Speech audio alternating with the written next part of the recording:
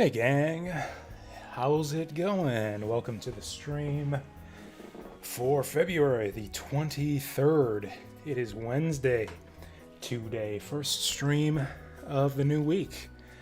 And we're going to be doing the same thing that we were doing all week last week. I mean, we're not doing it all week this week. We'll play other games this week, I promise. We'll play other games this week, although, I don't know. Maybe you guys want that, maybe you don't. I don't know. I don't want to burn myself out on Grandia. I probably can't. I probably can't burn myself out on Grandia. I probably could just play this all day, every day, until we finish it, if I wanted to. But, I don't know. I've been talking about other games that we're gonna play soon. I've been delaying those for quite a while, just to play more Grandia. So we're gonna play some other games this week. But for today, we'll get in some Grandia. Well, the Grandia-ing is good. And it's always good. Hey there, Deep Fry. Vince. How's it going? Welcome to the stream once again.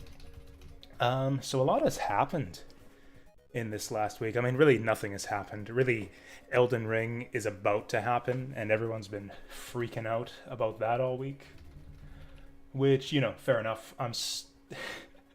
I know I said I was firmly committed to not playing that game right on release, and I'm kind of wavering on that commitment as I realize, hey, I could actually just buy that and play it, and like, even if it doesn't run well, I could just, you know, sit on it and play it later once I do get a hardware upgrade. Who are you hearing that from, though? Like, game reviewers? I don't know if I trust that. Like, sure, I've seen the news that, oh yeah, Elden Ring has got, like, the all-time best Metacritic scores, or whatever bullshit. Like, I don't know, the review scores are way up there. It's got, like, a 97 or 98 on Metacritic. But, I mean, so does like, Grand Theft Auto 5. And, like, Grand Theft Auto 4, I think, does. Yeah, those games are freaking hot garbage. And, there we go. Jeez, I was freaking out for a second there. Grandia was not showing up on the stream window. There we go. There we go. All right. Just gonna double check that this is working right, because it wasn't working right right before the stream when I was trying to get this set up. Mednafen was actually giving me some grief. For the first time since we set this up in it. Triangle Strategy next Friday. Jesus, I didn't realize that was coming out so soon. I mean, that's a game where I have no choice but to wait a long time for it to come out on PC. If it ever does. You know what, I'm gonna go get, just realized my water cup is empty, so I'm gonna go fill that before we get started here.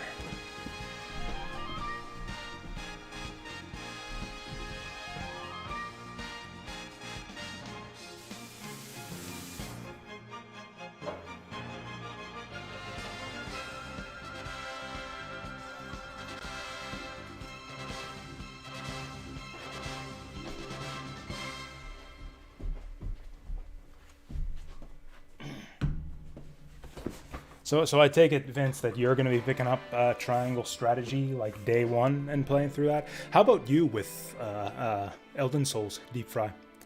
Are you going to be grabbing Elden Souls? Elden Ring.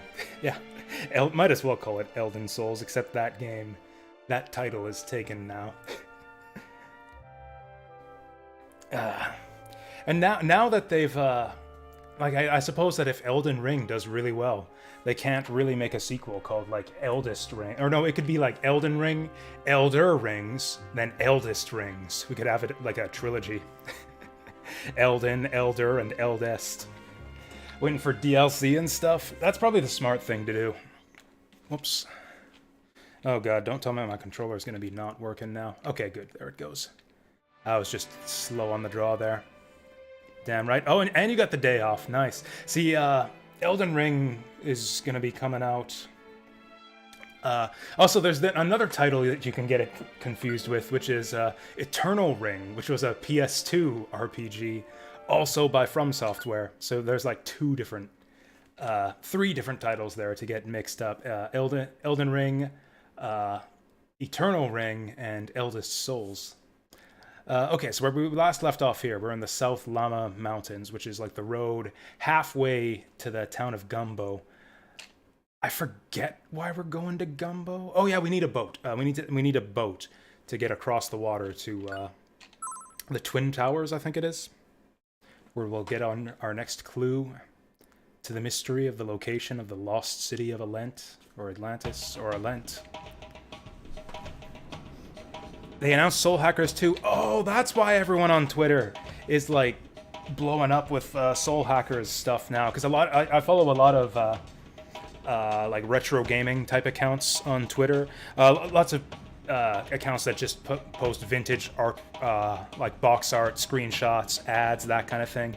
And a bunch of those accounts were posting like old Soul Hackers stuff, like box art and ads and stuff for Soul Hackers 1, and I didn't understand why they're all doing that at once.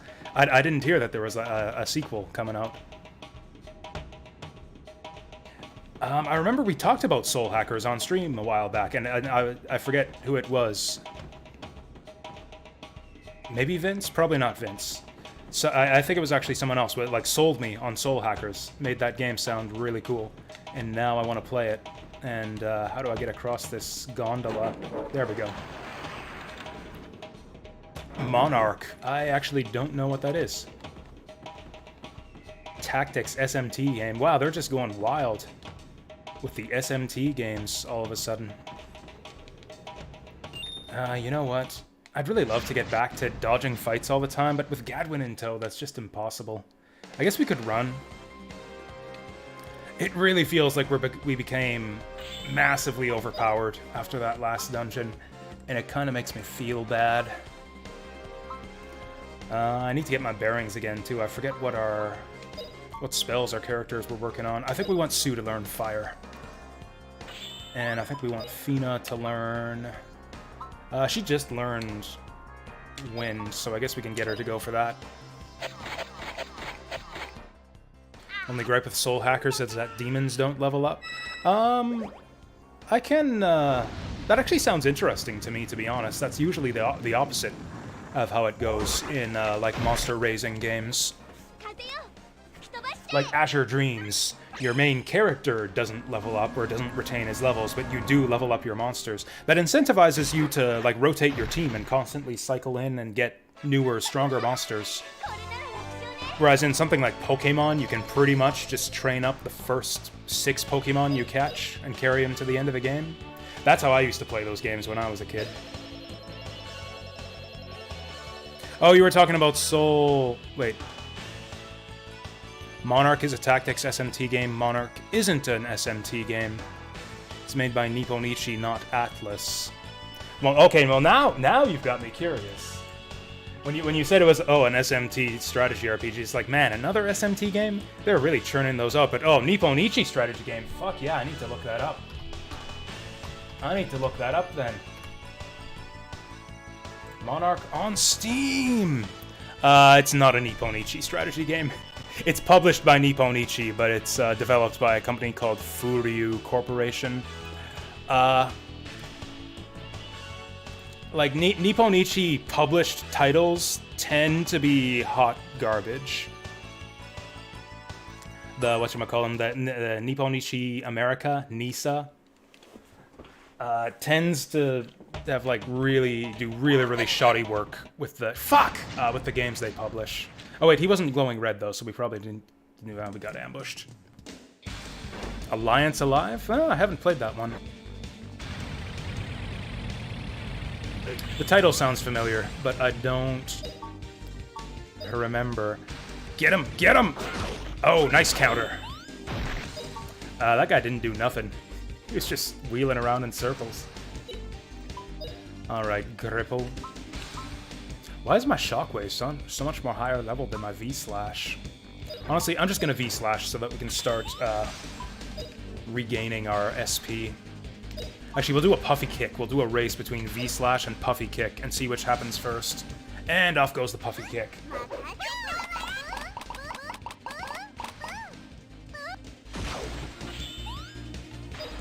You are, by the way, Vince, very good at convincing me to not play games that you're excited for.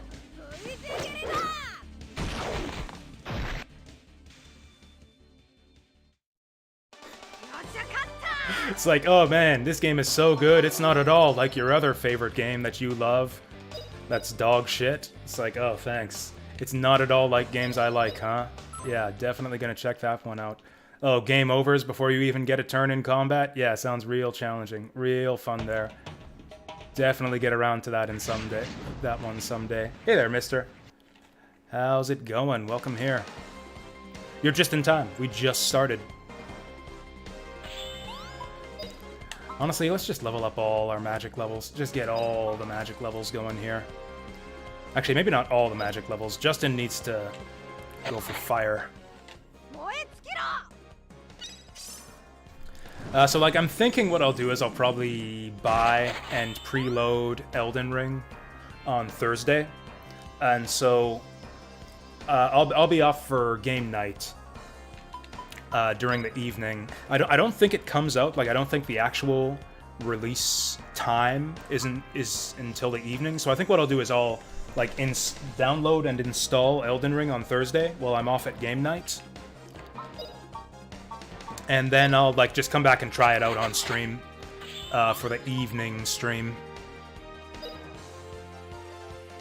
Yeah, I'm just joking. Vampire Survivor was very good.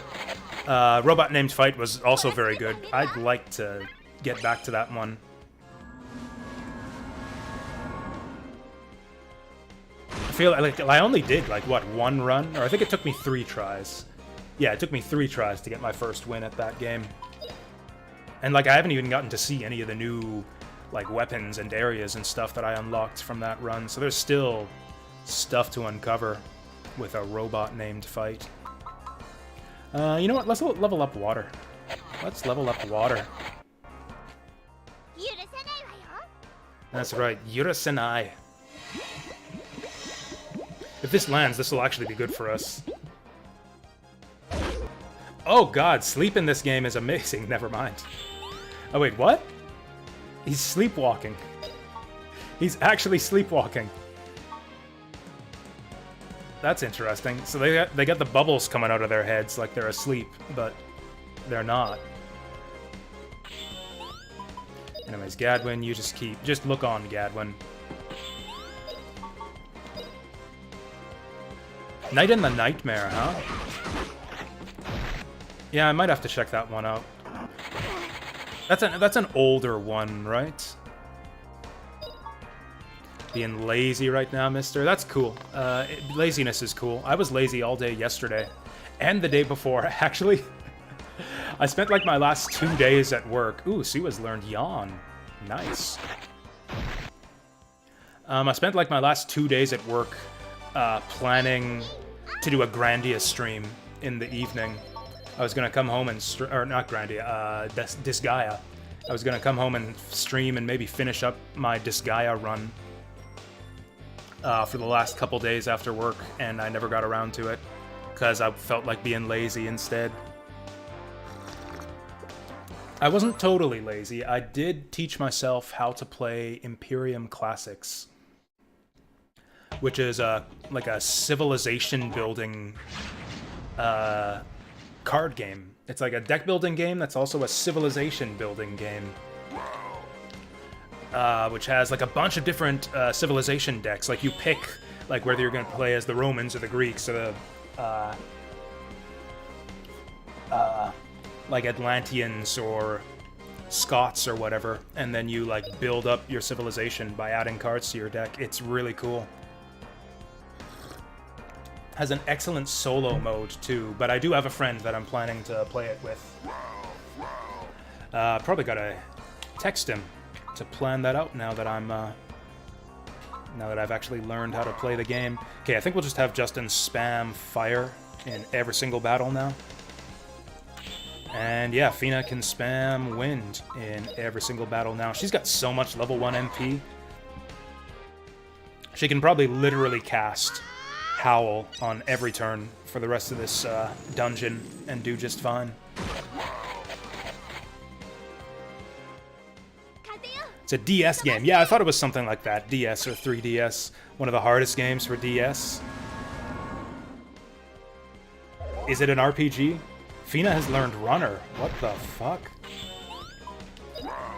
How are we learning all of these abilities all of a sudden? Usually it takes forever to learn skills. Oh, you know what it is? It's probably because my magic is underleveled. Like, we just learned these elements. Put a range of enemies to sleep. Interesting. Alright. I mean, I have a spell that does that already, that works on all enemies. Oh my god, Puffy's face! Oh, cancelled! That's juicy. That's juicy. I guess we'll just finish him off. Let's howl again. That'll probably wake him up, but I bet you we can kill him now. And Justin just learned something too, wasn't it? Didn't he learn something just now? Oh, Shockwave? Was that it? No, he had that before. Whatever, I'm just gonna have him keep casting fire. Yeah, I saw that, Deep Fry. I saw that you, finished up Uncharted 2. That feels productive. That seems productive to me. Oh, they just, like, timed that in unison. The damage hasn't even showed up on Justin's, skill yet. Okay, so damaging enemies wakes them up. They're all gonna get turns right away. Oh boy. Oh, that troll's getting blocked off by his buddies. That's funny. I wonder if I can get away with this. Probably not, but I'm gonna try it. Oh, that was actually close. That was actually close. I almost interrupted the glide there.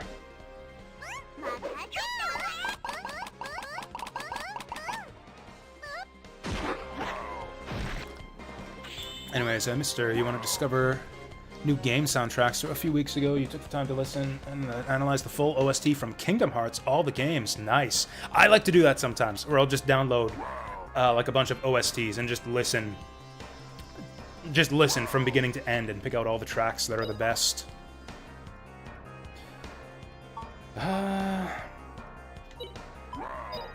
Probably crit this guy. Still don't need nothing from Gadwin. Cancelled! Let's do it like this. And then hopefully Justin can get that troll as well. Go, go! Oh! Denied. Just about got countered there, too. Probably get Justin to do the healing after this fight. Oh yeah, Sue just learned Earth. Let's do some Earth. Just recently, I've been downloading a bunch of old, like, Falcom soundtracks, like the Dragon Slayer series. They're, like, special box arranged soundtracks.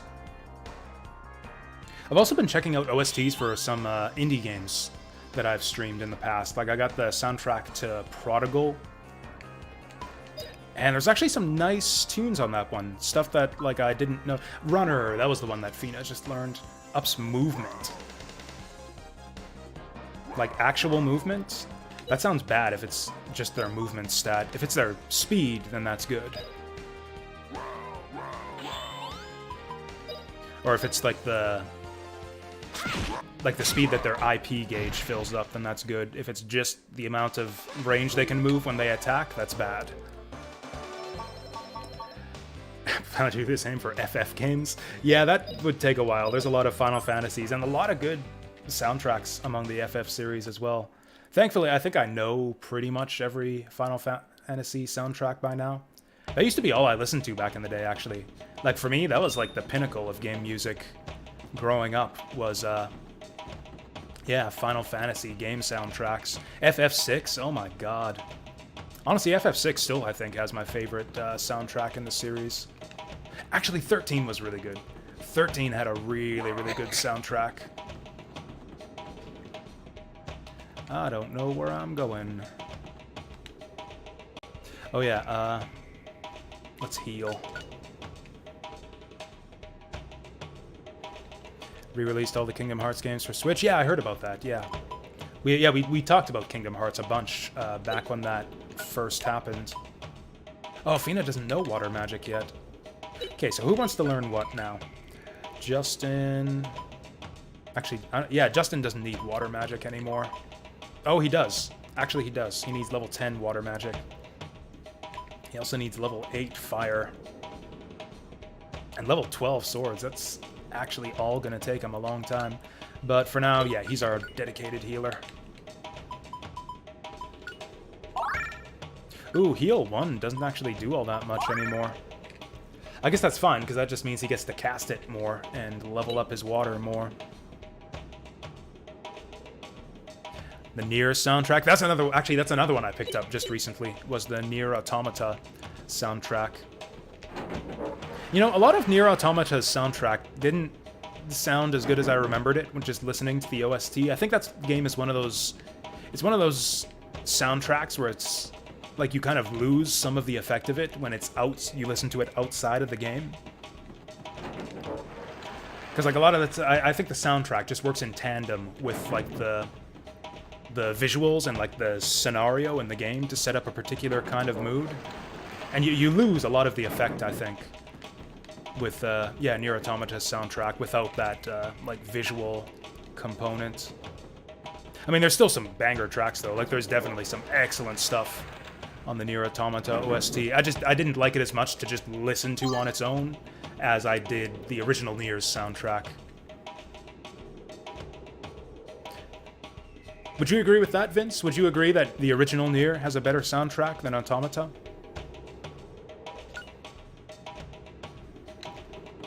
Or I guess the rest of you too, if you give a damn about Nier or Nier Automata's soundtracks? No, thank you.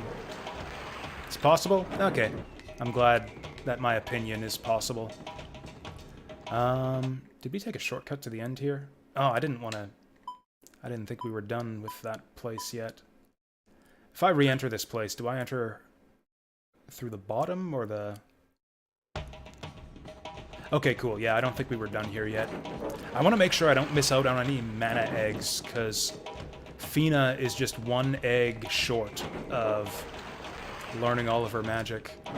And I want to get that going as soon as possible. Which website do I use? I get all my game OST downloads from KH Insider. I used to download from Galbadia Hotel back in the day, but that website doesn't exist anymore. Okay, so yeah, I didn't go this way before, because I thought this was the way to the exit, but apparently I was wrong. Enjoyed 9's soundtrack. Man, Final Fantasy 9's soundtrack is probably the best thing about that game. And it's not like Final Fantasy 9 was a bad game or anything, it's just the soundtrack is that good. I'm actually tempted. Man, you see, buffs aren't actually that good in Grandia. Because if you're buffing, then you're not attacking the enemy and you're losing the initiative. Also, I think if we can hit 4 enemies with this, we'll level up our spells faster.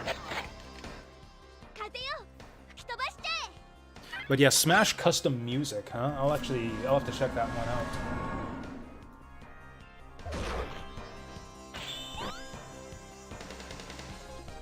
You know, the enemies are getting tankier. Used to be we could drop enemies with like 2 big AoE spells back in Typhoon Tower. Man, here I am pining for the good old days of Typhoon Tower here. The worst part of the whole game. I really like that yawn attack. Only 5 SP too. And they're all about to get turns. Let's do it. Let's do it again. Oh, and also we can get Justin to do his attack first.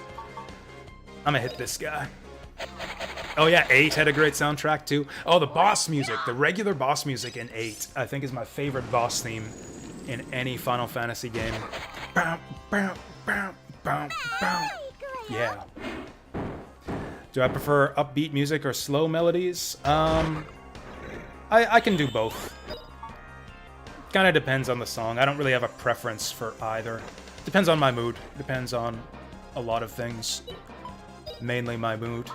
I wonder if I can get Paralyzed Whip to go off on this guy.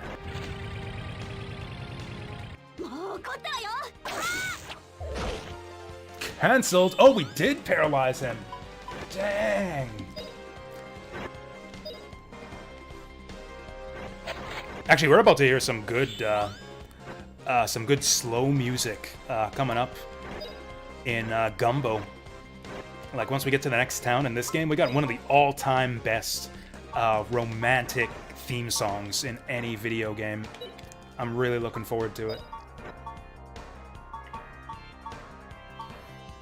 Won't be able to interrupt that. I might be able to interrupt this. Nah, his fire spell's really slow. Oh, are we about to get countered? Shit. Shit.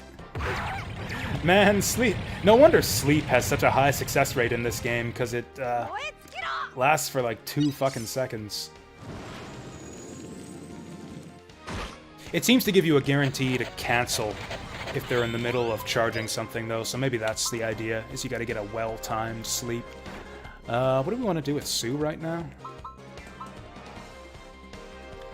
Ooh, Hell Slash could be fun. Let's do a Hell Slash. We can probably kill a bunch of these guys with it, too. You know what? Let's try out that runner bullshit. And it only hits 1 target.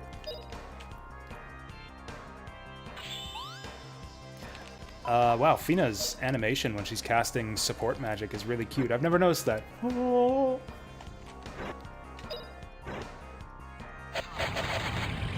Putting her hands together like the Virgin Mary. You can quickly find stuff and people can upload their favorite songs. You can quickly get an idea of what, I was busy reading chat and I didn't see what that spell did. Fina's getting busted up here. I suppose that the enemy encounters in this area, there we go, are kind of balanced around you using Gadwin. Have I ever waited to provide a game a score? Well, I consider all my scores to be tentative anyways, Deep Fry. Like with some games I do that. Like some games I just have a solid opinion of like what I think, how I think the game is going for me, and I just score it immediately. It's like, yeah, this seems like a solid 2 stars. But like I update scores from time to time, either in hindsight or in the midst of playing games. I mean, I use a 5-point scale, which, like, each star on the scale covers a pretty wide breadth. So, like, usually if I adjust my opinion, it's usually more along the lines of, like, oh, this is like a high 3 stars instead of a low 3 stars. Like Vesperia, I like Tales of Vesperia, I liked a lot more in hindsight than I did when I was playing it, but that still just went from, like, a, like, barely 3-star game to a high 3-star game for me. But, like, that can take a long time. Like, I do take my time to digest games after the fact. Just usually, just because, you know, my rating scale system covers such a wide breadth at each, like, each number on the scale. It would take a, like, I don't know if it's possible for, like, I don't know. Like, really, most of the enjoyment from a game, or, like, most of your opinions are formed in the act of playing it. Like, it would have to be a strange game. Like, a really strange game. I can't even think of what kind of game it would be that I, like, don't like while I'm playing it. Or, like, I don't know, that is, like, so different after the fact, like, reflecting back on it, than it was while I was playing it. Like, we're, like, playing a game and be like, oh, I hate this. And then I finish it, and I think back on it, and it's, oh, I actually kind of liked that. Or it's like, wow, I love this. And then after I'm done playing it, reflect back on it, oh, I actually hated that.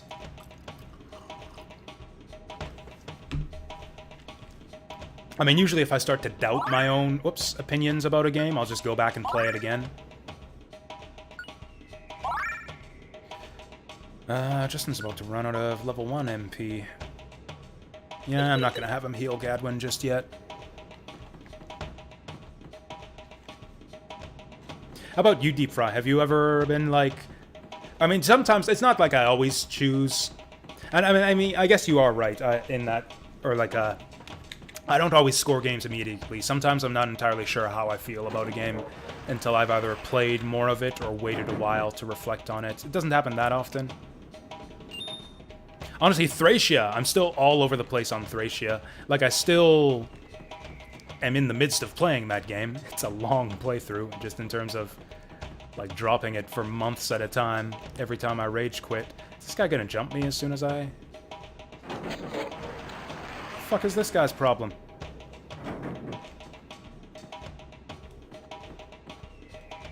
It's running wild here. Oh, aren't we glad we came back here? Aren't we glad we came back here? We got an Eye Stone, which speeds casting of spells. Hello, Sue.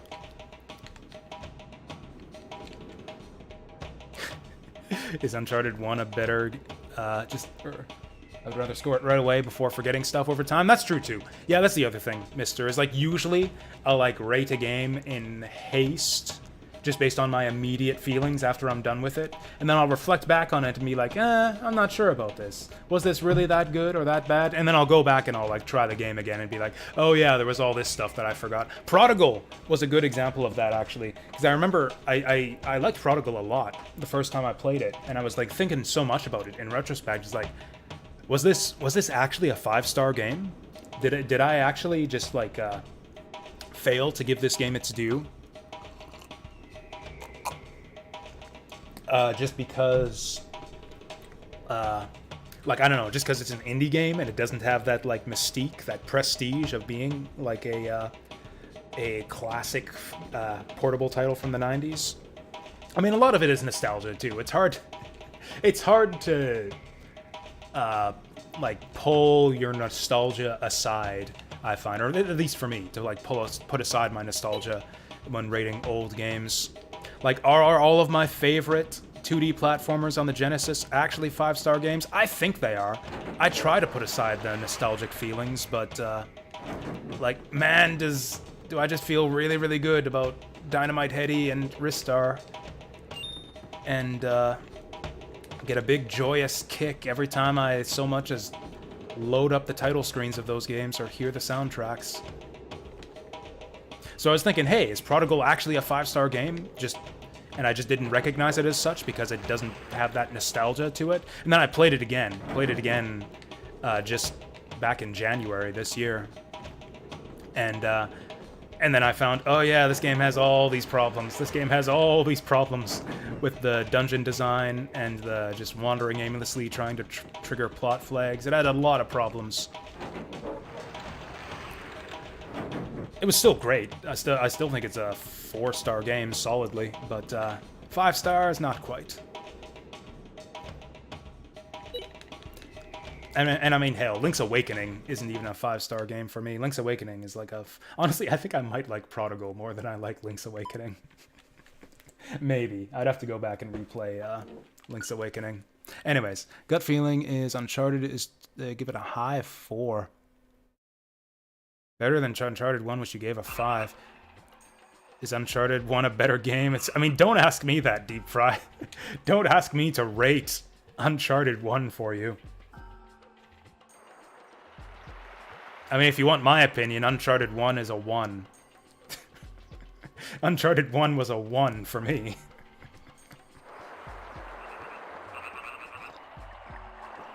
Ah, we made it.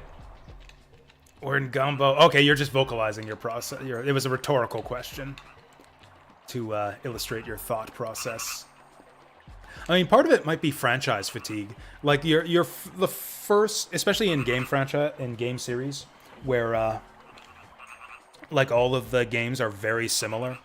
Like it's hard to beat the magic of your like first experience with that type of game, with like that your first taste of what the series has to offer. Like I think that's a big part of why for me Mega Man X1 has always been the best of that series. Like there are specific things about that game that I think make it legitimately better than all of its successors, but like man, like all the Mega Man X games are pretty much the same thing.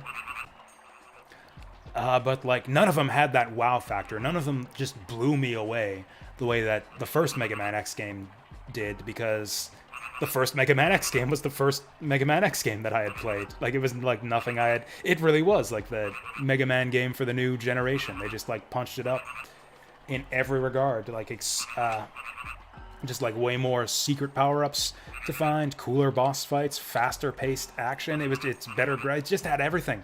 It's like such a, like, man, if you want to, there was that issue in the so many classic 2D franchises making rough transitions to 3D in the 32-bit era. And in terms of like generational transitions, though, and of course, it's not a transition to 3D, but like transitioning from 8-bit to 16-bit, Mega Man X might be the biggest glow-up in gaming history. Like, I can't think of another game where it's like, oh, let's make a new version of this for the new console generation, and everything just got that much better. Like, it's not only is Mega Man X1 the best of its series, it like just blows the entire mainline Mega Man series out of the water for me. Like, no regular Mega Man game comes even close to X, in my opinion. Why I like FF6 the best? I mean, I like 6 better than 7. I don't like it better than 10-2. Anyways, yeah, we're here to... This is just what I said. This is just what I said before. First, we gotta find a boatman to go to the Twin Towers by sea. See, I'm paying attention to this game's story. I know what we're doing. From a white beach in paradise, a boat ride into the Emerald Sea, a fine tropical breeze. Whew! Brr. Hey, it's cold. Didn't you say it's a warm village? It's so quiet, I don't hear any festival sounds. You can hear that in the music, too. The music is, like, really, like, quiet and downbeat for this village. That'll change later on. But, yeah, you kind of get the sense just from the music here that, like, something's not quite right. Sound of waves is all I hear. Gadwin, this isn't quite what I imagined from what you told me. This is strange. The old Gumbo had an entirely different atmosphere. That bracing salt air is certainly that of Gumbo. It's a fishing village, but much different than Dite. Really? Kushoo! It's awful cold, isn't it? Let's hurry and go into the village. Come on, let's go. We have to find a boatman who will take us to the Twin Towers. I need to replay FF6 one of these days. We replayed FF7 like a year and a bit ago. That game still holds up. I think everything I thought about FF7 before I replayed FF7 still holds true. Fantastic game. Tool shed. Oh, apparently they just sell items in the tool shed. I didn't pick up a mana rock, did I? I got no eggs.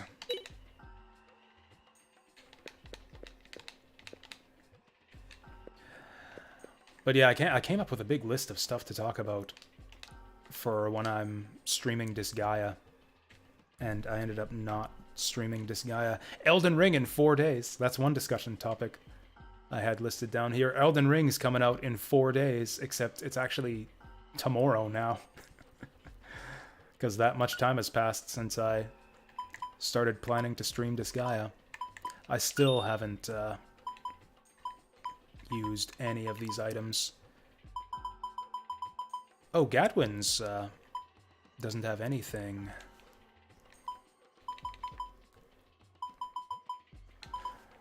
Oh yeah, I couldn't make my decision whether to keep the fish bow or the hail blow. 20 attack and blizzard versus 25 attack and no blizzard. I don't know, so I'll just keep it. I'll just keep it. Oh yeah, speed casting of spells. I forgot to equip that. But yeah, I think what I've decided on is I am gonna pre-purchase and preload Elden Ring, and then we'll try it out on Thursday. If I'm assuming that it won't run well on my computer, or won't run to my satisfaction, and I'm gonna want to wait to play it fully. But if it does run well, and if it does end up being great, like, man, I don't know what we're gonna do.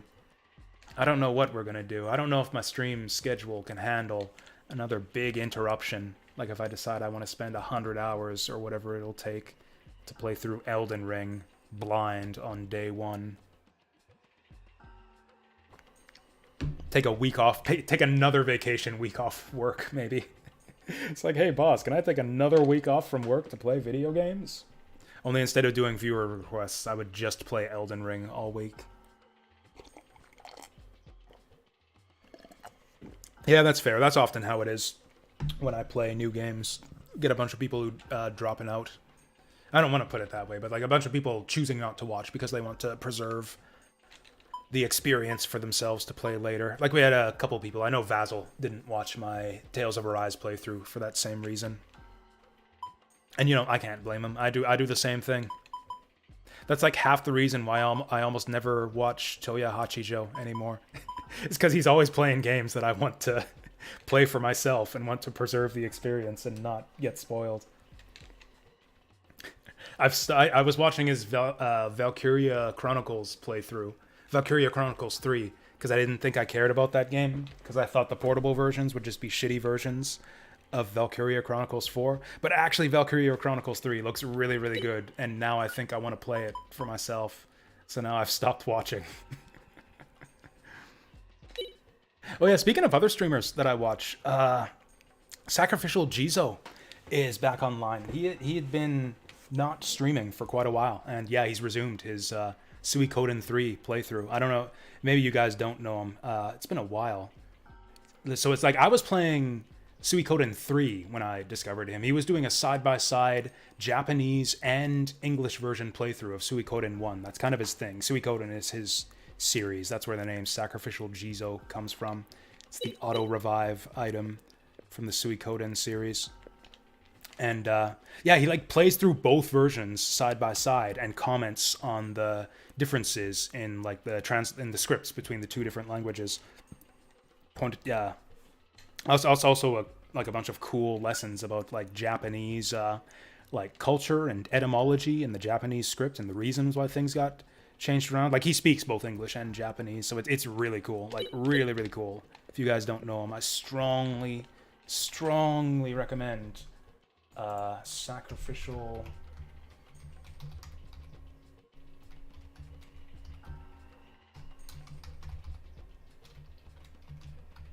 There we go. Twitch.tv/Sacrificial Jizo.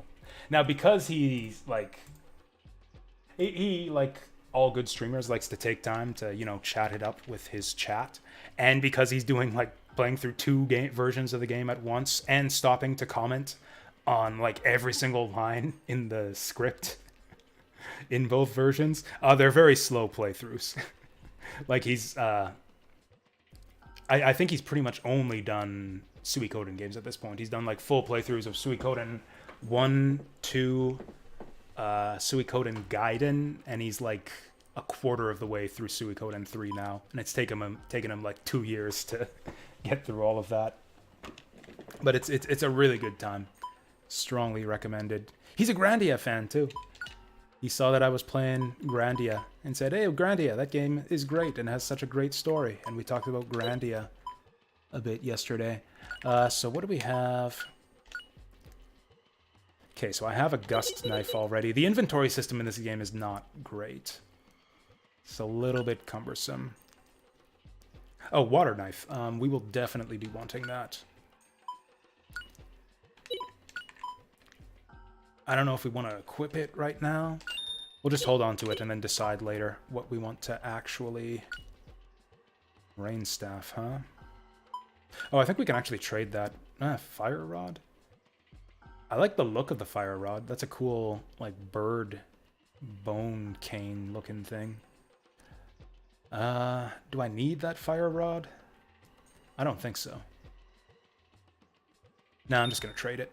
Give her a Rain Staff. Let's make it rain. And a Frog Axe. It has a frog emblem.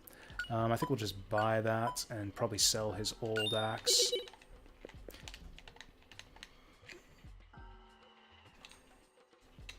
I need to get back to the Suikoden series too. Oh. Well, this was a waste of money. I mean, I don't know, minus 10 move is actually a big downside. I guess I could keep both, but my inventory is really cluttered right now. Okay, I don't need 2 Smarnas. Plague resistance? I don't think we need that anymore either. Oh, I'm broke. I'm broke after buying all that stuff.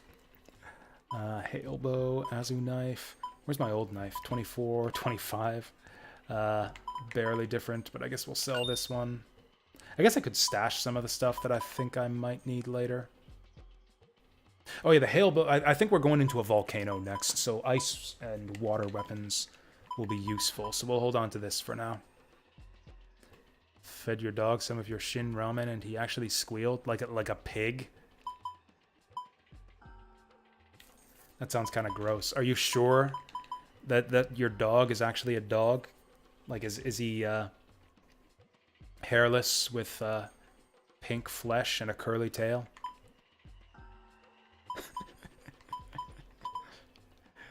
I thought he was a shaved pug. Actually, you know what? I bet you if you shaved the hair off a pug, it would look like a pig. You know what? Status effects are nasty in this game, but I'm not sure that the resistance is worth it. I'm going to sell the Dice Charm. Interesting that the Confusion Charm is that expensive. I don't see myself using status resistance charms. I'd rather equip accessories that boost our offensive skills.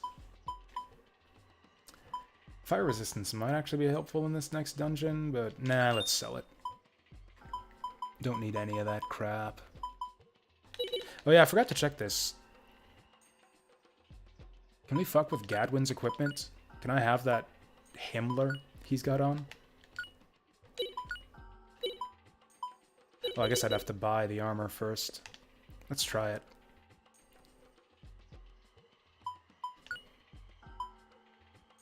+1 anti-water level. Oh, or we could go 3,000. Ooh, 3,000 for a Dragon Vest. Oh, and it's a big increase.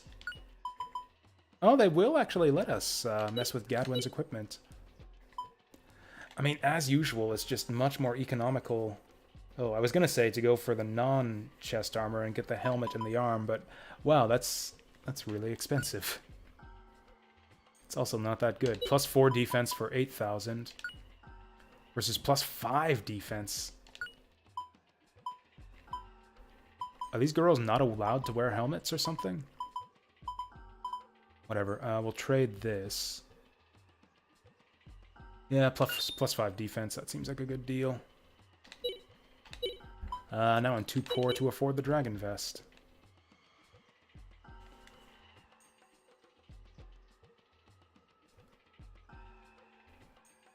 Oh, you think you'll be caught up on Suikoden by the end of the year, Deep Fry? Really? Really? You think I'm not going to play Suikoden 4 and 5 this year? I don't know about that.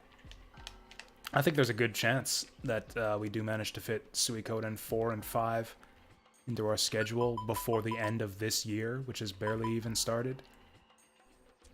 You know what? -2 to action level of 1 enemy. That's not very good. I'm going to sell that.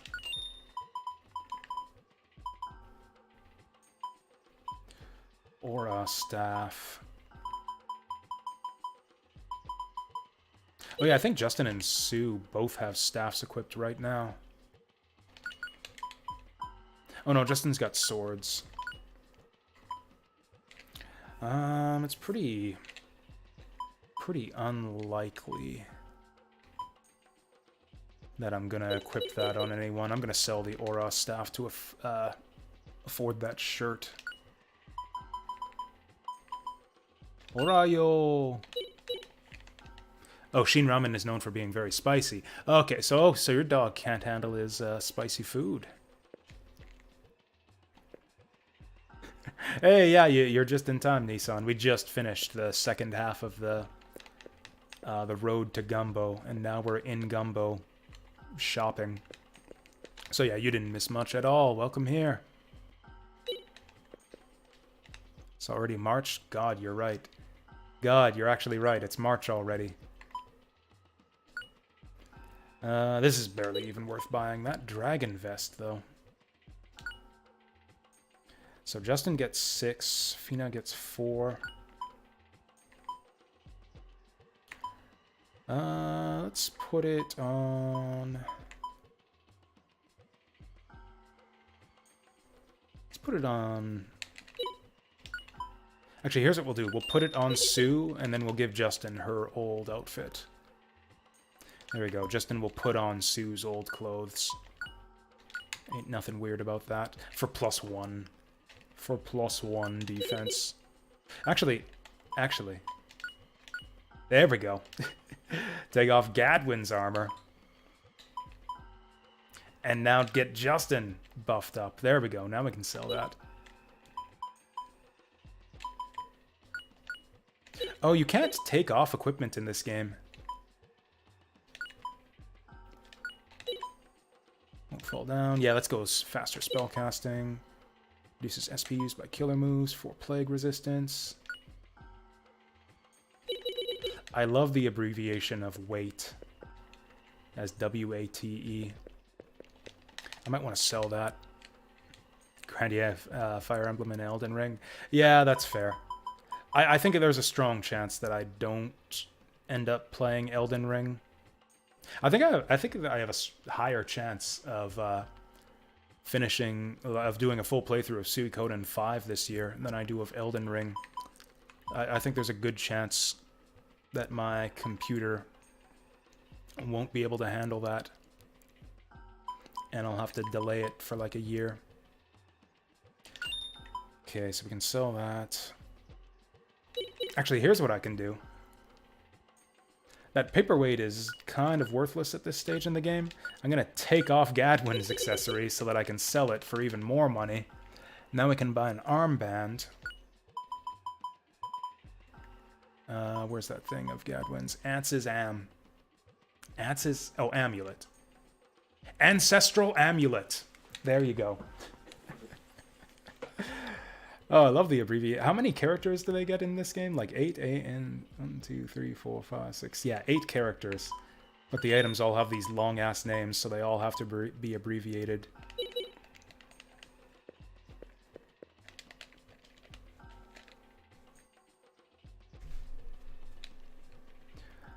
Oh, yeah.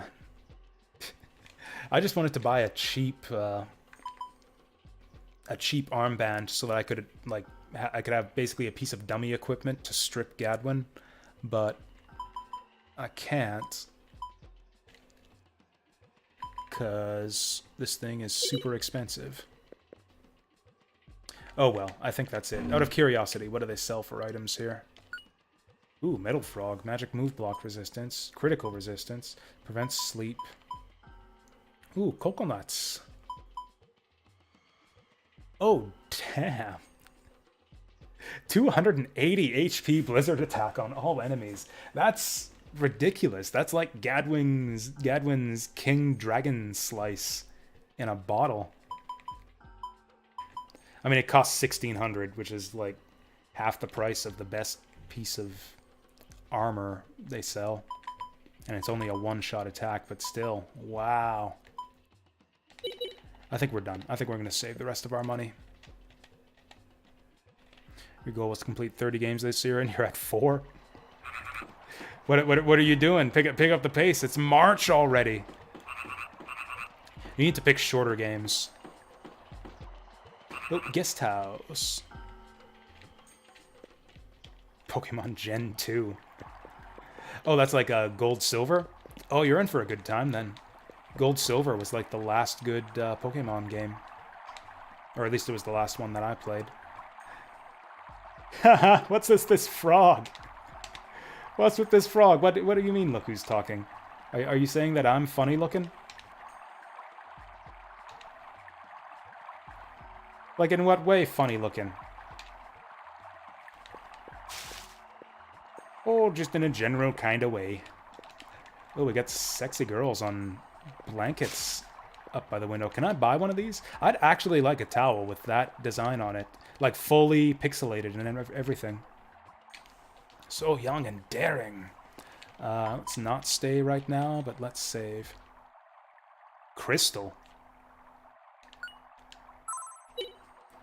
Is that like... Was I off by a generation? Gold and silver is Gen 2, right? Or is crystal like the yellow of that generation? Also, look at... They've got massive ears. Which I guess everyone in this town actually does. Actually, now that I never noticed it till now, but everyone on this side of the wall does. I should probably stash some of this garbage we've got. Exactly. You're into big ears too, Deep Fry? Nice. I assume you were talking about my comparison between yellow and crystal.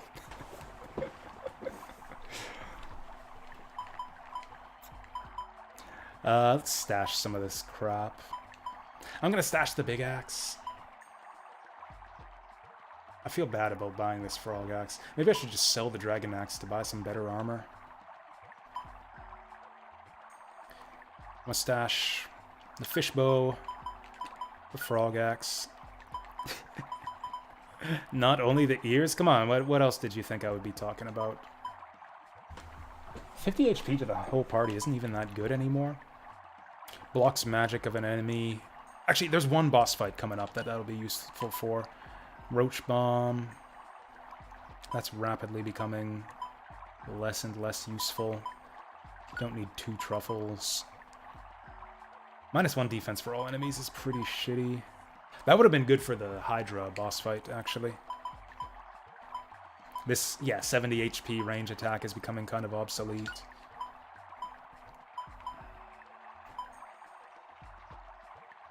Ooh, 3 action. And then a bunch of resu potions. Oh, actually, our inventory's pretty clean. Our inventory's pretty clean now. Okay, now we can get into the fun part of the game. We're done dungeoning. We're done shopping. Now we get to the fun part of the game. Talking to everyone in town and getting lost. Excuse me, you there in the swimsuit.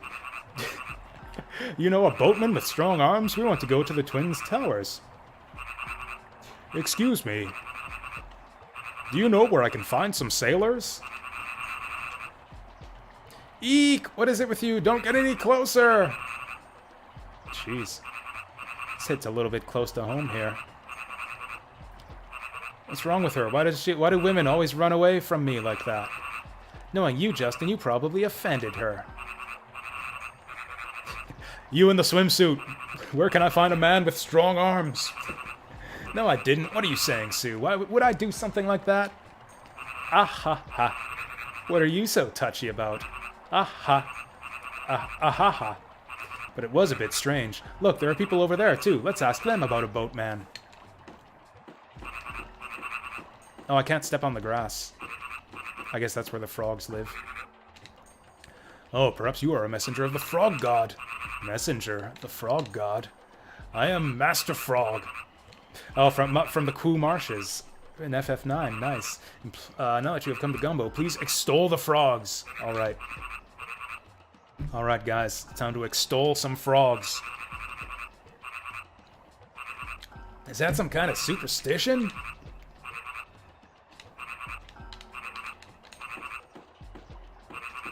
That's real smooth there, Justin. Real smooth.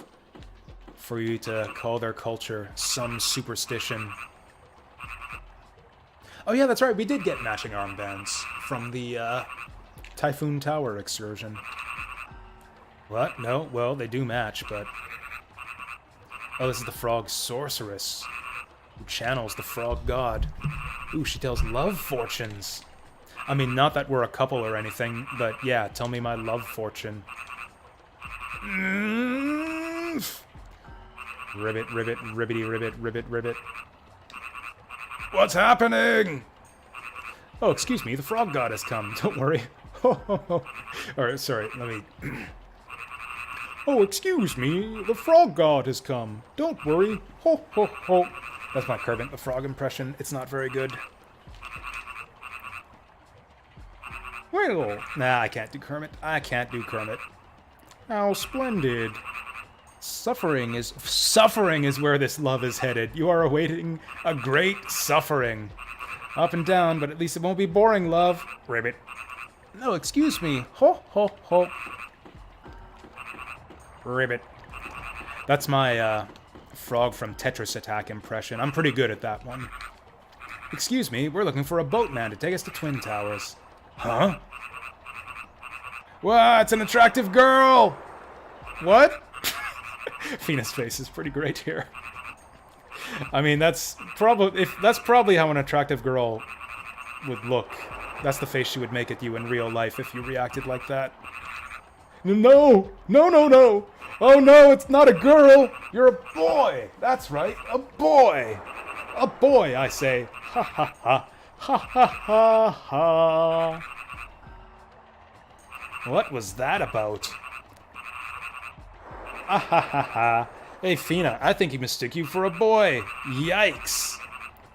Don't worry about it, Fina. From the moment I met you, I knew you were a woman. We're heading into pretty yabai territory here. Hey, that's rude. Both of you. That's totally uncalled for. Well, I don't understand what it is, but something funny's going on. I just noticed this, but Sue and Gadwin make the same face when they're thinking hard.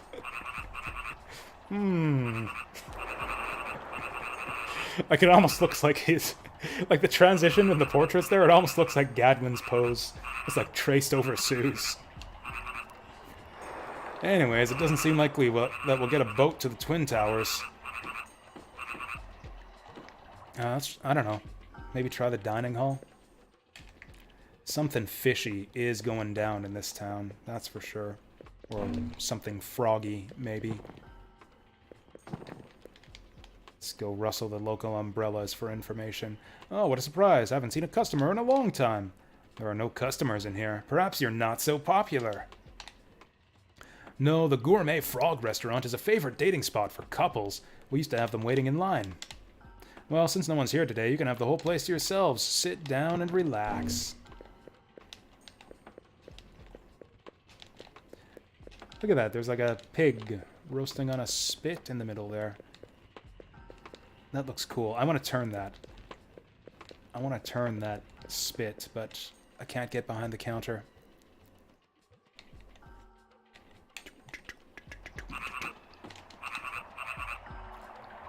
Oh, I am a puppet of love. I cannot move without you. Oh, why do you do this to me? You are a woman, a woman. Huh? What? Whoa, whoa, woman! Stop, stop, don't come closer! Woman, woman! What is with this guy? That's a bit weird. Give it up. I don't see, hear, or talk to women. Boo-hoo. Don't cry just by looking at my face. What's wrong? Okay, people in this town are real weird. Like, even I know what's up with this town, and even I think that guy's acting real fucking weird. Ah, you are a matador of love. I face you like a bull. That's a good line. That's a good line. I'm gonna use that as a pickup line the next time I'm out at a bar. Or maybe that's supposed to be a song lyric. But you turn away from me. Someday together with you... Oh, I think she is actually composing a song. What, me? Oh, wow, Justin's into it. It's like, you had me at Matador. Eek, no, a man, stay away. No, shut up, a man. Men are no good. Oh, okay. She's making that song for a woman. When it comes to gumbo history, I am a living dictionary. Right. That's what you want to do to get your history lessons from a dictionary. I'll be fine, Deep Fry. When it comes to Souls-like games, this ain't my this ain't my first rodeo. This ain't my first Souls-dale. I mean, that would be kind of... Honestly, if there is no quest log or, like, journal or whatever for, like, listing quests in Elden Ring, that would be a big selling point for me. That's kind of my big problem with open-world RPGs and open-world games in general these days. It's like, it's just such a, like, by-the-numbers, run-down-the-checklist type thing. Where it's just like, okay... Talk to this person. Oh, write this down in the logbook. Just check those boxes one by one. Do this quest, then this quest, then this quest. It's just like so rote and formulaic. There's like no sense of adventure or mystery to it. I love the idea of an open world game that doesn't like have clearly delineated quests like logged in a book for you. I love that idea. You can set waypoints. Nice.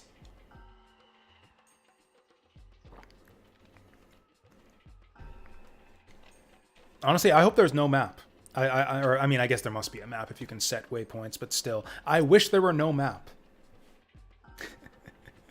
Or if anything, like you have to buy your own map, and like it doesn't show your location on it, and it's slightly inaccurate. I loved the mapping system in Hollow Knight so much. Everyone hates that. It's like commonly listed as like the one big downside of Hollow Knight. It's like, oh, the mapping system is terrible. I loved the mapping system in Hollow Knight, where you have to like buy your own maps, and even then they're slightly incomplete, and you have to like fill in.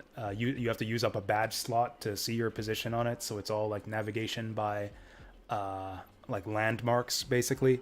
It's so good. Just don't open the map. Is that easy though? Is it really that easy to just not open the map? Okay, let's hear the story. Let's hear the story of Gumbo's history, straight from the dictionary. We don't tell lies here. I don't remember telling you this story. Huh? Oh, I pressed the wrong thing. Tell it to me. There is a story that long ago a man and a woman did something evil. Like ate fruit from a tree or something. Hey, look at this. I didn't notice that. Look at those like cardboard cutouts back there. There's like a weird lizard man harassing a lizard woman with big lips or something. It's hard to tell what's going on there. That's a cool drawing. I don't know. I like the design of that lizard man and lizard lady. For some reason, Gumbo became a lonely village with no happy couples. Even the spirits hated that Gumbo, and they would not come near. Then the brave couple appeared. One day, not fearing the past, the two became a couple. The people of Gumbo offered the village for them and celebrated a festival. It was a joyous festival, with song and dance that enticed the spirits. The festival would go on forever. After that, the couple invited the blessings of the spirits, and the festival would be uninterrupted. Oh, so this place is just a party forever, except the party seems to have stopped now. There, did you know about that? This Gumbo was warm all year, and men and women were happy. Sounds like a mythical fairyland. I don't think any such place can actually exist. Where men and women can be happy? No, impossible. What? Now it's totally different. It's not warm, and the men and women are not getting along. Originally, Gumbo was just like paradise. There's a reason it became like this. What's the reason? Okay, he's going to keep us in suspense a little bit longer. Read this post. Jason Schreier. No thanks. No thanks. I'm good.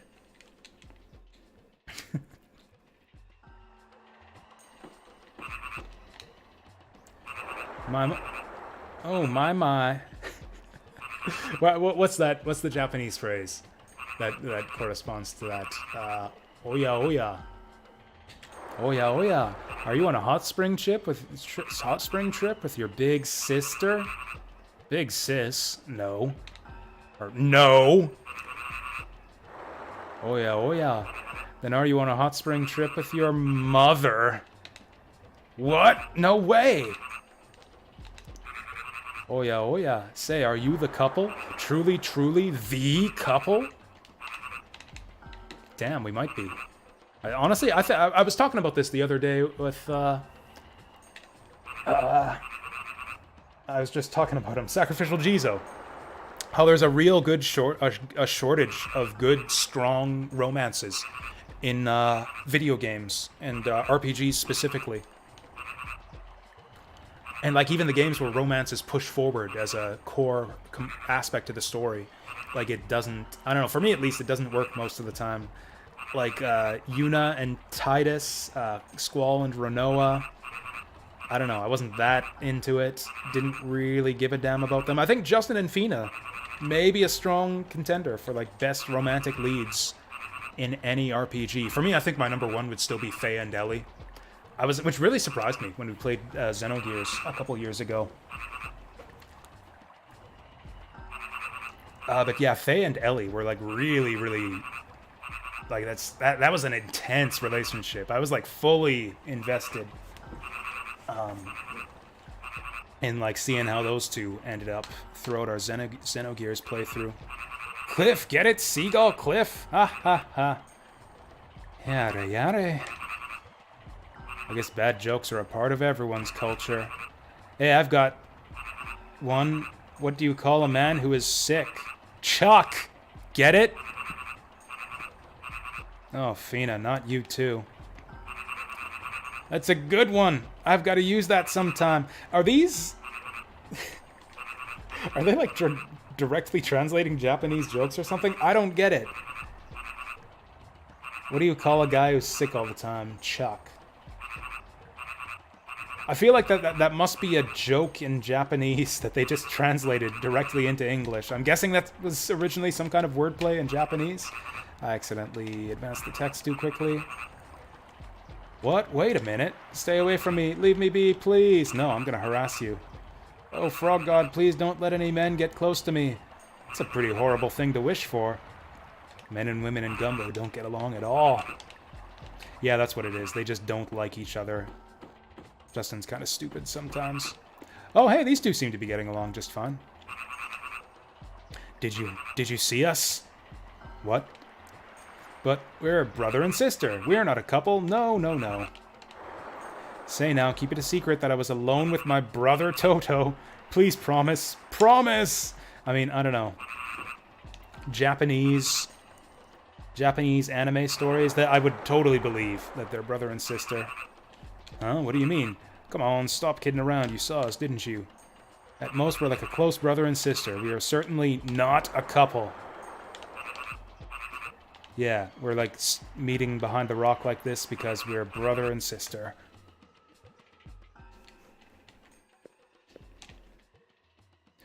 Came to see my Simone. Is that the frog statue? One evening, the frog goddess appeared beside my bed and said, "Carve a statue modeled on me." And this statue is what I made. Quite beautiful, don't you think? I don't know about the statue, but this is a really cool little stone carving hut. He's got a bed! He's got like a bed and like rocks and everything. This actually feels like a... Seems like a house that a person could actually realistically live in. This reminds me of my apartment, only replace all of like the carved rocks with board games and board game accessories scattered around everywhere. Round pupils, the tight chin, and the sexy nape on the neck. Oh, Simone, you are our goddess. The stars, the moon, the sun. It is certainly well made for a frog.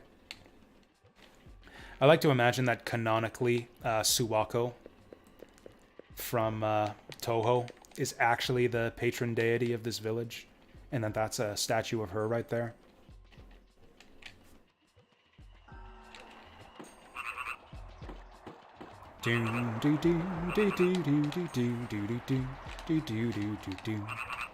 Okay, so all the people in this town are pretty much all saying the same thing at this point.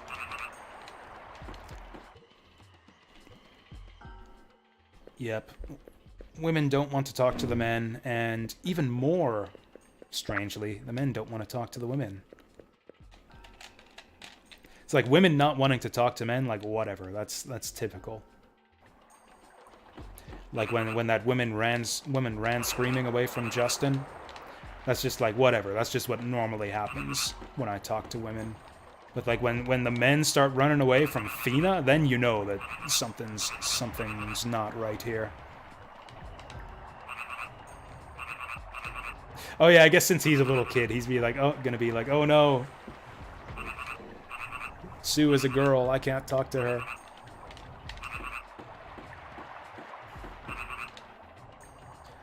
Oh, brother. Hot spring hasn't flowed recently.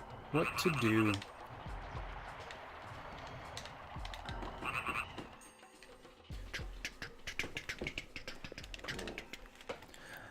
A little year of this year's... Yeah, I guess the rice crops would be a bit of a problem if the weather is off-kilter. What do we eat when the rice bin's empty? I mean, frogs.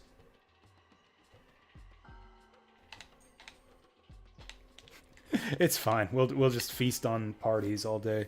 We won't have anything to eat, but we won't die if there's a festival. Oh, yeah, you can't have the festival if there's no food. Oh, that's right.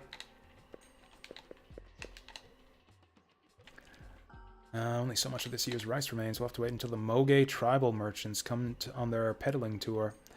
So we met a Moge in the previous village. That was Guido, the little rabbit man who was hanging out in the inn back in the town of Dite.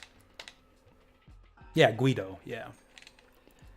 Guido, whom we met in Dite.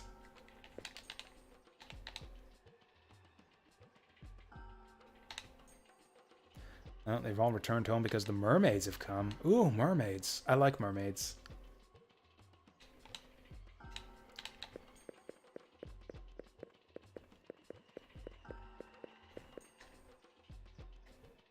Got those yeah, mermaids, man. Man. Those sexy shell bikinis and those delicious looking tails. You know that, so you guys know the one bit in Kobayashi's Dragon Maid where, I forget her name, Toru or something, the Dragon Maid keeps on trying to feed Kobayashi her tail. And it's like, oh, gross, dragon tail. Absolutely disgusting. That thing was like that tail comes out of her butt. She's basically like eating dragon butt at that point. It's like, disgusting. But if you were to do that with a mermaid, like eat a mermaid's fishtail, I think that would be delicious, actually. I think that would actually be kind of hot. No, not the head, mister, the tail. Actually, do it. I was actually considering a mermaid emote for when I was making new emotes to fill in the empty slots a couple weeks ago. One of them was the mermaid character from Panel de Palme.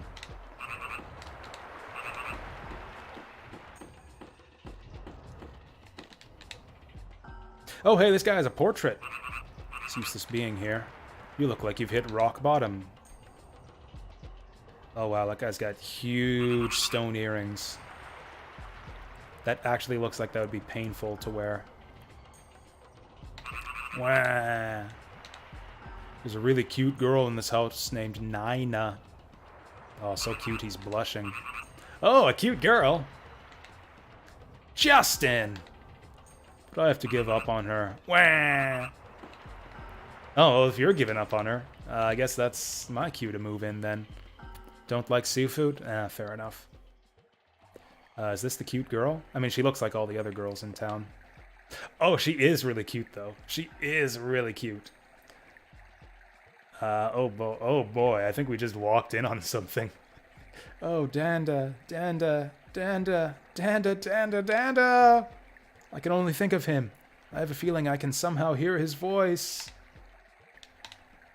I can only meet Danda in my dreams. And yet, why can't I get any sleep? Okay, this is getting a bit horny, even for my liking. Like, this is a bit much, even for me. To meet Danda, I first took off 5 days to sleep day and night. Since then, I haven't been able to sleep at all. Do I have no qualifications for love? I don't even know what that means. I actually don't think we want to talk to this guy just yet.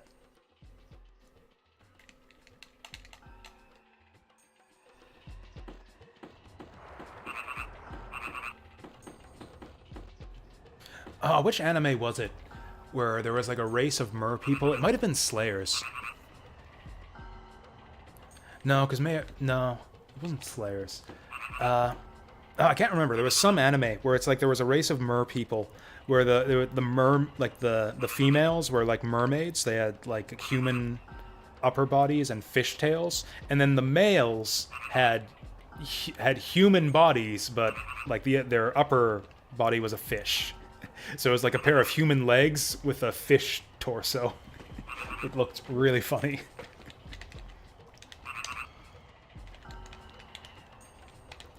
Okay, so everyone in this town is boring because they're all just freaking out. about talking to people of the opposite sex. Oh, hey, this guy knows Gadwin. Doing well. Gadwin is a whiz at digging hot springs. Oh, he just thrusts his sword once into the ground, just like that, and then a hot spring gushes forth. That's actually funny. We've only seen it a couple times, but like Gadwin's ultimate move, the Dragon King slice, where he sticks his sword in the earth and a big earthquake happens. I love the mental image of like him using that attack to dig up a hot springs.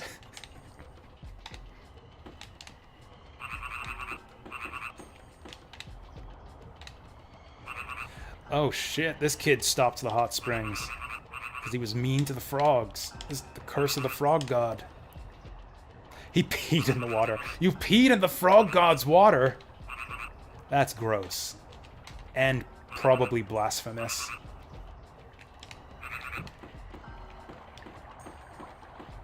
Like this right here? Yeah, right here. Oh, a frog. It's a frog.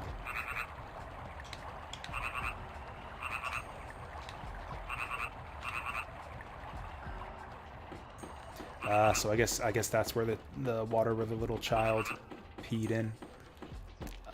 Man, the towns in this game are so huge. This place actually does have quite a bit of slowdown to it.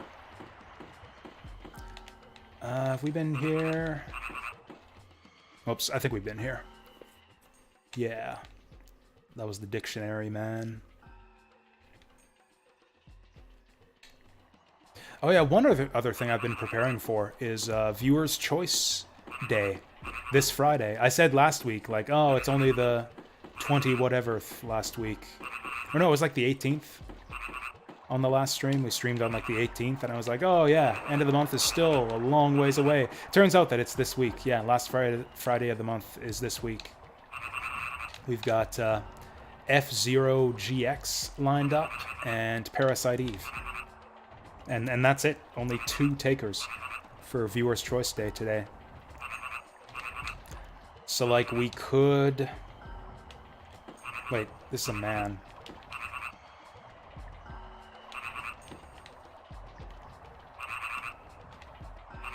Oh, is this person's disguised? He doesn't look that delicate to me.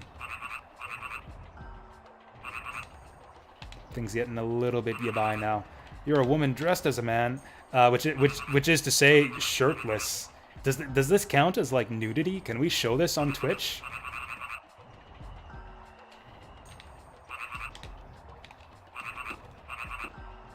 Oh, pledging points. Actually, one thing I saw recently, there's another streamer I've started following recently, whose name I forget. It's Pharaoh something. Shit, I was watching him just yesterday. Found him on a raid from G to the Next Levels channel. I'll have to remember it. He had a cool setup for like random retro game days where he'd just play a game for like 10 minutes. So you could spend like 500 channel points to queue up a game for him to play, and then he'd play it for 10 minutes, and he'd play like, you know, like just a ton of different games for 10 minutes each. I thought it was kind of a cool idea. That's the same thing we said to the last frog statue. So that's like another format we could use that wouldn't require people to save up 20,000 points.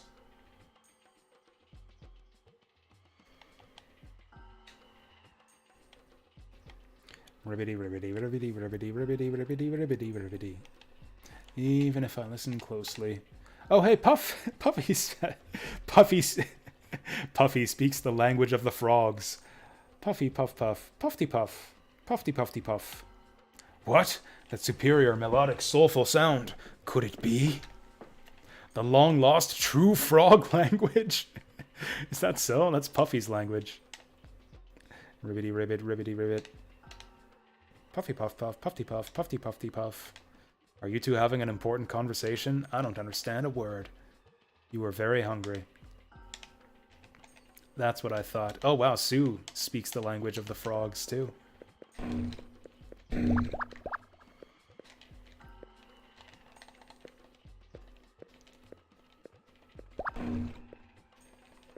I like the noise it makes when you interact with the plant there.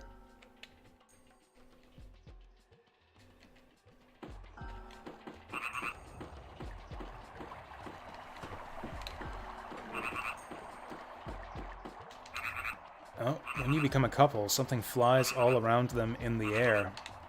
What's the stuff that flies in the air? Flying. It's just a couple, so their hearts are swooning? No, that can't be it. I mean, this being like a pretty cartoony game, maybe hearts do swirl around people when they become a couple.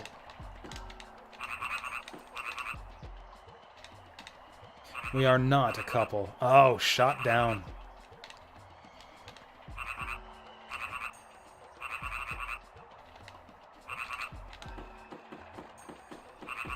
Honestly, how are Justin and Fina not a couple at this point? Like, I think they're actually married on paper. Fina was talking about how, like, she wants Justin to live with her. It's like she cried all over him when she thought he was dead after the Typhoon Tower fiasco. And she high-fived us. How does that not constitute... How does that not make you a couple? Ooh, ooh, wah, wah. Still like Taylor. Wait, are they supposed to be women? Well, I guess Taylor is a girl. Taylor can be a girl's name. Of course I'm a girl. Excuse me. Review Pokemon Gold and Silver. Like it's... Pokemon Gold and Silver is like a sequel to Pokemon Red and Blue. Whereas like it's just Pokemon again. I guess that's every Pokemon sequel. It's just like, it's just the same thing again with a couple extra things added on top. Except that it was like a Pokemon sequel before those started getting tiresome. So it actually felt like really new and exciting at the time. Because I was still in Pokemon. Like I was still into Pokemon at the time that Gold and Silver came out. So like that was the most exciting thing in the world. Like, oh wow, like what, 100 new Pokemon and like all new regions. And it even includes all the old regions from the first game too. Like you go back to the first island that Pokemon 1 takes place on. It's what did you have? I think you had the...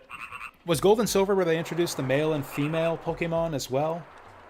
I'm trying to remember. They have the day and night cycle. That was the other cool thing about that, where you could find different Pokemon depending in different areas depending on the time of day. What else was there?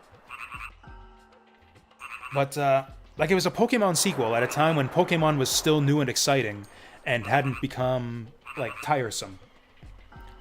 And though, so for me, like that was probably the peak of my Pokemon fandom, because I think that game came out right after I had just caught all 150 Pokemon in the first game, or I didn't actually get them all. I got 149. I could never catch Tauros in the frickin' Safari Zone. But whatever. I had given up on getting the full 150, and decided I was done with Pokemon at that point. I was satisfied with my 149 entry Pokédex. And then all of a sudden, boom, new Pokemon and everything. And there was like a bunch of hype leading up to it too, where they like had some of the new Pokemon show up in the anime and in like the movie and stuff. Like Togepi was kind of like the preview Pokemon, where it's like they showed Togepi in the anime before Gold and Silver came out. So he's like this new special Pokemon that's not even out in the video games. And then, hey, Togepi's game finally came out. And then, so, I don't know, it's, like, it's just Pokemon again. Like, I don't know, it's just Pokemon again, except there's... Oh, yeah, I think there were new types of Pokemon in that game, too. I think that's where they introduced... No, Dark and Steel didn't come until later. I actually don't remember. Whatever. But it was like a sequel that just added a bunch of new stuff to the game. It's like, oh, new Pokemon game with new Pokemon and a bunch of other new stuff. And that's way bigger in scope than the first game. And it was just great. I loved it. Easy 5 star. I don't know, 5 stars? Pokemon's really shallow. Honestly, it's Pokemon is one of those games where it's hard to separate my nostalgia for them. Like, honestly, on its own merits, I think Pokemon might be a 4-star RPG for me. Just because, like, it's really basic and shallow.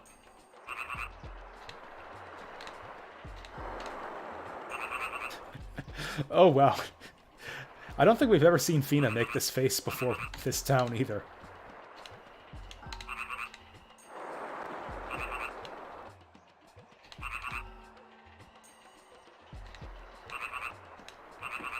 This is supposed to be an old lady.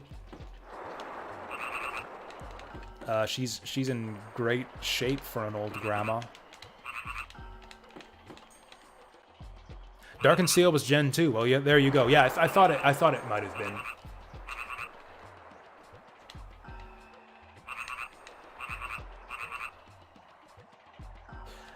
This person looks like a little kid, and he's going on about how good-looking he is. What's with this kid? Honestly, I think I love this town just because of the way that all of these people are making Fina make that weird face all the time. Fina just, like, looking at all these townspeople like, what the fuck is going on here? Just smile and nod politely at everyone. And, like, at this point, I don't know, I don't think I'm interested in Pokemon anymore. I don't know that I would ever stream a Pokemon game, just because I'm kind of over it.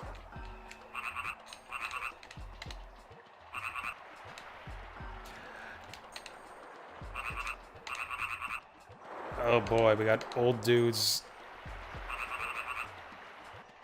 Oh, there we go. He mistook her for a purple octopus. Yeah, this guy's not a pedophile at all. He's just into octopuses. And he mistook Sue for an octopus.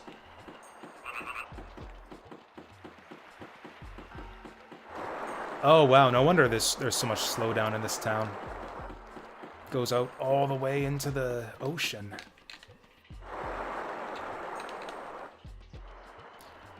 Oh, Danda's the only guy in the village who would row to the Twin Towers. We've met Danda already.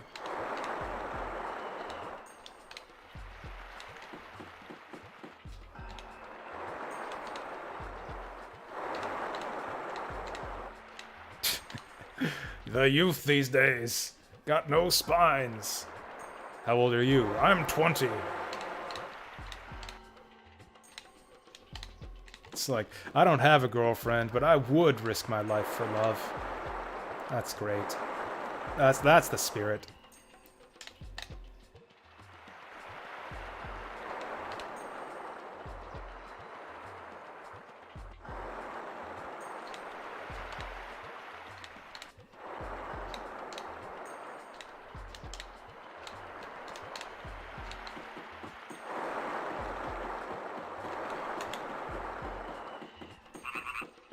Alright, what's this guy's deal? Danda's not here today. Yeah, he's stalking the chief's daughter. It's actually kind of weird.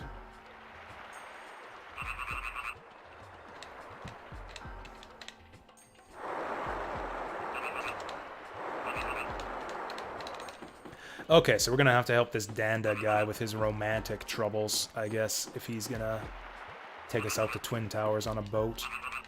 Oh yeah, we talked to those guys already. No, we talked to those guys already. I think we're just about done. Fell asleep to the sound of the waves. It's actually kind of a weird shade of green the water has in this town.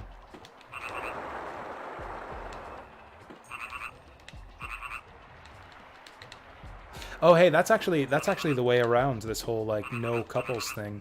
So yeah, apparently this town is cursed or something. These kids have the right idea. It's like, hey, if we make it a threesome, then we're not a couple. There you go. I think we're gonna get to hang out on this island later on. We're gonna get a fun scene. Fun scene? Touching scene. Romantic scene out on that island later on.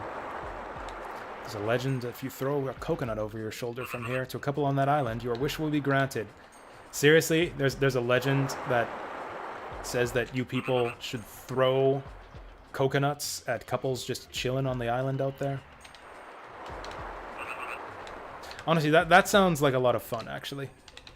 I actually think I can get behind a legend like that. It tells you to just throw coconuts at random couples hanging out on the beach. Alright, let's go talk to the chief.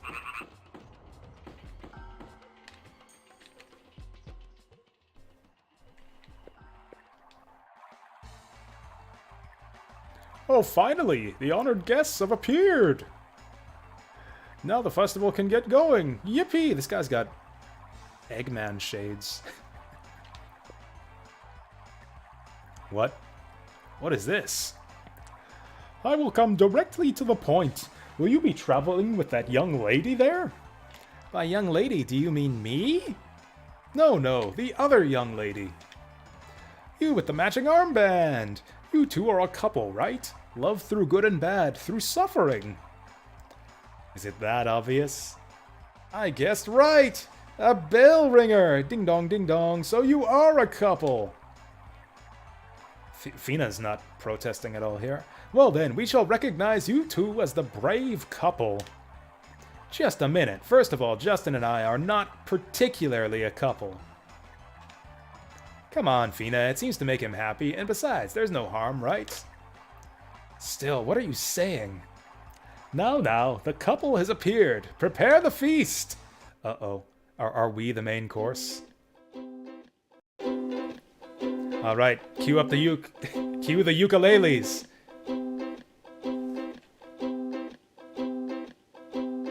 Tis I, the chief of Gumbo. Yes, the chief. I believe that was 5 years ago. The volcano, the guardian deity of Gumbo, stopped. The fire in the volcano died. Gumbo became cold, waiting for the couple. When the couple comes, it will warm. The legends say they'll be a beautiful couple. Oh, he's still not done.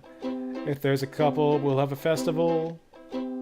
A festival of fun. He keeps on... That didn't loop particularly elegantly. Ta-da! Yay!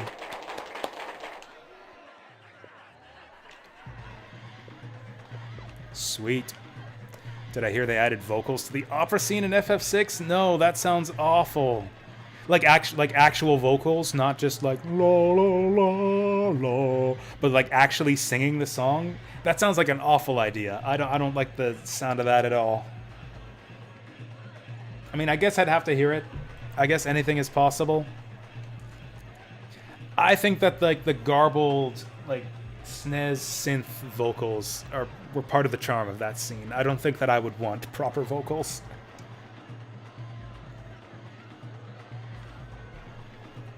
Is there the option to turn them off, at least? How about it? Do you think everyone had a good time? How about I sing one more song? Nah, I'm good. Yeah, that's alright. Well, you do look tired. Why not take a walk outside and breathe the fresh air? When you want to retire, tell me and I'll escort you to the guest house. What are we gonna do in the guest house? She's really cute. Oh, great job, Justin. Now you made Danda have to go out and buy matching armbands.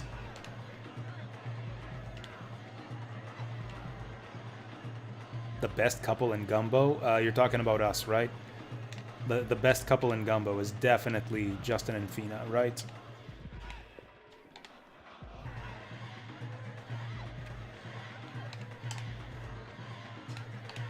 Sweet, so now that this guy's got himself a girly, he should be able to row us out to the Twin Towers now. Ooh, the night ocean sounds romantic. Wow, Fina's getting really into this whole romantic couple thing. The actual lines, I might have to hear this. This sounds awful, but I might have to hear this. Yeah, get to the opera.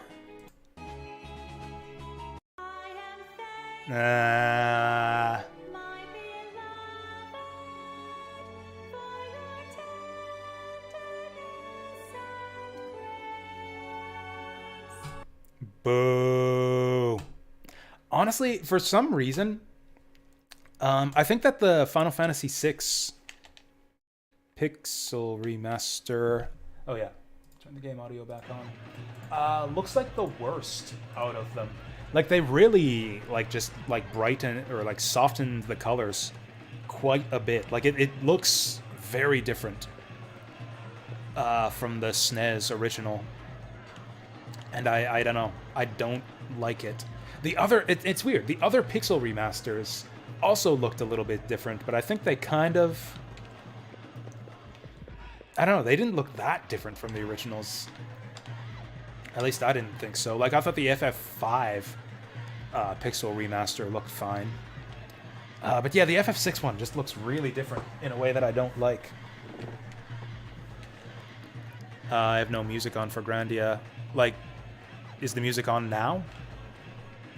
Like, I noticed a second ago that it wasn't on, but is it on now? It should be. Toto, when did you change your name to Justin? Oh, she's, like, drunk and not paying attention to who she's hugging. Oh, wow, we're just... Hey, the whole ban on couples thing is over. We don't have to be a threesome. We don't have to be a threesome. Wah!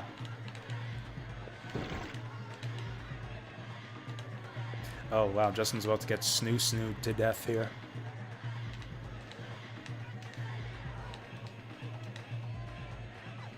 Wow, geez, no wonder these people are happy all the time. Apparently, like, party, like, festival all day, every day means, like, just, like, non-stop orgies. I guess that's why everyone in Gumbo used to be so happy all the time.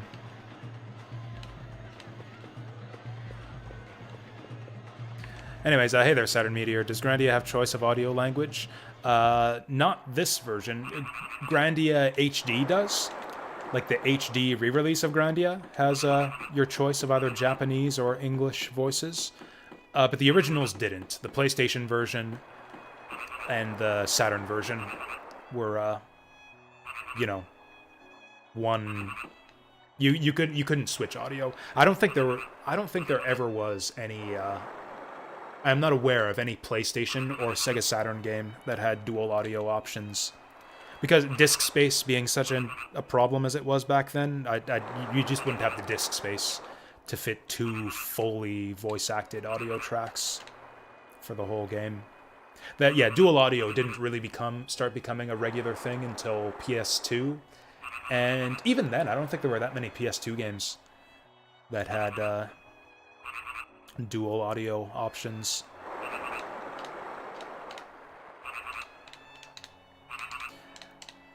So all the couples are out again. That's fine. Apparently they were just waiting for the brave couple to show up and give them permission to start smooching again. Well, glad we can help. I guess we can get that guy with the giant, gross stone earrings to row us to the Twin Towers now.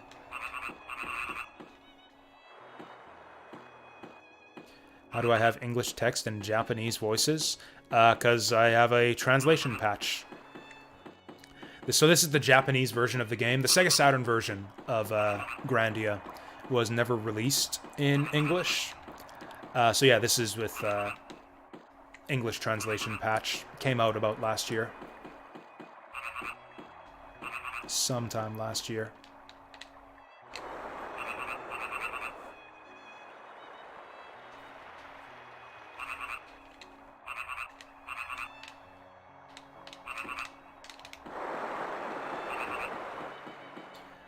Is it easy to find this patch? Yes, it is available on romhacking.net. In fact, I don't know why I'm doing this. It's really not that hard to find. But I feel like it's only proper to credit the creators of this ROM hack. There we go. Sega Saturn, Sega Saturn. There we go. This is the patch I'm using. Or actually, I don't think it's available for download here, but if you click the link to the Sega Extreme website, or if you, like, Yeah, go to that link that they provided on this page. Yeah, that's the patch that I'm using.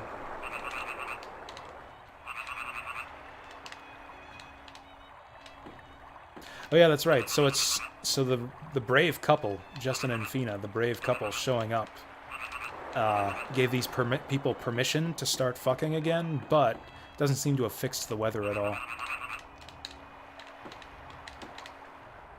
Although apparently this cold weather just gives them all an excuse to snuggle together. Haha, this lady's alone.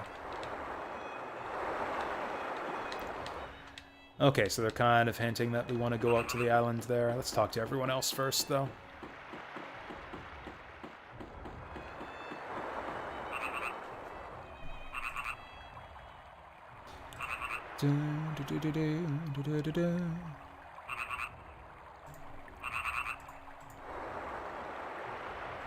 Because you annoy me, Jakob. You come in here and you say the same thing every single time.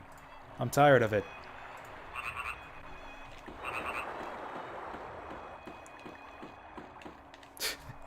This is actually kind of dumb. I don't know how to, like, block people on YouTube. You can report or remove comments or put users in timeout, but I do not see a way to like, block people from posting on YouTube chat, so, whatever. Ever played the Tokimeki puzzle games?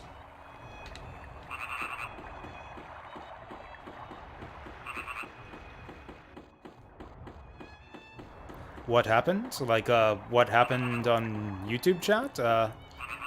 Like, you know, it's Jakob, whatever. He's the guy who comes in, like, every single time and it's like, sell me Suikoden, sell me Suikoden, sell me Suikoden, and I just got tired of it.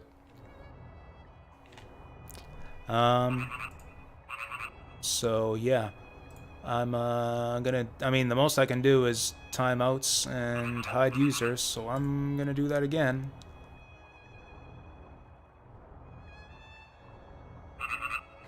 It's interesting. It says, deleted by Maze Whale. Oh, I just did the same thing. I just did the same thing. Cool. Didn't realize Maze Whale was here. Hi, Maze Whale. And I thought that was weird because, like, I pressed the button to time out Jakob, and then right as soon as I clicked it, it said Maze Whale has timeouted this user.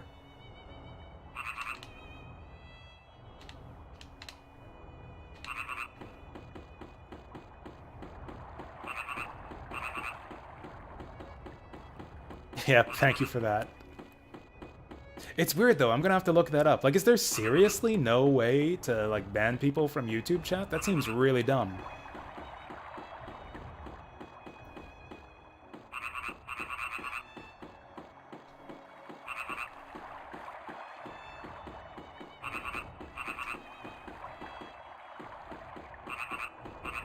Like, I did actually look into it. I searched for, like, how to ban from YouTube chat on Google, and it just said, oh yeah, just click the username and press the ban button, but that doesn't, like, that's not a thing that exists. Oh, we're locked in here. We're locked into the orgy town. No escape. Okay, so we can't go indoors. Let's see if there's any action going on out on that island. Can we get in here? Oh, that's the greeting tent. I don't want to talk to that guy just yet. Alright, let's go out to the romantic island. Where people will apparently throw coconuts at us. That's the docks. Maybe there's people out on the docks? Oh, can this help? I think that might be the same message that I saw. Block a commenter.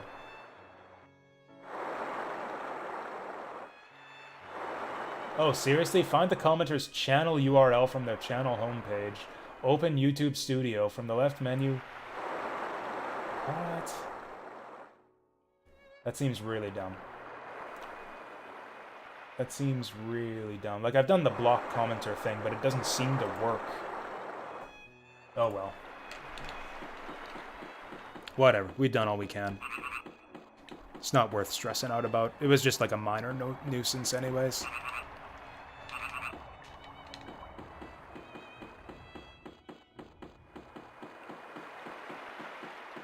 Oh, is it not time for the big scene out on this island yet? Maybe we'll unlock a secret passageway if we do figure eights around the coconut trees. No, the opposite, Deep Fry.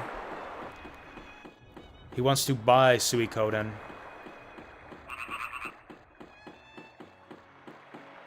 Maybe I misspoke earlier, but yeah, he wants to buy Suikoden.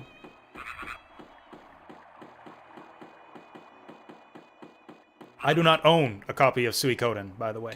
I've told him that like 50 times by now. That I do not own a copy of Suikoden. Like, it's obviously some kind of joke or troll or something, and I don't mind a bit of that. I don't mind the odd bit of, like, shit posting or drive-by trollery in chat, but if you're gonna shit post the same stupid joke, like 50 times in a row, it starts to get old. Oh, we want to play some more. Yeah, let's go. Now let's go to bed. All right, we're going to the guest house for the finale of the festival. I thought the festival was non-stop. Finale sounds like fun. Oh, if you say so. I have preparations to make. Yesterday, I was really stumped by the Chief's song. Oh, maybe the scene on the island. I hope I didn't accidentally skip the scene on the island, but maybe it won't happen till later. When he said something like, "I'll sing you my 99 best hits until morning," I wondered what we could do. Everyone was having such a good time. I wonder if the festival has ended. Talked about starting the finale. All right, it's finale time. It's finale time. Oh yeah, we gotta make sure that we have our weapons in order. Not that it's a big deal. So Justin's got axes and swords. Sue actually doesn't have her bow. Fina's got both her weapons. Gadwin's got... He messaged you on YouTube.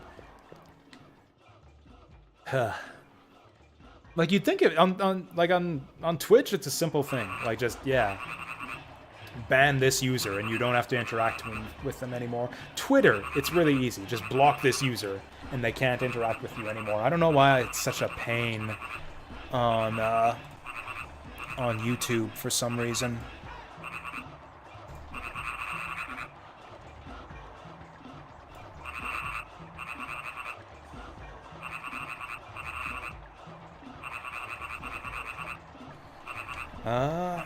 They said that today is the finale of the festival. What will they be doing? It's gonna be fun. I'm sure it will be fun.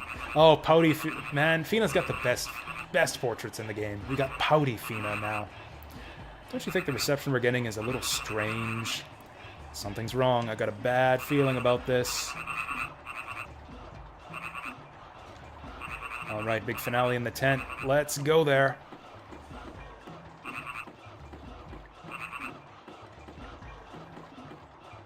Oh, yeah, you can hear that the music's perked up a little bit in town, too.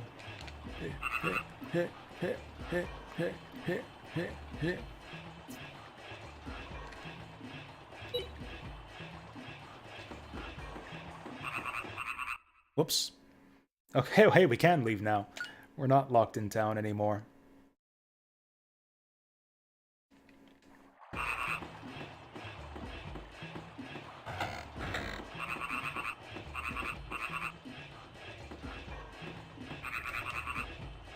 Couples everywhere are completely forgotten about love fortunes. I mean, she told us that there was pain and misery in our love future. Yep, great suffering. I'm down for it. Did I do something to improve the graphics? Since the last stream? No. So I've switched emulators a couple times since we started this playthrough. First we were using SSF, but that froze. That one froze when we went to the world map. We tried RetroArch, but that was using an outdated Mednafen core that caused the FMV scenes to run at like half speed and had really crackled, garbly audio that was really terrible. Like, it wasn't unusable. There's not a lot of FMV in this game, so I was kind of prepared to just deal with that. But then I read that I was reading up to see if there were any fixes for this game in RetroArch, and it said, oh, it just uses an outdated version of the Mednafen core. If you use the standalone Mednafen program, then it runs just fine. And sure enough, it does. If there are any other like visual differences with the game in this emulator, I haven't noticed them, but that could be what you're seeing. Oh, doorstep mat. That's an actual pun. That actually works, because mat is another word for a rug. That's a good one. That's a good one. Fina's like so proud of herself for that one too. Look at her stuck-up expression there. What do you call a line of rabbits walking backward? A receding hairline. What's gotten into you? Hair and hair! I get it! That's a good one. That is a good one. That's the best one. The best one yet.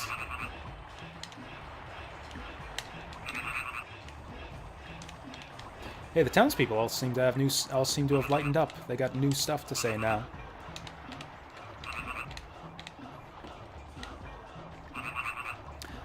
What's new? Honestly, not much. Spent a bunch of time updating, like, little things about, like, the stream layout, filling in emote slots and animations and stuff. Slightly improved, like, the layout of stuff for the stream. Mostly just focusing on stream stuff as usual. Oh yeah, so actually one new thing. I was talking about that Imperium Classics game that I picked up last week. I actually liked it so much, I decided to buy Imperium Legends as well, which is a standalone expansion to the game that adds 8 new civilizations.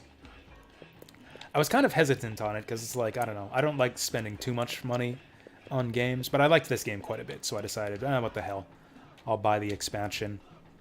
So I was really pumped up to like play it too. It's like, oh yeah, I'll get the expansion, and then when I go to play with my friends next week, we'll have 16 civilizations to choose from, along with whatever else is different in the expansion. So I opened up the expansion and I was looking through just the basic cards, and it's like, oh, all of the basic market cards are the same. That's a bit disappointing.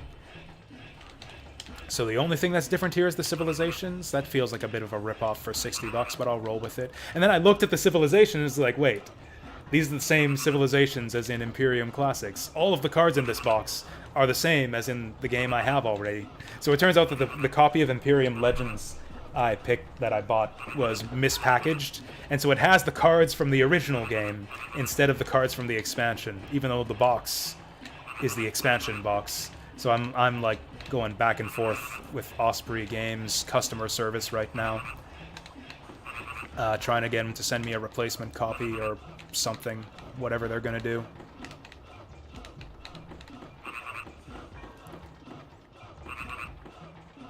And so I've been like checking my email, just refreshing my email repeatedly, hoping to hear a response from them. At first it was good. At first they got back to me very promptly and were just like, oh yeah, we're sorry to hear that. Do you have a receipt for the game that you bought? We will send you a set of replacement cards, ship that out to you in like a week. And then I got a follow-up email saying, yeah, we are investigating this issue with our production team now, and we'll get back to you once we have an update from them, which makes me wonder if this is like some bigger issue. And it's like, I don't know, maybe like a whole... That would be weird, though, if like a whole shipment of games went out with the wrong cards inside them. But yeah, I don't know, I haven't heard back since then. I did send them the receipt, but I haven't heard back yet.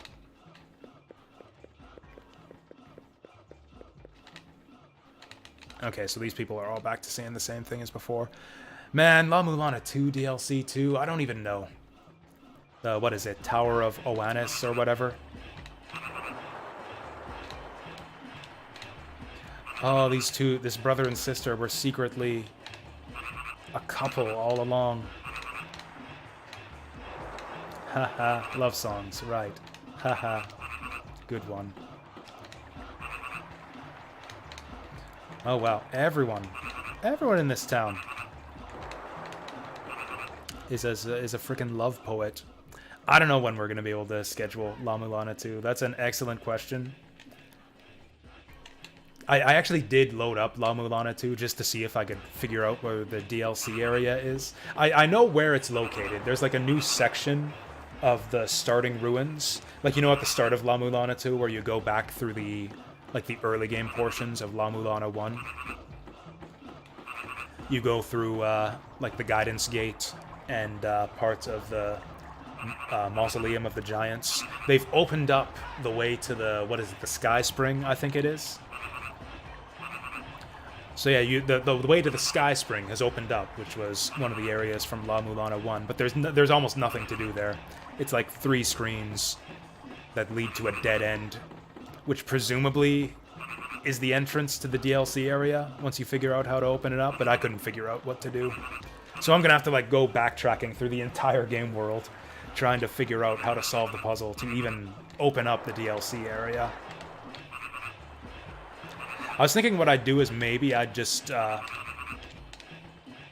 play through on my own time and like just do the boring stuff where I just go through just scour the entire game, trying to figure out how to open up the DLC area. And then maybe once I figure it out, I'll start thinking about when to schedule a proper stream of the La Mulana 2 DLC. I've seen reports online that it's actually not that extensive. Like that it isn't as ridiculously huge and difficult as the Hell Temple in La Mulana 1. I've heard from people saying that they cleared the DLC in like 6 hours, which I don't know if I believe that. It's like maybe if you use a guide. But I don't know, maybe it is actually really easy. I haven't actually even opened up the DLC area yet.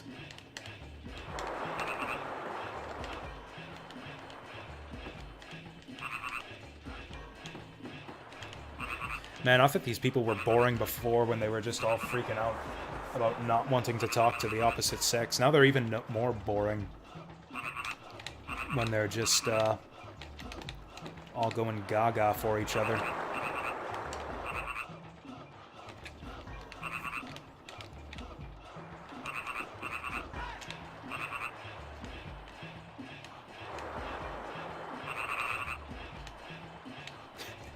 Wait, is he trying to, this looks like a little kid. I think he's talking to Sue.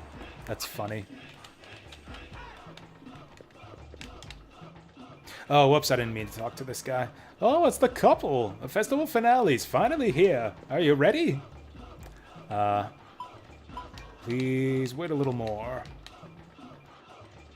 Alright, unless the star couple's here, they can't do the festival. I think we're just about done talking to everyone.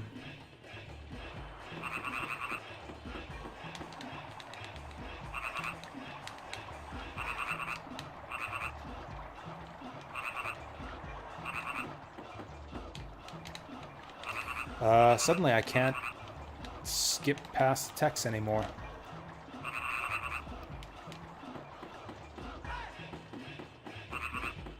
That's weird.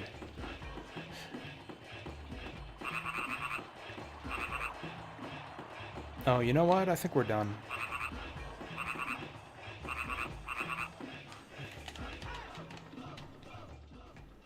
Oh, hey, the restaurant's bustling again. Yeah, what the hell? This is actually really weird. I can't fast advance the text anymore.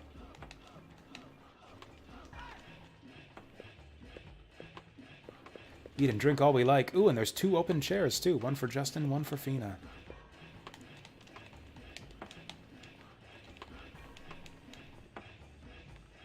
Almost done Secret of Evermore. Nice. Oh, and only 20 hours. That's, I seem to remember Evermore being a lot longer than that, but maybe I'm just misremembering.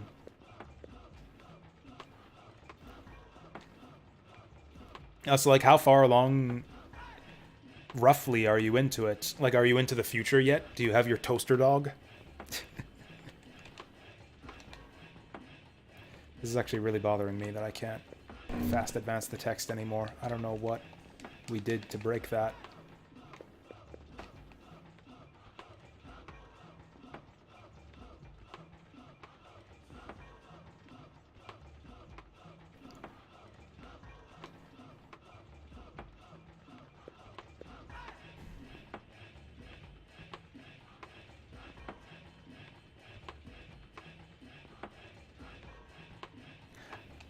Something seems weird about the dialogue in this town. Like, other than the townspeople just acting weird. It's like there's a lot of awkward phrasing. Like, I don't understand what these people are talking about half the time.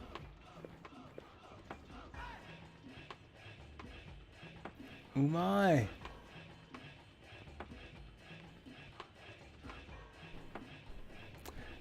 I don't know what the hell, like, what is this? Not particular. I don't know what this. Yes, you open your mouth. It's sweet. Well, Justin, let's go. Well, I guess the idea is that she's like feeding food into Justin's mouth, like kind of pretending that she's like a lovey-dovey couple with him, which is a mean thing to do in front of Fina. And Fina's like, "Oh, I don't care. I don't care, but let's go right now. Get away from this woman." In Omnitopia? I actually don't know, Maze Whale. I don't think I actually finished Secret of Evermore myself.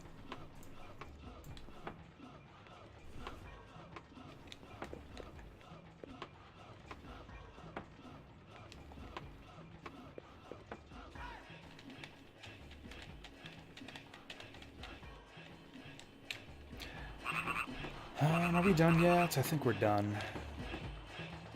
Fina's okay with an open relationship? I don't think she is. I think she's like actually tsundere for us now. She'll say that she doesn't care, but like she actually doesn't care.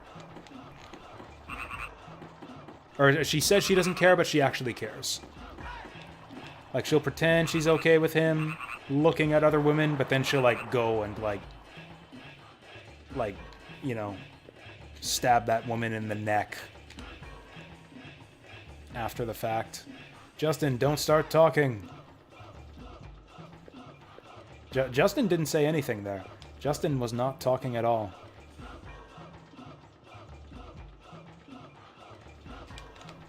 It actually really bothers me how I can't fast advance the text anymore. Oh yeah, these guys.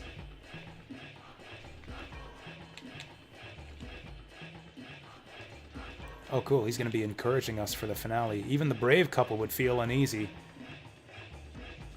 But those two are cheering for us. I have a feeling like the finale is not something good. You talk too much, Fina. Oh, look at her face. Look at her face. She totally did it with Danda last night.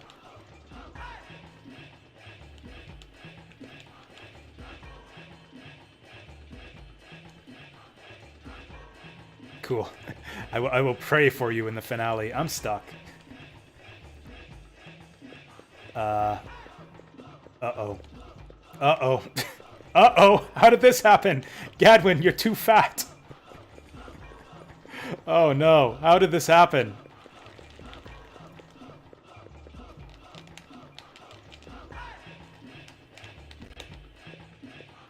She must have had a finale.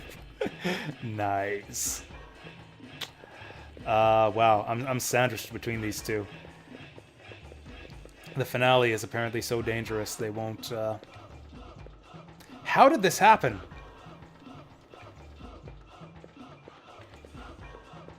When was the last time we saved? Like, we could do all that again. It wouldn't be difficult. Yeah, I'm actually stuck here.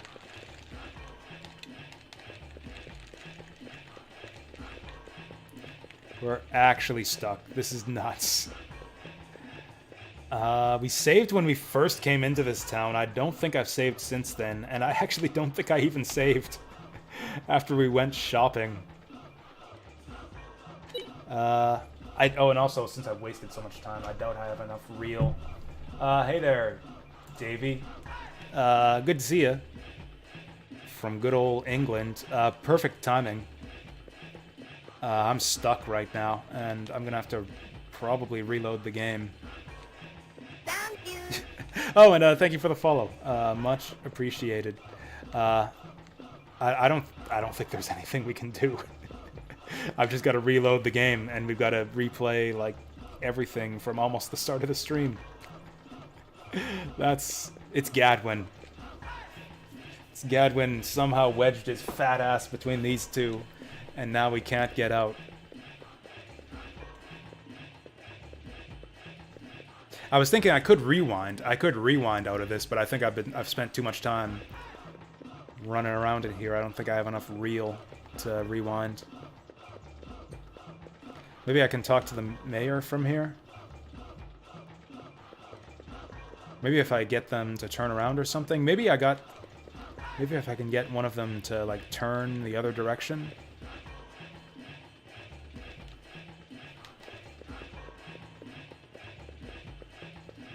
I don't think this is gonna work. This sucks. This really sucks. Try moving the camera. You can't move the camera when you're indoors. Yeah, there are no camera controls inside buildings in this game. Yeah, I'm pressing the camera buttons now and they don't do anything. Let's just load. Oh yeah, that's right. This is not RetroArch. Which is why my rewind key wasn't working earlier. Hard reset. Soft reset. Let's try a soft reset. Actually, what if I just do this? Can we exit from here? Nope. Well, whatever. Let's do a soft reset then. That's really shitty. Yeah, that really surprised me too. That was completely bizarre. Like, it's not gonna take me like 90 minutes of wandering around to play back to where we just were.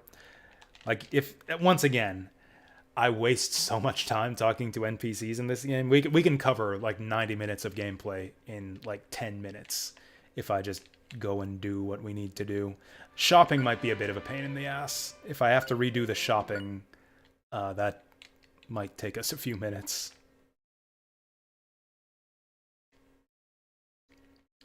Yeah, that's it. It is really my fault. Although actually we were locked inside the town. Wait, did I save? Maybe I saved. I definitely should have saved after we woke up here, but I don't think I did. Yeah, it's playing the downbeat music. This is before the festival. Is my inventory at least all right? Got the fish sword, dragon axe, frog axe. Yeah, we haven't gone shopping yet either. Oops. So we're gonna have to redo all that too. Fuck. That was astounding. I can't believe that just happened. That's some serious bullshit. Like, what the fuck, Game Arts. Also, I can't believe I didn't save after doing all this shopping last time. I spent so much time frickin' shopping before. Okay, so we're gonna sell. What are we gonna sell? Honestly, sell the dynamite. 70 HP fire isn't that good anymore. Smarna's basically useless. Just get rid of it. Confuse is not a very good status effect in this game. Get rid of it. Get rid of the truffles. We'll keep this. We'll keep our ice weapons for the next dungeon. Azu knife. You know what? Maybe I did... Oh, you know what? I have gone shopping, I think. Okay, yeah, I think I did actually save. Maybe? Oh, yeah, there it is. Yeah, dragon vest, thick armor. Okay, okay. Right, yeah, it's, our shopping got saved, but all of the stuff that I dumped into my storage locker. Yeah, it's the shifting items into storage didn't get saved. That's perfectly fine. So all we gotta do... This is interesting. My text skip button still isn't working.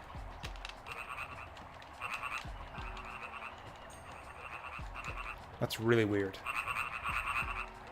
That's really weird.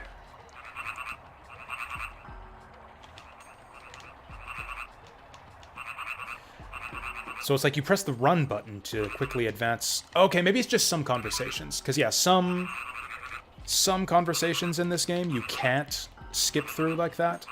So maybe it's just for some reason... Yeah, like, yeah, main story conversations you often can't skip through. So maybe it's just that a bunch of conversations in this town are just unskippable for no good reason. Ha ha ha, you look like a boy, Fina. Don't feel bad, Fina. I didn't think you were a boy. Ah, pouting Fina again. Did you see that? We got to see that again, too. Did you see the way that Sue makes the exact same expression as Gadwin when she's thinking hard? I really like that. I hope that at some point they'll show us like both of those two portraits side by side. Sue and Gadwin putting their heads together to solve some problem. No, it wasn't the greeting tent. We want to go to the mayor's house. Yeah, there's almost nothing we need to do to get back to where we were before.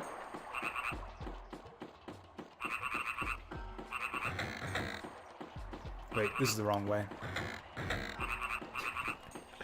It's actually not a bad idea. I find that the more high-resolution portraits don't work that well as emotes, though. The more pixely ones come across a lot better once you scale them down. Like, honestly, I think Justin's Grin, like the follower emote that I have as Justin's Grin, doesn't look that good. It's kind of hard to tell what you're looking at. Unless you're on your phone, in which case the emotes look a little bit bigger.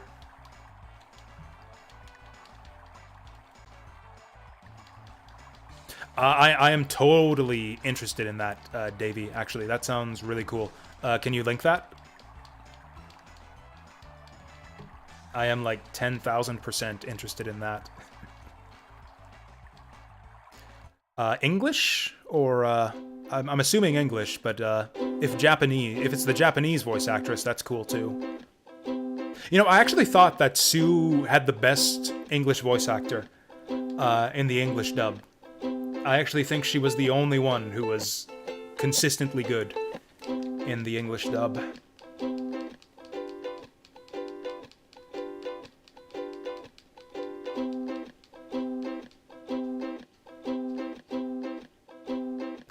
Yeah, the way that sounds when it loops sounds horrible. French YouTuber rant guy says Twitch has stopped Middle East people to pay. I don't know what that means. I mean, it sounds bad and racist, but I don't know what that means. It's like, no, you can't just stop Middle East people to pay, Twitch. Like, come on. That ain't right. Stopped to pay. Stopped paying them. Okay. That sounds bad, but what are you gonna do about it?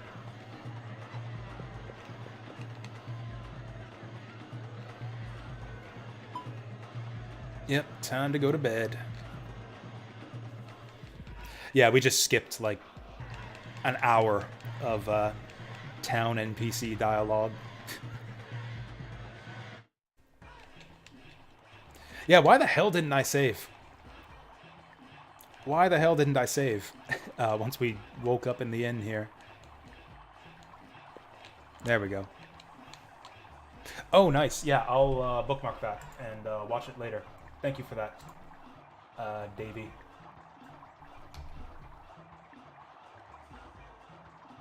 The voice of Sue and Saki. Nice. Um,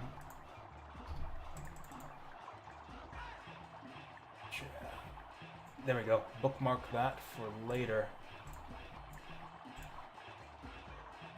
Or maybe you were busy getting the link. It's only live for another hour, so you gotta archive that shit. You gotta archive that.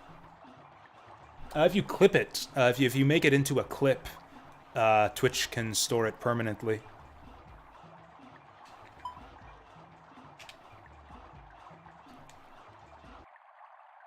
It's kind of annoying and cumbersome, but yeah. Oh yeah, so maybe you were busy getting the link before and missed the question. But we're talking the English voice actors, I assume, as opposed to the Japanese ones. I mean, unless they've changed it, I haven't done it in a long time. Like I just like simultaneously stream to YouTube these days and have my VOD archive on YouTube. But way back in the day, it's been years since I've done this, but yeah, you used to be able to just make the whole stream into a clip, and then that would basically let you archive it permanently on Twitch.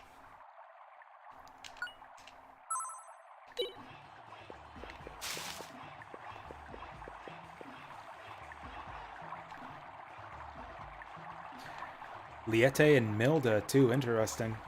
I thought that Sue was like a interesting choice for like a particular voice actor to single out for this game, because I don't know, maybe you won't agree with this, Davey, but like Grandia 1 has a pretty infamously is generally reputed to have a pretty terrible English voice acting.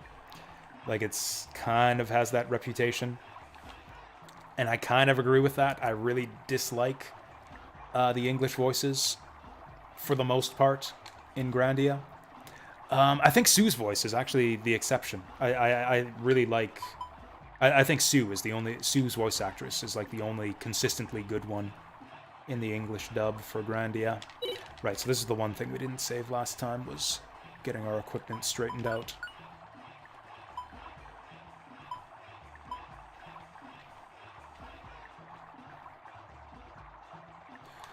Right, so Fishbow goes to Sue. She actually doesn't need both of those, but whatever. Hailbow goes to Sue. Wait, what? Oh, yeah, she's got it already.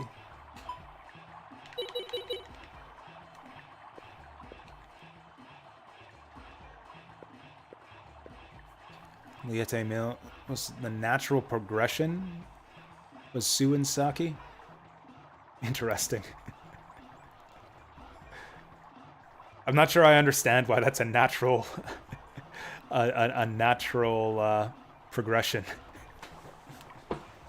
Or I guess just like interviewing all the side characters who join the party, like from like Liete and Milda back to Sue, like interviewing party members in reverse order that they join. But no, then I guess you would go through Guido and Rap first. Oh, I see, because they did multiple characters. Oh, okay.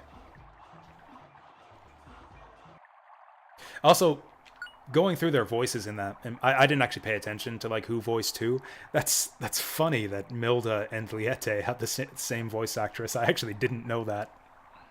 Sue and Saki, like now that you mention it, I can kind of hear in my head. Like I can kind of see how it's like, yeah, it makes sense that that's the same person. But Liete and Milda, that's kind of funny. This is actually my first time playing the Saturn version, first of all, but also my first time hearing the Japanese voices. So that's been pretty interesting, too. It's just hearing how different a lot of the voices are.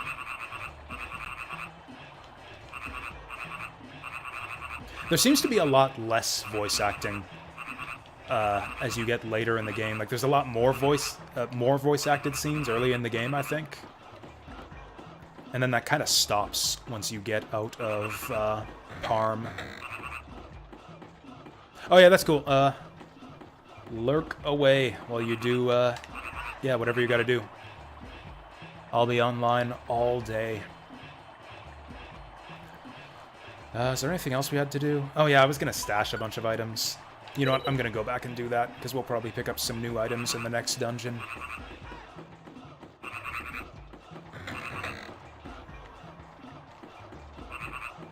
Oh, that was the tool shed. I can't find the doors. It's like all of the walls in this town are just curtains, so it looks like you should be able to just walk through the curtains.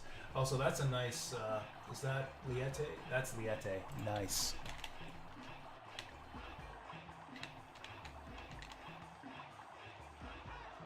What do you mean, fire business?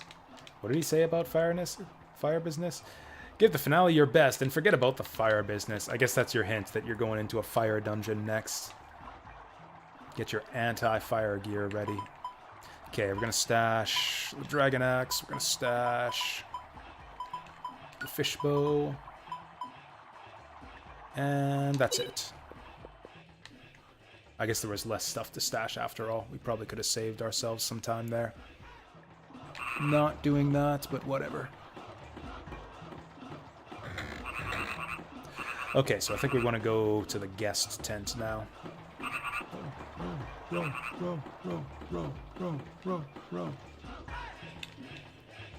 You know, I think this is the music they use for the dungeon coming up, too. Alright, here we go. I'm kind of curious to see if I could get stuck the same way I did before, if that's like a consistent glitch, but, okay, we're ready. Wait, okay, I pressed the wrong thing there. I pressed the wrong thing. Alright, the finale's here. Are we ready? Okay, we're ready.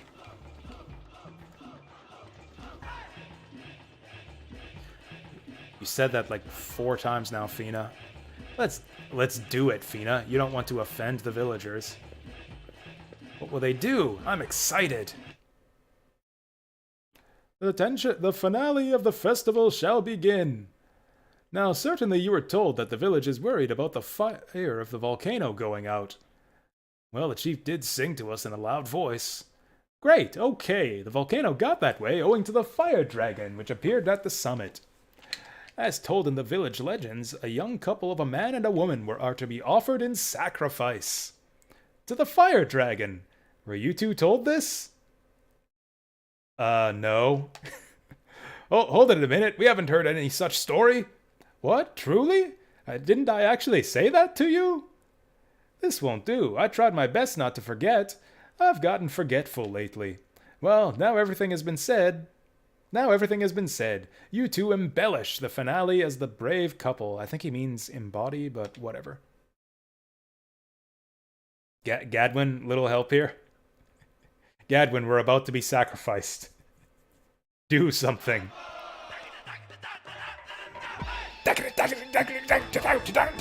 Gunbow! To attain the love of 2 people, you have to be the brave couple who do not fear death. Hooray! You have shown bravery that will go down in world history of couples. I will surely be happy with Danda. Hey, wait a minute.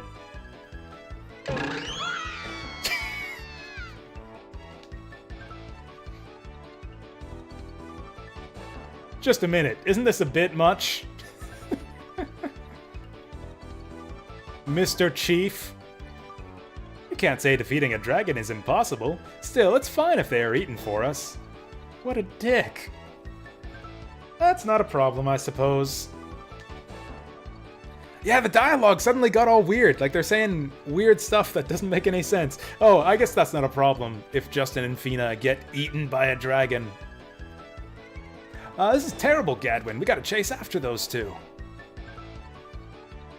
The music for that scene is great, too. Stupid. That's why I said I had a bad feeling about this. Whatever will we do now? I like how they're still in sitting positions. His portrait's upside down, too. It couldn't be helped. We didn't know. Really? They were acting too nice. Didn't you think it strange? Well, Fina, I was enjoying the banquet. I guess we're opposites.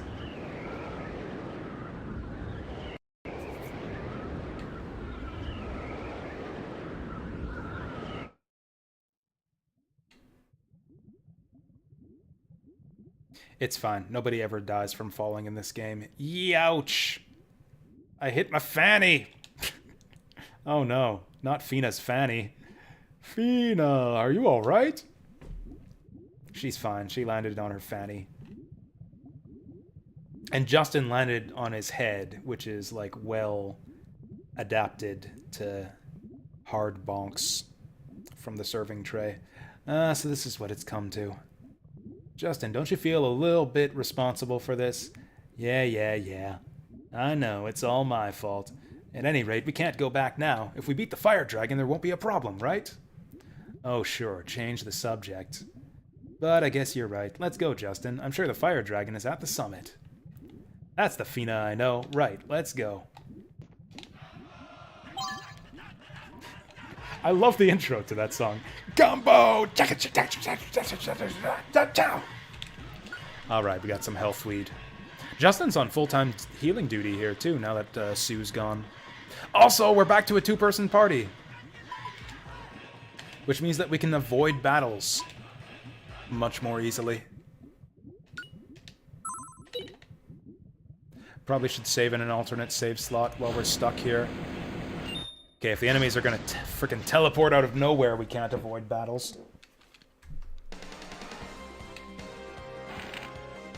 I think we're coming up on Disc 2 pretty soon, also, if I remember right, when we get to hear the new battle music.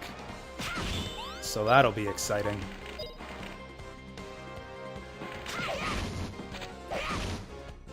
Damn, those guys didn't go down in one shot.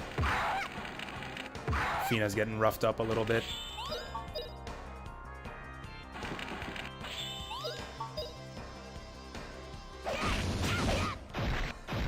Nice, we make a good couple. I mean team.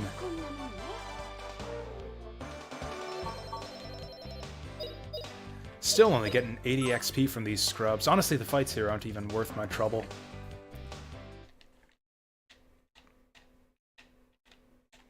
Oh, so have any of you guys been paying attention to the whole Steam Next festival that's going on right now? That's like the whole thing they're doing on Steam to help promote discovery of a lot of smaller indie games. So a bunch of games have demos on Steam now. There's like a whole page where you can search by genre and like see the most like popular and wishlisted upcoming titles and play demos of them.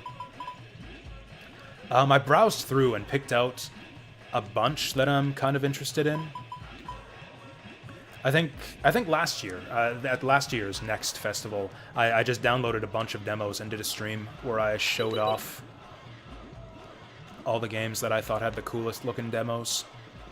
It seems like there's fewer cool looking games this year. The categorization system they use is a bit annoying. Like, you know, it's basically the same as the Steam tags, like, same as the problems with the Steam tag system, where there are just some tags and genre labels that get way overused. That makes it impossible to find what you're actually looking for. Also, for some reason, there's no turn-based strategy tag. Like, obviously that tag exists on Steam, but for some reason you can't filter by turn-based strategy games. You can search for strategy games, but again, that's such a broad category. Like, more than half of the games that show up under the strategy label are actually roguelite deck-building card games. Which is not the type of thing I'm looking for at all when I'm trying to search for strategy games. Alright, give me something good. Blue potion. Ooh, that's that magic one, isn't it? Yeah, 20 MP to all party members. We're gonna stash that for later. Oh, also, let's get that water knife. Or I don't know, do we want Fina to learn whip, or... she actually wants to work on whip levels, but... really magic is what she wants to focus on. Also, the enemies in this volcano are all fire-based. But we don't have any water offensive spells. Our water spells are all healing. Yeah. Hey. In fact, we're like heavily invested in fire-based attack magic damage right now. I just heard a sample in the BGM that I recognize from DDR. I just heard Macho Gang in the BGM. I think I'm trapped in here. Nope.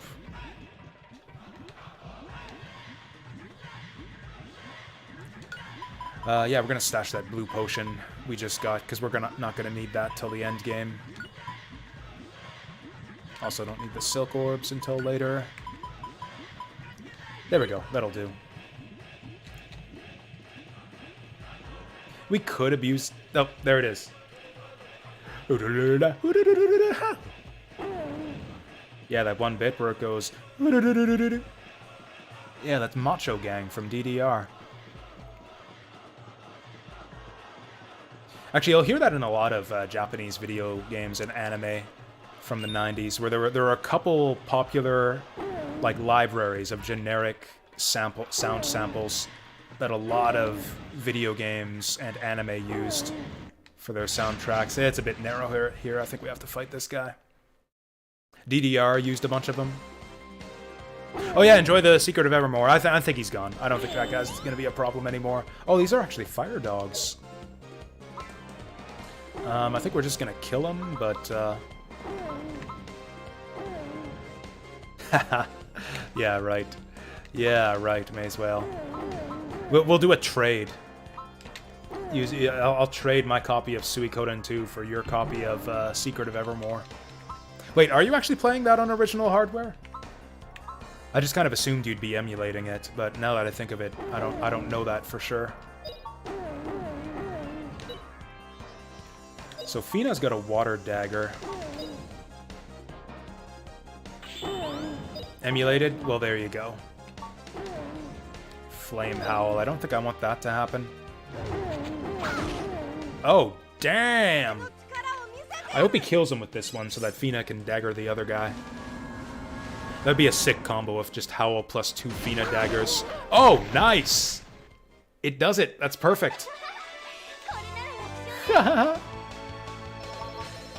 I love her giggle when Fina gets a perfect victory.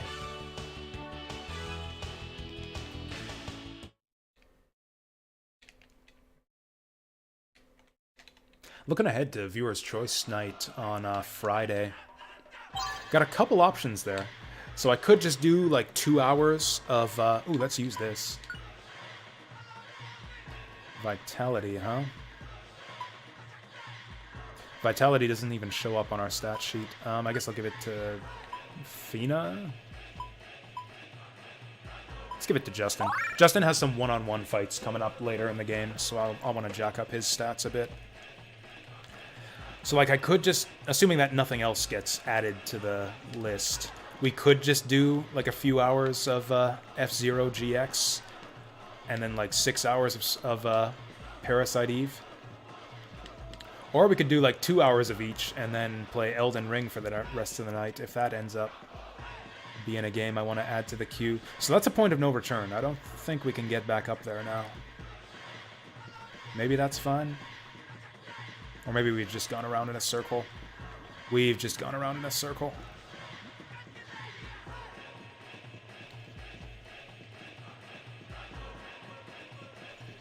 I'm lost. Have we been here yet? Oop, I don't recognize that. Yeah, I don't think we've been this way yet. It says the exit's that way, so I'm going this way.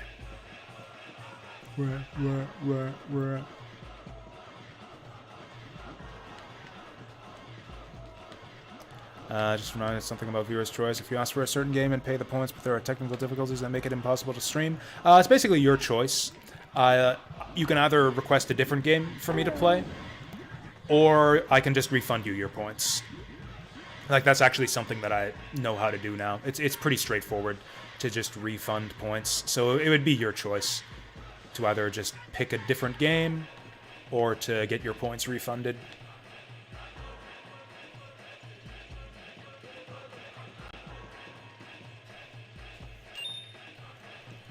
Yeah, it's possible. I've done it a couple times now, so it's actually not that difficult at all. Alright, Volcano 2.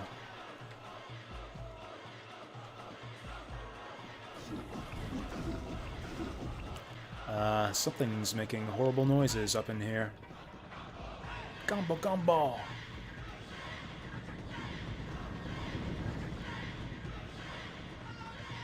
Oh, we got a big rock. Oh, okay. That'll go into the... There we go, and that's how we get across here. I'm always scared going under bridges. Afraid that enemies are gonna ambush us. No, stay away. Stay away. I liked having just Justin and Fina. I mean, okay, I'll take Sue back. Gadwin, Sue. Yeah, you don't actually end up split up for very long here. Honestly, I bet you that Justin and Fina could have taken the next boss by themselves. Especially with that water dagger she's got. Alright, let's do it. So that means that this is the way to go forward, which means we want to go back this way. Man, I'm actually getting... In spite of myself and everything I've been saying about my skepticism about Elden Ring, and I'm really looking forward to it. I'm actually really excited to try out Elden Ring, and not because of the reviews. I don't give a fuck about the reviews. Like, even before the reviews start coming out, I kind of was thinking, maybe I do want to try this game out after all, just to see what it's like for a little bit. And ever since I made that decision that I was going to pre-purchase and preload Elden Ring for Thursday, I've been excited ever since then. Oh yeah, you're down for Elden Ring too, Zap? Nice. Are you gonna pick it up day one? Or are you going to wait, like a smart person, and pick up like the Game of the Year version with DLC and wait for patches and stuff? Like a smart person, rather than diving right in on day one. Feels like we're going backwards here. I feel like I literally just looked at this vantage point a second ago. We're not going to be able to dodge these guys. Oh, off to work. Yeah, that's cool. Have a good work, Deep Fry. I'll still be on in 5 hours, so I will see you then. Elden Ring has recycled assets? If so, I haven't seen it. I've barely looked at any preview materials for Elden Ring. So like I don't even know.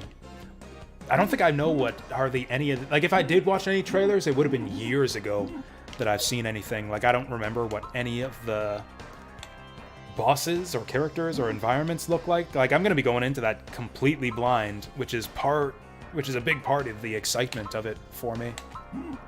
Still don't have enough level 3 MP for Burn Flare. Soon though. Let's do a random hurl. 4 enemies here. Let's do a random hurl on these guys. Come on, Fina. Hurl all over these guys. Oh my god. Oh yeah, because she's got that water dagger. Yeah, water dagger. Just fuck those guys up. Those magma mans. 300 XP for that too. Jeez, we're gonna level up from this. As if we weren't high leveled enough already. Preloaded already? Yeah, nice. Your friends are into it. So, man, I don't know if so your friends are into it. I don't know if I want to know the answer to this, but does Elden Ring have multiplayer? Like, at all? Is it like the same multiplayer system as the previous Souls games? Like, I don't even know that much. I haven't even looked into, like, what the multiplayer...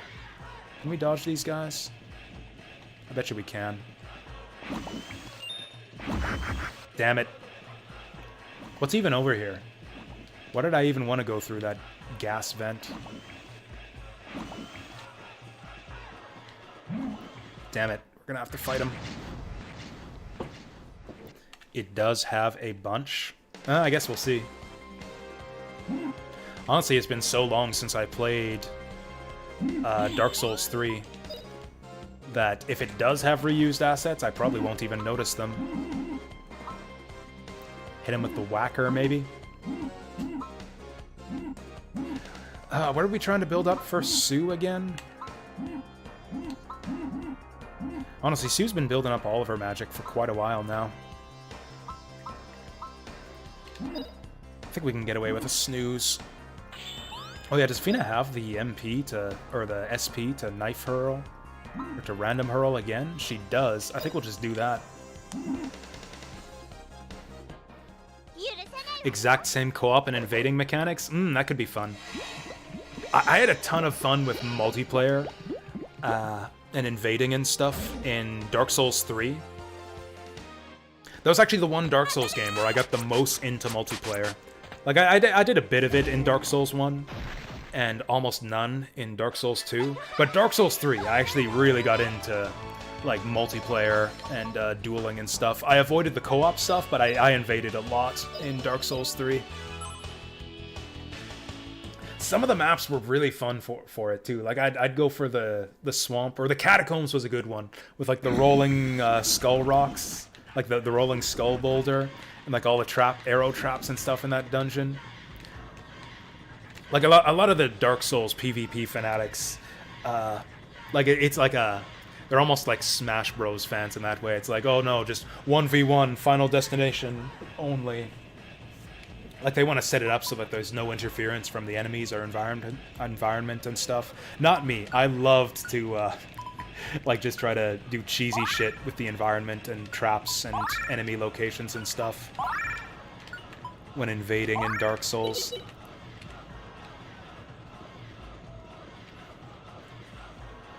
Although I don't know how that's going to work in Elden Ring.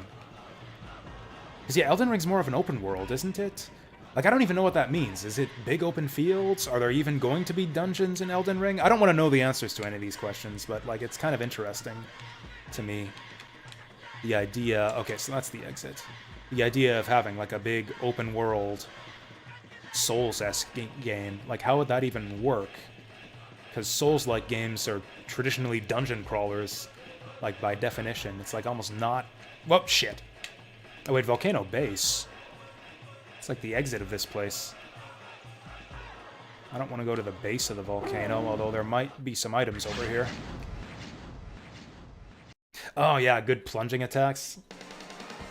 Actually, that was a popular invasion spot in Dark Souls 1. There was, like, this little platform you could jump in onto. Just across from the ladder that leads up to the bell gargoyles. And they would, like, shoot magic spells at you while you're climbing up to fight the bell gargoyles. Shit. I should have known better. I should have known better than to try that. I guess we can howl on these guys.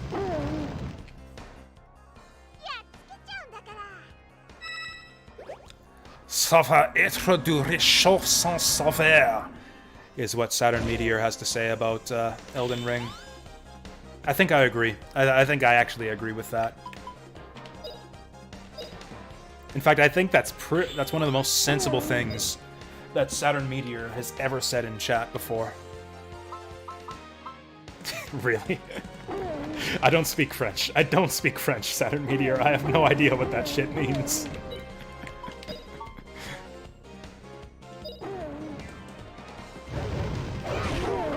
Oh, damn. Justin one-shotting these guys. Okay, let's get Fina to go in here now. Oh, damn. Dropping some kind of equipment for us here. Oh, is he going for Sue? I might have to get Gadwin to defend Sue. Or is he going for Gadwin? Whatever. Okay. Boo.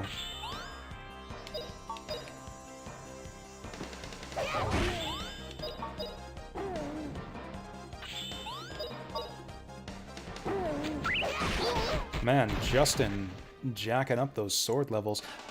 I'm probably not going to want whatever staff that is, but rain staff. Why do the fire dogs drop rain staffs? Bravely brave Sir Gadwin ran away.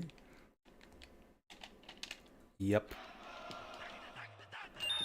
Look, he's just letting the kids, like, you know, train their abilities on themselves. He's watching us, he's watching Justin grow into a fine swordsman from the other side of the battlefield. Okay, let's get reacquainted. What are we working on here? Justin wants fire. Justin really needs fire. But all the enemies in this dungeon are probably immune to fire. So I guess starting the next dungeon will work on that. Sue... Oh, Sue wants bow levels. Yeah, Sue should have a bow equipped. And her bow has a blizzard effect. Anyways, so yeah, let's do that. She also wants... probably earth.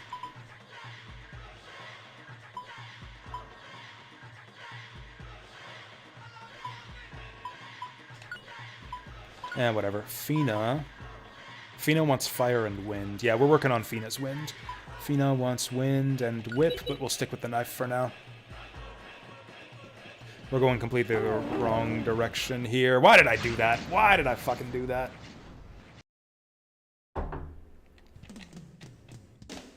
It's been a while since we heard this music. Oh, the fire dogs are called hot dogs. I didn't even notice that. That's cute. Enemies are still doing 20 damage, but we have a lot more HP now. He's doing a lava throw on Sue. Yeah, we weren't going to be able to interrupt that. That didn't hit Sue at all.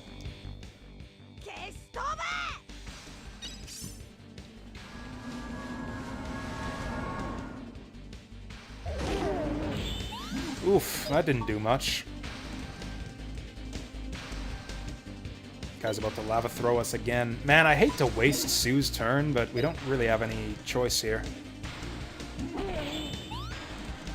Oh, he just got done the lava throw. He's just, like, wandering around. Oh, never mind, never mind. He's going for it. Oh, the other one did the lava throw on Fina. That's what confused me. Let's hit this guy.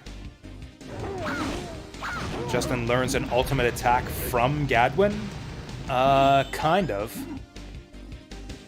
Like, he will eventually learn Dragon King Slice. Not as part of the... Or is it part of the story? Like, it won't be a long... It'll be a long time. Like, he doesn't learn it when Gadwin leaves the party. He, like, unlocks the ability to learn it, I think. But he needs, like, 30 levels or something in Fire and Earth. Which, it's gonna take us a while to build that up.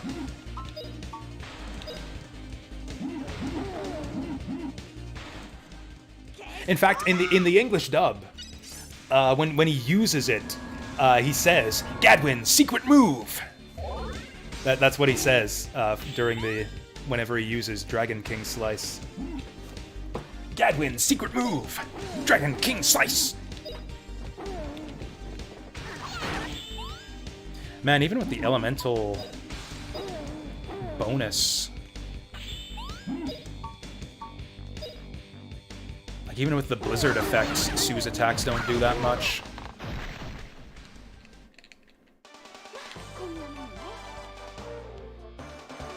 Have you played this game, Saturn Meteor? Oh, also, I missed that you translated that that bit of French above. A reheated, tasteless dish? I don't know about that. From what little I've seen of Elden Ring, it looks very different from past Souls games, but I guess we'll see. Honestly, there aren't that many of them. Or, I mean, I guess since I skipped Bloodborne,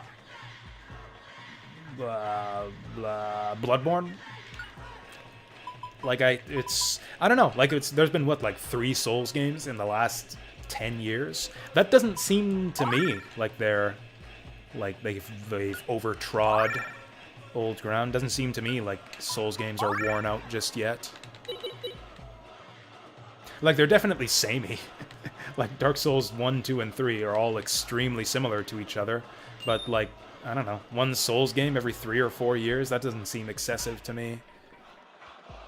Please get out of the way. The instant I try to run around him, he's going to turn red and rush me. Just watch.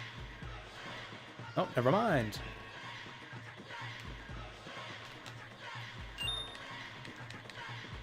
Yeah.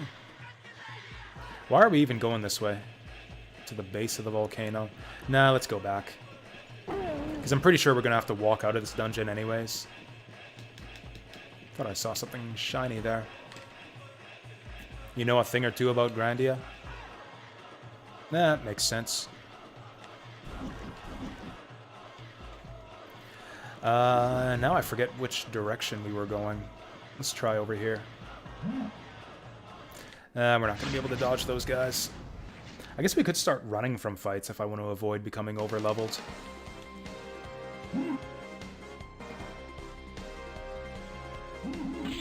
In fact, it's really easy to run in this game. I don't know if it's even possible to fail your escapes.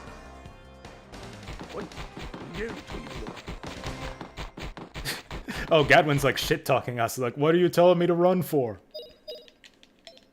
You dare tell me to run away? And yet, he runs away anyways. Because he's a team player. That's how it is. When you're on a team, you kind of just gotta go along with whatever stupid bullshit the team decides that it's doing. That's like how Dota works. It's like, oh, we're team fighting now? Okay, we're definitely gonna lose this one, but we'll lose it even harder if I don't go along with it. Like, that's I don't know, that's the way I used to play Dota. Just go along with whatever stupid bullshit the team wants to do. Mainly to avoid getting blamed later on. Okay, here's what we'll do. If Gadwin gets the first move, we'll flee.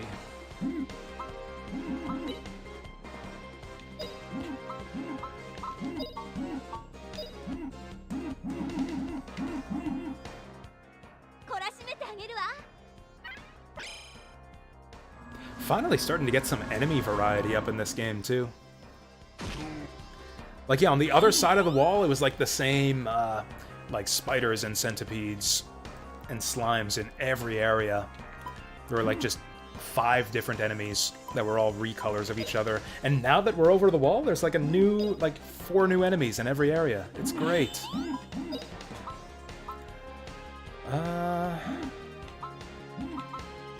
Honestly, these guys look to me like they're probably immune to Earth, but let's just go for it anyways. Try this, Howler. I think that's what Rap says when he casts wind spells. Speaking of team players, IRL, American football.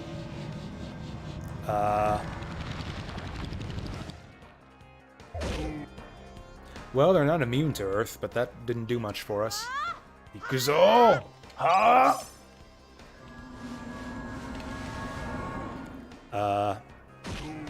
Like he like suffered brain trauma so hard that he became a serial killer. I guess anything's possible. Honestly, I think I just want to wind spell them, just to slow them all down. Like, I know that was a big controversy with, yeah, football players for a while. They made a movie about it, starring Will Smith, who was like the doctor whistleblower, who was like trying to raise awareness about the, I don't know, the brain trauma that excessive football can cause. And how, like, big football tried to shut him down because of what he was saying. What was that one called? I can't remember.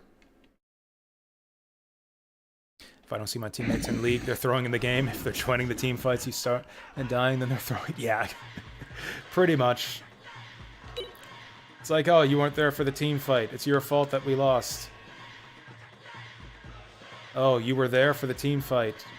Why did we take that? We took that stupid fight because of you. It's your fault. How did we get up there?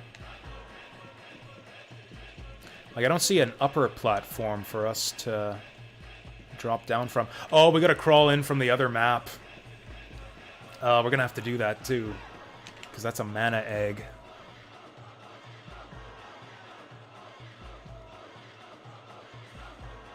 I don't see what this has to do with being a team player, Saturn Meteor. Like, I don't see how what you're saying relates to what I was saying at all. I don't think that suffering brain trauma from too many football tackles and becoming a serial killer doesn't have much to do with following your teammates in League of Legends. Struggling to make the connection there.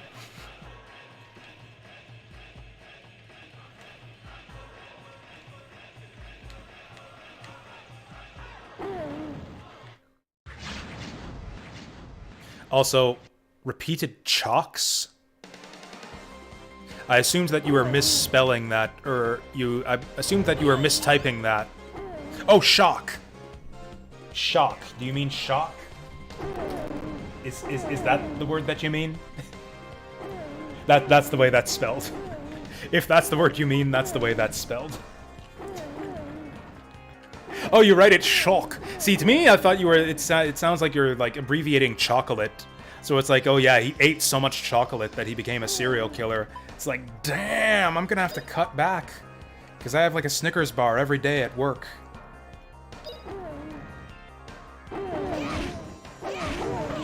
gonna start killing people if I keep that up. Going for Gadwin. I bet you that Fina can get the drop on this guy. Nice! One's going for Gadwin, so I don't care. Guy's just running away, so I don't care. Oh, nice one, Fina! Nice one, Sue!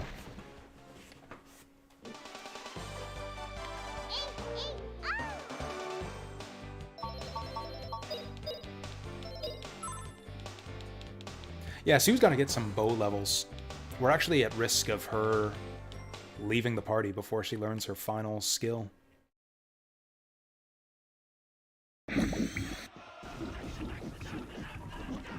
You know, assuming that we'll be able to re-explore this place once we beat the boss. You know, I don't think I even care about going out of my way for that gold bag. If I'm gonna have to fight a dude for it. Fighting, just like getting into fights over like a few coins scattered on the ground, just on some pocket change, lying on the dirty ground. Like some kind of hobo. Okay, Volcano Slope, that's where we entered from. So we're like way back at the start of this area.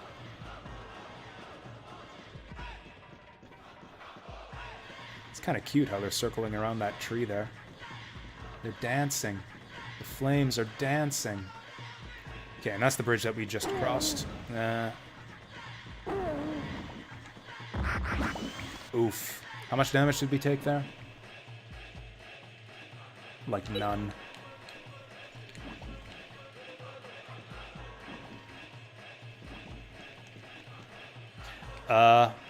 Human brain has many limits, and that's another one. The fact that your brain can get like fucked up by rattled around in your skull cage. Wouldn't that be an argument in favor of transhumanism? Like replacing this like meaty, like you know, replacing our flesh brains in our bone cages that get rattled around and suffer brain trauma with like sturdier metallic versions and uploading them into something a bit more, like something much more permanent and like less susceptible to things like physical brain trauma. If anything, yeah, I would think that the possibility of like concussions from playing football would be an argument in favor of transhumanism.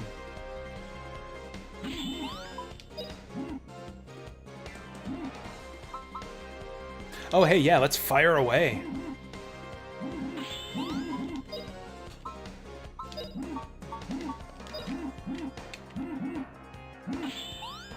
I seriously doubt that Sue is going to be able to one-shot all these guys the way Fina can.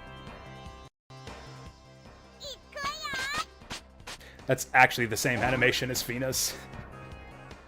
You know, I think that you do get more weapon and magic XP based on how many targets you hit. Nice.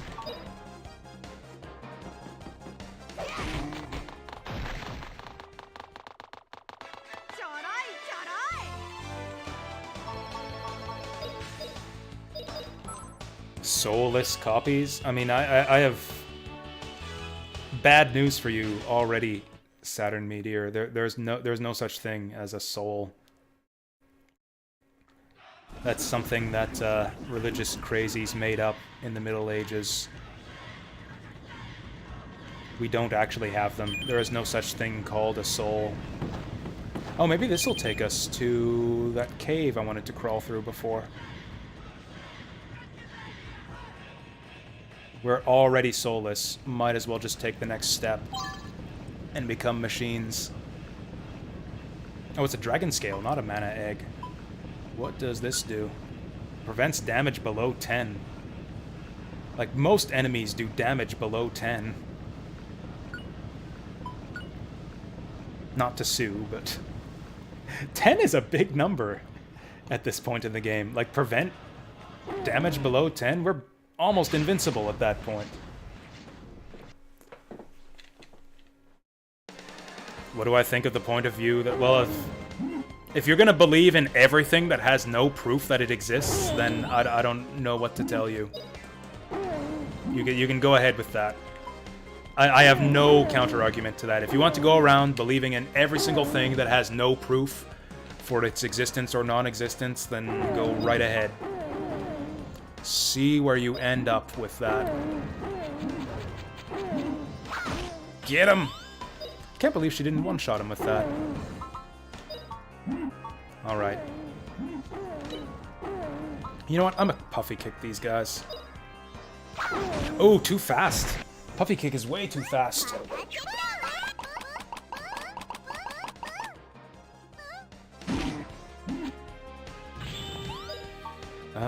Guy's going for Justin.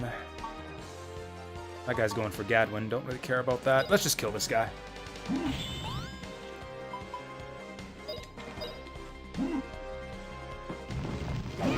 Oh, damn. Justin lost the quick draw duel with the hot dog. How embarrassing to lose a quick draw duel to a hot dog. I hit the wrong target there. I hit the wrong target. He wants to hit Justin. I'm gonna let him do that. Damn it, why is Sue so slow?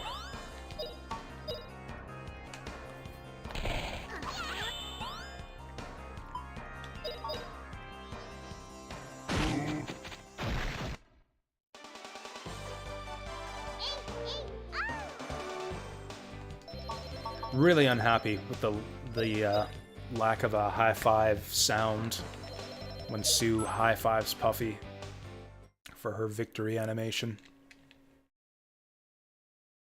Wouldn't that be the creepiest thing if you high fived someone and it didn't make a sound? Like, you would think there was something wrong with that person, right? That's like in that episode of The Simpsons where it's like Bart, can't fog up glass by breathing on it, and it's like, what is, or like how vampires, you know, when Bart lost his soul and yeah, couldn't breathe fog onto the shop glass, couldn't get recognized by automatic doors, or like how vampires don't show their reflection in mirrors. Something creepy like that. Imagine if you high-fived someone and it didn't make a sound.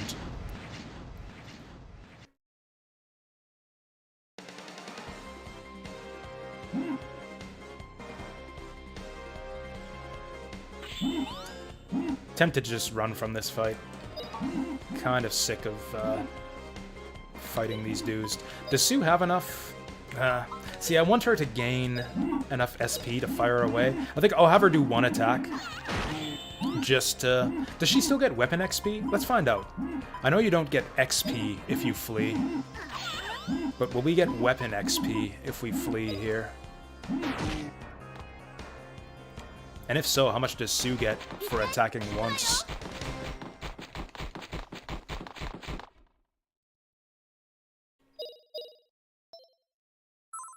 I accidentally skipped over the results screen too fast, so I don't know.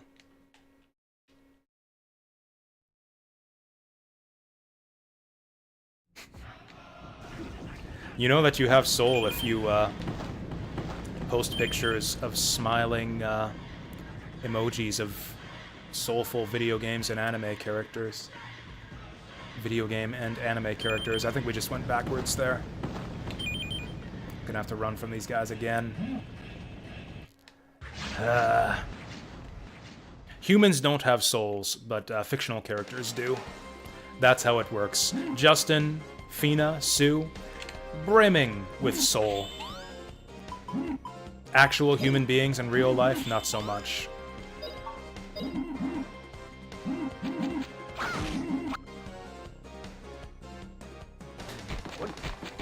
Gadwin just pulls Fina by the scruff of her neck and yanks her away. Mid-swing. She did get weapon XP for that. Science has never been able to prove what makes difference between living organisms and dead one.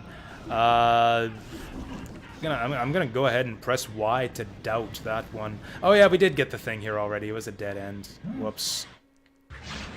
Gonna run away from these guys for the third time. I've got the memory of a goldfish.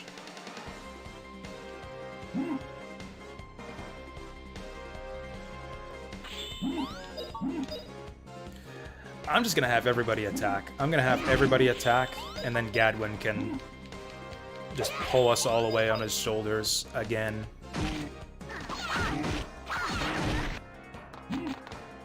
Also, yeah, I'm kind of interested. How much weapon XP will we get for having everyone attack once? Gadwin bringing up the rear, just like shoving everyone off the battlefield. Okay, Justin got 16. Everybody got 14 to 16. Not bad. You could grind weapon XP this way if you wanted to. I mean, I guess you can always grind in this game because the enemies respawn when you exit and re-enter an area. These guys will fight for real, I guess.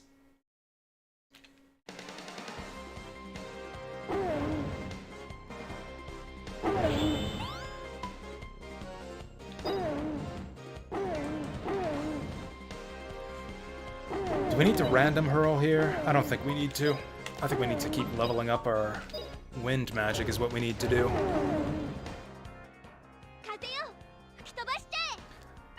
Come on, Fina. Howl at those dogs.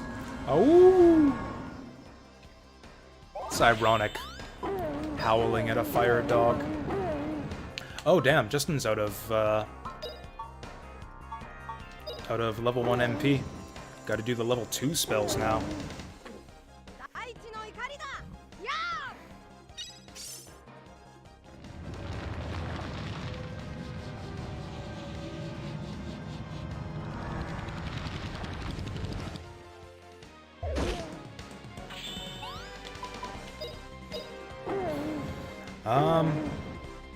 But artists don't have souls in the first place. We were just talking about that.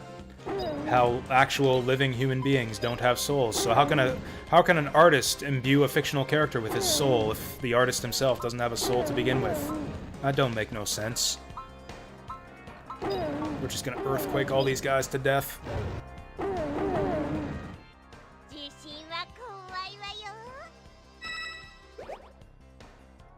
I think she just said earthquakes are scary.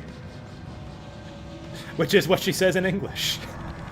I always thought that was such a weird line, but I think that's actually what she just said in Japanese. Her delivery is different. Like in English, she just screams it, "Earthquakes are scary!" That's what Sue says every time she casts an earthquake spell in the English dub.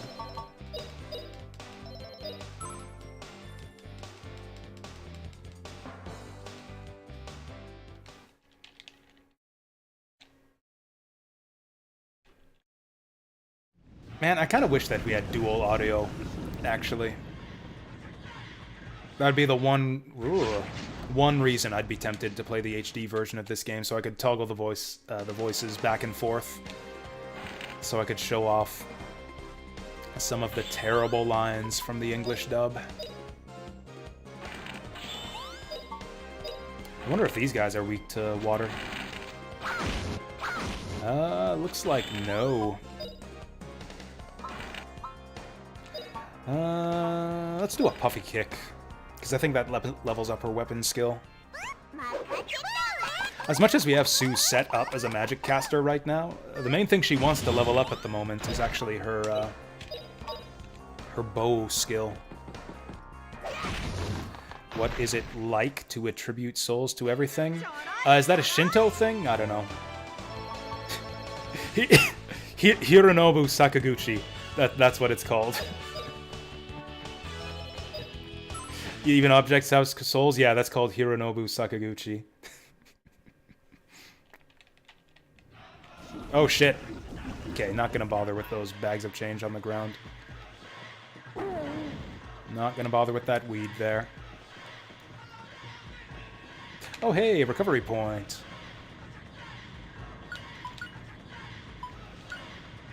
Justin's out of level 1 MP, so I guess we gotta get Sue to do all this.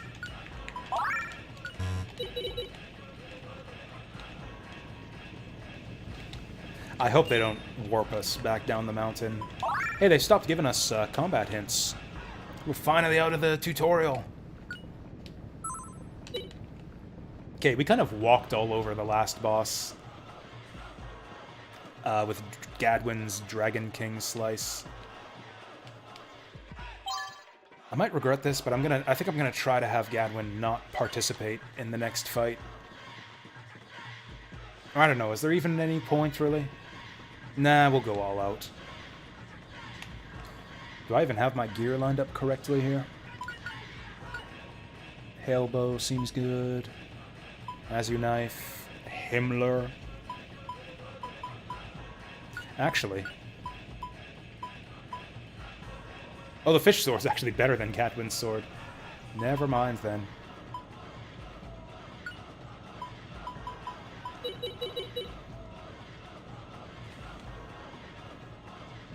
I did save, right? I'm actually not entirely sure that I saved. Not that we're not gonna game over, but, you know, might as well save.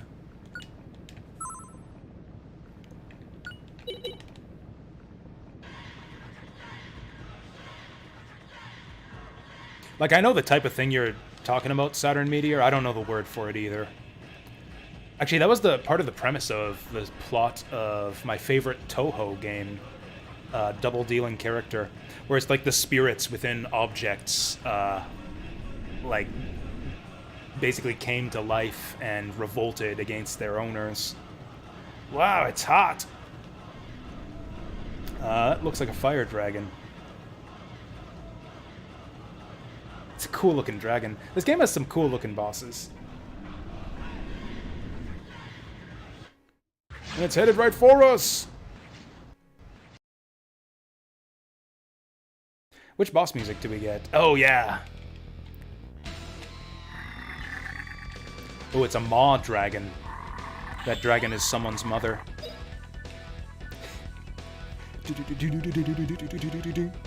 Let's crank this up.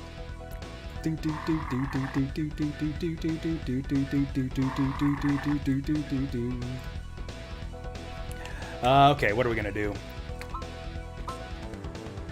Honestly, we might be able to just dig in our way up. Definitely don't want to use fire spells. Honestly, Tremor might be the best AoE she has. Do we even care about AoE for this boss fight? It's not like we have 6 targets to deal with like the last fight.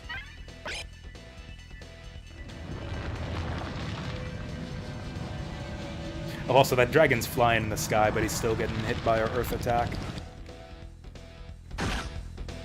That didn't do much. Is this even gonna do anything? Fire spell? Let's just try it.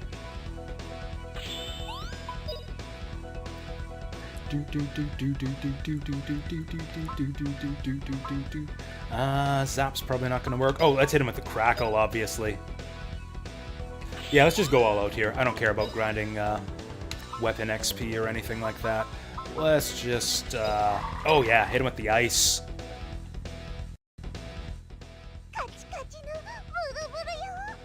Kochi kochi buru buru. Come on, 300 damage. Or, you know, half that, whatever.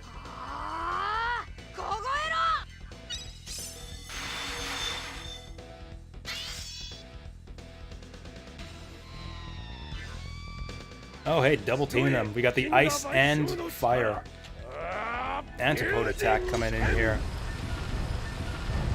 I forget what Gadwin says in English for this attack. Gadwin doing about as much damage as Sue with his strongest attack. This guy's Man, this guy's almost gonna get a turn. We can't let that happen.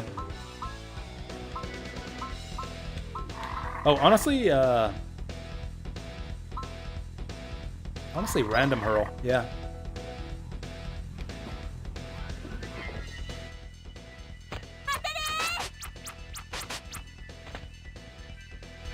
Yeah, if all my guys can get... Oh, that didn't slow him down at all.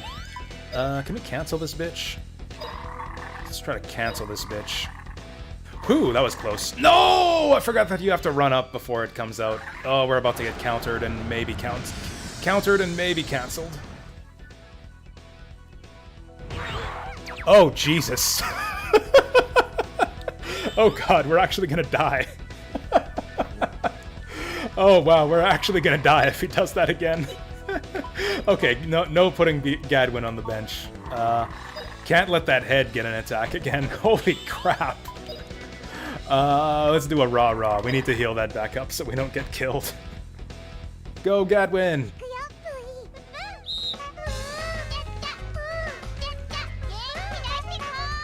Oh! Okay, we need to heal like 20 damage. Okay, 25, that's not bad. Oh, Gadwin just got a sword level up. Burn is the level 1 fire spell, isn't it? I don't think we care about that. I think we just go all in on the head to keep him from getting another attack off. Oh, that's nice. Oh, my V-slash did get cancelled. Christ. That's fine. Let's actually hit him with a W break.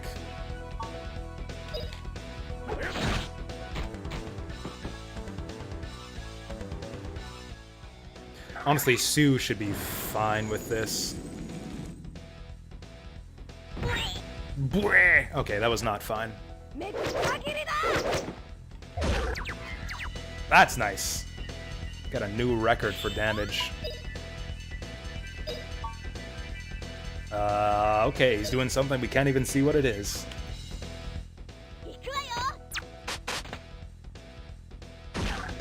Yeah, the bosses in this game can be... Ooh, damn. Oh, damn. I don't even want to know what he's doing here. Whatever he's doing, Sue is probably about to die. Can we see his target? His target is Justin. This is probably an AoE, but I think I'm just going to defend. Oh, boy. Wait, what? That said he was Fuck. Said he was targeting Justin. I think Sue was holding all the res potions. Well, that sucks. Definitely can't let that happen again. Gadwin, please cancel this. There's no sense rezzing Sue, because she's gonna die as soon as the Howl Slash goes off. I don't know what the hell we do here. This is actually a hard boss fight. I wanted to avoid becoming over-leveled.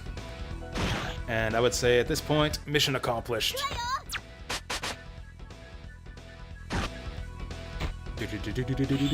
Okay, Justin, we're counting on you. Oh, Flame Breath. It's actually not that bad. Flame Breath wasn't that bad last time. Oh, nice. Come on, cancel him. That did not cancel.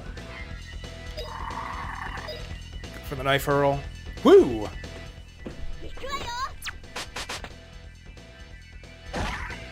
Man, this guy seems to be immune to IP knockback.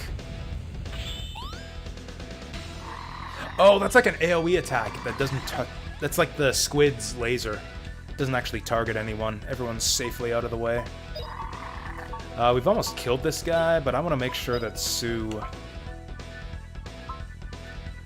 doesn't miss out on the XP, so I'm actually gonna dig in everyone. Okay, digging came out a bit late there. God, this guy's nasty.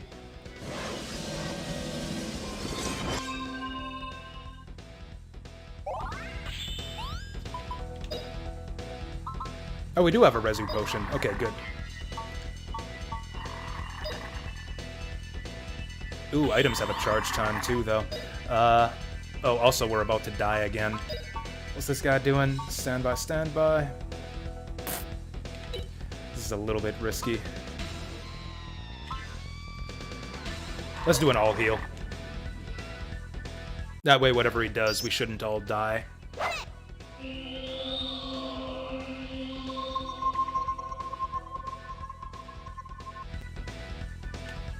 Oh yeah, that's right. Res potions in this game actually heal you to full.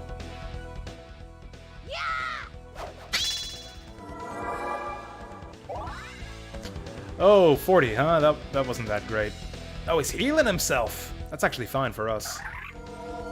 I'm actually fine with that. As long as it's like 900, as long as it's not 900 or something. Oh yeah, 100, we can take that out in one turn. We can take that out just like this. Okay, that attack.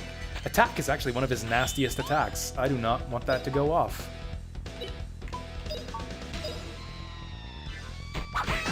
Okay, so the hand can be delayed pretty easily, but the head can't. But the head is slower. Those crackles were doing good for us last time. Let's get some more crackles going here.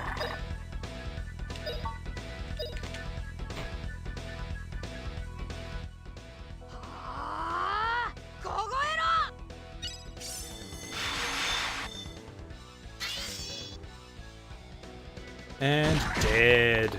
Oh, I think that just barely killed him, too.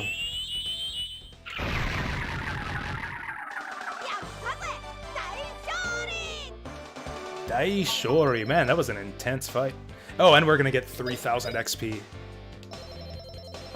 Level up, level up, level up. Gadwin's almost about to get a level up. I mean, you know, he's like 8,000 away, but still. Yes! We did it! Now we don't have to be sacrificed. Oh wait, is the volcano going to erupt? Is the volcano going to erupt? Oh no, we just made the spirits happy. These are the same things we saw at Typhoon Tower. Shit. What's happening? We weren't done exploring this place. I really hope that we can come back here. I saw a mana egg. More like fried. Good one, Sue. Excellent timing. No time for word games. If we don't get out quickly, we'll be toast! That's good. That's a good one. Did you guys get that?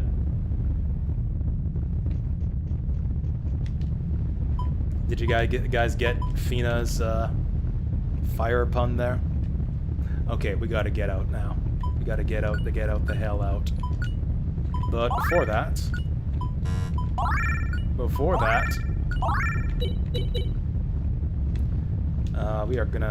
we're gonna save.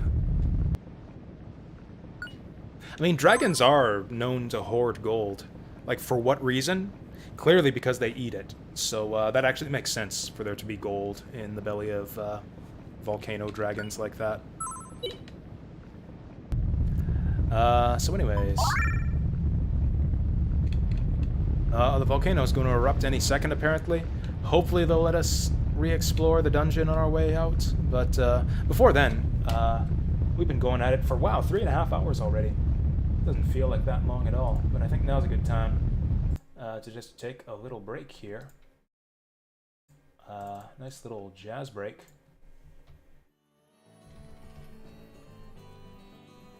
Just like this. And yeah, I'm just gonna go get a drink and we will come back in just a couple minutes. I will... Whoa. Yeah, I'll see you then. Oh. There we go. There's the break message. And yeah, I'll see you guys in a bit.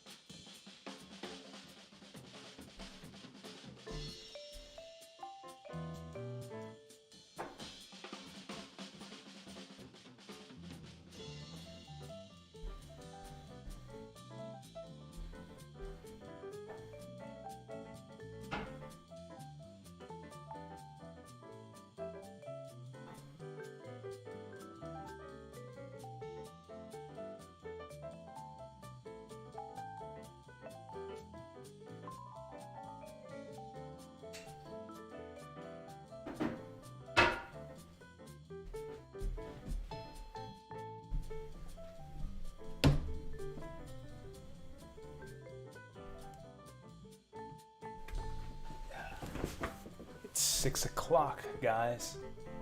You know what that means. Actually, maybe you don't. The gin hour. The ginning hour is upon us. Happy gin hour.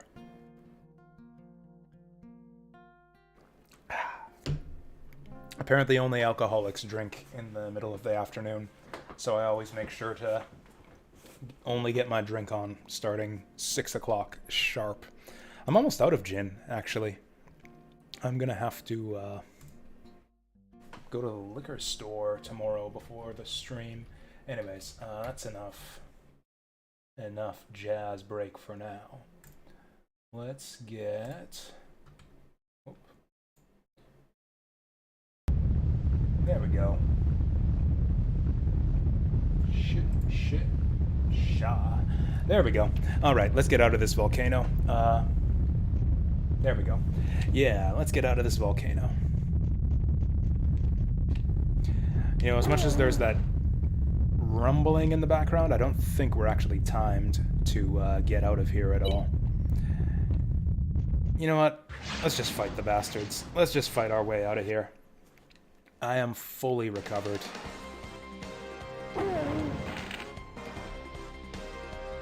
Oh, you know what? I think soul and ghost type enemies in this game are weak to wind magic. Let's try out that theory. Oh, hey, she's got level 2 Howl now. Nice.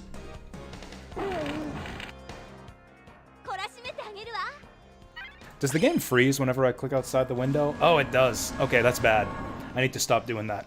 I need to stop clicking outside the window to do stuff when stuff's going on in the game. I actually do want to level up her bows. Yeah, let's just combo these guys. Now Justin wants to level up fire, but we still can't really do that, so I guess we'll just go howl. Just howl at him. Oh, nice! Puffy fire! That sounds awesome. So, like, instead of breathing sleep gas, will Puffy breathe fire on these guys? That was cool. I didn't think she was that close to learning her new bow attack.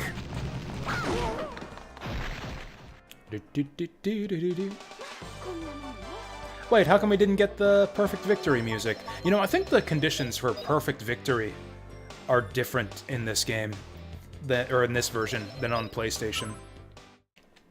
Because on PlayStation, I think you got perfect victory, the perfect victory fanfare, if you don't take damage. In this game, in this version, I think you have to prevent the enemy from getting a turn at all. So I think that's it. Yeah, Sue has learned all of her special abilities now. Nice.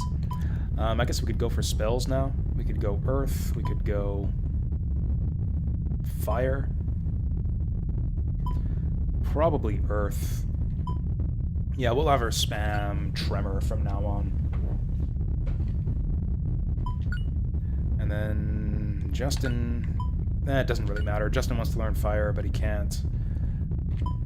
Actually, yeah, I think we'll have Sue and Fina both spam Tremor for the rest of the dungeon. I mean, you... I got jumped.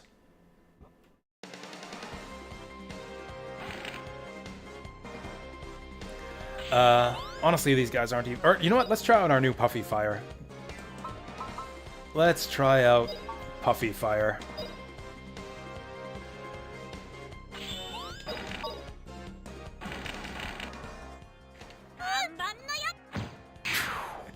Okay, okay, yeah, figures. They're immune to it. Loved that animation, but yeah, the effect in this dungeon is a little bit underwhelming. I do not want to let him get that off.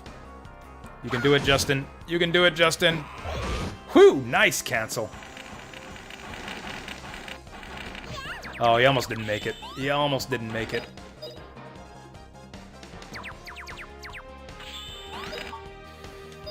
Alright, we should be able to get this guy. Oh, these guys have super high defense. Doesn't matter, Sue's got it anyway. Okay, man, I can't wait to use that Puffy Fire against enemies that actually take damage from it. Ugh, 80 XP from these jokers. Not even worth my time. There's just so many things I want to do on stream these days. It's impossible to make time for them all. Well... Fuck! I think it took away my my blinking... like, iframes, basically. My combat iframes. Could just run from these guys. It's actually probably the easiest way to get through this. Yeah, we got lucky the first round. All they wanted to do was attack Gadwin. Let's just get out of here. Fastest way to deal with this. Like, I want to... And this... I might... If I do want to do something for the Steam Next Festival, I'm going to have to do it soon, because that ends at the end of the month. Whoa. I don't know what I'm going to do. Like, there's games I'm interested in that I'd definitely like to check out for that, but there aren't that many. So it's like, I don't even know if it would take me a full stream to see all of the demos that I'm interested in from the Steam Next Festival. I think there's like 2 or 3 strategy RPGs. Oh god, the volcano's erupting.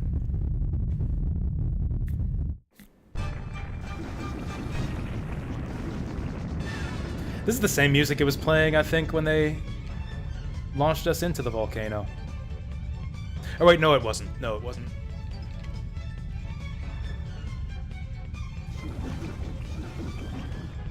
Better hurry to the base. Then you know what that means. Gadwin's gonna have to carry Sue under his arm again.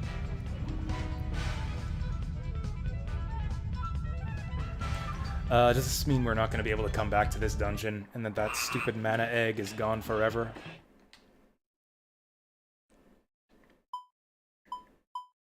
Oh no, we can go back to the volcano.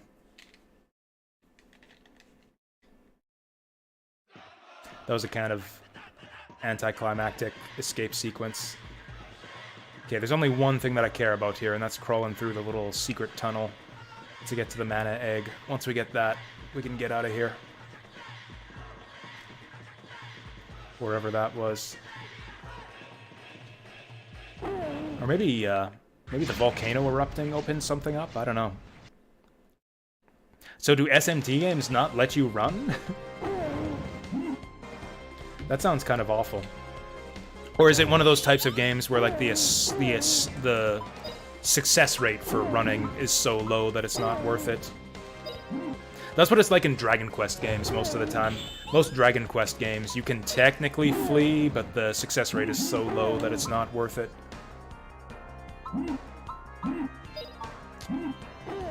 Doubt that I'm going to be able to get away with this. You can, but it's like 11%. Yeah, that's like basically Dragon Quest flee success rates. In this game, it's 100%. There's a little bit of a charge-up time. But yeah, I have never seen escaping fail in this game.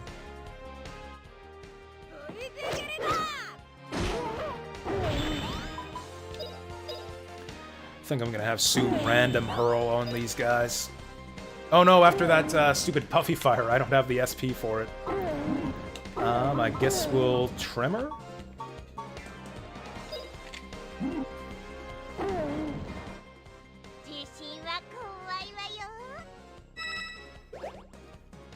I am a big fan of running in RPGs. I do it a lot. Especially towards the end game of lots of RPGs where fights just... Usually by the time you get to the final dungeon in most, like, Final Fantasy games, for example, the battles are such a pain in the ass that it's not even worth it to fight. I think we've established that Fina's, yeah, faster than these guys. Has a faster attack animation. This game basically amounts to just a series of quick draw duels between you and the enemies. Who's got the faster animations? Oh damn, Justin didn't actually finish that guy.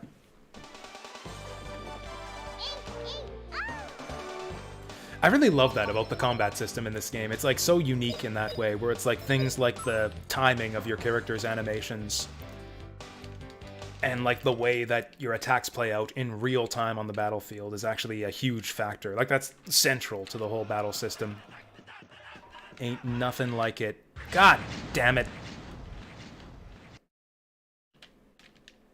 My initiative. Nice. That means it's going to be really easy to flee.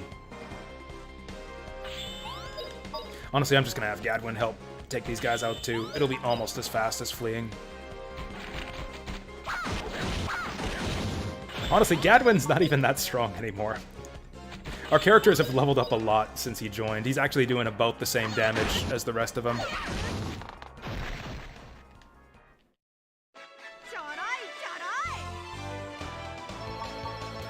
What else is there at the Steam Next Festival? There was one game that I played at the last festival that looks like it's coming along nicely. I think it was called... it was Shell something. It was a Metroidvania. Shell Kingdom, maybe?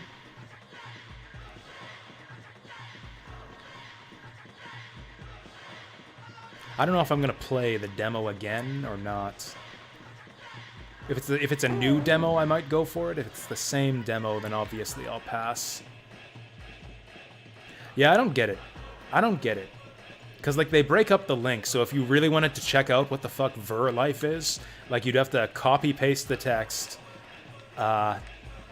Paste it into the address bar, take out the space, and, like, anyone who's savvy, who's internet savvy enough to know to do that with a broken up link is not gonna fall for a YouTube bot. Like, what's even the point?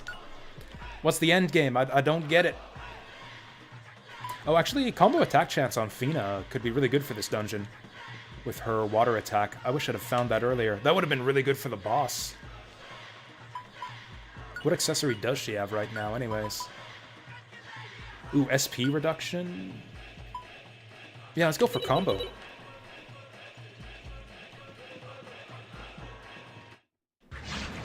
Since we're ambushing these guys, might as well kill them.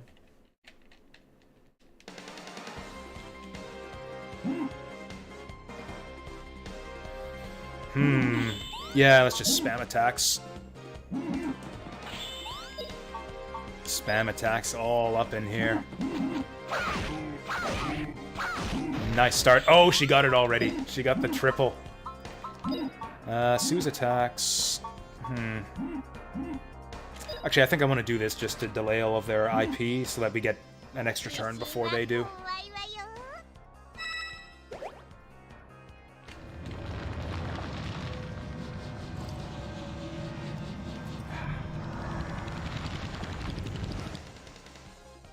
To be honest, I might just do nothing for the Steam Next Festival, because, like, none of the games really looked... Like, nothing really stood out to me as being super interesting. Like, I'd like to give all of these new upcoming games a shot, but nothing looked really that exciting. It's a lot of garbage, a lot of, like, indie shovelware trash. A lot of RPG Maker stuff this time around. Like, actually, that's another thing. Those are, like, the two types of games that are just the strategy category is absolutely flooded with, is roguelite deck builders and RPG Maker games.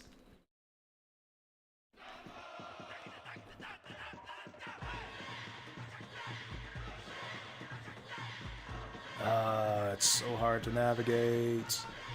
Maybe we do need to go back to Area 2. Whoa, that guy followed us a long ways. I don't think we're going to be able to maneuver between these guys. Oh, maybe we will. Volcano 2 is where the egg was. Oh, hey, it's raining fire here. Literally spitting fire.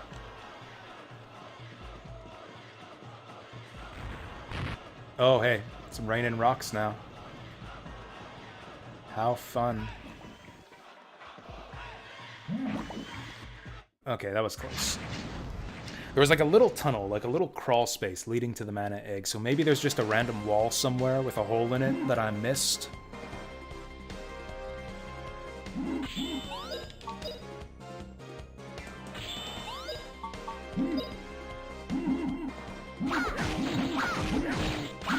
It says you have a chance to get a third attack with your combo, but I have not seen her fail to get that chance yet. Probably shouldn't have done a critical here, but oh well. Honestly, the combo delays them almost as good as the critical.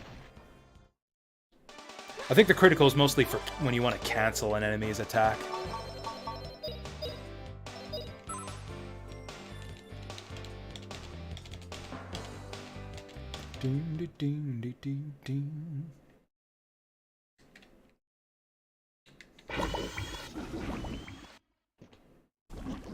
The hell was that noise? Kind of sucks that the music's all gone from this area now. In fact, yeah, I think even the rumbling background noise is gone. Yeah, I think the sound is screwed up in this area. Oh well. Oh, that's what it was. Secret passageway. There we go. Now watch this not be a mana egg. I'm stuck. Help, I'm stuck. What is this shit? What's the point? Oh, there we go. I took a wrong turn. Back to the entrance. Here we go. That's not a mana egg. Blame Gadwin.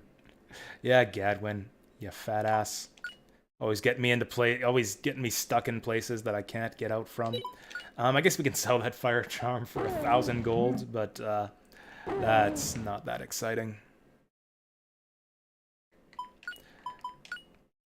I was thinking we were near the end of Disc 1, but actually we've got a few events that have to happen first. Actually, which gives us more... I didn't see what that was. Okay, so we go from 48 up to 52.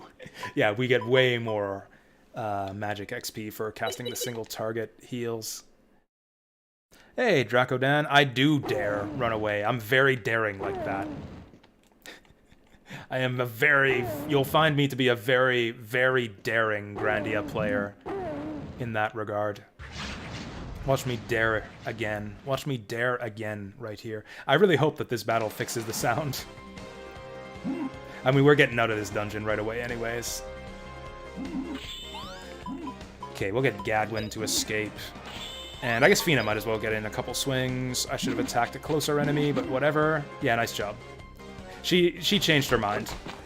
She changed her mind.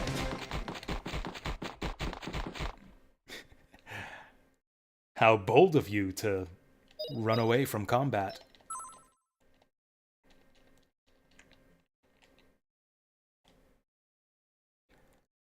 To boldly flee where no one has ever fled before.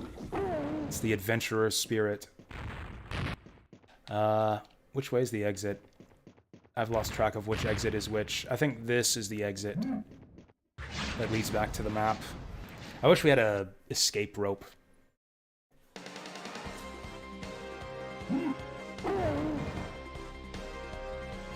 Honestly, I just want to go home. I just want to go home. We'll spam basic attacks. Actually, Gadwin's way in the rear.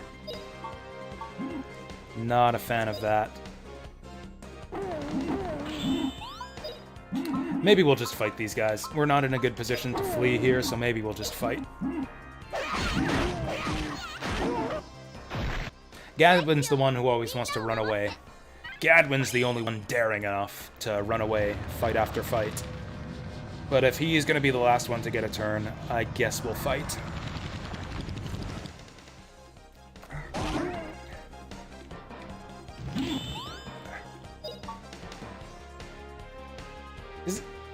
Is it just me, or is it kind of weird how the rock men, like these clay golems, have like long flowing hair?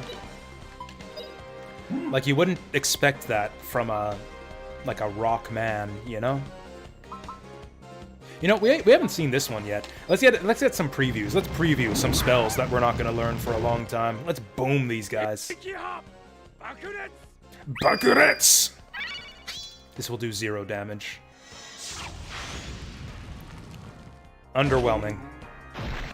It did more than 0 damage, but yeah, that animation, nah.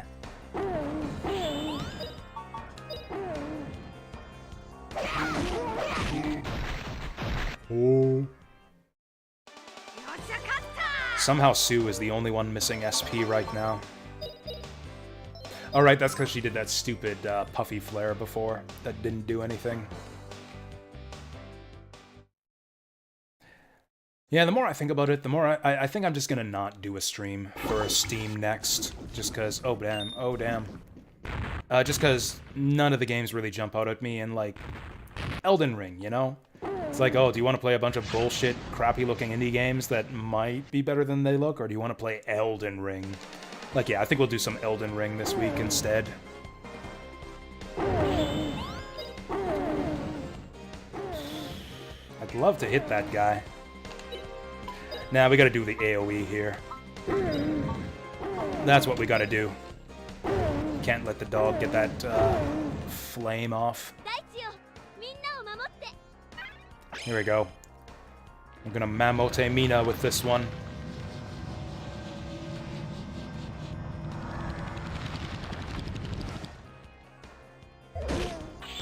Not bad, not bad. I think we'll get Sue to do the same thing, maybe.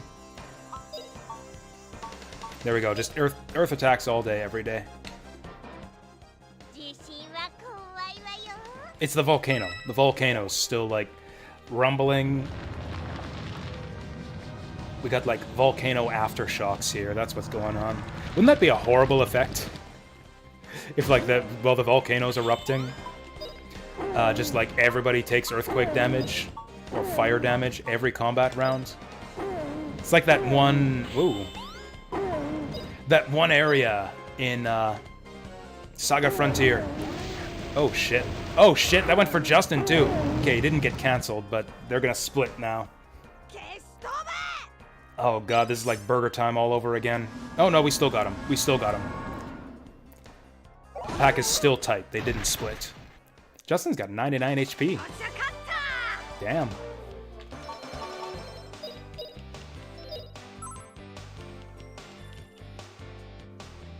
Like, he got clobbered by a fire dog, and he still has 99 HP.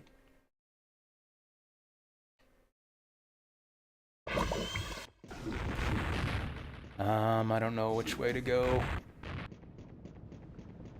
Did we just go around in a circle? Oh, this is the way. This is the way. I remember this. No. I don't think we're going to be able to avoid these guys. Oh. Oh. Pro gamer move right there. The sound is still fucked up in this place. There we go. Okay, just follow the arrow. And fight these scrub lords along the way. These souls look like something. Don't these guys look like something? Like a enemy from another video game that I... Oh, you know what it is? Vandal Hearts. Those guys look like the flame souls in Vandal Hearts. They have like the same face, the same expression. Maybe a little bit less scary. I bet you Fina can one-shot these guys. I bet you this is a one-shot on the whole enemy group. Boing. So overpowered. Pretty easy. Man, as much as I like the Japanese voices, now that I've gotten to hear them for the first time, I can't believe I'm saying this, but I kind of miss the old English dub. I'm kind of nostalgic for the English dub.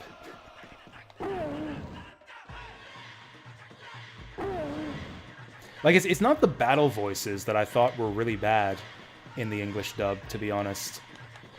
Like the combat voice clips are just, you know, whatever. The same as any other RPG at the time.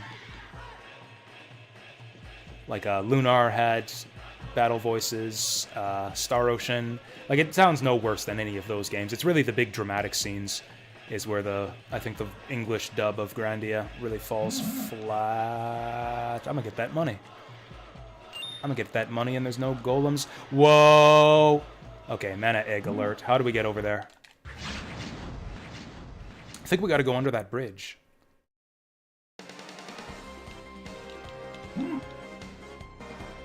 It's happening again, or I'm getting into way more fights than I want to. Okay. I don't have any mana left for Tremor.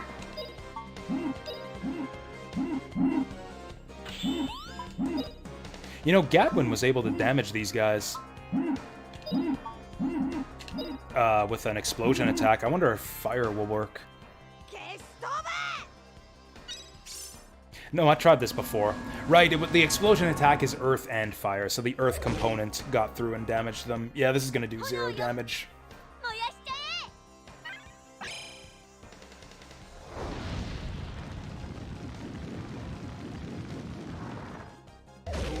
Oh, hey, we actually did do some damage there. You know, honestly, I just want to be done with this. Get Gadwin. Oh, I should have had Gadwin target a different enemy. Because that guy's in the center. Now that that guy's about to die, we're not going to have a person in the center to hit with this. So that being the case... let's actually do a single target.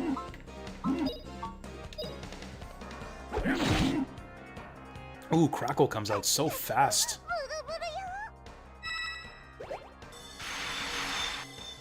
See that 300 damage? Good enough. We one-shotted him. Alright, Fina, take us home. Take us home, homegirl.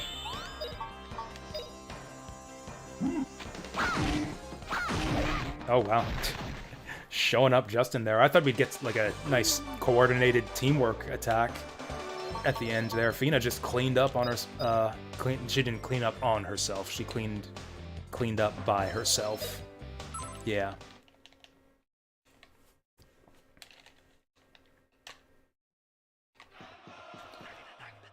So yeah, the mana egg is over there. Shit. Yeah. Oh. Oh, yeah. For some reason, I just never went this way. Oh, there we go. Watch this not be a mana egg. It's gonna be like another fire amulet. Confusion charm, even better. I think those sell for like 100 gold. Actually, no, confusion was the good one. Confusion sold for like 1,000. Cool. So we got 3 not mana eggs. Very good. So glad we came back there.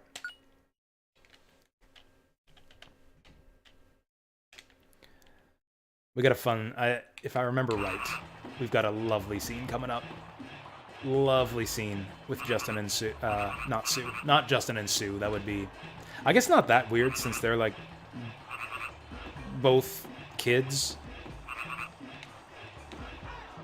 But yeah, Justin and Fina. We got a lovely scene coming up with Justin and Fina.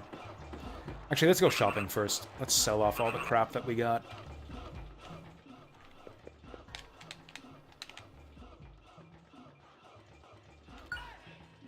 Okay, we're gonna sell... Oh, nice, yeah. Make it rain! Oh, wow. You know, maybe I should have farmed those fire dogs a bit more. Oh, yeah, those rain staffs are just straight money. Okay, fire charm, I don't think we need. Confused charm, don't need. Oh, we can actually buy some real armor. This is actually a pretty good haul. Roach Bomb we don't care about anymore. That's obsolete. Do I want to sell the Gale Whip? Attribute Wind Runner. Oh, you know what? I think you can use these. I think it's like Final Fantasy IV where you can use some items to cast spells. I haven't tried that yet, but yeah, Attack Water Snooze. Yeah, I think it's not... like, you cast that spell by attacking. I think you have to use the item to do that. The problem is I don't know for sure if that actually increases your magic levels at all.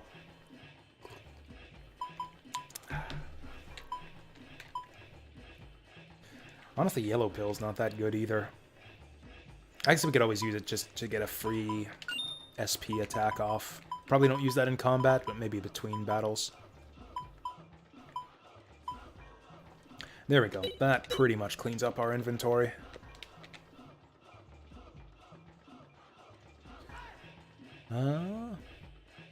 Okay, so Azure Knife, Rain Staff. We got plenty of Rain Staff and Frog Axe. Nothing new to buy there. Could get another Dragon Vest. Oh, we could get a Mug Shield. In fact, I think I'm going to do that. I think I'm going to do that and put it on... Oh, actually, Gadwin's equipment is terrible. No wonder they let you just take off Gadwin's equipment, because it's actually not any good. Yeah, he goes +8 with this. Fina goes... No, +6, +6, +5. Yeah, Gadwin's actually got the worst equipment in the party. There's no reason to strip him off at all. Fina's got low defense, but Sue's still got the worst HP, so we kind of care about preserving her hit points more than anyone else's.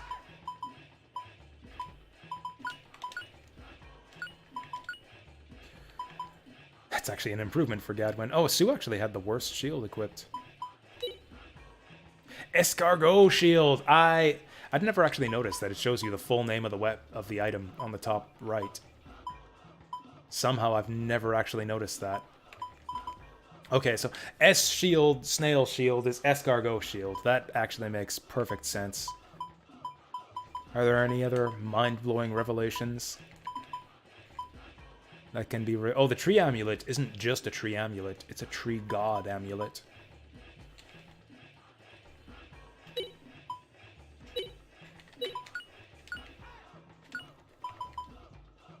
Himmler is actually the sword Himmler, and not the Nazi war criminal. So that's good to clarify that it's Himmler is in fact the sword Himmler. Dragon gauntlet, shell armor, pirate helmet, dragon boots, paperweight. Ooh, the chain gem is a chain of gems.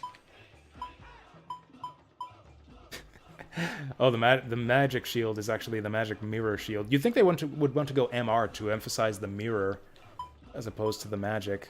Dragon Vest is no mere Dragon Vest. The Flying Dragon Vest. Which actually makes sense, because Flying Dragon is like a cultural thing around these parts on this side of the wall. Like Gadwin's Flying Dragon cut. I think Flying Dragon might be his sword style, so yeah, that actually makes a lot of sense. I got distracted. I was gonna do something in the shop here, and I forget what it was. Oh well. For starters, we can sell our escargot.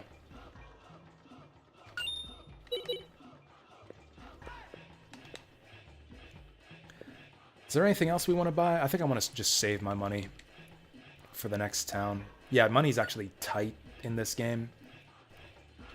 Doing lowball runs like we are. And yeah, we don't get a big boost out of any of this equipment. Oh yeah, we got the magic egg! Right, that's what I was thinking. Yeah, we need to go to the magic shop after this. Wait, oh yeah, that's right, we didn't actually get a mana egg. We got 3 mana egg-shaped objects, but none of them was actually a mana egg. We got, what was it, a fire amulet and a confused charm and some other bullshit that I don't care about. Womp womp.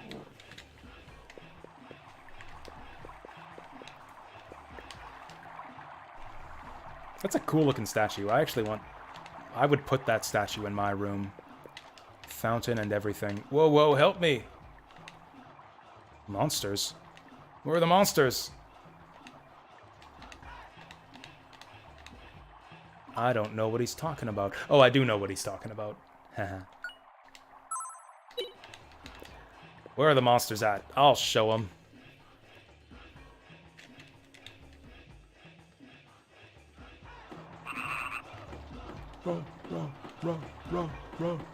Love the... Whoops, I went the wrong way.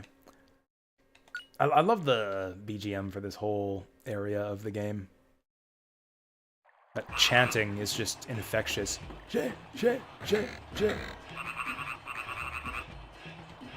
Oh, it's a ghost! Man, this is pretty familiar. This is...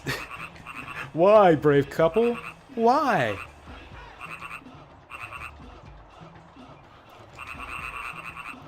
Oh, I'm a haunt the shit out of these people. Hey, souls of the brave couple, don't lay a finger on my butterfinger, I mean girlfriend. Oh, the stoic and dangerous Murua is gonna put us away.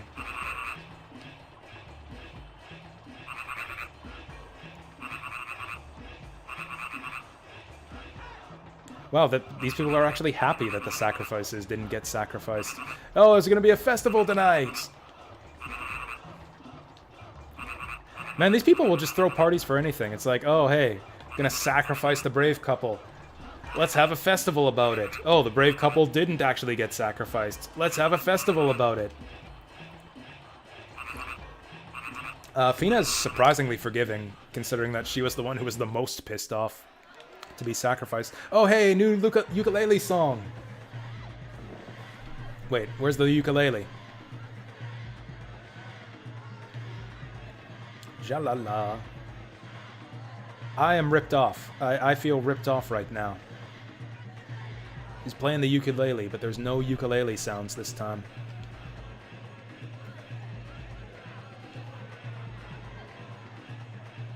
To Justin and Fina, who slew the dragon, and Gadwin and Sue, who were present at the time.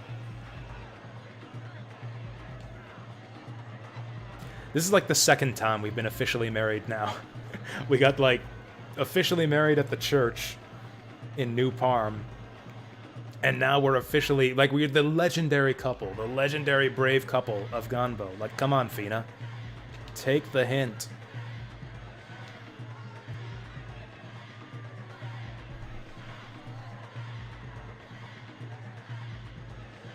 Alright, Gadwin's hitting the sack. That... Okay.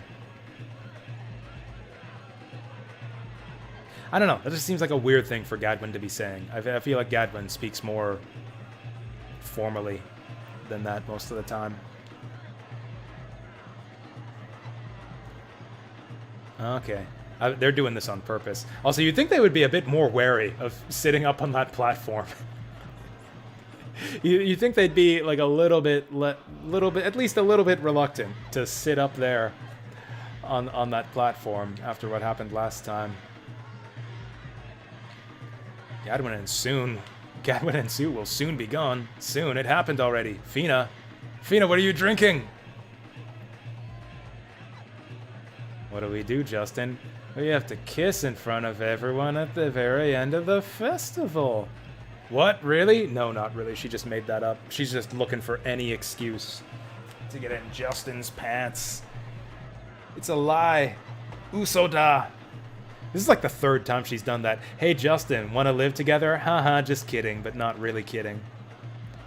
Haha, it looks like we're officially married after that ceremony, right, Justin? Haha, just kidding. Actually, not kidding, but really kidding. Hey, Justin, just kidding. Or, hey, Justin, let's kiss. Just kidding. But it's getting hot in here. Why don't we go outside and cool down? All right, let's go. That's right. Instead of kissing in front of everyone, we'll, yeah, go out and kiss in private. Justin, you were making eyes at me right now. Yeah, that's the expression. Yeah, those eyes right there. if you guys, yeah, a little romantic Jasu pro tip here. If you guys want to pick up women, get a woman to immediately fall in love with her, just give her the look. This look right here. What are you saying? Do you want to stay or go? Should I stay or should I go now? Just kidding. Sorry, she's actually drunk. She's actually drunk right now. Justin, if you kiss her when she's in this condition, that's... yeah, you're basically a date rapist. Do not take advantage of pure, innocent, drunk Fina. You mean no one became a couple because they were scared of being sacrificed? Oh, wow, Justin finally got it. Justin finally got it.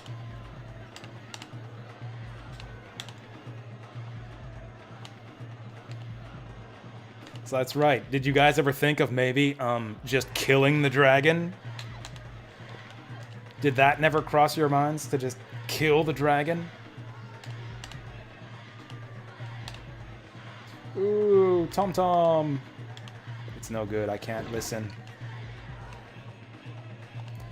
Oh, these guys are going at this. I'm scared to walk between people in this game now after what happened last time. This is actually the same thing they said last time.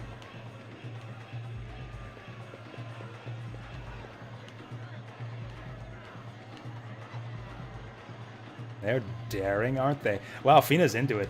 I would not expect her to have that reaction to a couple just making out in public here.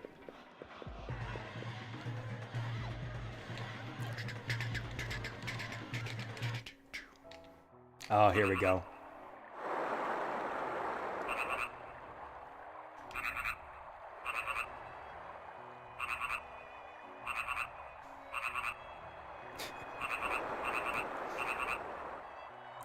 I know that Fina is just like commenting on what's going on here, but I like to imagine that she's like just got just like an air of disgust in her voice here. Looks like everyone's a couple now. Look, they're everywhere.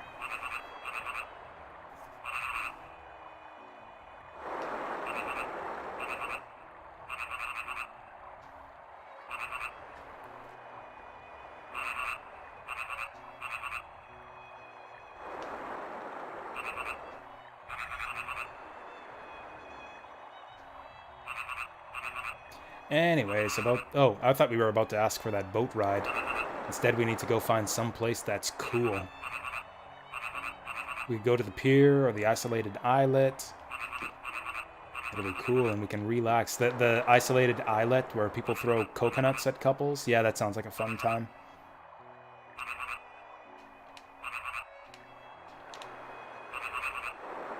So I guess the fire dragon was suppressing the volcano there, which caused the hot springs to dry up and the weather to, yeah, the power of love. The power of love is totally what killed that dragon there. You know, the only thing I think that could maybe improve this game's combat system is some kind of team attack system, like in Chrono Trigger. If you could do like dual techs, which I think, if I'm not mistaken, I think they might have added something like that in Grandia 3. I don't remember. It's been so long since I've played that game, but I vaguely seem to remember, like, you could do some moves where you would wait for like the other character. You would like do a team attack. You would wait for the other character's IP to team up with you, and then you would both go together to do the dual attack. Maybe that's just a weird fever dream I had. Maybe I made it up in my head, but I seem to remember that happening in Grandia 3.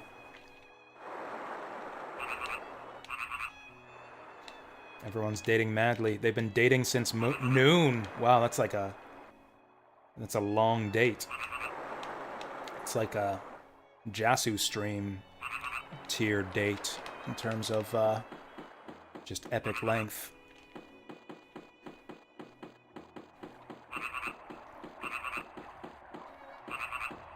Anyways, the reason that's relevant right now, I feel like it would enhance the romance. It would enhance the romantic aspect between Justin and Fina if they had dual techs together. Because then we could have... Okay, dual techs. I almost said something else. I almost said something other than techs for a second right there. I almost said dual... something that rhymes with techs right there. But yeah, if they could actually do dual techs to defeat the dragon and actually kill it with the power of love, that would have been awesome.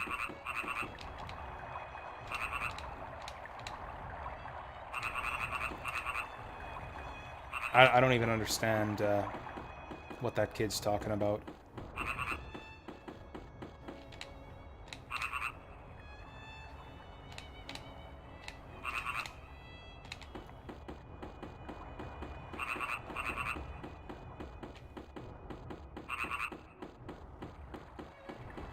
Also, I like the use of the dual penguin emojis to show off, like, accompanying dual text there, because it kind of looks like the two penguins are doing a dual tech together. You know, if you look at it that way, it kind of looks like the penguin on the left, like, just threw the penguin on the right at someone. Like that one attack. Wasn't there a dual tech in Chrono Trigger, where like Ayla or Robo or someone just throws Chrono at the enemy? Yeah, that's what it looks like those two penguins are doing right now. So do you guys actually believe the villagers here when they say, "Oh, we just totally forgot to tell you that we meant to use you as human sacrifices"? Like, do you guys actually buy that story? I don't. I think they're all full of shit and liars. Wow, they're all over the place. Is everybody a couple here? You know, with all the coupling going on in this village, you'd think there'd be more kids running around. We shouldn't bother them. Let's go to the islet.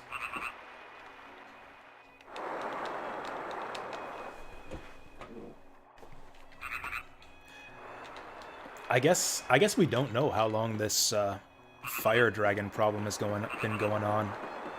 If people have been forbidden from coupling for like years, man, that's like a whole lost generation.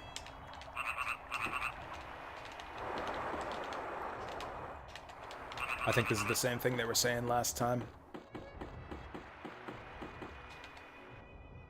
We are the hottest pair in Gumbo, thanks for asking. Oh, that's how it was. Fina was just so hot that she lured the fire dragon out of hiding. You know, you would think that this would be a more popular place for couples to hang out than the crowded pier, but okay. This is great. This is great right here. Also, this music. Here we go. This is the sandy beach of Gumbo on the OST, or I think it's called Ganbo. I think it's Ganbo. Sandy beach of Ganbo on the OST.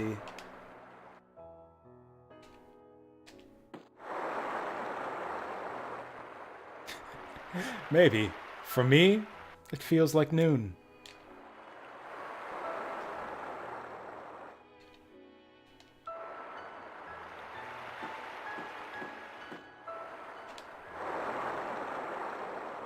Fina's expression here is adorable. Not on her portrait, but her sprite. She's so happy. Is she gonna go on and on about the wind again? Oh no, it's the stars this time.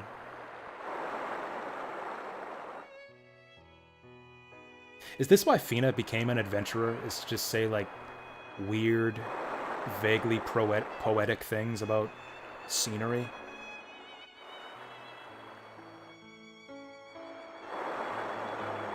Oh, we're gonna go to the stars together, Fina.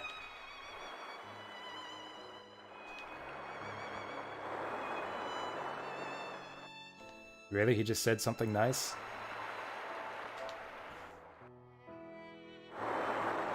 How is that not an adventure, to go to the most distant star? This is so romantic. Like, it's...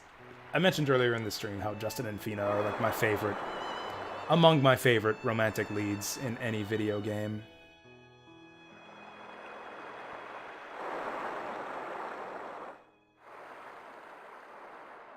It's kind of frustrating how they don't realize that they're a perfect couple just yet.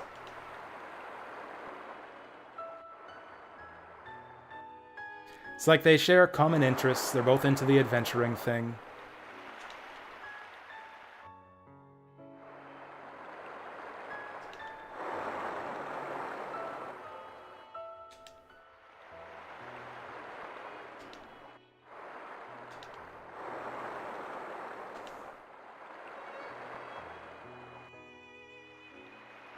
She thinks you have wonderful strength, Justin.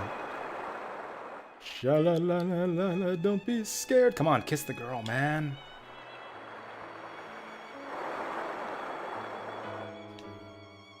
Yeah, that's right. Shut up, Justin. It feels good. Shut up. How can she say that we're not a couple after this? Oh, here we go. Here we go.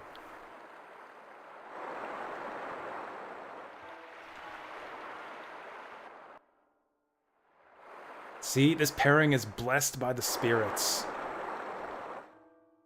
It's almost like they're stalking us.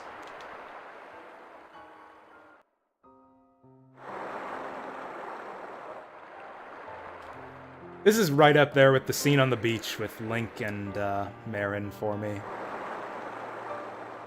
The dynamic music, too. Oh...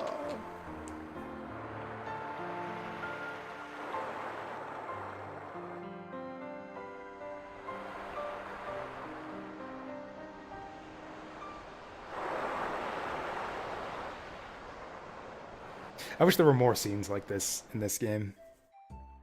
And then cut to dinner the next day. Little bit of an abrupt ending, but... Oh, I think this is the first time we've gotten to see Gadwin eat at a table. He actually eats with a knife and fork. He is not a savage. Like Justin. What if I try to go to bed?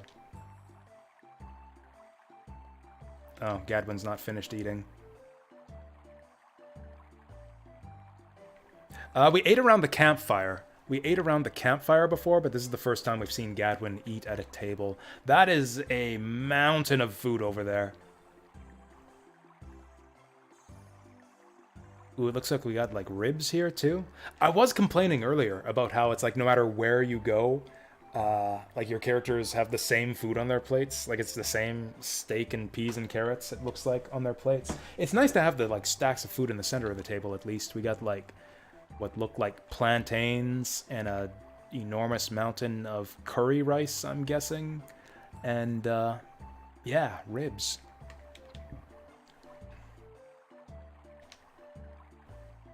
Oh, good. So nobody saw that embarrassing scene with Justin and Fina. Yeah, we should have woke... That would have been a great... Yeah, great addition to that scene. Wow, the sky here looks so lovely, Justin. Yeah, you're right. I'm gonna go wake up Sue so that she can see it. Nah. Probably better that that didn't happen.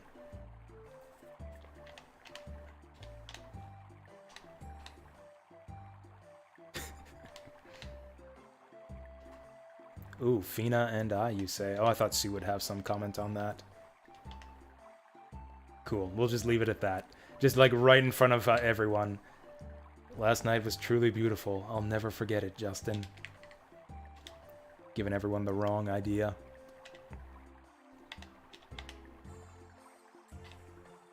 I mean, he does have that spirit stone.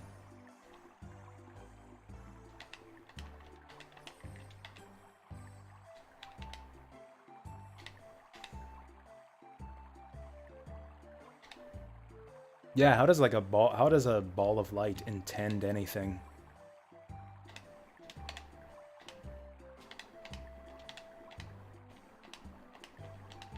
Well, I guess that's it. Last night after we partied, Danda and his friend came to the guest house as thanks for saving Gumbo. He said he was making preparations so we can leave by boat. I actually completely forget what we're gonna see at the Twin Towers.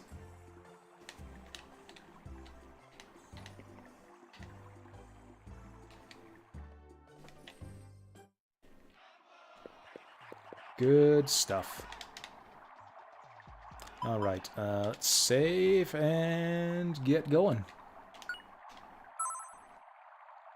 I'm really disappointed that Fina never got that magic egg. Oh well.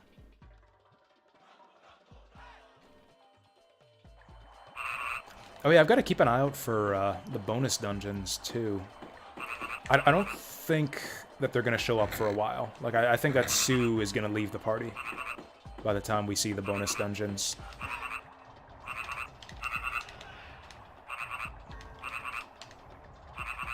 Man, still suffering in our future? I thought the suffering was over.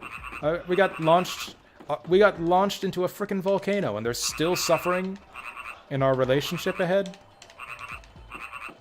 What a load of shit.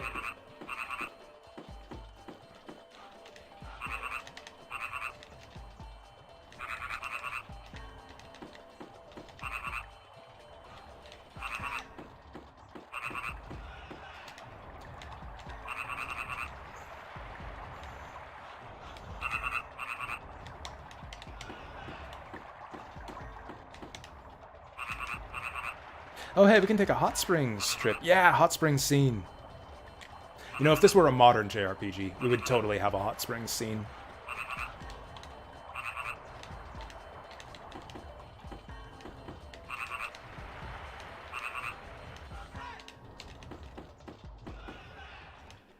Where Justin and Gadwin on one side, and Gadwin has like a big speech about man's greatest desire. And then Sue, like, throws Puffy at them, and Puffy breathes fire on them. That's, I think, basically all of that literally happened in Tales of Arise.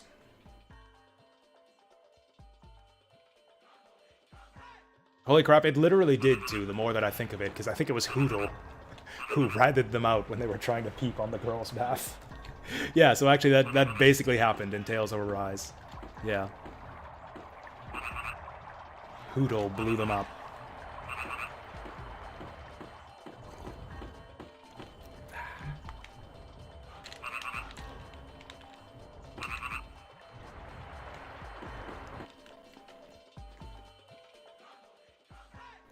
Don't you want to see what goes on over the wall? Man, do I.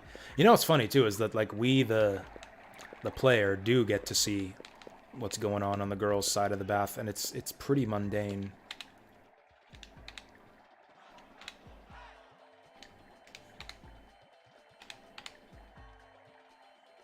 Yeah, we're gonna be world famous by the time we're done with our adventures here. Like, we saved the village of Dite from the Red Rain. We fixed the hot springs of Gumbo. We're the first people in the history of the world to climb the end of the world. We completely ruined the adventurous society in New Parm, probably destroying the economy of that town. Yeah, we're gonna be world famous by the time we're done here.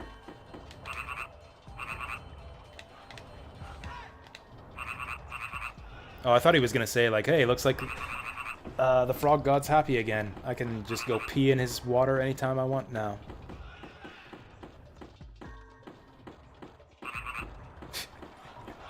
Justin would be like, yeah, I can.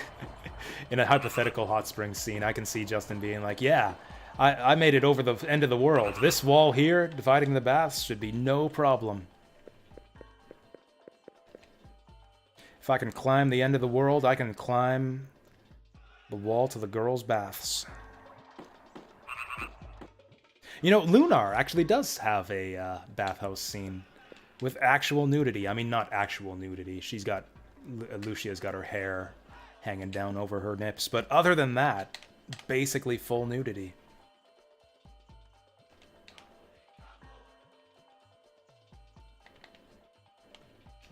This guy's saying the same thing as always.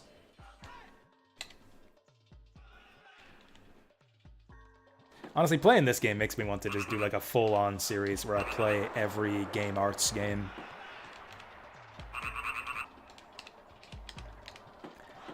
Like Lunar 1, Lunar 2, Grandia 2 and 3, hell, Elysia Dragoon, Grandia Parallel Trippers. I hear that game's not very good, but I should try it for myself one of these days. It's got a weird premise.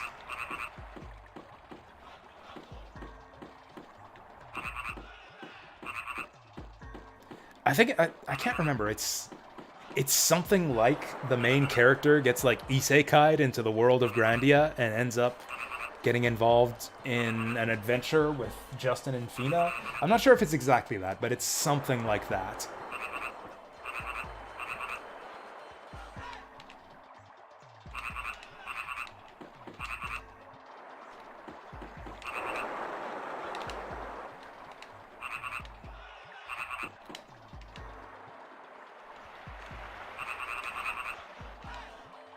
Fina's making that face again.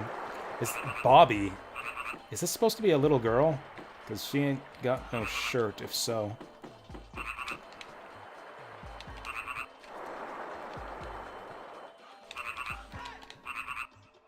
Everyone in this town is freaking crazy. Fina, make... This girl's crazy, too. Fina, make that face again. I actually want that... I thought that girl just farted for a second there. I thought that girl just let one rip. She was swooning over Tom so hard that she just flatulated herself immediately. That was the sound of the canoe tipping over. I tipped the canoe. Yeah, that's what that sound was.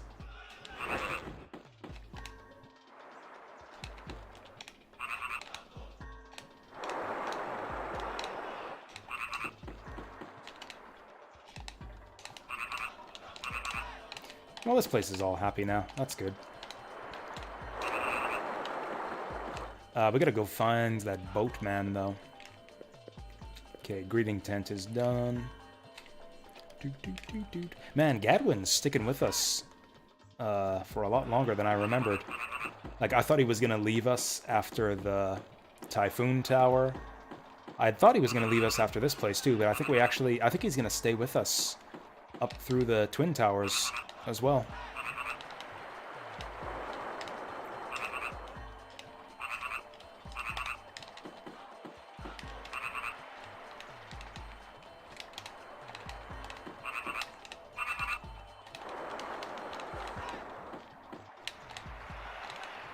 Oh yeah, they're probably at the docks. We need to get a ship, so we can probably find that at the docks.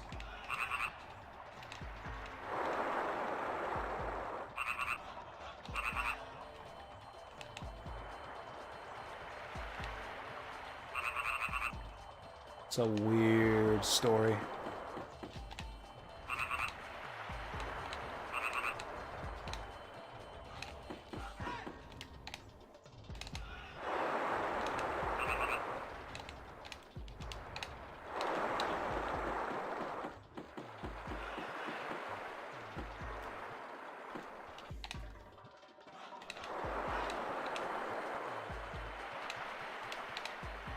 Oh, I see how it is. He's got himself one of them yandere girlfriends.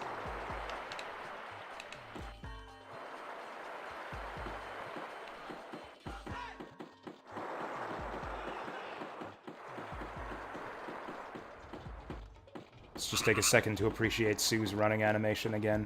Possibly the best running animation in RPG history.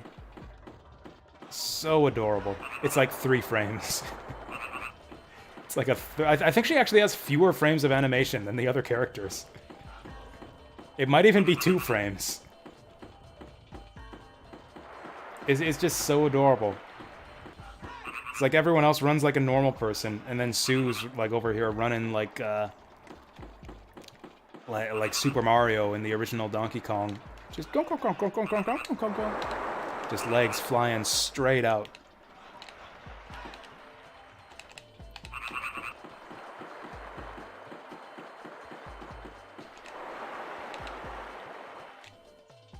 Ooh, that's a good Fina face. That's a smug Fina. Oh man.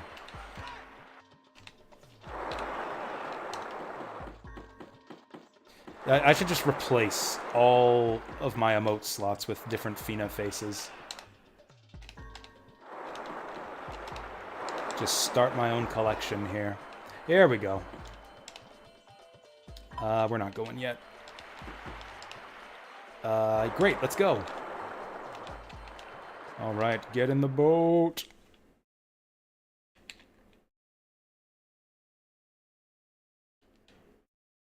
I don't remember what happens here at all, or what happens after. I mean, I think I kind of know what happens after.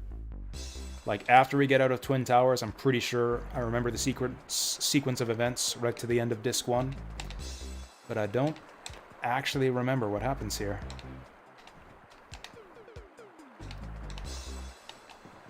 Oh, cool. Cool. So they're going to be fucking on the boat the whole time we're gone.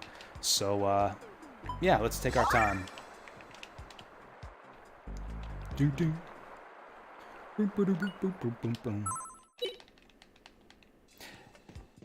Might have been exaggerating a little bit earlier on when I said this was going to be a 100-hour playthrough, but honestly, I don't think it was that much of an exaggeration. 30 hours in, it'll probably be like 45 hours by the time we reach the end of Disc 1.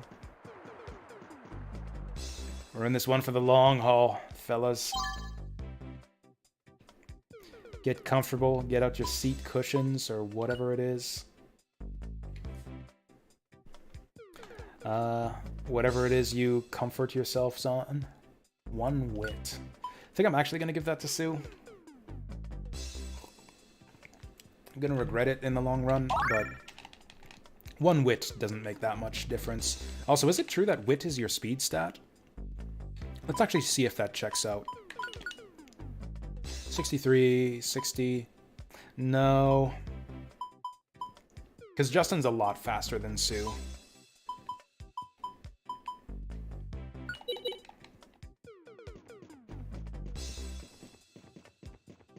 Yeah, Justin's like way faster than Sue in combat, so that and he's got basically the same wit as her, so that wouldn't make any sense. Boom, boom. This music right here is probably the most overused track on the whole OST. One thing that whole ADX, the ADX sound lets them do is like choose different, like mix together different snippets from the soundtrack to make unique background music for every area. Most of the dungeons in this game have unique music that isn't heard anywhere else, but for some reason they reuse this one a whole lot. Alright, Twin Towers South.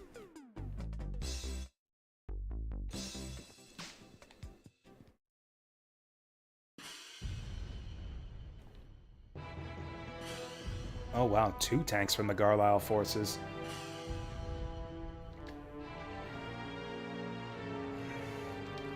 How the hell did they cross the end of the world? How did a tank drive over a giant wall? Oh yeah, I guess Gadwin's never heard of these guys. You know, the Garlisle forces have like all of these tanks and gliders and like you know, technology and steam-powered tech and stuff, and you never actually fight any of them. All you ever fight for the whole game is just the same generic sword-using Garlisle soldier.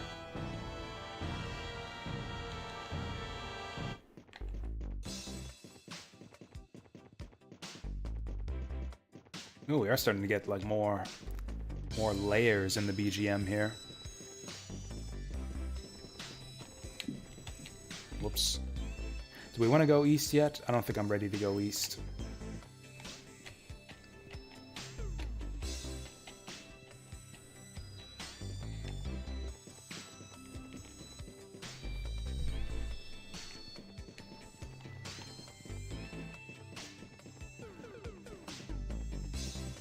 I say this every week, every day really, but I would like to get up early tomorrow. Whoa, whoa. Oh, that's on the other side. I would like to get up early tomorrow to get some extra Bayonetta time in. I hate that I'm like just so useless on my days off that like I can't get up until like noon. Can't start the stream until like frickin' 2 in the afternoon. That's not normal, right? To like say every single day, I'm gonna get up at a normal time today and stream at like 11 or noon, and to like fail that every... Okay. Well, I feel embarrassed. I thought there was a sexy lady on the other side of the wall, but instead it was some weird like rubber thin man thing. What did they say again? Can only enter the Twin Towers from which direction? North, maybe? Anyways, it seems like there's no treasure on this side. On the outside here. Open sesame! Well, that didn't work.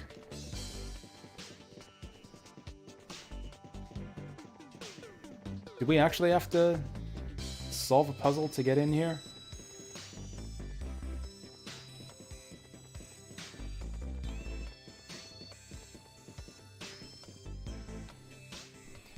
I do like the convenience feature this game has, where it zooms out the camera when you hold the run button, but boy do I wish it zoomed out a little bit more. And I guess that's a problem that would have been fixed with Grandia HD, with the widescreen, if I'd have been playing that version.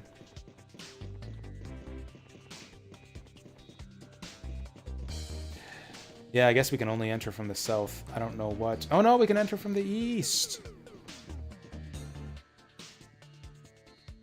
Stupid, sexy rubber Medusa monster. Looks like a Gumby. Looks like a weird, sexy Medusa Gumby. Oh, it is a Medusa. There you go. It's a funny looking monster. The monster designs in this game are actually really good.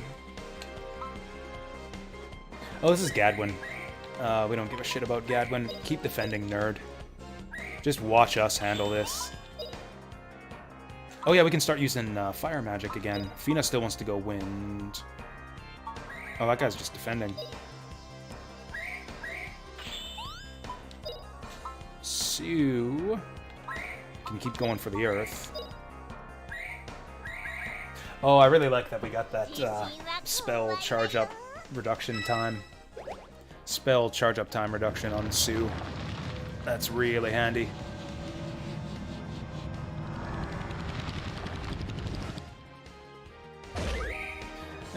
Reasonably effective.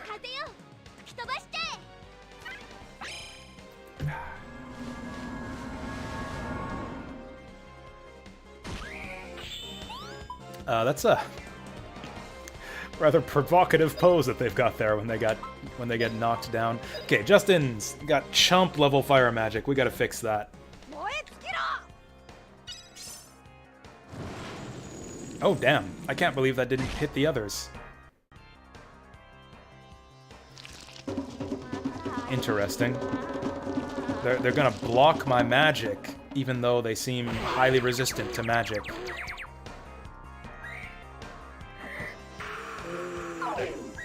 Oh damn.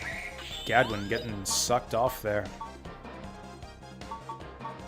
You know what? I'd rather not see Fina get sucked off. Let's fix that. No, oh yeah, I guess so her magic is blocked, but her moves aren't. Yeah, let's do this.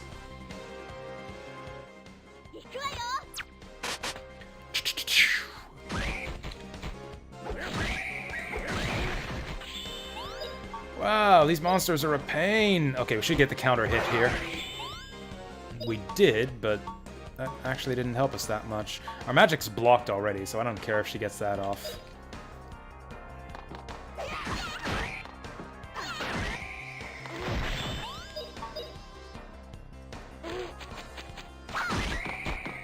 Yeah, also the enemies here aren't weak to water anymore.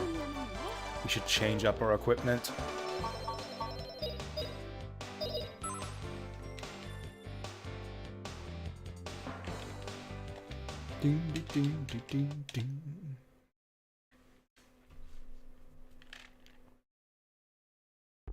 It's actually a busy week on stream here.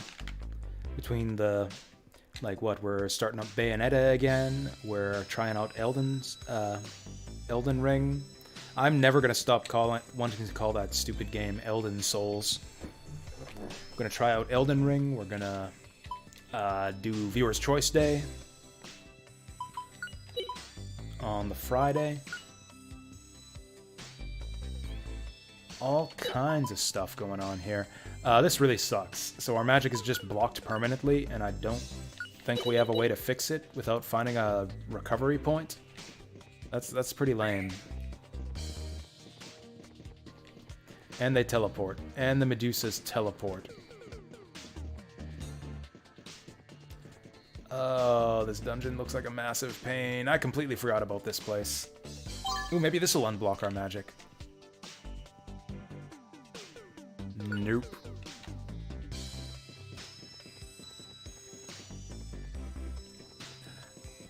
Well, since we're magic blocked, I think we're gonna need to use Gadwin to keep the enemies under control. Ooh, money.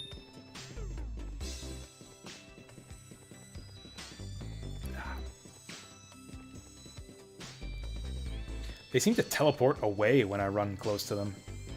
Like they're trying to run away from me. Oh.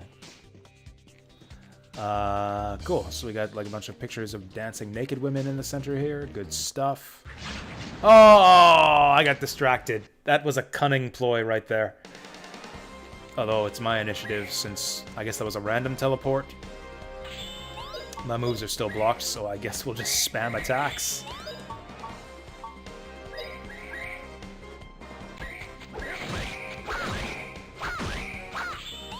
I forgot to change equipment again, but whatever. I'd rather not get life drained.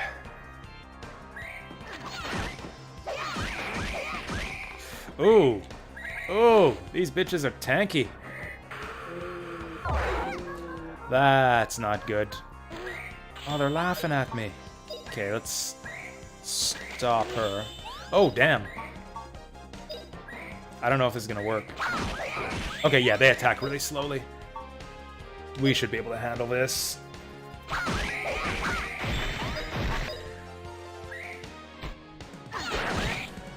Well, we'll get a lot of weapon skill from this. Ooh, she dropped a treasure for us.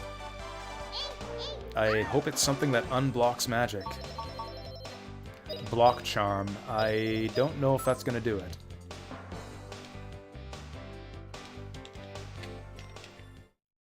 Okay, let's just equip for maximum damage here.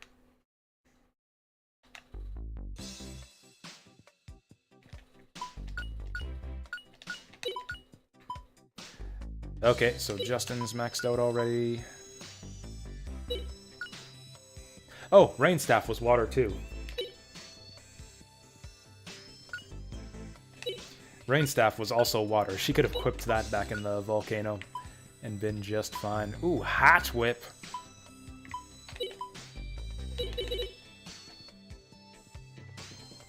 I guess we could use moves. No. So I guess we have to hit all of the statues, maybe?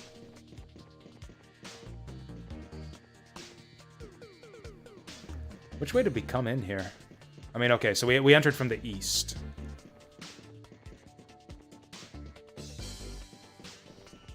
So, over here should be new stuff. Maybe, hopefully.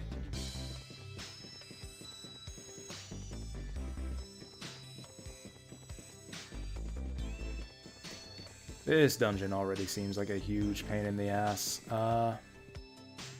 North. Oh, wait. Wait.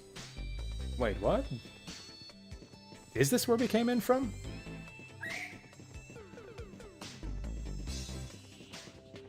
Yeah, I think it is, because, yeah, that was the open gate. Yeah, we're going the wrong way. Right, because this area is divided into 4 sections. So even though this... Wait. No, this doesn't make any sense. Yeah, we are in Twin Towers East right now.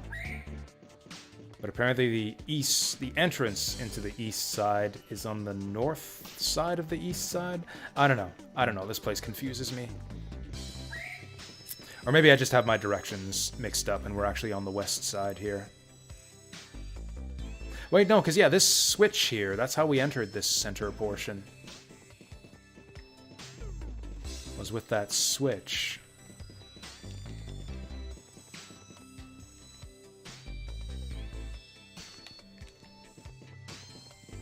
Maybe I am supposed to... Oh no, there's a switch on this side too. Yeah, I guess let's just try this way.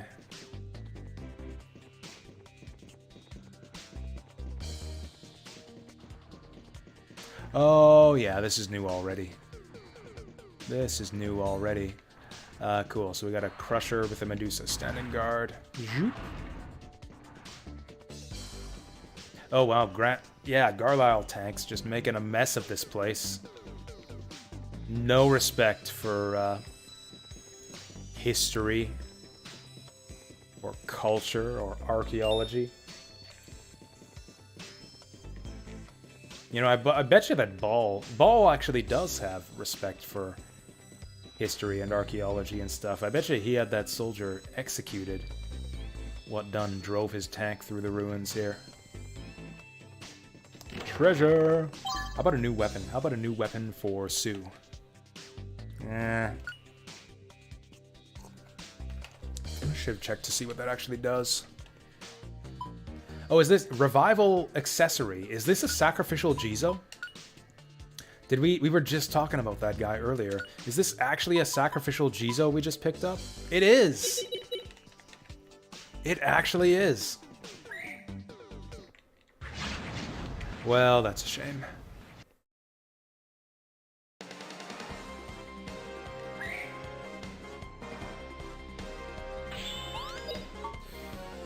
That guy's just defend, or yeah, she's just defending. We can just ignore that one. There we go. Girls take one side, boys take the other. I hit the wrong target. I guess it's up to Justin to finish this one. Wow, these Medusas are speedy. Who got countered there? Oh, Sue was just finishing her attack animation. Actually, this shouldn't do anything, because we're all magic blocked already. Oh, she's got snakes for legs, too. I didn't even notice that. Yeah, this doesn't do any damage, and we're magic blocked already, so who cares?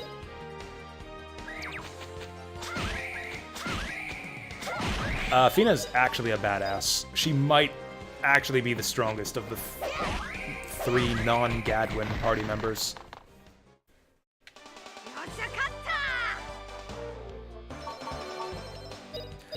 She's also getting busted up. Could use some healing, except that our healing magic is sealed. I guess that's what the health weed is for. Let's use some health weed. Just smoke some health weed here. Yeah, even in the menu our magic is sealed. Ugh.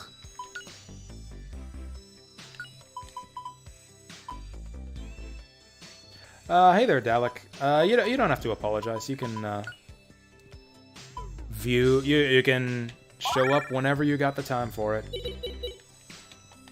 I'm sorry I was late, because I was actually, like, half an hour late starting up the stream today.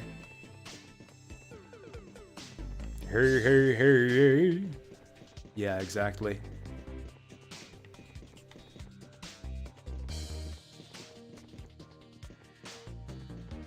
Okay, so we just gotta hit all the switches. So I'm assuming that got the statue on the other side now? Ah, there we go. I still don't know what our objective is here. So how's it going today, Dalek? What you been up to? What's so important that you didn't have time to show up to my stream at 2 p.m. sharp? which even I didn't do, because like I said, I was late. A death charm. What's the difference between a death charm and a revival charm? I don't think there's insta-death in this game. Apparently there is. Apparently insta-death is a thing in this game. Or maybe it isn't, I don't know, but we have a charm to protect against it. I do not remember there being enemies with instant death attacks. Come and lurk or put your feet on the table, just don't ask to... Yeah, that's right. It's like those are the 3 rules in chat in my streams is respect other people in chat, do not backseat or spoil excessively, and do not ask me to sell you Suikoden more than 49 times.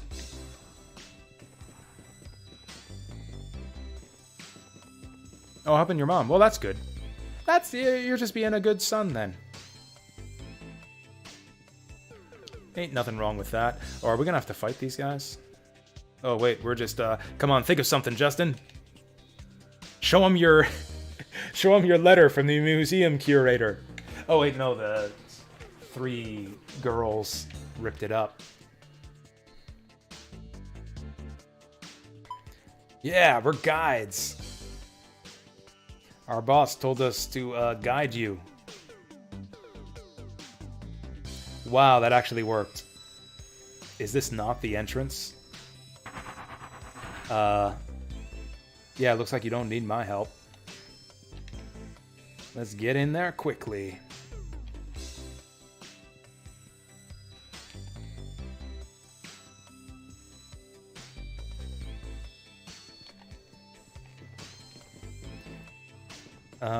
So I guess that's it.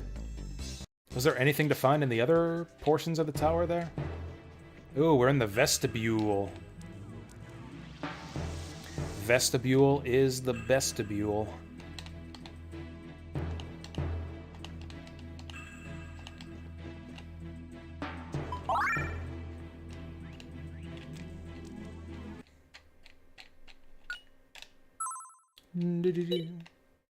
I'm really paranoid that there might have been more to that outside area.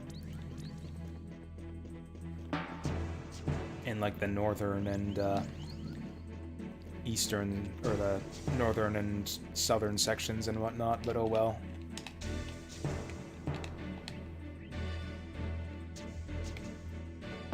Oh, yeah. That's funny.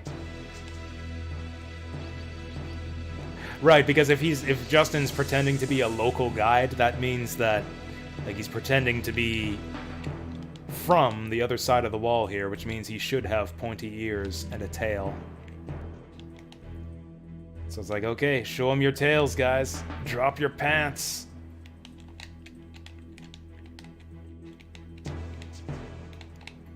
That's like the perfect excuse for anything. Like if you're trying to impersonate someone, it's like, hey, we're local guides. I'm not sure I believe you. Okay, I'll drop my pants to prove it. Nope, no need for that. We believe you. Go on ahead. I am the general of the Garlisle forces. You don't really look like general. I'm gonna drop my pants to prove it. Nope, nope, go ahead, general, sir. Fina doesn't have a tail? No, she doesn't. Gadwin might?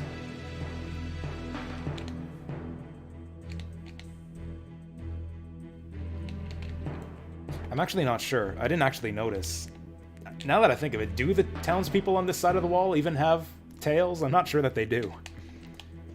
Oh, no, she doesn't. No, she doesn't, Saturn Meteor. Those are hair ornaments. It's an easy mistake to make. I actually mentioned that on one of the earlier streams, how her hair ornaments make it look like she has pointy ears, but she doesn't.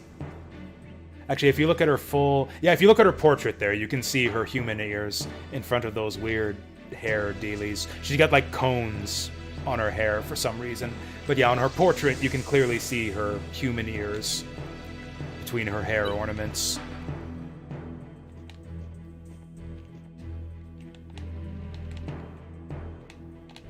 Oh, that's the reason why you don't actually have to fight Garlisle tanks. It's because of the heat. They don't actually work in the heat. There you go. Out of our current party members, yes, Gadwin's the only one with pointy ears. That's how it works, because, yeah, there's only people on the eastern side of the wall from eastern Germany have pointy ears. How do we get through here? It's like I'm supposed to be... Oh, I guess we follow the arrow. Open sesame. Oh, here we go. Oh no, it's them!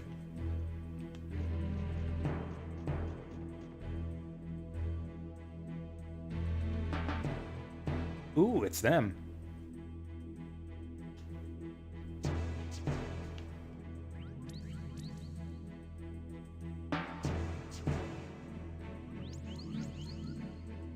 Oh yeah, that's right. That's why. I remember now the last time we met these three. Yeah, we left them stuck on the train. Yeah, that's right. Now they know my name. He'll pay with his life. Yeah, we'll see about that.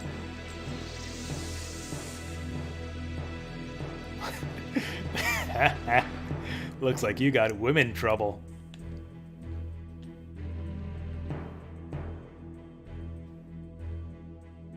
I mean, do we know if we can handle that guy? We haven't actually fought him yet. We fought Gadwin. We know that we can't handle Gadwin.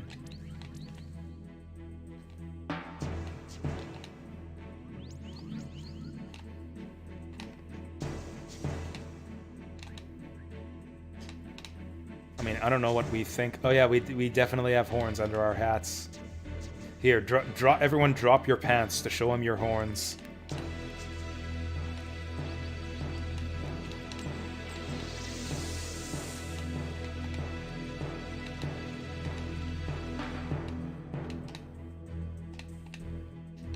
Oh, he's an army painter.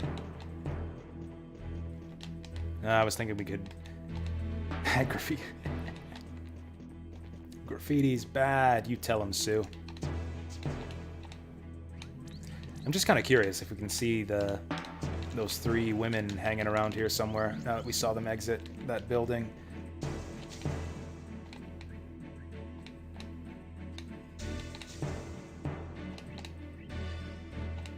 So we got these flying machines. Oh, that's a military secret.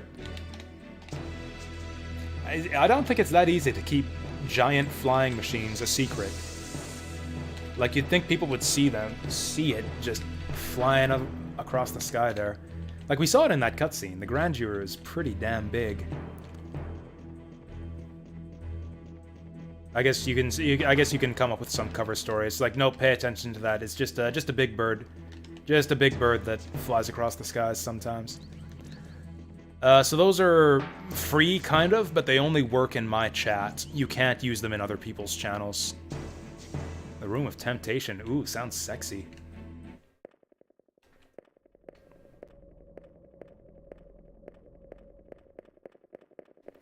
There's nothing tempting in here at all.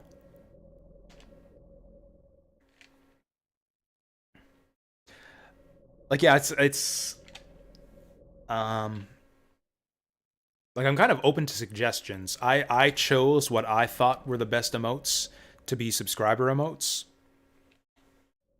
But if anyone prefers any of the follower emotes, like, y'all can just let me know, and I can like, maybe chuck them over to the subscriber side. Like, for me personally, I don't think the Justin or Jessica ones turned out very good. Actually, the Smiling Penguin is pretty good. I like the Smiling Penguin. I need a good laughing emote, actually. I need, like, a good lol emote of some kind. I don't like the sunglasses penguin at all. Definitely want to replace that one. I like Sipping Nanami. Like, I don't even know which ones I'd replace at this point. Jasuba KO was by request. Vasil wanted that one. I mean, honestly, we just need to unlock more emote slots. We need to get more of them sweet, sweet subscribers to add more emotes. But, you know, that's not happening anytime soon, so I guess we'll just have to live with what we got. Fina telling me to ignore this thing in favor of the passageway over there makes me really want to investigate this thing. Yes, that's right, Saturn Meteor. Good eye. Yeah, that's from Magical Drop 3. Oh, it's a dead end. Well, then who cares? Oh, we're gonna hide in here, aren't we? Oh, or is it a dead end?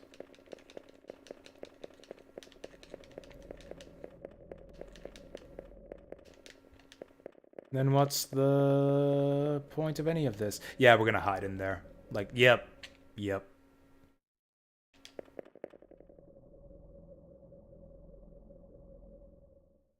That's Nanami from Suikoden 2. The way to get ejected from the Twin Towers. Apparently he wants to get ejected. Okay, apparently we're not hiding after all. Apparently we're not hiding anywhere. I mean, honestly, with Gadwin on our side, like, I bet you Gadwin could take him. What the? Why, it's Justin. I mean, that's good. He likes me now, right? He was like, hey, I like that kid. He's got moxie. We need more people like him on the Garlau forces. He said he was going to offer me a job last time. Fina. Oh, yeah, this is the first time that Lean and Fina have met up in person, too, I think. Or is it? I can't remember. I know that Lee... I can't remember, actually. Maybe they've met before.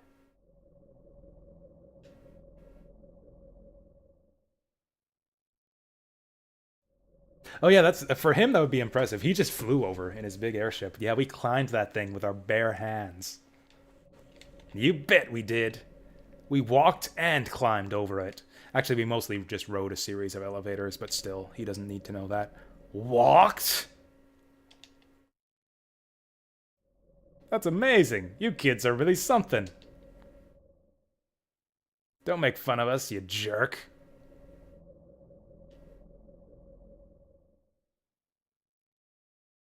It's wonderful to meet someone so artless and daring. That's like one good thing and one bad thing. I'm not sure if he's being nice to us or not. That's right. Move or we'll move you by force. Oh, whoops. I didn't notice we were going to get a... I didn't notice that we were going to get an option there. I don't know what I just said.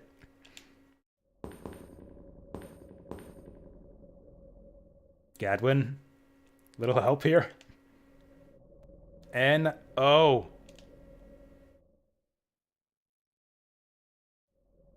That's right, you mugger. Don't let me get mugged, Gadwin. That's right, I got my bodyguard here. Alright, let's get him! God damn it, Gadwin. You suck. Look at Fina's face on her sprite there. Looking at Gadwin like, oh shit. Boy, did we bet on the wrong horse. This guy's less dependable than we thought. Also, they both run for Justin. Oh my god, Justin, are you okay? That creep.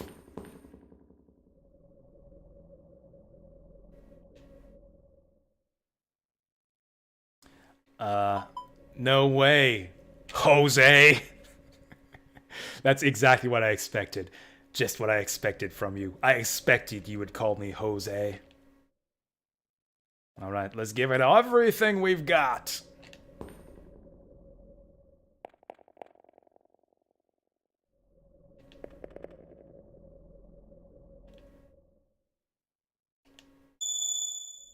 I kind of wish that they did let you have a fight against Mullen. Like, we already had one unwinnable fight against Gadwin. I think it would help, like, kind of enhance the rivalry between the two if we had at least one or two fights where we have to lose against him. Nah, the Spirit Stone's gonna save our ass again. Yeah! Ack!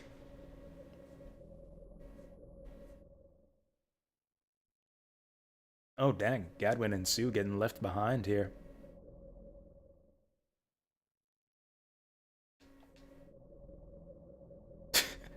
Gadwin's just like fucking dead.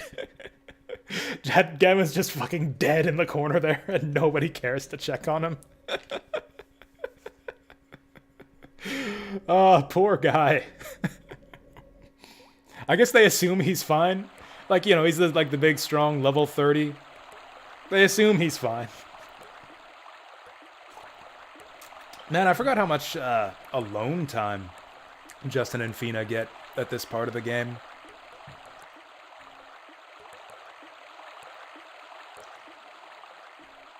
No, actually, like, actual alone time here. They're alone. Oh, dang. Oh, dang. Right, I do remember this part, because I knew that, I forgot that Fina ends up hanging out with Mullen here. But yeah, we got some alone time with Fina's sister. That's hot.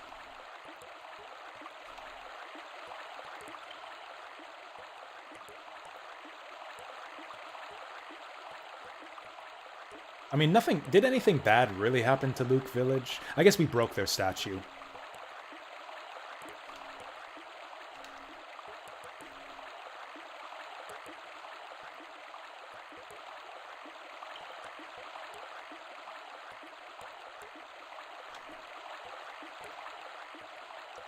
Milady. See, this is where you get some quality time with Mullen here. He's not such a bad guy. He acts like a psychopath and threatens to murder children. But he's not actually a bad guy. At least not when it comes to dealing with his lover's sister.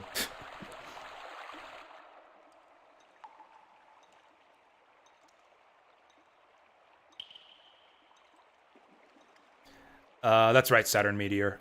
Yeah, emotes are for affiliates. I think.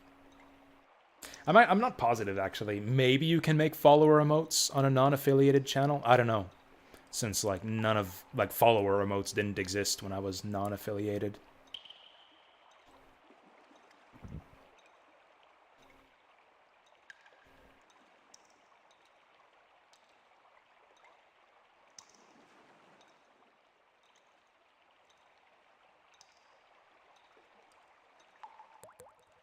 You know, that actually does make sense, that Fina would have learned a bit of Akarian history from her time adventuring around in ancient ruins. I mean, there's also the fact that she's Lean's sister. That's another reason why he would have heard of her. Oh, they're twins. They'd actually... Honestly, I don't think they look that much alike at all. They have different hair color, different... Actually, I think their faces might be the same. I think they might have the same face. But their hair and eye color is different.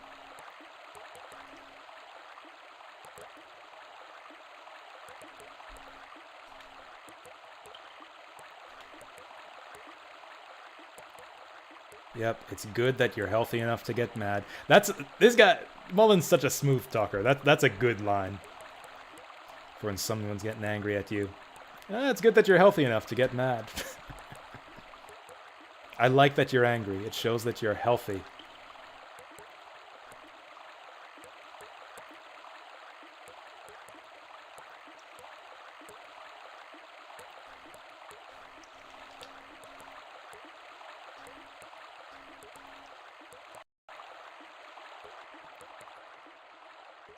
Alright, so Lena's best pals... Oh. Yeah, just fall into his arms, why don't you? So not only is he like our sword rival, he's also our romantic rival now.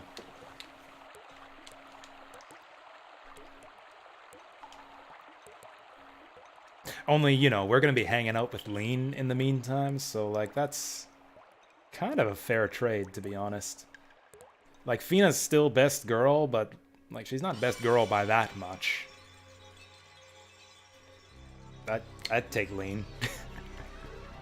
Yeah, the guy she tells you not to worry about. Yeah, exactly.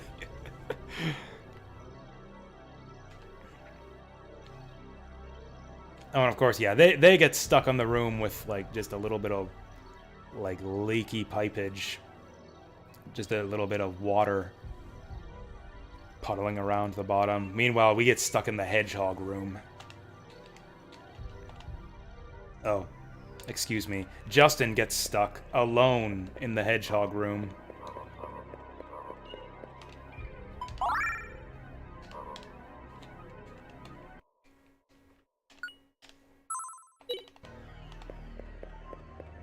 Oh, this is the sin room. We've gone from the temptation room to the sin room.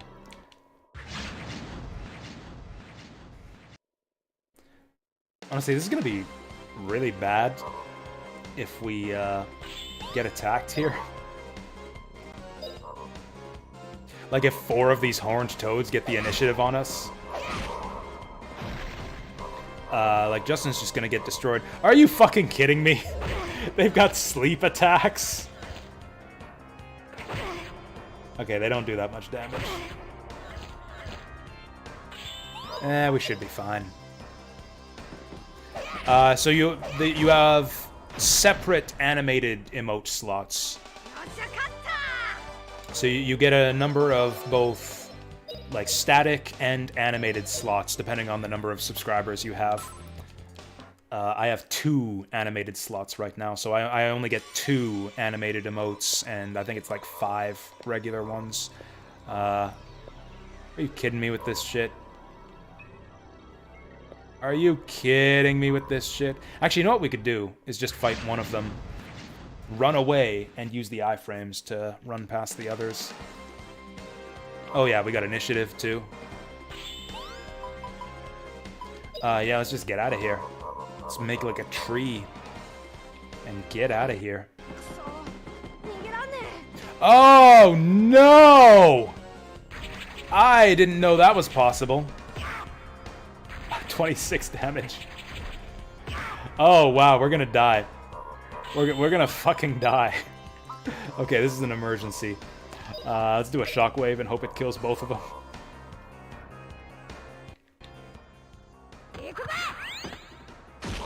Okay, good. Actually, I think I might still get iframes after the battle, even for just winning a fight. Okay, let's just run through here. Also, my magic's unblocked after that last recovery point, so we should be able to heal. Whew!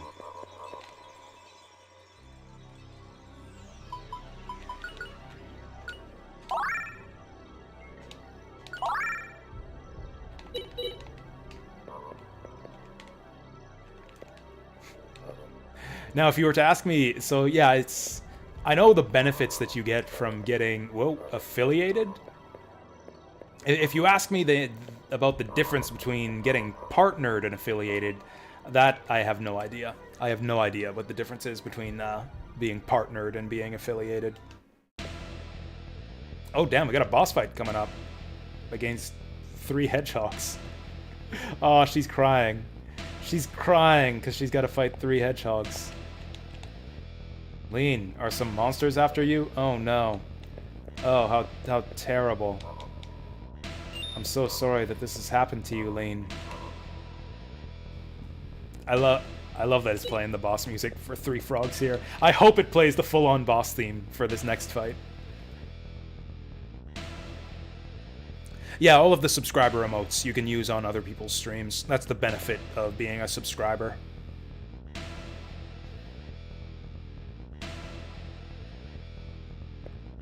That's right, the hedgehogs are the real enemy.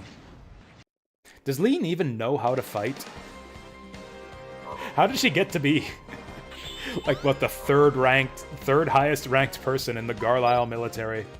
With literally 0 combat capabilities. Actually, there is a good reason for that, which we'll learn later on.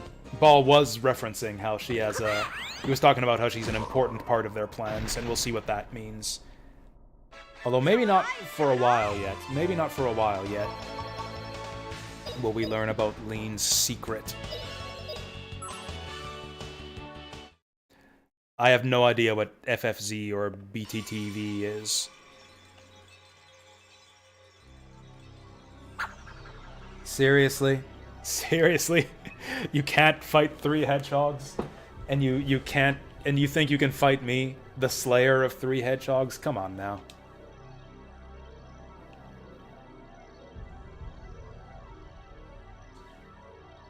Franker's Ian, better Twitch? Okay, I've never seen those. I have no... Whatever that is, I have no idea how that works.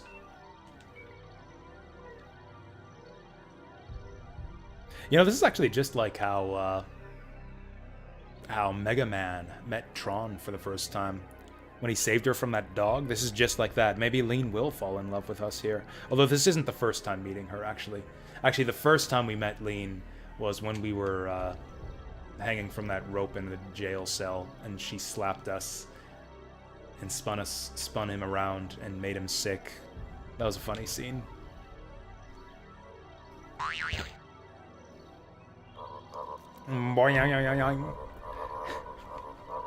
Egads!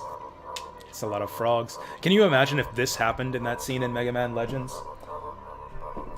Mega Man scares the dog away, and it comes back with, like, 50... He just comes back with, like, 50 junkyard dogs from Old Town.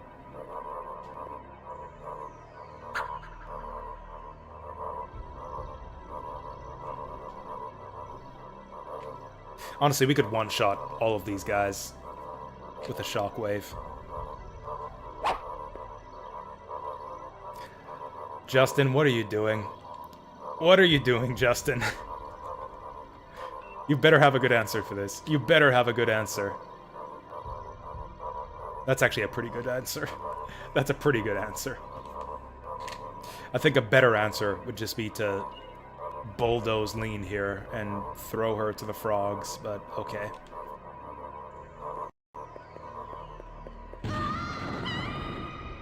That was a cute scream. Yeah, I've heard that too, Zap. I've heard that too, actually. I've never played the Japanese version of Misadventures of Tron Bonne to verify that, but I'm gonna have to do that one of these days. Like, yeah, we're playing the Japanese version of Grandia here.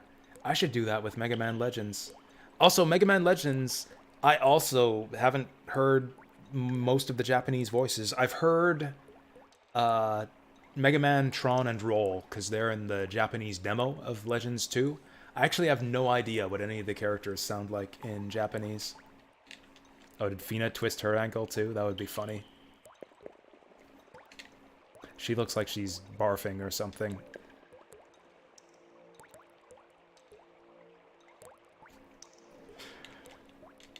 Okay, Wet Lean looks really cute. Wet Lean has a really, really cute face.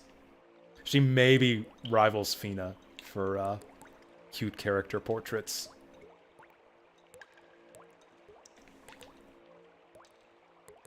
Yeah, apparently weak ankles run in the family.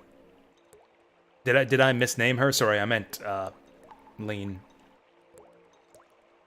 This is Lean. Fina's the... Yeah, you know who Fina is. Hee. She has different portraits. She has different wet portraits, too.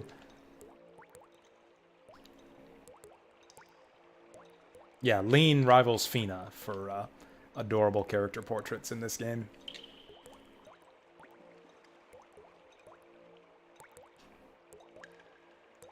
Also, now that I'm looking at her, now that she's smiling, yeah, she actually does look a lot like Fina. She has the same eyebrows, too. I was scared out of my wits. She sang that. She sang that last line. I don't know what song she was singing there.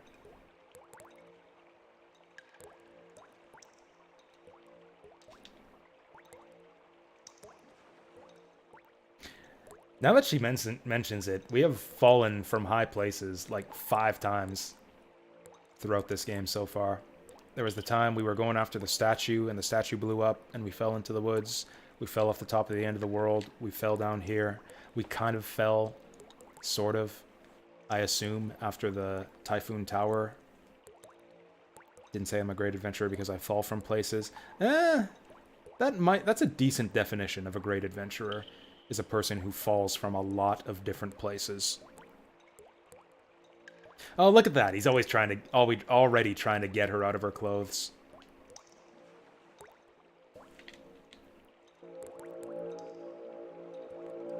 Ooh, that's a cool looking thing.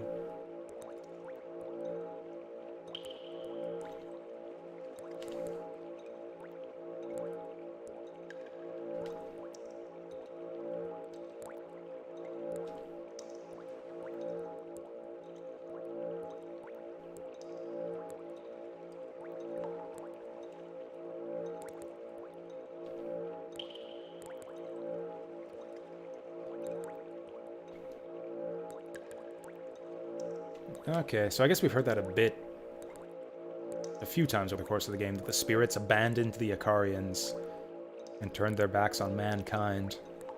Mistakes were made. Come on, can't you be a bit more specific than that? We were learning stuff here. This was valuable historical information. It's just like, yeah, the spirits got mad and yada yada yada, the Ikarians went extinct. It's like, you know, it happens. At this point in the story, yeah, Mullen is basically a bad guy.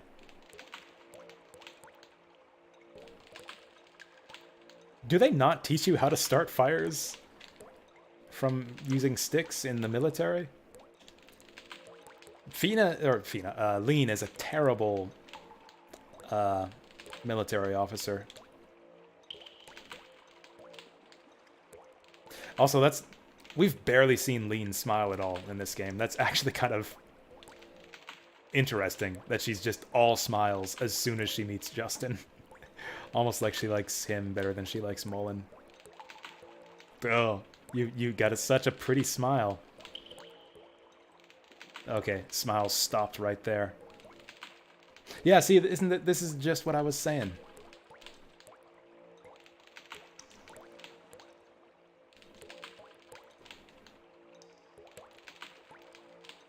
Oh, we made her happy. She was happy when he complimented her smile. We're well on our way to the harem ending here. She's fallen for us.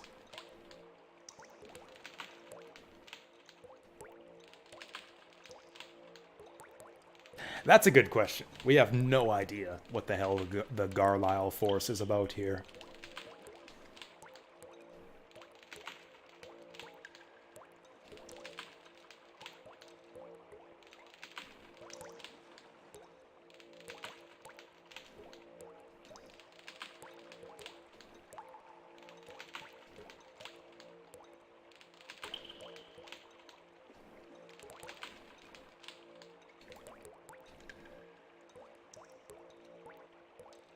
Mio's report said that the exit is... Can you really trust Mio's report, though?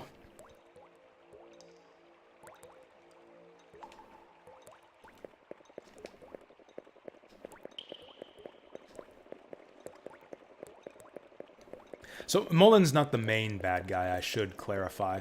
The main bad guy at this point in the story, or at least the guy in charge of the Garlisle force, is General Ball.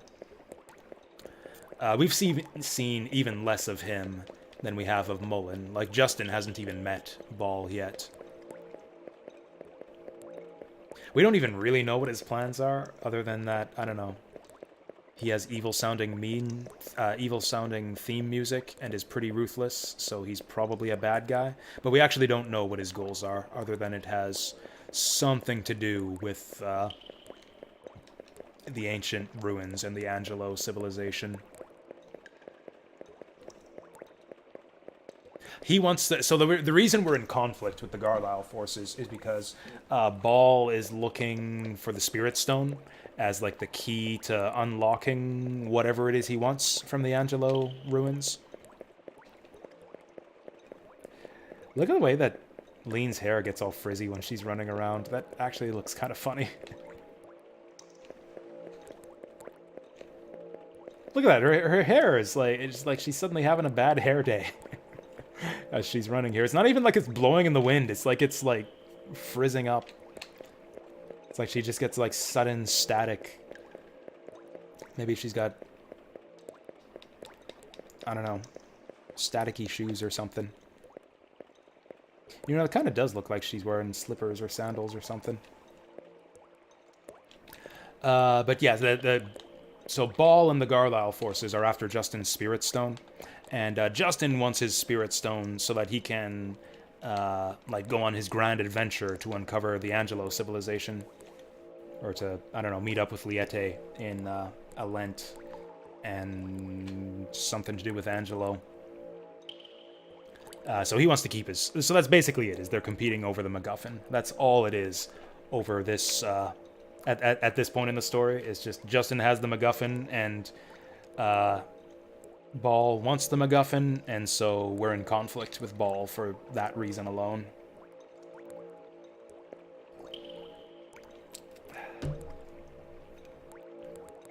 Which is pretty much the reason why the plot of... The game's story is pretty much carried in these early portions by the little, you know, smaller side adventures that you're going on along the way. Going to Typhoon Tower to stop the Red Rain. Getting married, or rather crashing a wedding in New Parm. Getting sacrificed to the dragon gods in Gumbo. It's like it's all about the fun adventures you have along the way, more so than the main story at this stage in the game. Yeah, Akarians are kind of like monsters, aren't they, Lean?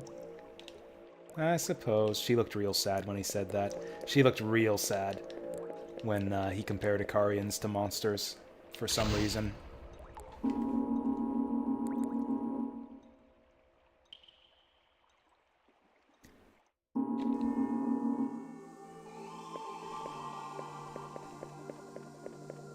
I think it's a little bit of a... Or actually, Lean's not a party member, is she? Yeah, she's just following us. I think that's a little bit of a shame. I think it would be cool if you actually got to fight alongside Lean for a little bit here. Like, it wouldn't even be that strange. Like, there are plenty of people, like, party members who just join temporarily in this game. Like, Gadwin's gonna be leaving us pretty soon. Oh, this is the mural at the start of the game. Like, I think this is the final shot in the intro FMV scene. Was that big red eye in the sky destroying the Angelo civilization.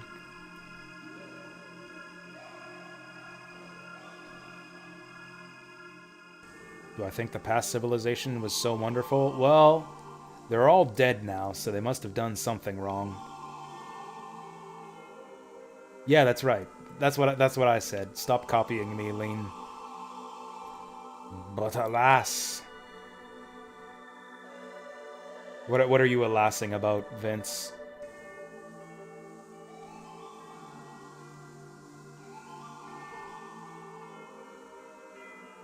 She says that, and yet she's going along with this plan to help Ball connect with that old world. Are you sure that it's Restream? I have Twitch chat open, like alongside Restream.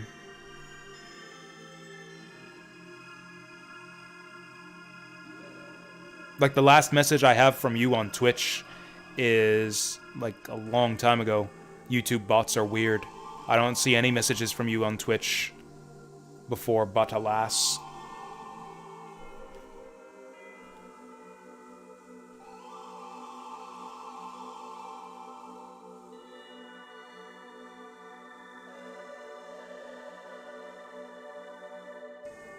Oh, you wish more games had the protagonist was secretly the bad guy, like a certain SMT game.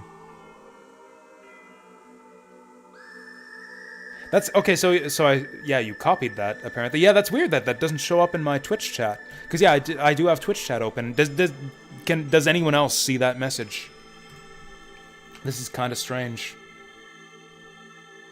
That message between Saturn's "I forget how the plot goes, is Mullen a bad guy?" and Vince saying "but alas." Because yeah, what I see on Restream here is exactly what I see on Twitch chat.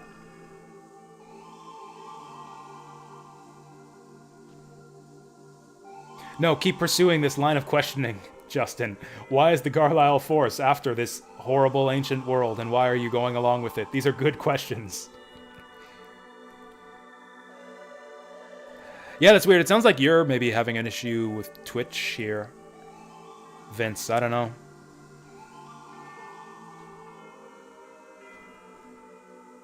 That is an interesting idea, though. Like, I'm trying to think of examples where, like, a character is secretly a bad, or, like, the main protagonist is secretly a bad guy. That seems really strange. Like, there's certainly the twist where you're, like, sometimes the protagonist is secretly being manipulated by the bad guys. Or fits in, or is being strung along by their evil schemes somehow. Actually, Danganronpa 2 has something kind of like that.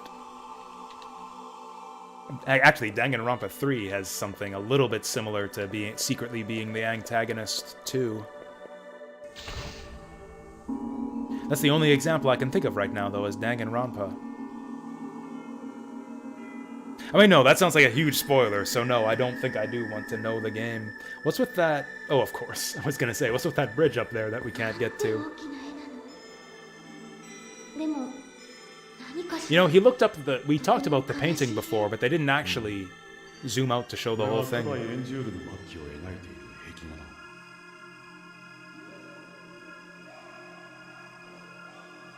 There we go. Yeah, this is the one. Yeah, this is the final shot of the opening FMV. これこそが古代エンジュール文明の最大の過ちだよ。精霊石を使えるのは紅翼人のみ。それが自然の断りだった。だが人々はそのことを忘れ、自らの手で繁栄を作り出そうとして。Wait, so humans existed alongside Akarians? Is that what he's saying here? 繁栄の極みを成し得たと同時に滅び去っていったのだ。紅翼人もろともな。Huh. I actually misremembered that little detail of the story here. So it was the humans who got the Akarians killed. そう。私の母はアジンなのだ。Was a humanoid. とても古く、穏やかな種族だった。Oh, so that's like the demi-humans from the Misty Forest. Wow, that makes General Ball sound kind of like an asshole. Also, Mullen is called Muren in the Japanese dub here.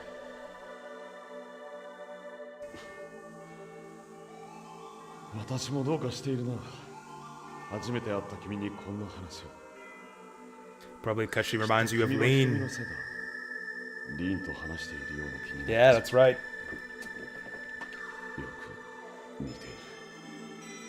You know what? Lena... Or Fina.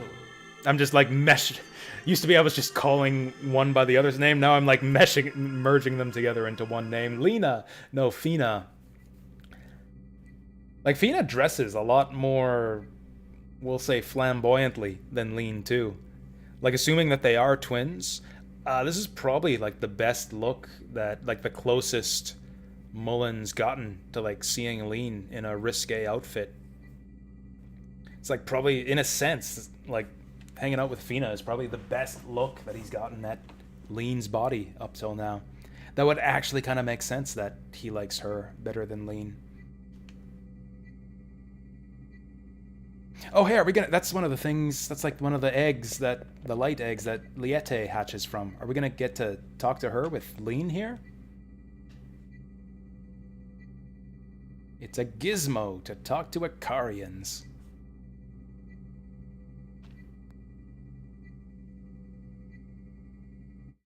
Where there are humans, there are troubles. Yeah, that's pretty much the theme of this game.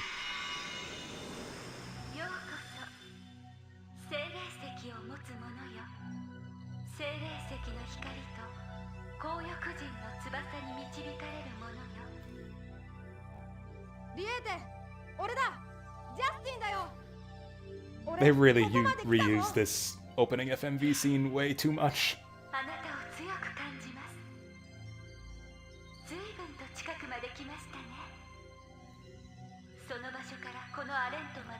Oh wow, we're close. It's right in front of our eyes. Just tell it to me privately. Whisper it in my ear. Don't tell Lean. Don't do it. Go east. That's not very helpful. Seriously, we climbed all the way up this tower just for go east? Looks like Namek from... It does, now that you mention it. I never noticed the resemblance, but you're right. It looks like Namek. Oh, we got a Medal of Wisdom. What's with this medal? Okay, better keep it away from Lean.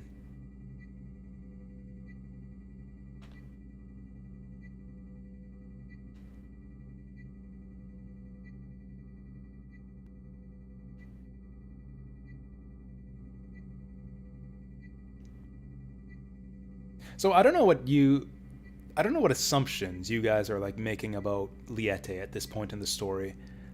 For me, like playing through this game the first time, I always assumed that she was like basically a hologram or like a ghost or a spirit or something. Like the voice of an ancient civilization. I never up to this point in the story, I never actually thought of Liete as like an actual person. And I guess we still won't get to meet up with her for a long time, but yeah, I was surprised when you actually get to meet up with her later on. Cross the inland sea and head east. Well, that's a little bit more specific.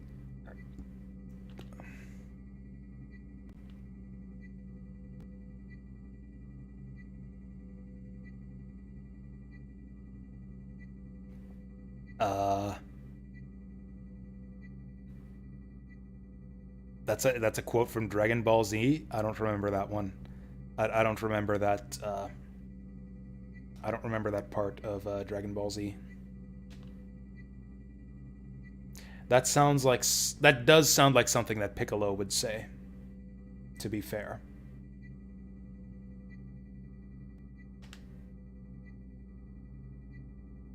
She's smiling again. She's got such a dorky smile. You know what it is? It's because she's got her hair in front of one eye. Makes her look like a dork. But like in a good way. I don't know. Lean might actually be more lovable than Fina in some ways. Fusroda! Oh, we're gonna get blown the fuck out of this tower.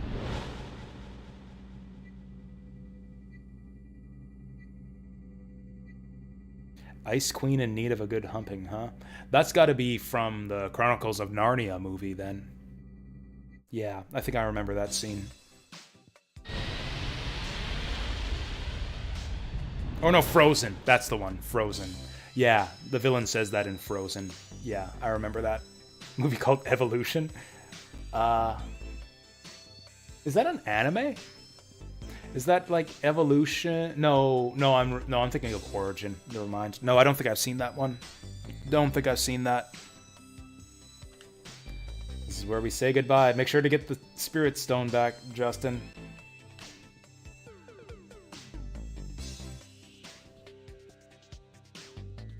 Hey there, Hasio Terror of Death 99.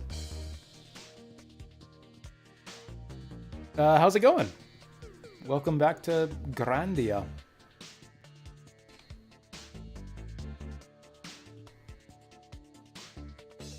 You've seen Evolution. I've never heard of Evolution.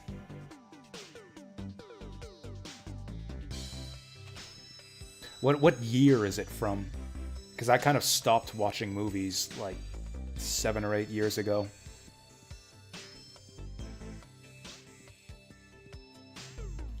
Stay away from Garlisle, motherfucker. Oh, sick as hell. Oh, you finished Final Fantasy Mystic Quest. Nice. Are you gonna hand me the Spirit Stone?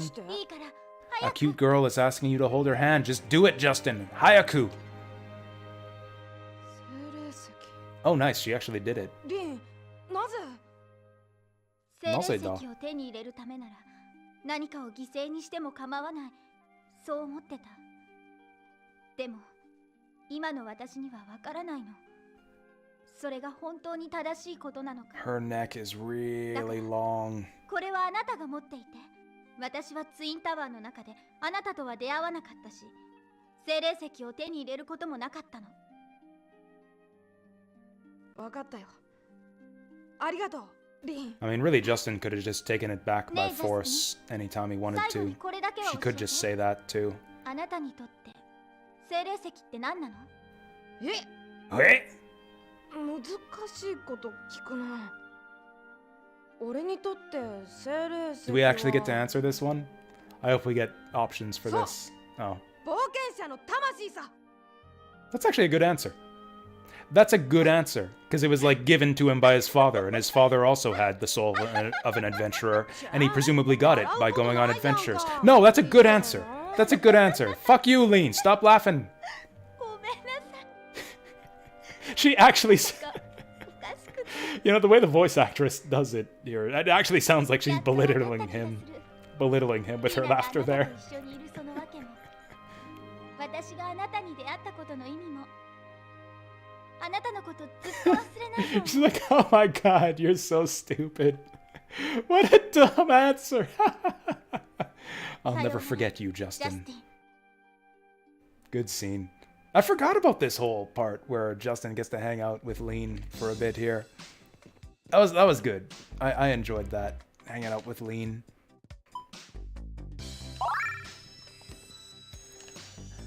Has the guy from American Pie, aka Stifler. Oh, I remember that guy. Yeah, I forget his name, but I remember the guy. Dan Aykroyd. Ooh, nice. I like Dan Aykroyd. Orlando Jones, I don't know. But, yeah. The guy from X... Oh, that's... Is it David Duchovny is the actor's name? I like him, too. You're gonna stream Grandia, but it kept crashing on you? Oh, were you trying to emulate the Saturn version, Hasio? Because I had a lot of difficulty. Or not a lot of difficulty, but we had some troubles getting this one to run. Oh, no? PS1 version. Oh. I mean, I guess I've never tried streaming the PS1 version before. We're playing the Sega Saturn version here, which just got a new translation patch last year. I mean, it's not a new translation. They just hacked the PS1 translation into the Saturn version. But we get to check out the Saturn version and all the differences that entails. Basically nothing.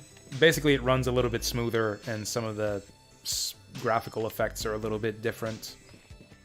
And that's about it. Audio issues with Vandal Hearts. Dang. Are we seriously stuck with Justin alone for the Twin Towers exterior here? Because I don't... Also, the statues have popped back up. I don't think Justin can do this on his own. Which way do we go here?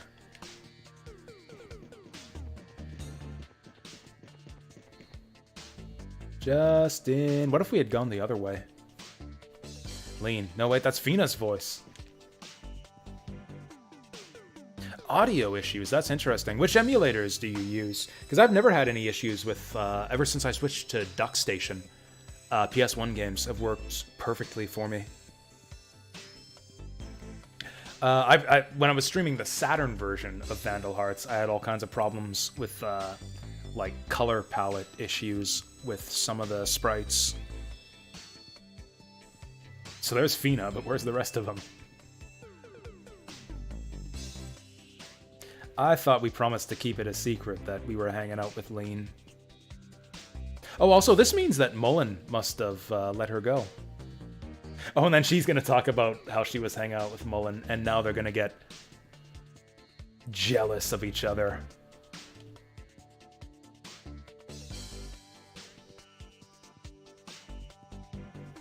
Oh no. Oh no, I feel like our relationship's about to hit a rocky patch here.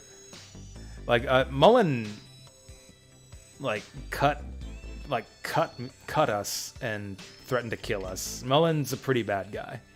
He's a pretty bad guy. Okay, we'll discuss this. We'll discuss this after we find Sue and Gadwin. DuckStation and EPSXE. Yeah, that's pretty much the same. I don't use EPSXE anymore. But yeah, it's pretty much DuckStation and like the Mednafen Retro Arch Core for me. Oh, we actually haven't been to this area before, and it looks like the Medusas have all gone home for the night. So that's handy. Oh, Parasite Eve. Nice. I am going to be streaming Parasite Eve this Friday, actually. That one got selected for Viewer's Choice Day. It's obviously not going to be a full playthrough, since we're only going to be doing it for the one stream, for the one bit of the one stream, but it'll be cool to check it out. It's been a long, long time since I played some Parasite Eve. Oh, we're in like a whole different section of the ruins here. We got more goodies to find over this way. I want to get over there.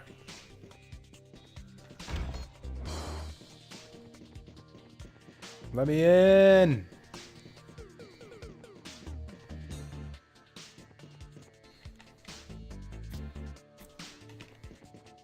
Oh, Suikoden 2 is a nice one. Honestly, Suikoden 2 might be my like number 2 favorite RPG after this one. And it's pretty close. Like, it's really close between Suikoden 2 and Grandia. And actually, Valkyrie Profile is pretty close behind that, to be honest. Damn it, there's still treasure to be found. There's still treasure. You got sick. Dang. That's rough. That's rough when you like get so sick that you can't play video games even. That's the worst kind of sickness, is when like you're so sick you can't even get out of bed, can't even pass the time by playing video games. The absolute worst. I don't know where we're going, but at least there's no enemies around here. Chrono Trigger is a strong pick. I think Chrono Trigger is my number 4 or 5. FF6 is probably just behind that. I don't know, I like 10-2 better than 6, but not by much. And honestly, I haven't replayed 6 in a long, long time, so maybe if I replayed it, it would end up being better than I remembered and pull ahead of 10-2. Who knows? Ooh, an odd hat. That sounds awesome. We haven't had a new hat in a long time.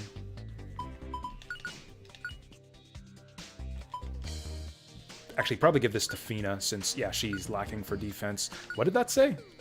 Warps during attacks. That sounds awesome. Oh yeah, so I don't consider, like, strategy RPGs as RPGs, or I mean, that's a dumb thing to say. Like, I put them in a different category from traditional JRPGs.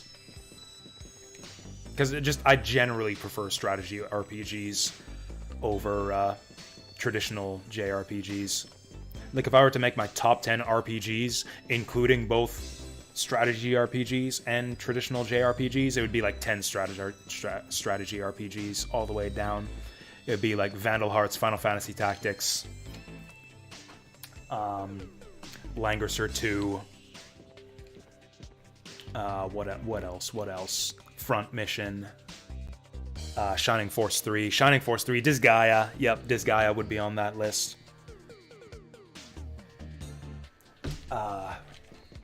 What's the fucking game called? Like the proto Final Fantasy Tactics. Tactics Ogre. Tactics Ogre's on that list.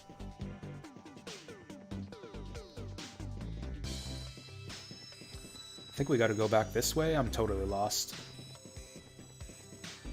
Shining Force 2, interesting. I mean, it's a strong choice. I really like Shining Force 2. Shining Force 2 was great. Have you played 3, out of curiosity? I know that's one that, like, not a lot of people have played due to it being on a bit of an obscure console. Relatively obscure console that's not that easy to emulate. Now, did you play Scenarios 2 and 3? Because that's the other thing. I actually think I also like Shining Force 2 better than Shining Force 3 Scenario 1. But Scenarios 2 and 3, like the Japanese exclusive parts of Shining Force 3, like, pulled it into the lead for me. I think Scenarios 2 and 3 for Shining Force 3 are way, way stronger than Scenario 1. I recommend it. If you're a Shining Force fan, I strongly recommend just doing whatever you gotta do to get the translation patches for Shining Force 3, Scenarios 2 and 3, and just, like, check it out. Maybe you won't like it as much as I did, but Man, those are some great games. Yep, Star Ocean's great. I dislike the original Star Ocean. The PSP remake of the original Star Ocean is alright. I tried out the original Star Ocean, actually, not too long ago, for a kind of fan translation sampler stream that I did a while back. Star Ocean 1, I think, is really bad. But Star Ocean 2 is brilliant. Star Ocean 2 is one of my favorite RPGs. Again, I put action RPGs in a different category from RPGs with traditional turn-based combat. Like, for me, it would be... If I were to rank my favorite RPGs, it would be, like, all of the best strategy RPGs, followed by all the best action RPGs, followed by all the best turn-based RPGs, pretty much. How many slots are taken for viewer's choice? 2. We got F-Zero GX and Parasite Eve so far. So unless anyone nominates something else, we're going to be playing those 2 games all day. Or maybe just play each one for a couple hours and then play Elden Ring. It kind of depends on how Elden Ring goes on Thursday, which is tomorrow. Depending on how Elden Ring goes tomorrow. Jesus, that's about to happen. Can't until you accumulate points. I'm sorry about that, Vince. Kind of screwed you over by jumping that, just by introducing that to the stream all of a sudden. There'll be other months. There's always next month or the month after. I'm gonna be around here on Twitch for a long time. There's another gate we haven't torn down yet. I'm afraid I'm gonna be missing stuff. Do we have that last mana egg yet? Fina still doesn't have water magic. No mana egg.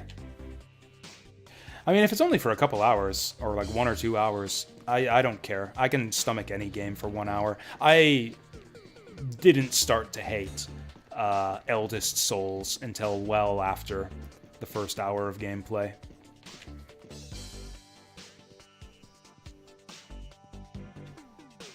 Yoo-hoo! Over here!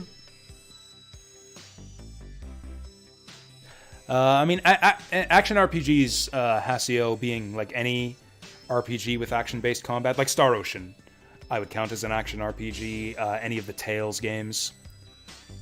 Tales of Fantasia is my favorite one of those. Although, now that I think of it, I don't know that I would put a lot of action RPGs over my favorite RPGs. Like, I'm actually struggling to think of action RPGs that I like better than Grandia or Suikoden. There are a lot of action RPGs that I like better than any Final Fantasy game. Like, I'd put Tales of Fantasia over, like, any Final Fantasy, even 6 or 10-2. I would put Star Ocean 2 ahead of just about any other turn-based RPG. But my 2 favorites, Grandia and Suikoden 2, I actually like better than almost any action RPG.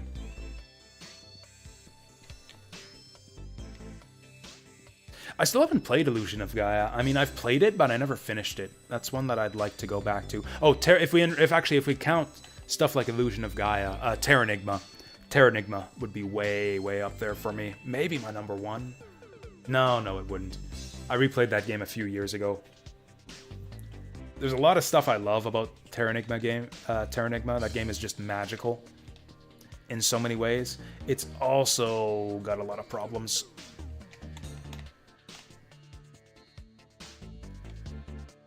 Oh yeah, Gadwin's getting slow. He's an old man. Yeah, that Mullen guy is hardcore. Like, you know, he beat up Justin before, whatever. Who can't beat up Justin? Actually, basically everyone. Justin has yet to meet his match. Other than Gadwin and Mullen. Justin, at this point, is like the 3rd best swordsman in the world, as far as we've seen. Yeah, Soul Blazer. I don't like Soul Blazer as much. It's a bit repetitive. Actually, I replayed Soul Blazer off stream not that long ago. I liked it better than I remembered. That game's got a certain charm to it. It's got that same... I don't know what to call it. like the same kind of thoughtful quality about it that Terranigma has. You know what, we're just backtracking here. But I know that there's another section in the center here that we didn't get to try. That we didn't check out. Okay, I'm just gonna quickly see if there's any new treasure in this area. Oh, you know what it is? No, the switches have just been reset, I think. I don't think it's that there are new areas of this area. New areas of this area, yeah, that we haven't been to. I think, no, we haven't been here yet. We haven't been here yet. We gotta check this out.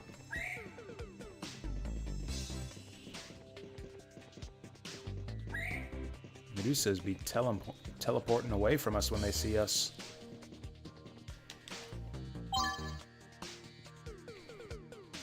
I'm sure that you'll pick SMT games, Vince, but that's fine. That gives me a chance to move them up. Like, that's kind of the whole point of Viewer's Choice, is it gives me a chance to, like, kind of move some games up my schedule that I wouldn't get around to playing for a long time. Stuff that you guys want to see.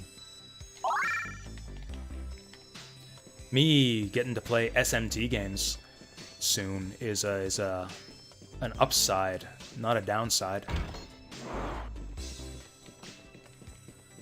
Are there actually 4 totally different dungeons here? Depending on which side you enter from? This looks basically identical to the last part of the Twin Towers we went to. But there's treasure here, which means we must not have been here before. Ooh, Gadwin almost got crunched there.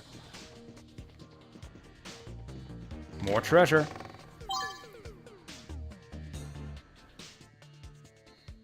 Mauve break.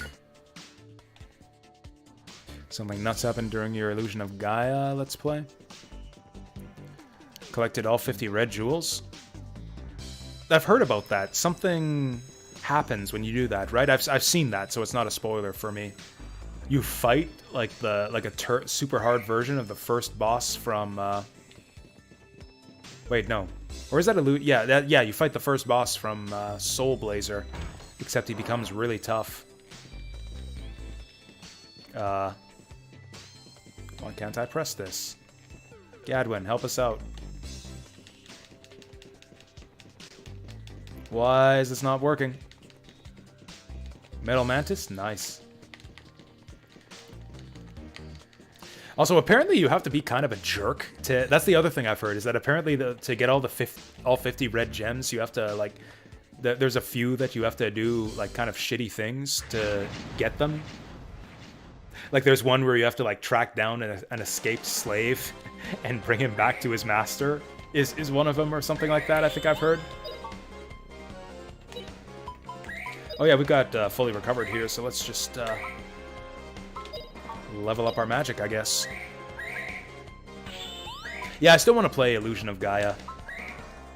Like, if I ended up liking Soul Blazer more than I expected to last time we tried out that game.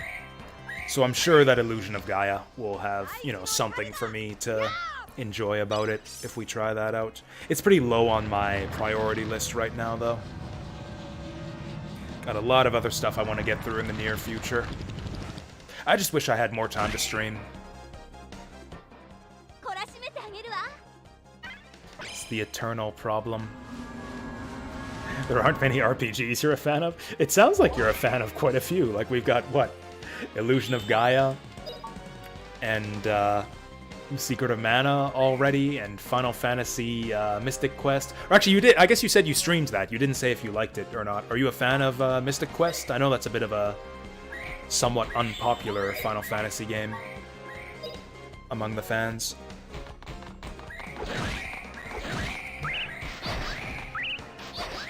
Sue not doing a lot of damage here.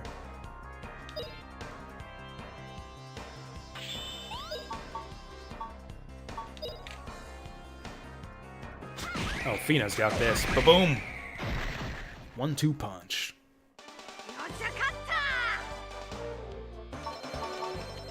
Block charm. That sounds useless, and I hope it sells for a lot. Oh, Justin's way in the lead for XP now. Did he seriously get all that just from those hedgehogs? I lost track of... This is always the problem with RPGs. You get into a fight, and lose track of which direction you were going once you get back to the map.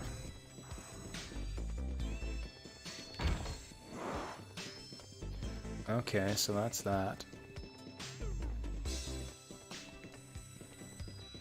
Yeah, especially with frickin' mazes like this. Also, especially in games like this where I'm constantly, like, changing direction to run away from the enemies. It's like I see an enemy and I'm like, run away! And then I run away and they catch me anyways and I'm facing in the wrong direction when the battle ends. I saw an item.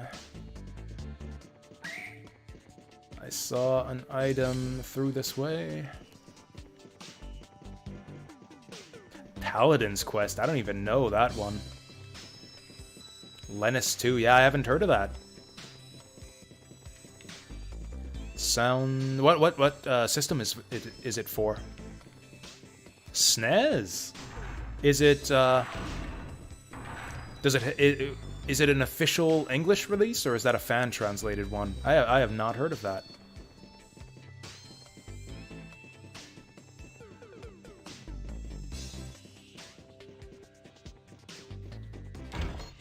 Okay, yeah, this switch was broken before. So that switch is a toggle. So yeah, now the other statues are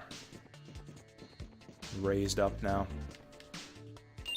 It's official. Who's the publisher? And it is like I assume it's not like a SquareSoft game.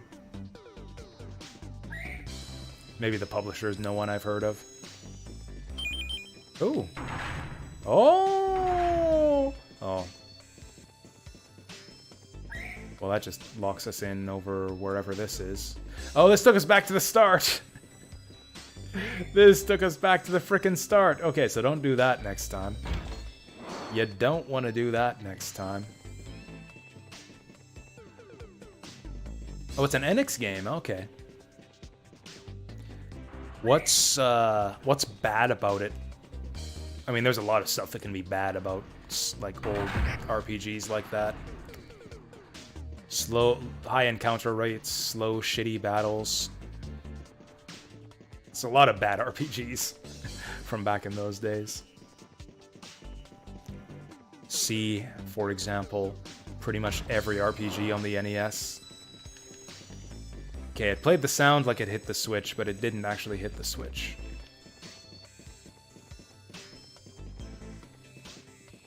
Why? Why? I'm getting trolled. I'm getting trolled by this frickin' dungeon here. This probably isn't even worth it. The only reason I'm going through all this trouble is on the off chance that there's a mana egg. Whoa. Somewhere where I didn't look. No revival spells? That sounds awesome. I think revival's too easy in most RPGs. Honestly, in this game, revival's not that easy to come across. Although that's kind of mitigated by the fact that your characters almost never die. Boss fights one right after another. All of that sounds awesome. All of that sounds awesome. Like, yeah, revival not being trivially easy and super frequent boss fights, all of that sounds amazing. That sounds like the kind of RPG I want to play.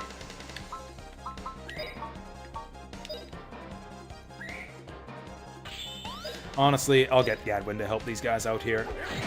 These Medusas can be a pain in the ass.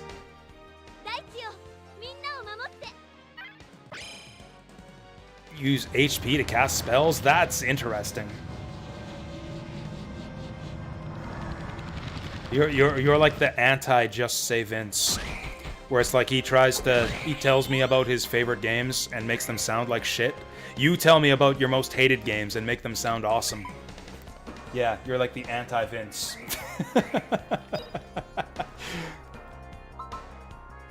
Oh, we can try out a Puffy Fire here. That might be fun. Yeah, these guys might actually take damage from Puffy Fire. Oh, we got that just in time. Oh, we only got the two of them. That was some good damage, though.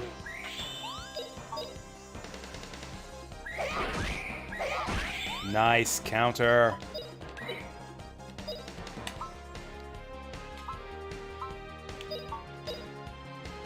Oh, she's dead. She's dead. That was a waste.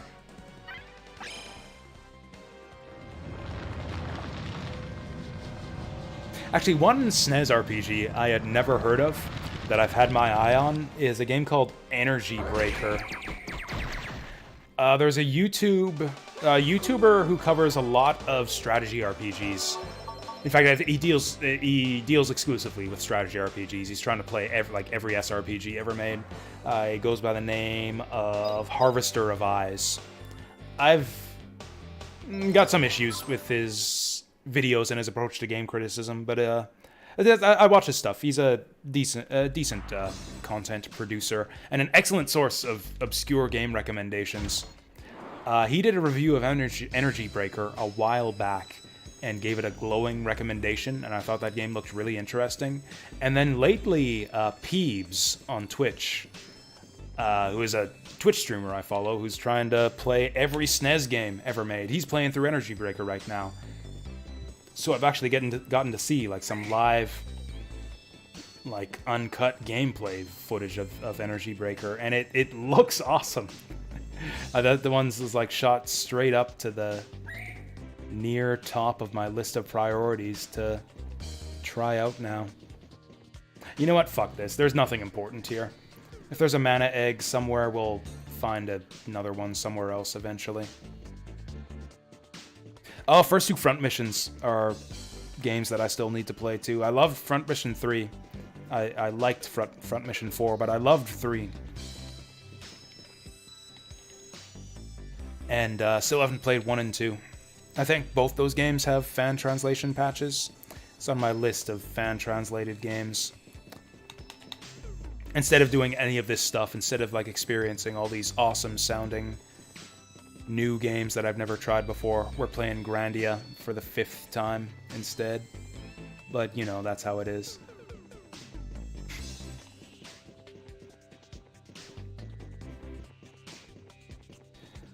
Sometimes, I don't know. Do I focus too much on safe, familiar, old stuff? Maybe I do.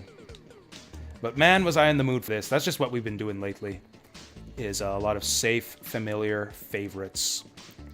Between the Mega Man Legends, Misadventures of Tron into Grandia. This is like what I was doing when I started streaming back in 2018.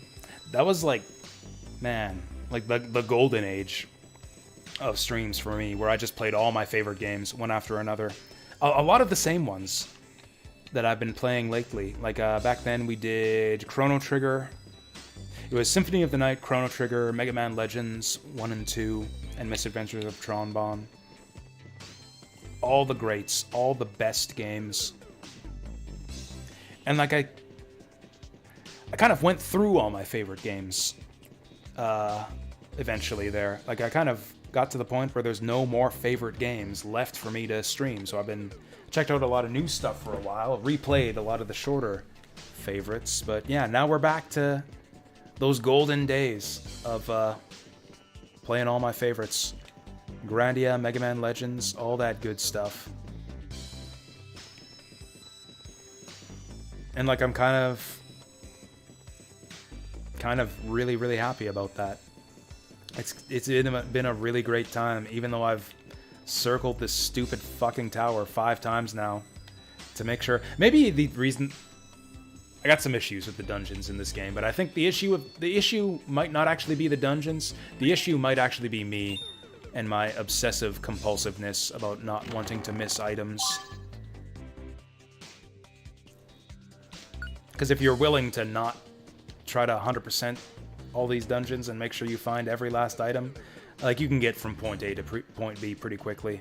It's actually not that painful to just navigate to the exit, but if you want to find everything and scour every inch, that gets to be a bit irritating because of just the sprawling nature of these dungeons. These dungeons sprawl a lot. Breath of Fire 5 Dragon Quarter is brilliant. one of the best games, best RPGs, period. I need to play that. I need to stream Breath of Fire 5. That's, for me, that's one of those games that's like in the category. So you hate Breath of Fire 5, so the fact that you hate that Paladin's Quest game also makes me think that maybe it's actually brilliant. Maybe Paladin's Quest is actually the best RPG of all time. I'm gonna have to check that one out. H.C. Bailey. I've heard that name. I don't think I've ever watched H.C. Bailey, but I don't know. I guess he's apparently famous enough that I know the name.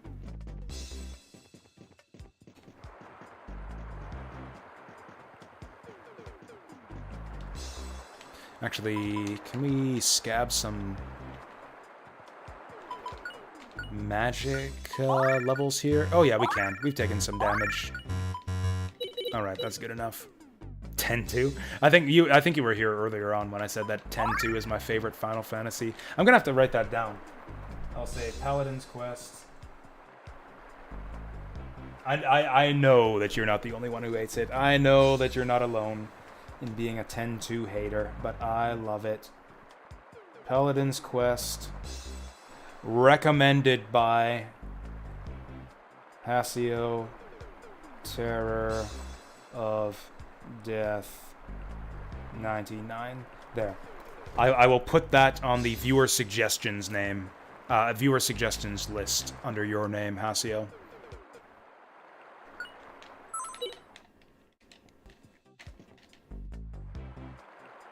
Oh, you're back already. Yeah, that's right. Sorry to interrupt your marathon fucking session, but we're back. Okay, we can adventure some more. We can adventure some more. No, I'm done. Tactics Advance is alright. I don't love it, but it's alright.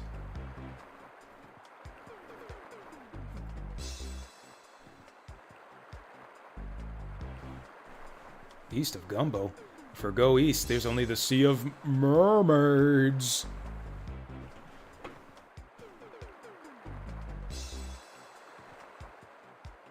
Oh, they got to get back to Gumbo for a very important matter. It's like, oh, Sea of Mermaids, huh? I suddenly have to go back and do something. I never noticed this before. I never taken the time to just stare at the sprites for this lady here. Look at her top. Her bikini top is like 1, maybe 2 pixels in width. Like she's barely concealing anything with that outfit. Scandalous. I can't stop looking at it. It's so disgusting.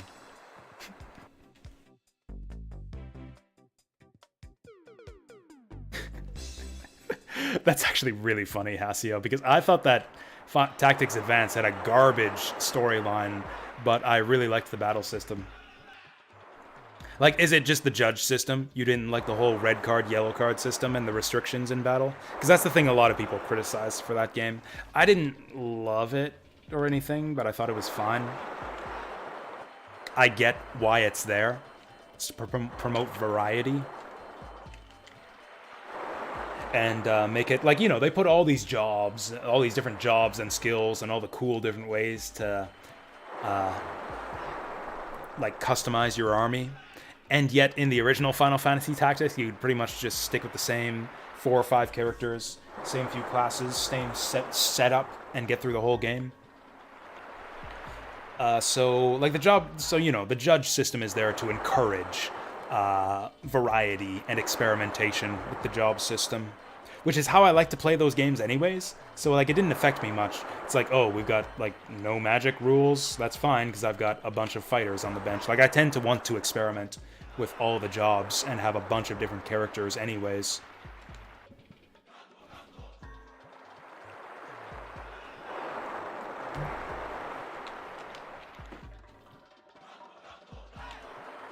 We don't want... Oh, Fina's making that face again.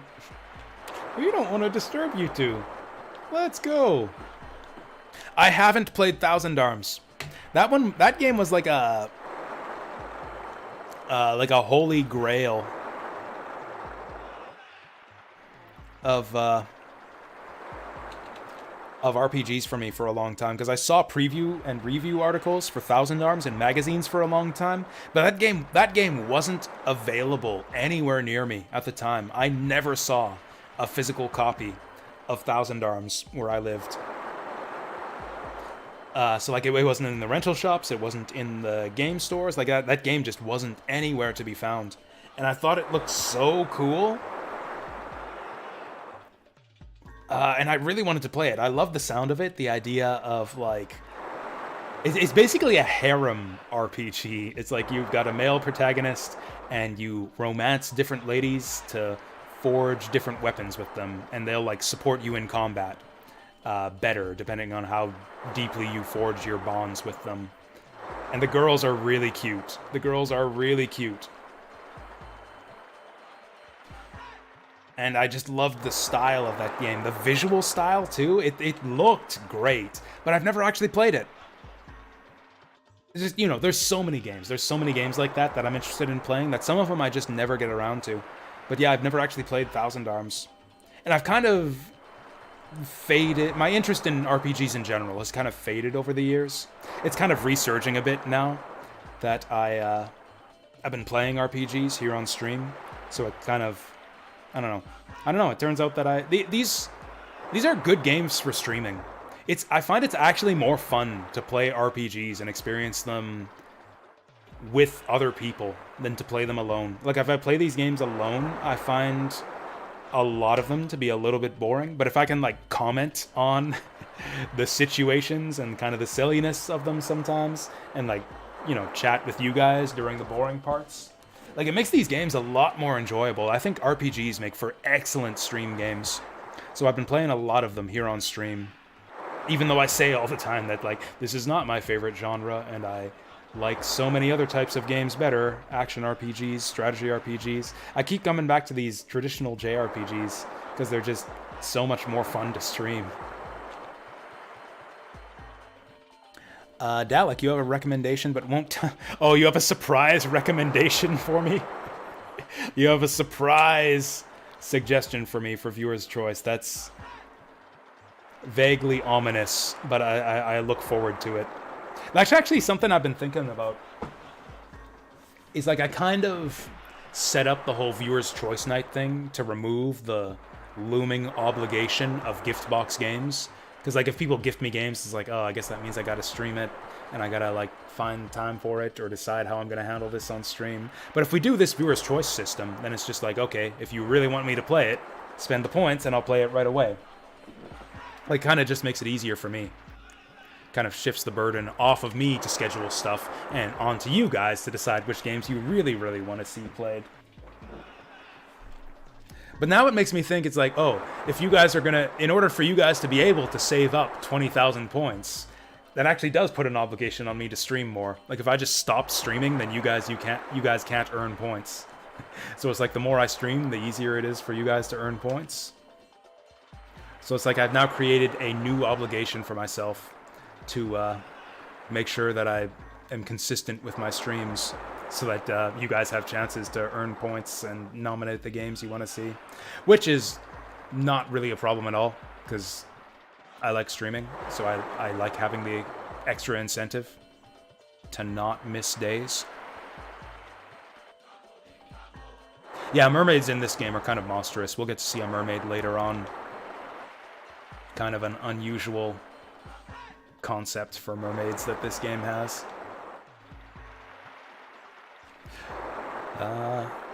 I'll check that out after this scene here, Hasio. Okay, so it's mermaid season, so we can't cross the sea. But we can cross the sea. We just gotta talk to the Elder. Isn't that great, Sue? Unha. Doink. Ah, she just feels like taking a break. What's up, Sue? That was an adorable sitting animation. Did you guys see that there? Where her feet just kind of, like, dropped out from underneath her? Oh, you know. Uh-huh. She's just hungry. She's just hungry. What a glutton. She's fine.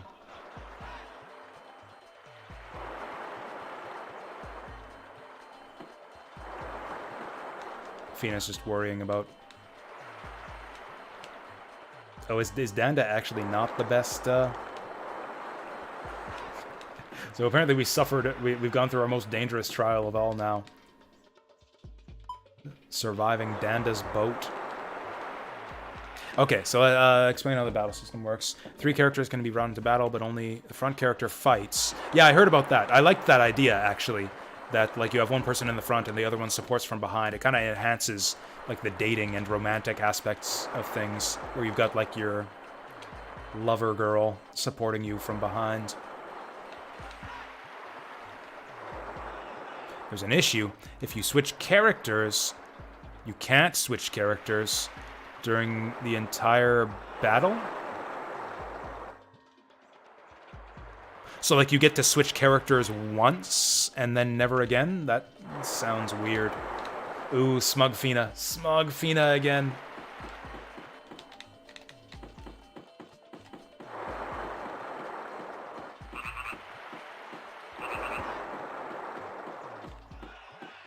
I didn't actually know that you could switch characters in battle, to be honest, in Thousand Arms. I had thought that you just had a 2-person party the whole game. So if anything, that sounds like an improvement over what I thought the battle system was. That also sounds really cool and strategic, where it's like, that's a big decision as far as, like, when are you going to switch characters in battle. Presumably you want to swap out your partner before they're, like, right when they're about to die to extend the amount of hit points you have available to you. Oh, you have 3 characters. But only the front character fights.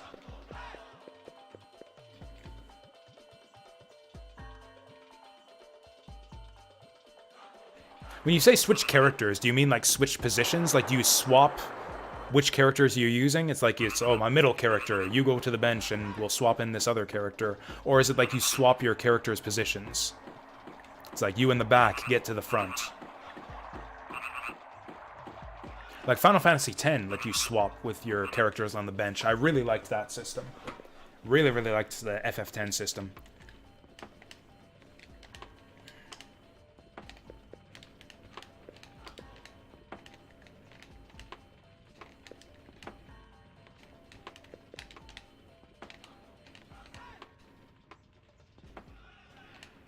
Wow, Puffy ate the spoon. If you switch during battle, you can't switch until after that. Yeah, it sounds a little bit weird. I don't know, I guess I'd have to see it in action. Maybe it's fine, maybe it's annoying, who knows.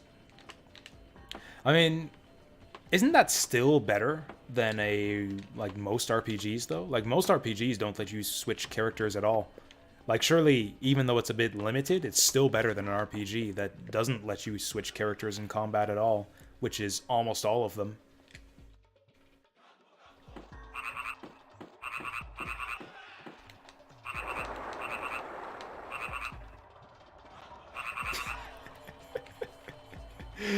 That was a good conversation.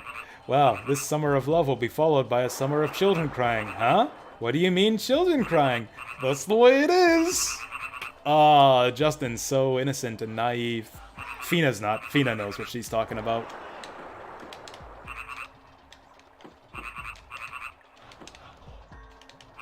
There's gonna be a lot of fucking going on in this village, thanks to us.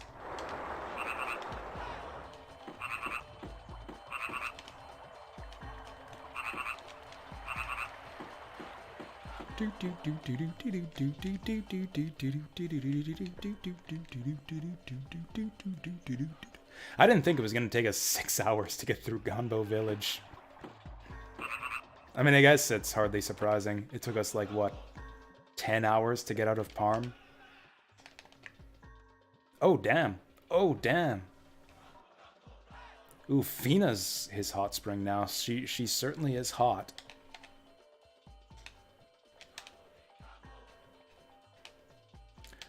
Justin, are you fine with this random statue guy hitting on your girlfriend? Ooh, interesting fact.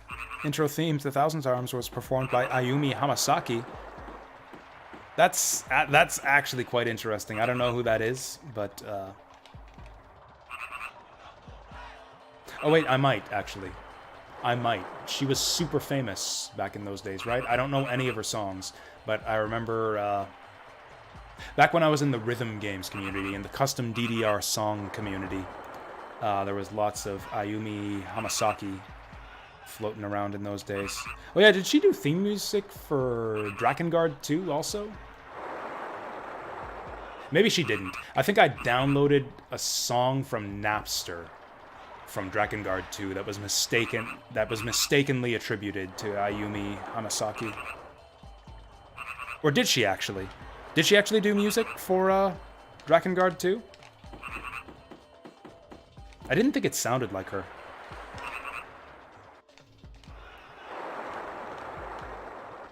I'm gonna look that up right now.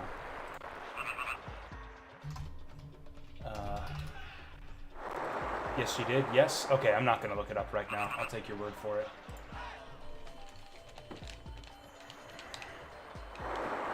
They say the couple who goes here will certainly be wed. Oh, wow, these kids. These kids. Anyways, they're saying the same thing they did last time. Drakengard 2 is another game I'd like to stream someday. I really, really liked Drakengard 2. I know it's the black sheep of the series. Or I don't know, maybe that's Drakengard 3. I never played 3. But, I don't know, I really liked it. I liked Drakengard 2 a lot. Even the story. I even liked the story a lot. Which is the thing that most people criticize it for. The problem is, if I am going to stream Drakengard 2, I feel like I'm almost obligated to stream 1 also. Okay, everyone here is saying the same thing. Let's just leave. And I don't like Drakengard 1 as much. That game's kind of a slog to play through, and you have to play it like 5 times to get the cool ending. Yeah. Whoa. Yeah, everyone's saying the same thing. Let's just leave.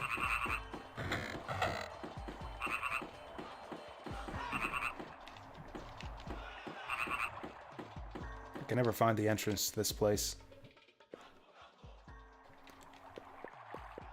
I haven't played Drakengard 3. I've done basically a full playthrough of 2 back in the day. And I played a little bit of 1. I found it difficult to get into Drakengard 1.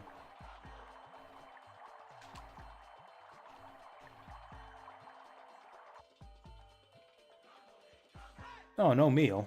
Oh, well.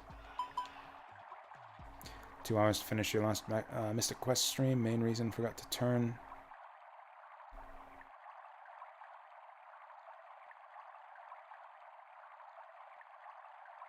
Took you 2 hours to finish the stream. I don't know what you mean by that. 2 hours doesn't sound that long for a stream. Or it's like you were like delayed by 2 hours because you got lost for that one, like doing that one thing. That's happened to me before. Where it's like, okay guys, we're gonna end the stream after I do this thing. How the fuck do I do this thing? I don't remember. That's happened to me before.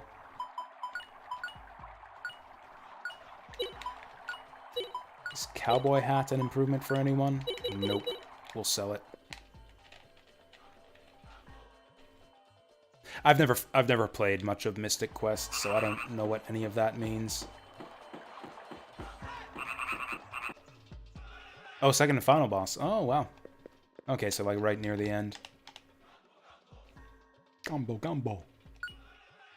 For some reason, the music in this town has like a ton of vocals. Oh, actually, we got several block charms to sell here. So we got like a little block chain to sell this guy. I don't think we need magic resistance. We've got a lot of trust in this party right now.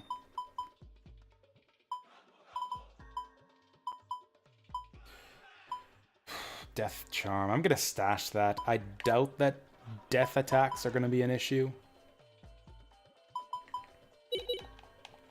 Have I played the Elder Scrolls games? Yes, I have. I've played quite a bit of Oblivion and Skyrim, and like a little bit of Morrowind. I've seen people say that Morrowind is the best one. Like Elder Scrolls snobs will tell you that Morrowind is the best Elder Scrolls game by far, and that the new ones are shit. But I found it difficult to get into. I liked Skyrim a lot. Oblivion, I don't like as much in hindsight. You played the first two, so like Elder Scrolls Arena and Daggerfall, if I remember the titles right. Though I haven't played those at all. I'm a bit, my PC gaming history is a bit spotty. Like, I basically didn't play PC games at all before, like, Half-Life, basically. Half-Life and StarCraft. Before that, I was entirely a console gamer. Or I guess I played, like, a lot of edutainment as a kid and some shareware demos. Like, I played the shareware version of, like, Commander Keen and Doom and Hocus Pocus and Duke Nukem and stuff like that.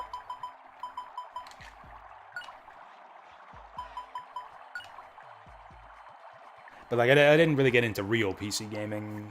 And then even after that, there was a big lull.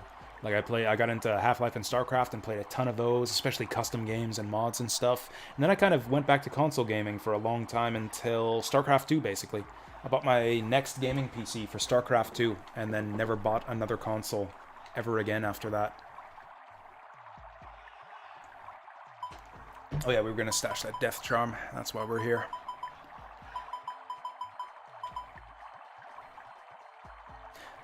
I think I might sell that frog axe. Nah, we'll keep it. Stash the dragon scale. I think our inventory's fine now. We should divide our trust. Make sure everyone has one. I don't even know what that does, but I don't know. Like what, do you want to not trust your party members? Come on, everybody needs to trust. Composer of Secret Evermore composed most of the music for the Elder Scrolls games. That is actually legitimately interesting. I did not know that. What's their name? I don't know the names of a lot of Western composers, but Jeremy Soule. Okay, yeah, that's not a name I know. I know Tommy Tallarico and Jesper Kidd, and I forget his name, but the guy who did the Doom soundtrack, I used to know it. He's, that guy's so hot right now.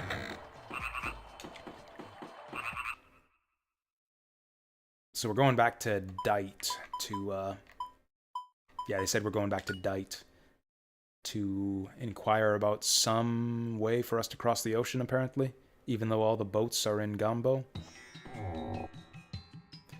Slogging through Kingdom Hearts Final Mix. Oh god, I'm so sorry, Dalek. Okay, apparently the Elder knows about old ruins. I don't see how old ruins are gonna get us across the ocean, but I don't know, maybe there's a ruins with a teleporter around here. So Kingdom Hearts Final Mix, that's like the most updated version of Kingdom Hearts 1, yeah?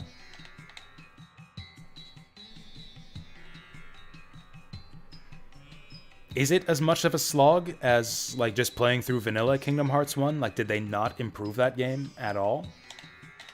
Because Kingdom Hearts 1 was definitely a slog. There's a lot of, yeah, mashing square to progress. And just hacking your way through endless waves of respawning enemies.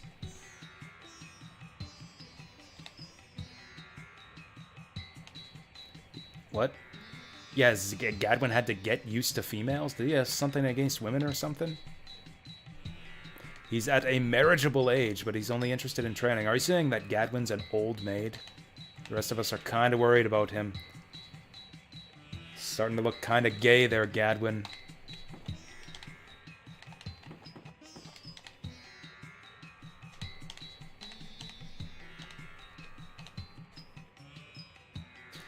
Prefer KH2? Oh, absolutely. Kingdom Hearts 2. like slaps, just mogs the shit out of Kingdom Hearts 1. I don't even like Kingdom Hearts 1. I didn't even like it at the time. I was reluctant to play Kingdom Hearts 2. I don't even remember why I bothered picking that game up, but I did, and I really liked it. I really, really liked Kingdom Hearts 2. Did not like Kingdom Hearts 1 at all. Or that's not entirely fair. Kingdom Hearts 1 had some really good boss fights. Or at least some good boss fight concepts. There were good parts of Kingdom Hearts 1. Kingdom Hearts 2, though. Wow, that was a great game. Enemies and XP boosting accessories. Not easy to gain synthetic items early. I don't remember what that means, but it sounds like a hassle. This house has a tongue for a welcome mat. I just noticed that. I don't suppose you guys have new stock here. Nope.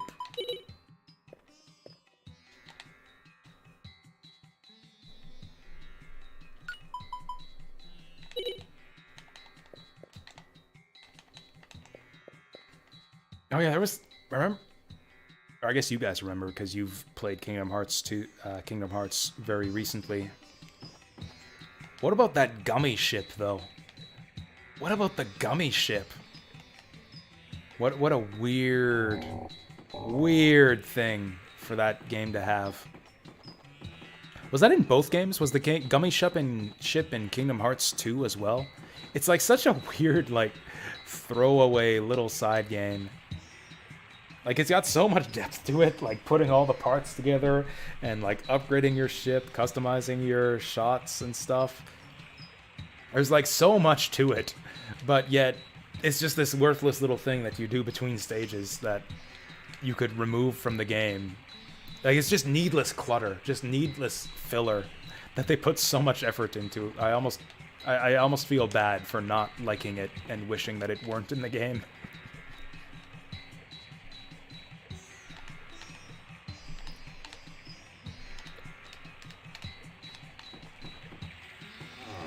You know, Parm is a good name for a town. I like Parm. Parm is probably still the coolest town in this game so far. Yeah, people still talking about fish in this town. This is the fishing town, so everyone has to talk about fish. Oh, never mind. This guy's not talking about fish. Oh, right, the Skinny Giant song. This is so weird. Like, half the townspeople have different things to say. And, like, get their dialogue updated. But half of them don't. Gummies are better in Kingdom Hearts 2. I'll take your word for it. I didn't mess much with the gummy ship at all in either game.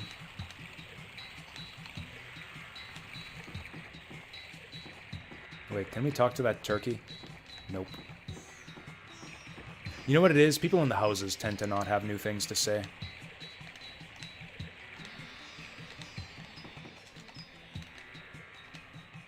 Yeah, I think most of these people don't have new things to say.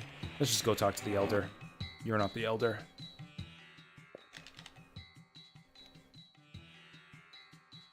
So why are you doing it, Dalek? Why are you slogging through Kingdom Hearts Final Mix? Why not just play a good game instead?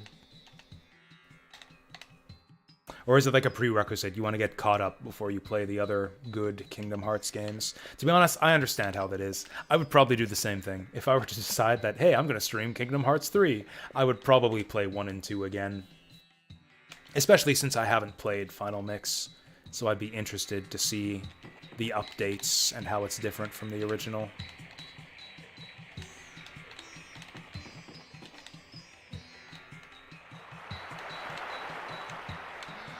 Oh, nice. Wait, not nice. First aid kit? That's garbage. That's like the 40 HP healing item. Oh no, that's the 60 HP to party item. That's actually a good one. I'm gonna hang on to that.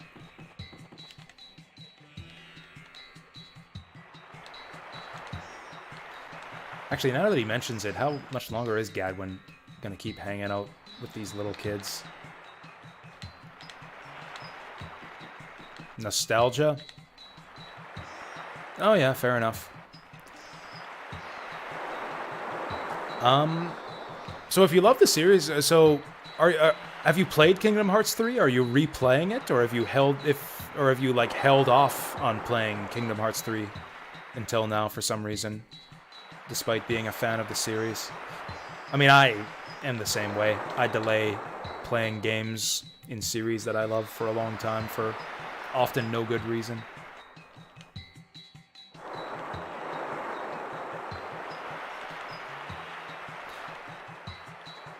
Which do you want to eat? The food of the sea, the land, or the sky?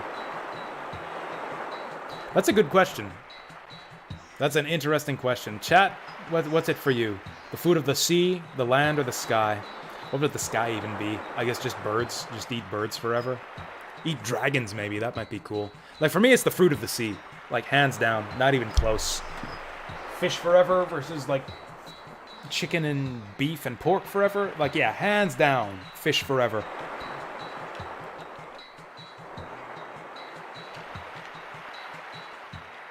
Oh, greedy people wanting to eat food of the sea and the land.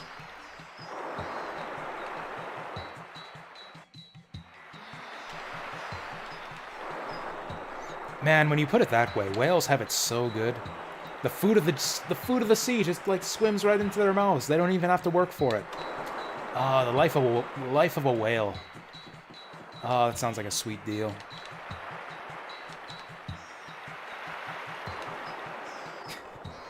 He wasn't talking about your height, Justin. He was talking about your dick. Your manhood has grown so huge now. Oh, you're a Nintendo guy. Oh, yeah.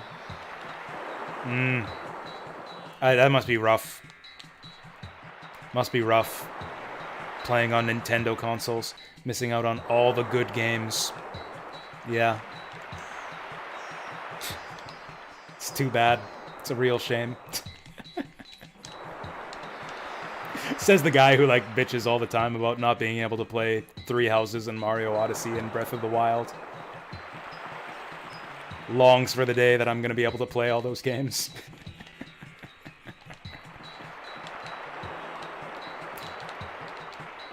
I'll just, I don't know. I'll try to make do with Elden Ring. I'll just try to enjoy my Elden Ring. Actually, is Elden Ring even coming out on Switch? I have no idea. If Elden Ring is coming out on Switch, then it better fucking run well on my PC.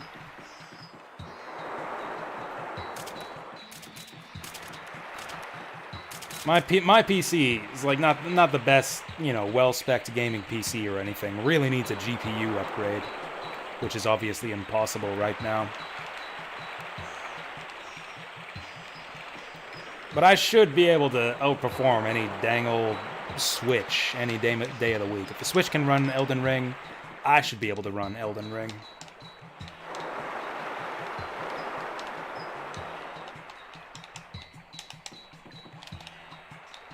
I forget where the mayor's house is. Someone tell me where the mayor lives.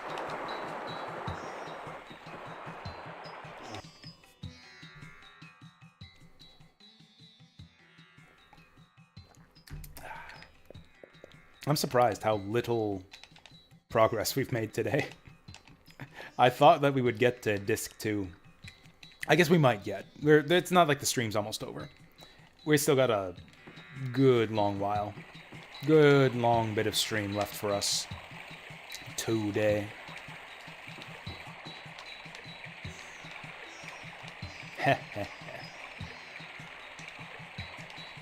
Oh, how sweet. People are worried that Sue's sick. Nah, Sue's got endless energy. Sue would never get sick. For some reason, everyone in front of the doctor's office is commenting on how Sue looks pale and sickly.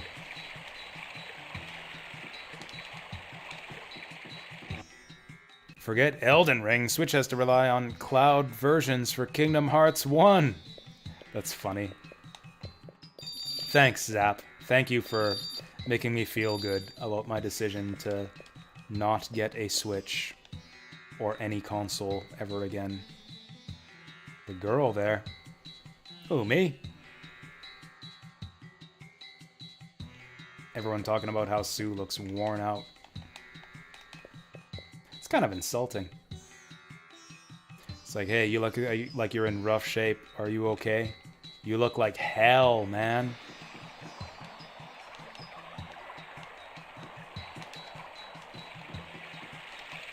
So, spoiler alert, that's going to be our next story arc. Or our next little, Damn it, where the hell's the Elder's house? This is the beginning of our next little story bit.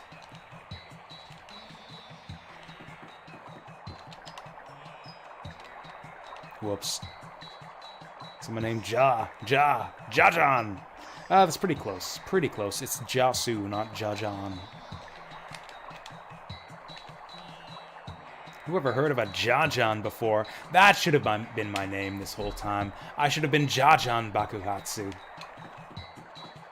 Actually, that doesn't quite work as well. It doesn't rhyme, for starters.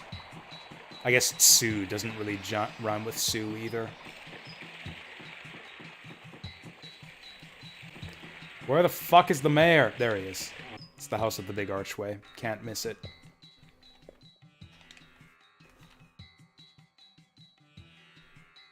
Well, it's Justin, hero of Date. This guy looks like a dwarf from, like, the Hobbit or something.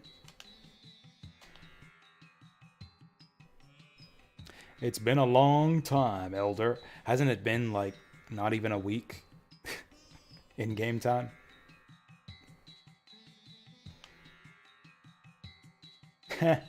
Sue just plops down again.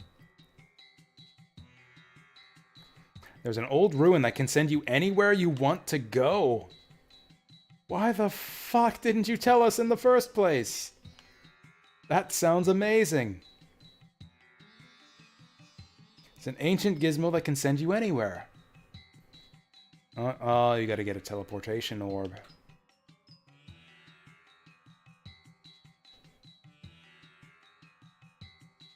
Oh, but it can only be used once. Yeah, once is good enough. Just, hey, magical teleporter, take me to a Lent. That's it. That's it. Let's get it. Oh, Sue's actually admitting that she's tired now. She must be really tired. Also, I think that's the first time she's ever made that face. Yeah, that portrait. I don't know if we've seen that one yet. Alright, let's rest up.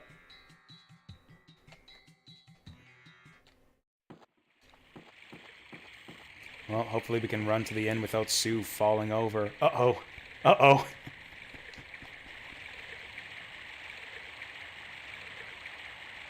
Oh, shit! Sue is dead! I think that's actually it. I think she's not... Is that it? No, I think she's going to accompany us to the top of the hill.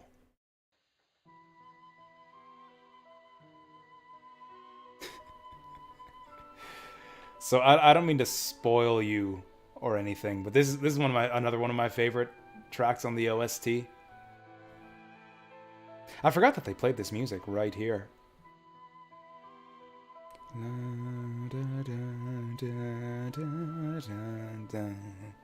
Yeah, this song is called Farewell to Sue on the OST.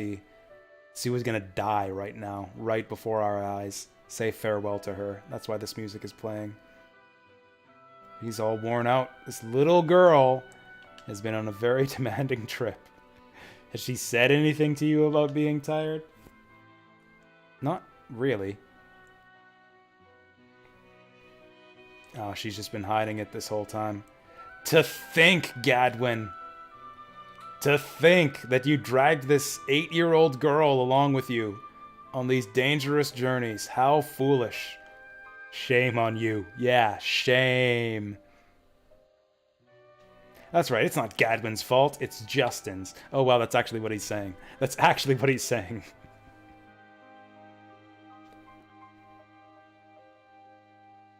Yep, no more adventures for her. She's got to stay here and recuperate. I know, right? She should be riding Gadwin. It's like Puffy rides Sue and Sue rides Gadwin. She's fine. Let's go to, you know, the place.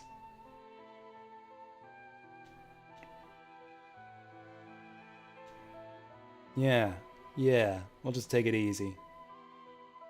Yukurishite. She must rest until the next full moon. Okay, we'll stay till the next full moon. kid, Gaki, me? No, we're gonna go without her. We're gonna go without her. She'll be fine here by herself. She had to spell that out in all caps for us.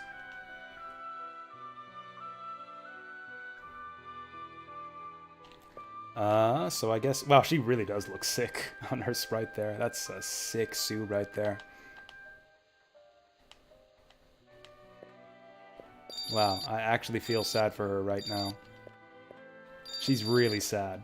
She's really sad right now.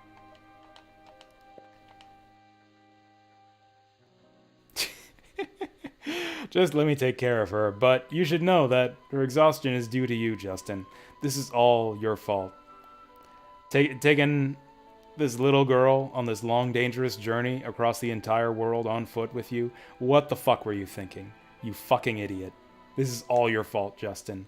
Who, me? Look, you've done enough damage, Justin. Just leave her with me. Go get that teleportation orb. Makes sense. Like, I don't think that you can say this is like an arbitrary plot development or anything. I mean, the timing is a bit... I don't know. Convenient? Inconvenient? Actually, are these people gonna talk? Do these people give a shit about Sue? None of these people give a shit about Sue. It's like the second assistant to the hero of this town just collapses right in front of the mayor's house, and nobody gives a fuck. These people.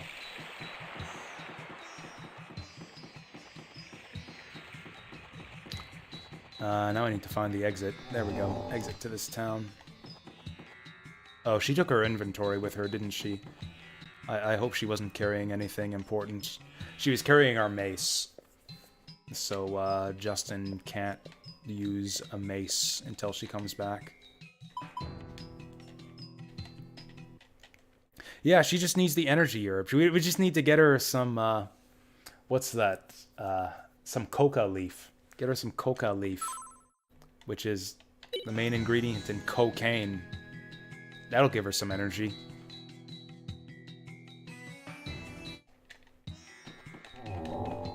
Find her some energy herbs.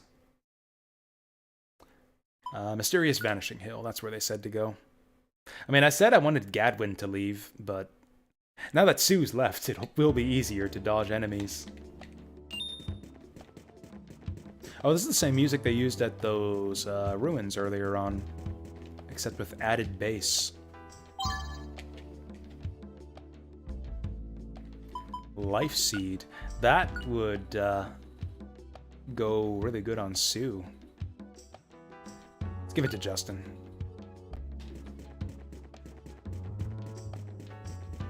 Winnie the Pooh fan at the 100-acre wood. Nice.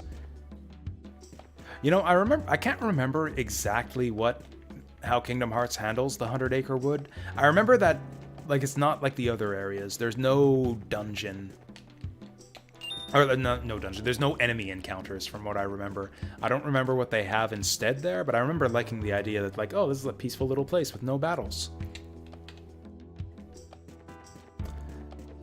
Teleportation switch. So Sue's gone already. Damn. I thought that she was going to accompany us to the top of the hill. I thought she'd be going with us for one more dungeon. Oh, look how much easier it is to dodge enemies with Sue out of here. So much more convenient. Okay, let's go to Vanishing Hill. Mini games, that was what it was. Yeah, you play like baseball and shit. Finally gone half the journey. Half the journey up the hill? That took no time at all.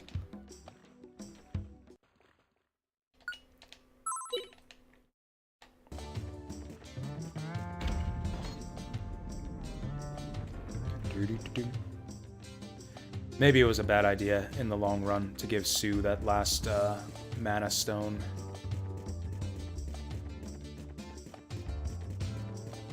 Oh, well.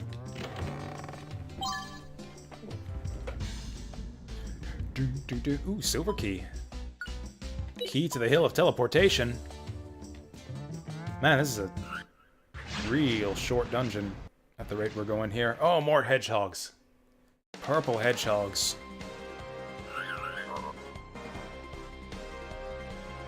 Here's a new enemy. Hermit Crab. Given how short this dungeon looks like it's gonna be... yeah, I think we can just go all out with the magic spells here.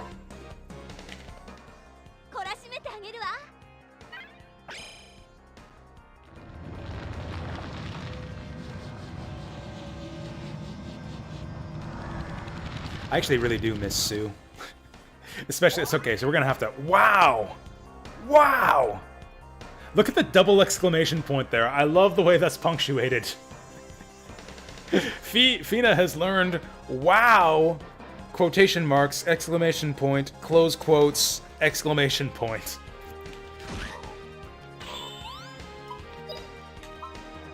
Here we go. Let's just get Justin to style on these fools here. I hope he can hit a few of them.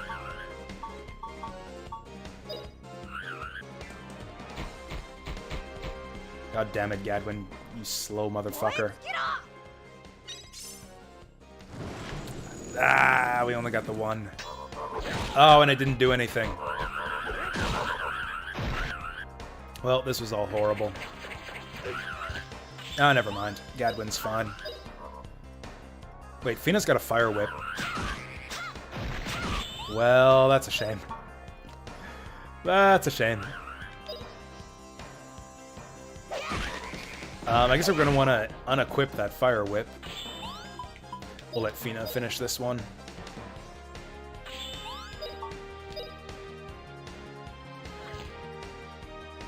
Oh yeah, that's right, she's got that teleporty helmet.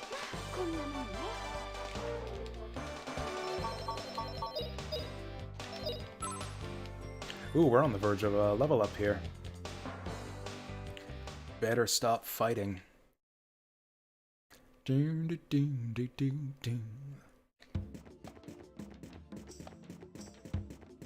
There's nothing over here. What a ripoff.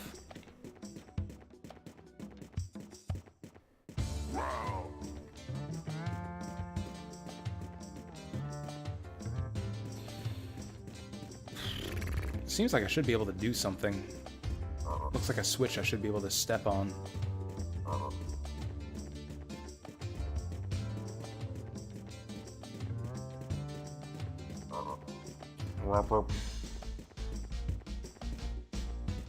Once again, getting kind of paranoid that I'm missing stuff. Okay, fine, we'll fight the triple trolls.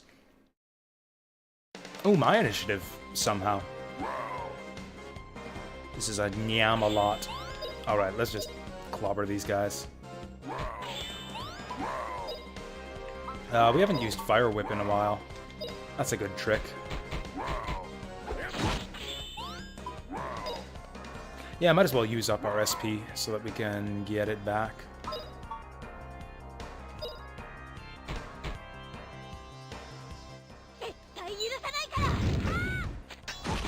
Oh, cool.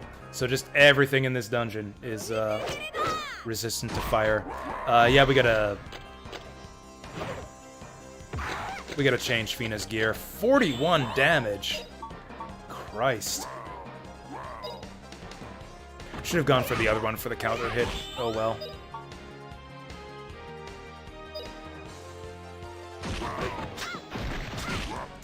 Awesome. Yeah, Fina can't damage anything. I guess we'll put that dagger back on. That really sucks that everything here is immune to fire, because I really want to boost...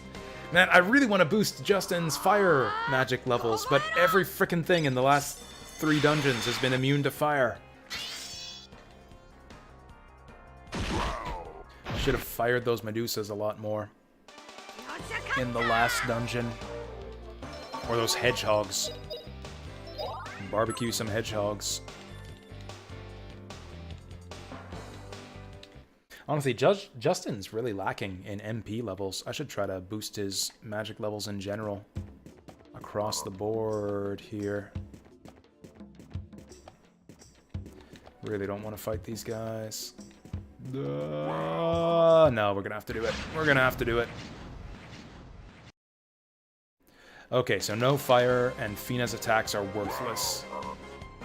We'll have her use Earth. Oh, that's a lot of dudes. That's a lot of dudes. You know what? I don't want to deal with this. I just can't handle this right now. Justin, you got this. Justin and Fina, you've got this. Here goes! Okay, he hasn't got it quite as good as I would have hoped, but we got it enough. That's not who I would have hoped she went for. And they're immune to wind too? What the fuck? Okay, that guy's going for Gadwin, who cares?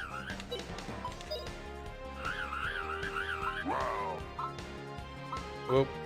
Whoop. Whoop. Honestly, just kill all these guys. Honestly, just waste all these motherfuckers. Those troll guys are really fast.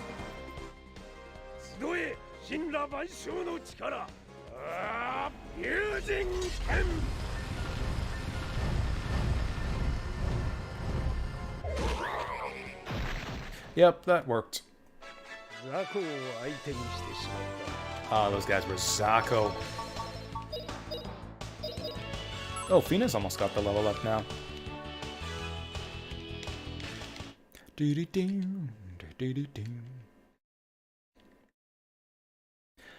got so many good scenes coming up today. Actually, we saw like the bit on the beach with Justin and Fina. We got the farewell to Sue. Honestly, the things I look forward to in this game aren't so much like the dungeons and boss fights. It's mostly story moments. I find that with a lot of my favorite RPGs, actually. It's the same with Suikoden 2, where it's like the bits that I look forward to are like particularly dramatic story scenes. Actually, I found that with Vesperia, too, for that matter.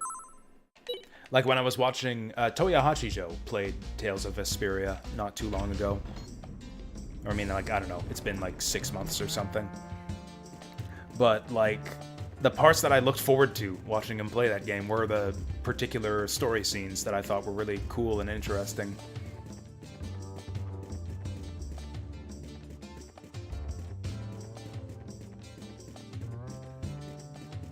Which it turns out, yeah, Vesperia actually has. Like, I think that's a good... I don't know, like, just... Whoa, we got ambushed. Oh, that's not good. That's not good. Especially against this group. But yeah, that's kind of a decent metric of, like, the overall quality of an RPG is, like, how many, or at least of an RPG story, is how many moments are there in the game's story that you're, like, eager to get to, that you're eager to see other people play through.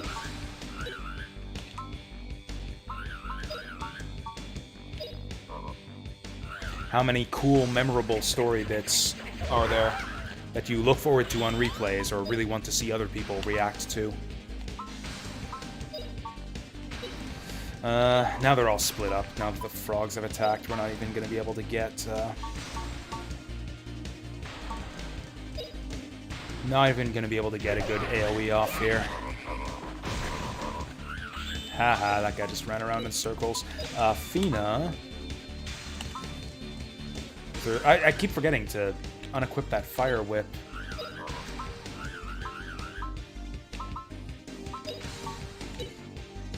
Actually, let's try Runner. I'm curious to see if this actually does anything. If it's just plus movement, then it's garbage. Okay, he's attacking Gadwin, that's fine. Attacking Justin, that's not good. Attacking Justin, that's not good.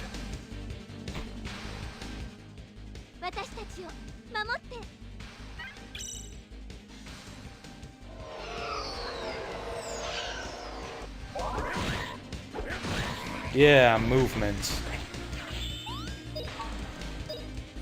I'm thinking movement's not a very good stat here. Oh, also, are these frogs weak to fire, resistant to fire? You wouldn't think so. You wouldn't think a frog would resist fire. Unless there's some kind of fire frog. Like in Mega Man Legends 2. Remember the fire frogs from Mega Man Legends 2? Did you know you can put those up with put those out with the fire extinguisher? I learned that on my last playthrough of Mega Man Legends 2. I never thought to try bringing the fire extinguisher into a dungeon. Like, that weapon is pretty much just for the first mission where you're putting out the kitchen fire and the flutter.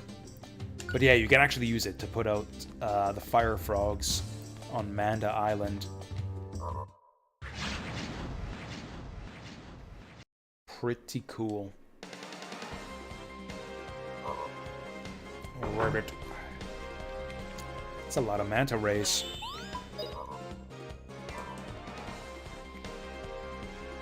Oh yeah, because we hit the recovery point. Yeah, there was the save point, so Gadwin's got his dragon cut back. I don't think I care to use it. Honestly, let's just do it with one of these. Let's just do it with one of these. And with one of these. Please kill them all. Oh, that was pretty bad. She would have been better off with a combo attack. Combo attack would just... Oh no, she wouldn't, because fire sucks. I don't know, are these guys weak to... or resistant to fire? Probably not. And of course the only one that we kill is the one in the center, so we can't get a good AoE off. That was hardly a problem.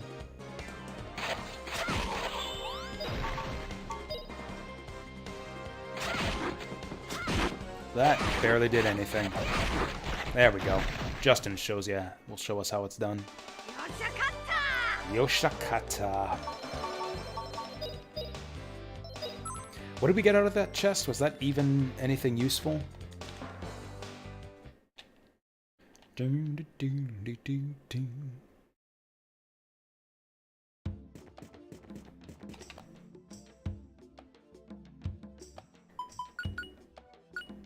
got a silver key. Oh, we got health weed. Maybe we do want to go back this way.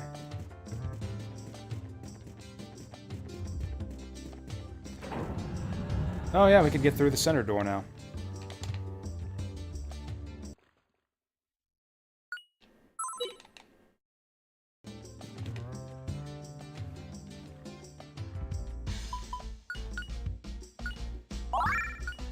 So I remember the boss fight that's coming up. Although honestly, I don't think any boss fight is going to be difficult as long as Gadwin's in the party. Hey, there's our guy. What is this? Massacre Machine, I think? I remember the name Massacre Machine. Yep. So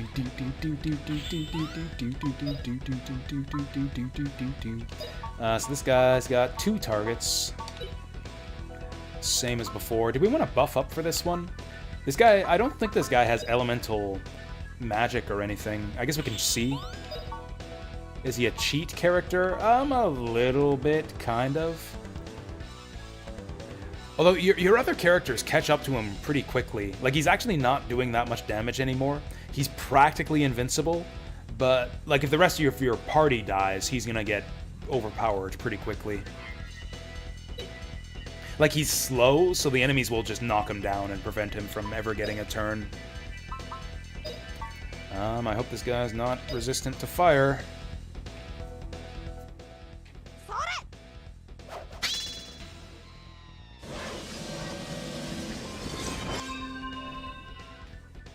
Maybe that was a waste of a turn. I guess we'll see.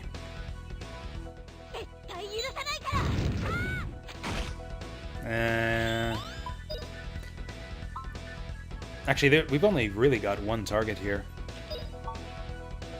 killer power on one enemy? Let's do that. Let's do killer power. Oh, we're gonna get the counter too. Look at him winding up mid-swing. This guy looks like Mantis Ant from Secret of Mana.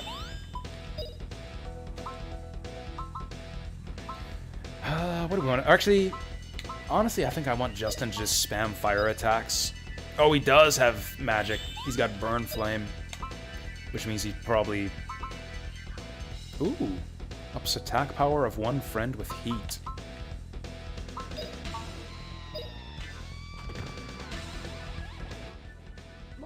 It's kind of weird that the targets for this guy are like his eyeball and the rest of his body.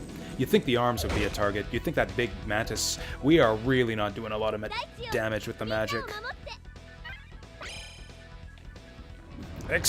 Oh yeah, no, we didn't do explosion. I don't know, maybe we're going to be relying on Gadwin for this one. Burn Flame, huh? Can I get away with this? No, he's going to have to run up for V-Slash. What about Shockwave? Honestly, let's just defend. This could do a lot of damage. Yeah, we weren't going to have time to interrupt that. That's a good sound. Oh, hey, Justin. Blocking that like a champ. What are we gonna do? Hurricane. Okay, I was completely wrong. You'd think a guy with swords for arms would be all about the physical attacks, but he just wants to cast magic over and over again. I mean, he's casting fire magic on us. And wind magic.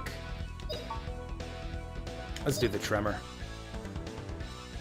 Oh, also, if he's casting AoE on Gadwin, I think. Actually, maybe Hurricane's all target. Either way, let's just hit him.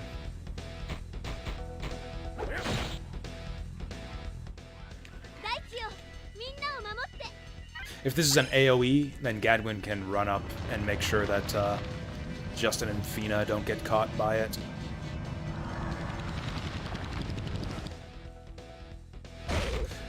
Oh, nice. Nice cancel. I did not think that Fina had it in her. Critical spinning attack on one enemy. That sounds like a good time. That sounds like a good time. Slice you in two. And another cancel. I don't know about Fina, though. Honestly, Tremor seems pretty effective. Always doing something. He's cooking up something.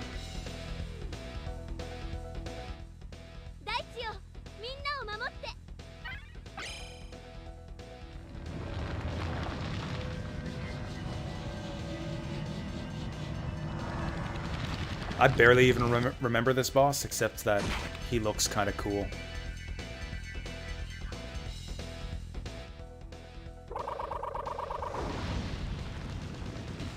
This is gonna hurt. I mean, it actually doesn't hurt that much. It doesn't do that much damage. We have not let this guy get a hurricane off yet.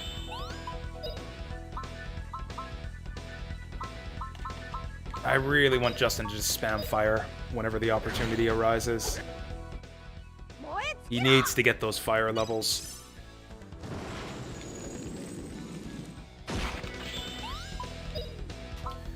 Fina isn't really desperate for any particular magic levels. Tremor seems pretty effective at canceling enemy attacks, though. Ah, but it's so slow. Oh, okay, he's going for Gadwin. That's fine. Oh, he's changed configuration here.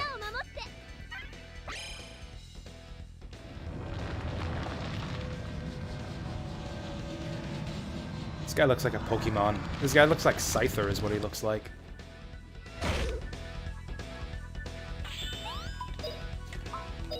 Honestly, just keep casting Burn. Probably get Fina to do a Paralyze Whip after this. See if we can cancel this guy. Oh, damn. That actually knocked him back quite a bit. Burn Flame, that's fine. Honestly, Tremor seems really good. Doesn't do a lot of damage on this guy, but it knocks back his IP quite a bit.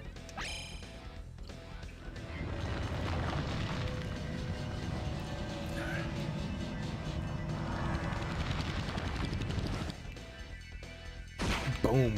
60 damage is hardly half bad either. We could probably cancel this guy with a flying dragon cut.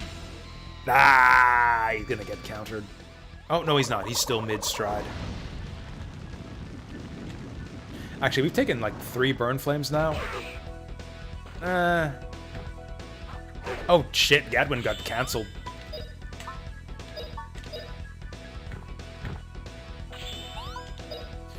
Okay, oh, he's way back there. He's way back there on initiative. Let's just take a free round to cast some magic on him.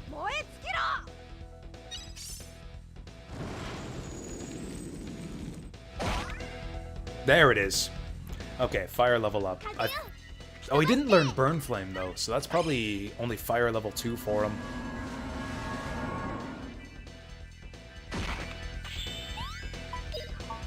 Honestly, just crit the fucker. Boom, that barely did anything. So the way that, like, critical and IP knockback works in this game is the further along you are on the initiative gauge at the bottom, the more initiative knockback you take. So it's like if you hit an enemy right as they're about to act, then you'll be more likely to cancel their attacks and knock them way back on the turn order.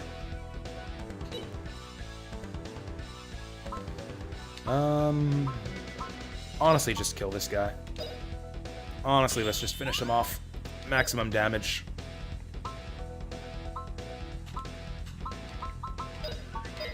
Wait, whoops. Oh, I thought that would be like an explosion on the enemy. I forgot what WoW actually does. I should have cast that on Justin. I should have cast it on Justin.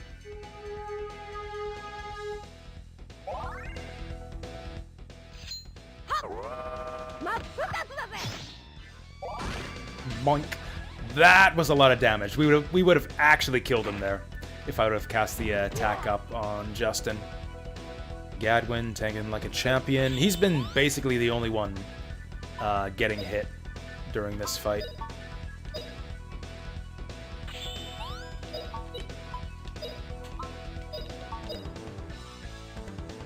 Fina teleports behind him.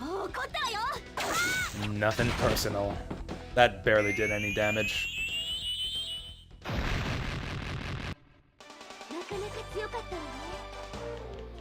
Good stuff. That was the shortest dungeon in the game yet. Okay, the game kind of acknowledges that that was an easy boss. We only got 1,000 XP for that, instead of the 3,000 we got for the dragon. Alright. Teleporter Hill is mine. Maybe. Let's see. Sue's missing out on the adventure. Take your medicine. You want to go on adventures again, don't you? She feels sorry for the medicine. Oh, that's the frog on her bed. She has to eat the frog. Am I really just a kid? Yeah, pretty much. That's why you won't eat your frog, is because you're a dumb little kid.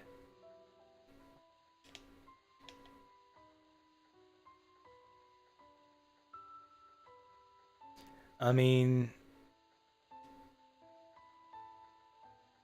yeah, like, you'll get there eventually, Sue. That's right, you're like a flower. You'll be grown up in, like, 5 years. But I want to be grown up now. I mean, you know, assuming you survive. I mean, you could just die before that happens. If you're not careful, Sue. That's what's going to happen if you don't eat your frog.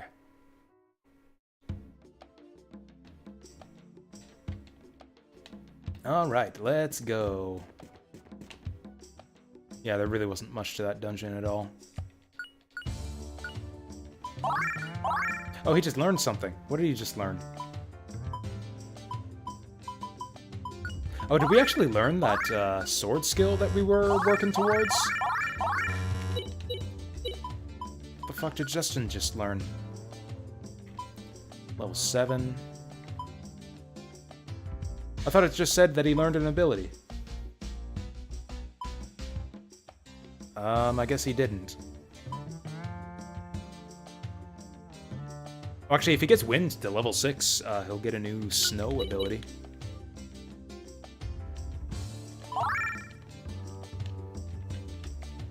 What the hell is with that door on the right-hand side, though? I'm gonna go back there. Maybe we can open that door now.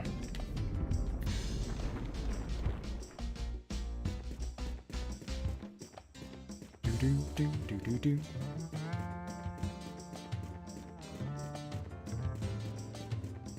Right? Oh, that door's just gone. Oh no, it's just all the way up here.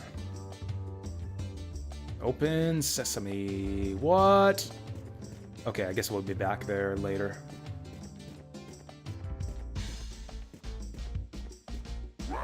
Oh wow, just all the enemies showed up all of a sudden. This place was empty before, and then boom, enemies. I think I'm just gonna run from this one.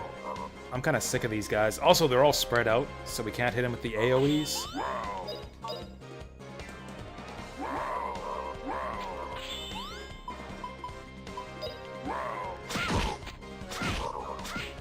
Actually, Fina fucked those guys up really good. We're in trouble. We're in trouble. Fina's going on a rampage. Stop her. Stop her before she enrages.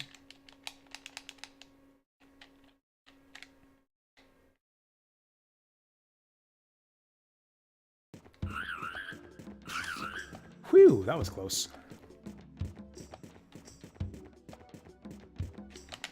Right, I meant to unequip Fina's dagger here.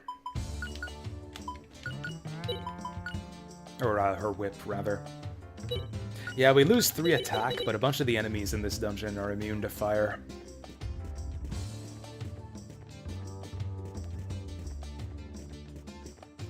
Alright, up we go.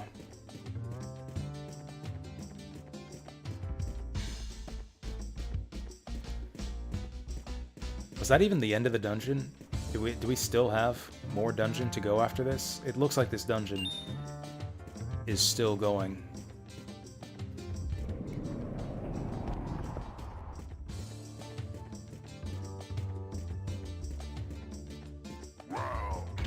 The fuck was that noise? Oh god.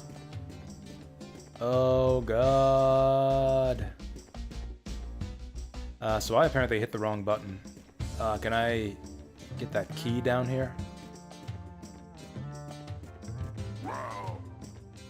Damn it. Why? I got like stuck on terrain or something there. And we got ambushed. Fuck.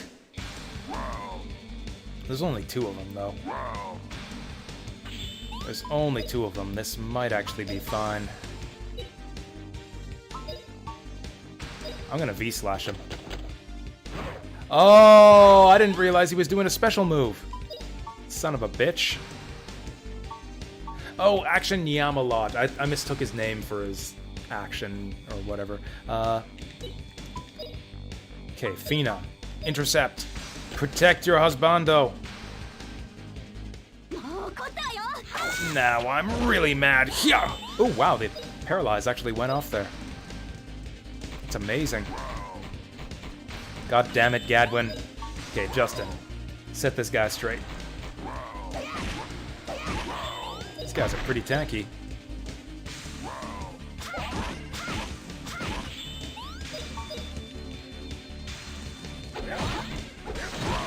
Oh, we're getting all kinds of weapon levels here.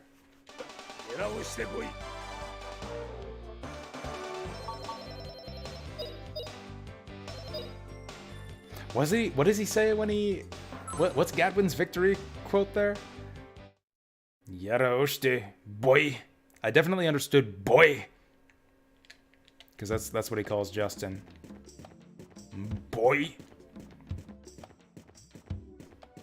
He's like the Kratos to Justin's Kratos' son.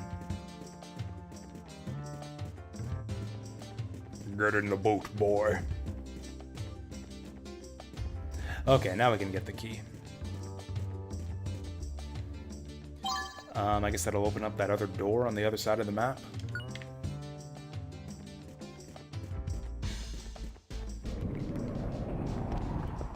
because, you know, where the hell else are we gonna take it? Nice. Thanks, game. It's just what I fucking needed. Done with that for tonight? Yeah, it's probably a good choice. Okay, I'll take the 2 frogs. I'll take the 2 frogs over the crab troll. Did you get very far? Did you make progress? I feel like I'm progressing, yeah, in Nights in the Nightmare, yeah. I feel like I am progressing very slowly in this game so far tonight. Let's keep burning. Burning for as long as we can get away with it. It's a complex game. Interesting. Yeah, I can't really think of, like, what that game looks like or what it's like.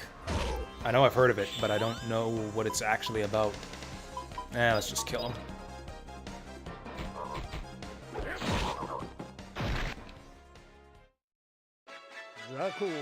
Oh yeah, they didn't even get a turn. Is it good? Like, is Nights in the Nightmare still good? Are you, like, hanging with it so far?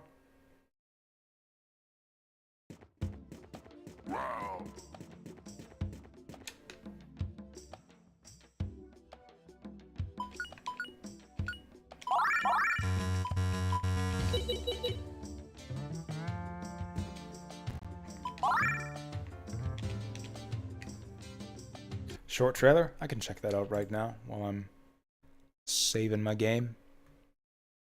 I mean, yeah, the way that I check out trailers is no problem. Skip to the middle. Oh, this looks cool. Like, this immediately looks cool. Yes. Oh, wow. I can't even tell what's going on. It's cutting around. The cuts are so quick, but I love the art style. I love the look of it. Is this by the same guys who made Yggdra Union? This looks like Yggdra Union and Riviera, the Promised Land. Surely this is the same guys. What's the company again?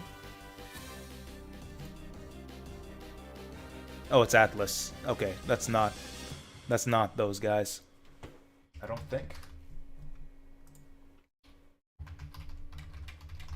Nights in the Nightmare.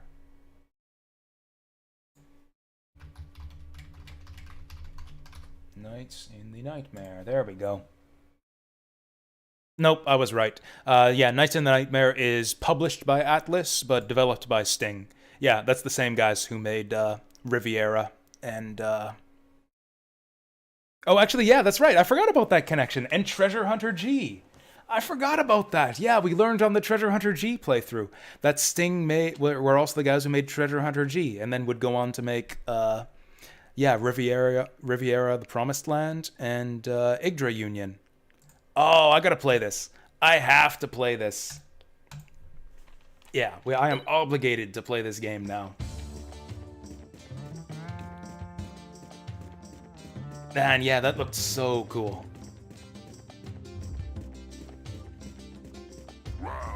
Yeah, that's kind of a Sting signature, too. They're like, that's kind of like Sting's thing. The Sting thing is to have, like, really, like, just wacky, out there combat systems that are, like, completely unlike anything you've played before. Like, yeah. Riviera, I guess, Riviera not so much, but yeah, Treasure Hunter G and Yggdra Union had, like, absolutely wild combat systems. Where are we going here? Got this tablet full of symbols, but I don't have the Book of Medora. Well, shit.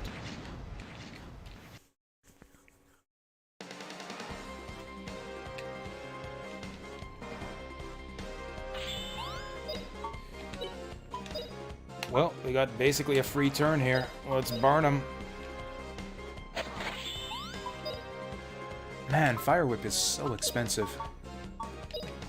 Let's just take him out. I should have her do melee attacks. The triple combo attack is so good.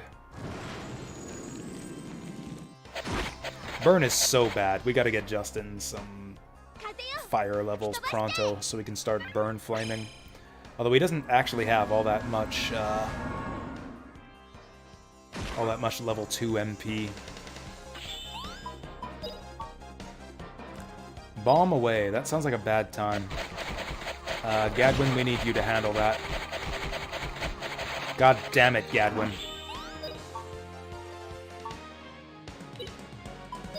I'm actually going to do a mid-air cut. I'm going to mid-air cut this guy, because we're not going to be able to run over there in time. He's literally in the midst of attacking Fina. He is attacking her right now. Let's just defend. And we got... He's shitting on us. Like, the bombs are actually shit with that attack. When it says bombs away, that's like shits away.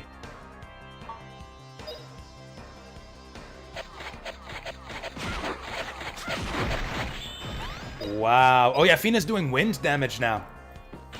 Fina can just one-shot these guys because she's doing wind damage.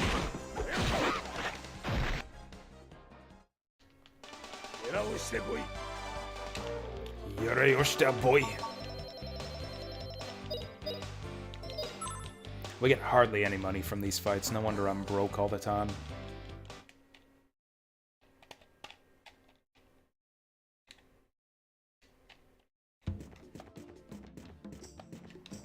Open up. Okay, I guess we gotta go this way first. No, yes. That was a bit rude there. Taking away my bridge when I'm trying to climb it.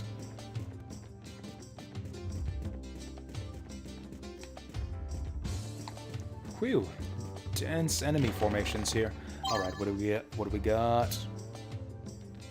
Man, the fact that the game's not giving me mana eggs anymore makes me think that I must have missed one earlier on, and the game just expects me to have maximum magic on everyone by now. That's kind of bad. That's kind of bad for us if that's true. Hermit crabs are a huge pain. I think I just want to run from these guys. They've only got 94 health. We'll let Justin and Fina go for them, and Gadwin can run. Oh, do these guys just have high physical resistance? Even with the wind whip, Fina's doing no damage. Whatever, screw these guys. Get out of here.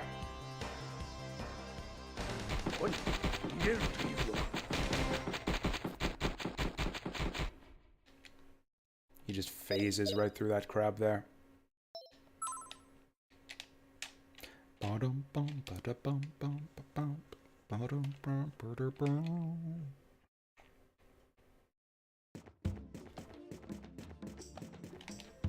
Got a yellow tablet that I still can't do anything with. Because I don't have the Book of Medora. Man, crabs are speedy. Okay, so for some, maybe crabs are just immune to whips. Maybe that's it. Maybe they're not immune to fire or wind. Maybe they're just immune to whips.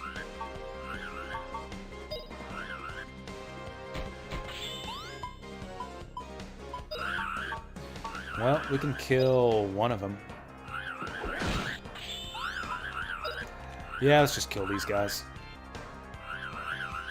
So they're maybe immune to fire, maybe immune to wind. Let's try earth.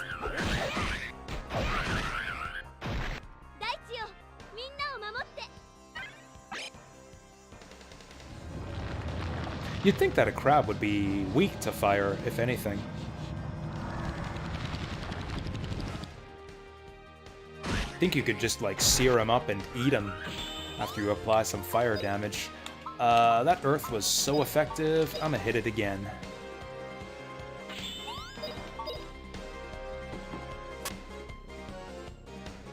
Who's gonna get credit for the kill here, Fina or Justin?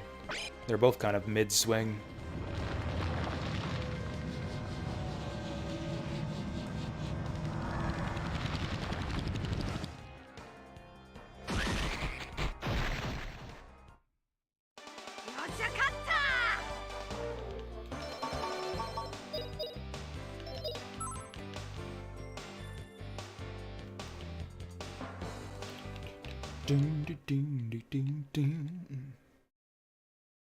Honestly, I remember more of the first half of this game than the second half. Like, I have a pretty clear idea of everything that's gonna happen up to the end of the first disc, and then from there, I'm like not quite as sure. Oh, we got another one of these guys. I mean, whatever, we busted up the last one, we'll bust up this one. Really wish Fina had healing magic.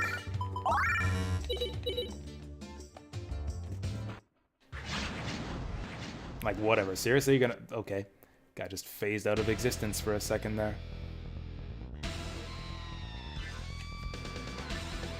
I mean, it would be more interesting if they, like, threw two of them at us at once or something. Honestly, I think I could handle it. Oh, she's finally got enough MP for Burn Flare. All right, let her rip. All right, Hono Yo. Oh, wow, that was bright. Oh, this is a little bit different from the PS1 version. Once again, yeah, PS1 version's got a little bit more oomph to the animation. I kind of want to hit him with something slow to let him recover and get closer to doing his attack. Whatever, let's just do a Dragon King Slice. Oh, here we go, that's the good shit.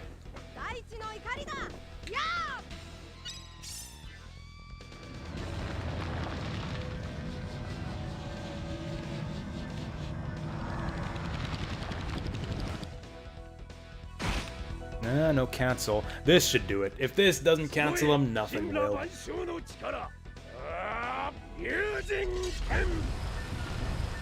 There we go. Just make a hot springs right under this guy's feet. Boom! There's the cancel. Oh yeah, just para whip him. She's about to get damaged anyways. Probably, you would probably cancel any other attack that she tried to do. Ooh. That was painful. What else can we do? Probably just go all out with... Honestly, maybe just crits. Oh, Hollow Slash. We don't want to let that go off. Yeah, get out of there. Doing a standby. Standby. Probably just keep going with the crits.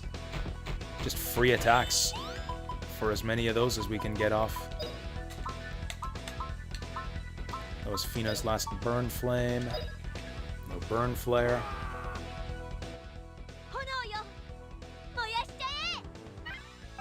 I think this is the first time I've ever used Gadwin's critical. He goes like right into it. His voice clip faded out there because Fina's making with the magic. Did one of those miss, or did those combine into one hit? Body Slam. Don't think I care about that. Howl Slash. I think I do care about that. I think I want to do whatever it takes to cancel that. Let's do a W break.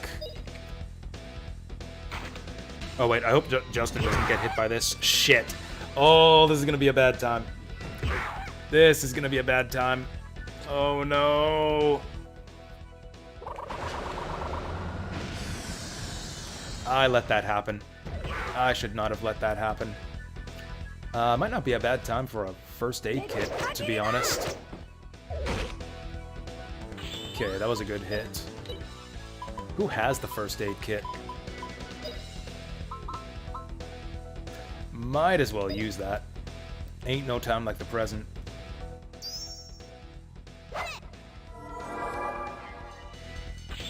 Okay, that was perfect. That was just what we wanted. Gadwin is out of SP. What are you doing, man? Guy's doing a body slam on Gadwin. That guy's doing a healer. I don't think I care about that.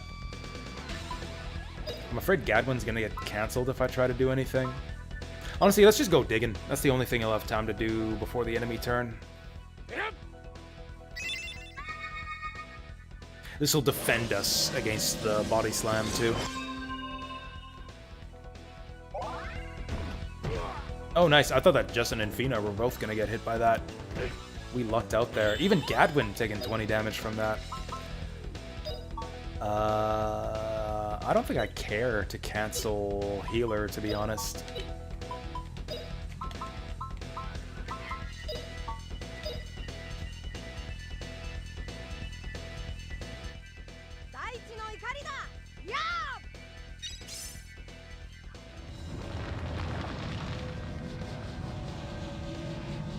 I'm real sick of this spell. We need to get some better earth spells. I think that, honestly, even more... nah. It's like Grandia Redux rebalances the magic a bit, makes it a little bit less of a hassle to learn new magic spells. I was about to say that's almost the best part of Grandia Redux is faster magic learning. I don't think it's quite true. I think the increased difficulty is an even bigger improvement than the improved magic learning rates. Alright. How much is that gonna do? Ooh, 200. That's big. That's actually kind of a nuisance. It's going for Fina. Can we interrupt him here?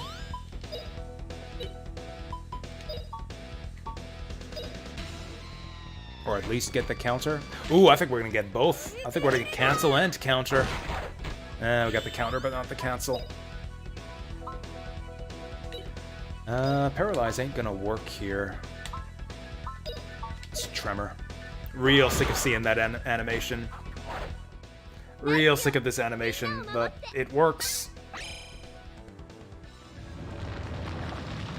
Oh, look at that. He's right into it.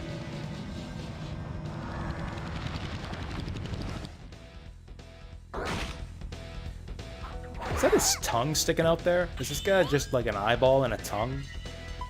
The tongue is like extruding directly from his eyeball. That's disgusting.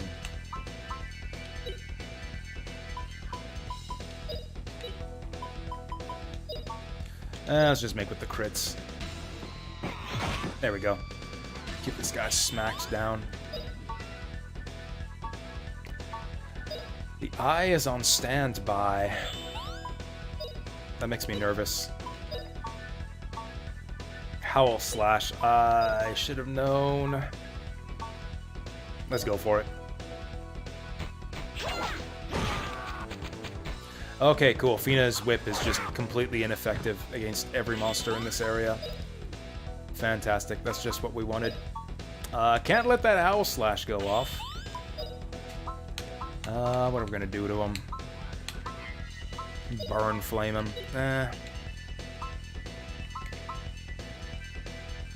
Oh, here's what we'll do.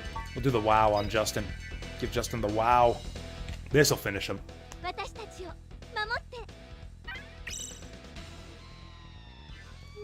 Watashi Tachi o Mamote. That's Japanese for buff the fuck up, bitch.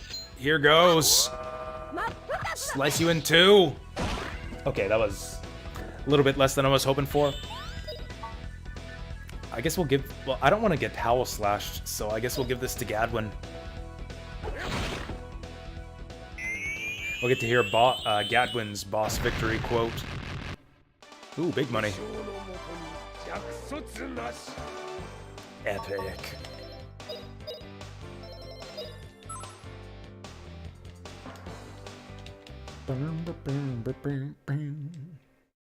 So what exactly did we accomplish with all this?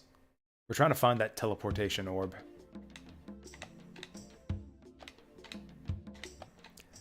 Stop it, Gadwin. You're embarrassing me. I am pretty awesome, though. Even though I think Gadwin did a lot of the heavy lifting on that fight. Oh, yeah, we just gotta hit all the switches.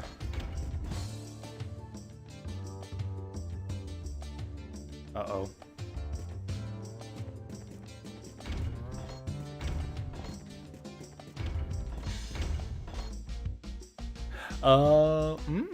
Huh?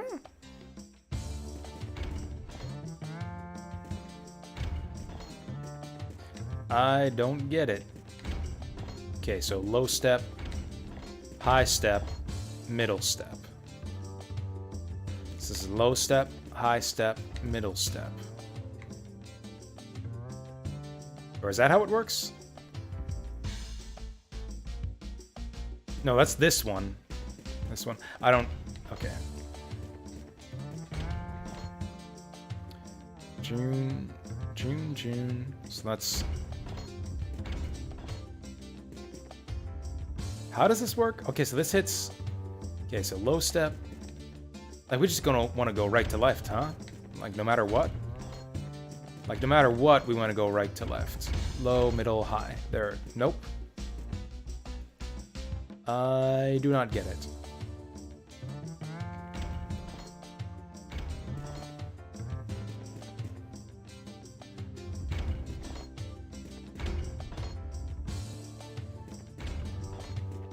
Do not get it. Okay, so that's high, middle, low.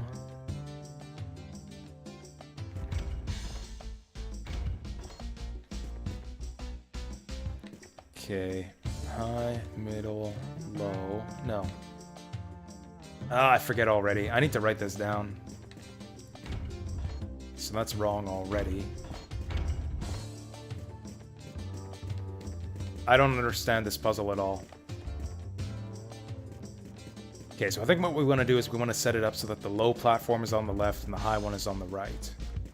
And the middle one in the middle.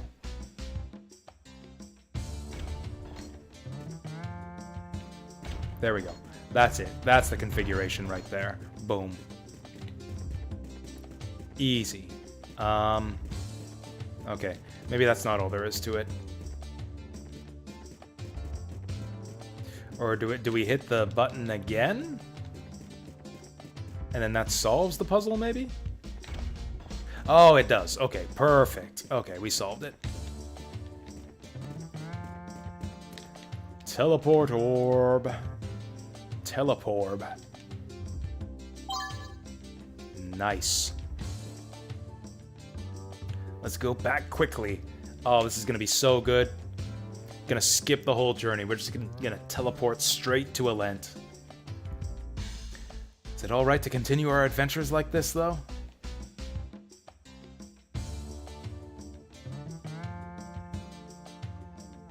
Oh, that's right. It's dangerous ahead. What about Sue?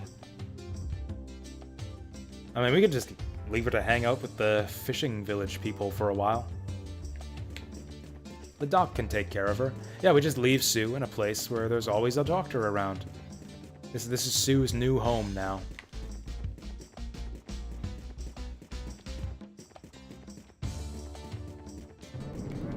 We can just replace Sue with Gadwin.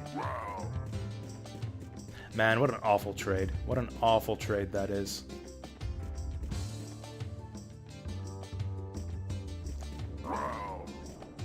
Uh-oh, uh-oh, uh-oh. No! Get me out of here! I messed that up. I shouldn't have. I should have rotated the camera before we did that.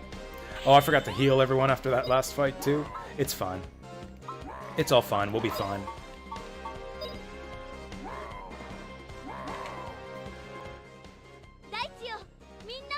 We barely even used our SP on that last boss fight, so we'll just go all out on these guys instead.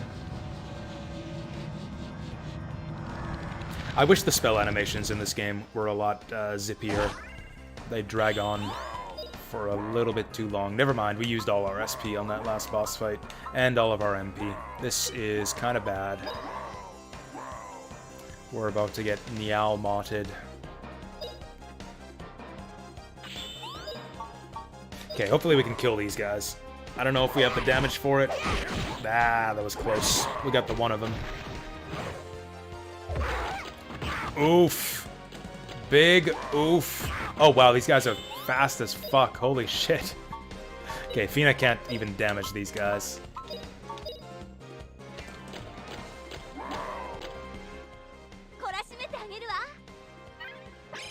Who says Grandia is easy? I mean, okay, it's pretty easy, but if you let the enemies get the initiative on you, they can spiral out of control.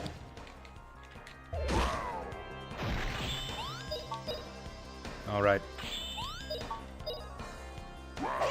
Race to see who can get the kill here.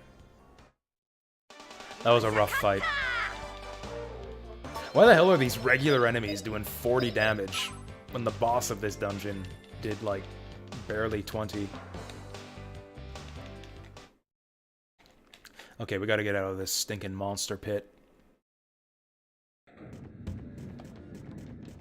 There we go. Barely survived that. Oh, that means plenty of heals for Justin, though. He's barely used his level 1 MP.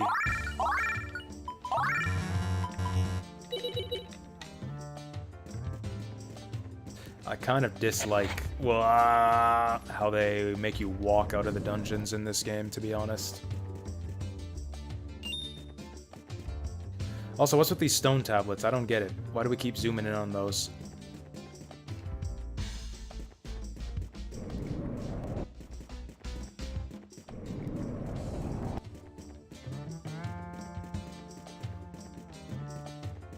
This game really could use something like the escape rope from Secret of Mana.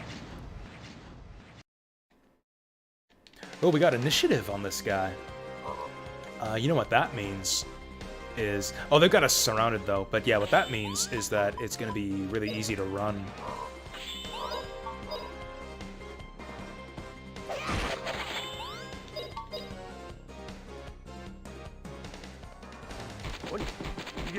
What are you guys doing? What are you guys doing trying to attack the enemy? You gotta be daring like me and run away. So what do we do with this teleporty stone anyways?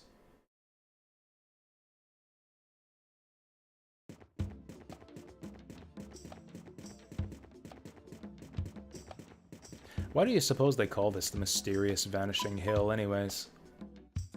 Nothing vanished. I guess that one bridge vanished on us, but other than that, like, the hill is still here. It hasn't vanished anywhere.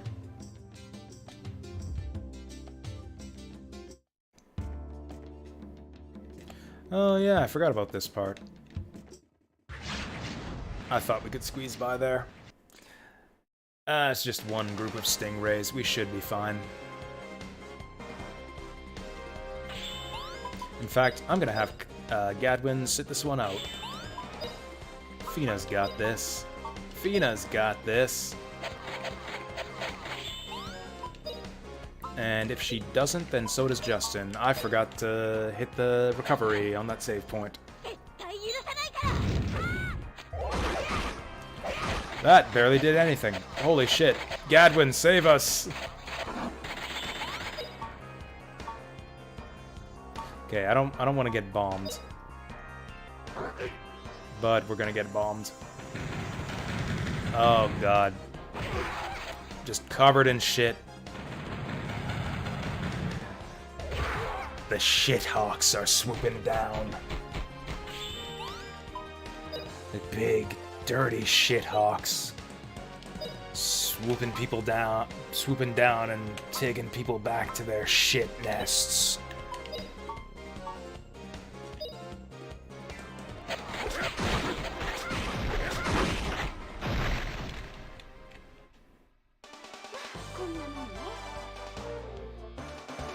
Kind of a bad fight. Kind of a bad fight for us.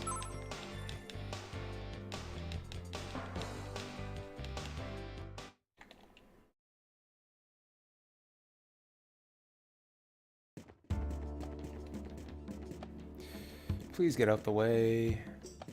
Thank you. Wow. That guy was easy to go around. Oh, you don't got to apologize. If you got stuff to do, you got stuff to do. I mean, hell, if you just don't feel like hanging out anymore, you can leave for that reason too. Like, it's fine. No one's obligated to be here. Oh yeah, especially if it's something like that. Man, what coincidental timing there. Is your daughter named Sue? That would be especially funny. Or Susan.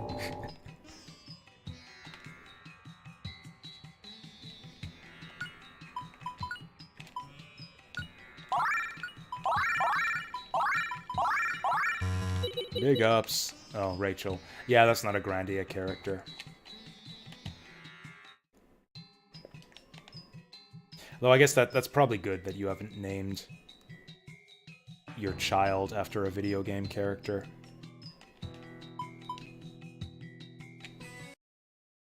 I mean, I guess some people find it like cool and touching or whatever. Like Robin Williams' daughter was famously named Zelda. I don't know. I don't know if I'd want to be named Zelda or Link or anything silly like that. Although I guess with that said, with that said, I've got the same name as this idiot here. Yeah, that's right. I didn't make that connection till just now. I guess, I mean, it's not like I was named after him. Like, Grandia didn't exist when I was a kid. It's fine. Justin is named after me. It's the other way around. It's totally fine.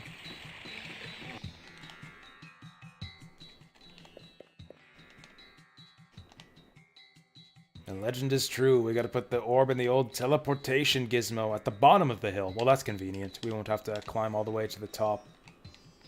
Again.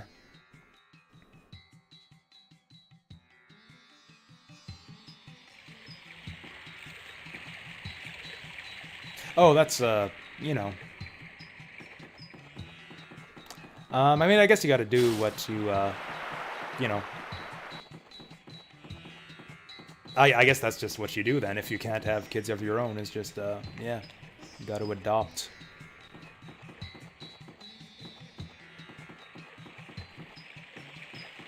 Yeah, that's, yeah, often, how it is. So, like, you're in contact with her, real dad then? That's, I guess slightly...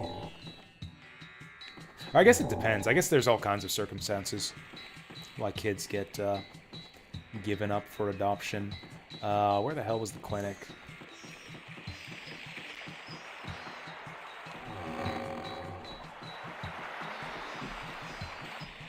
There we go.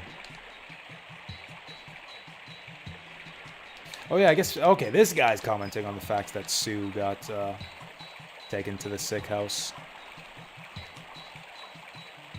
Yeah, when you said she was adopted, I just kind of assumed that it was, like, through, like, agency or orphanage or something.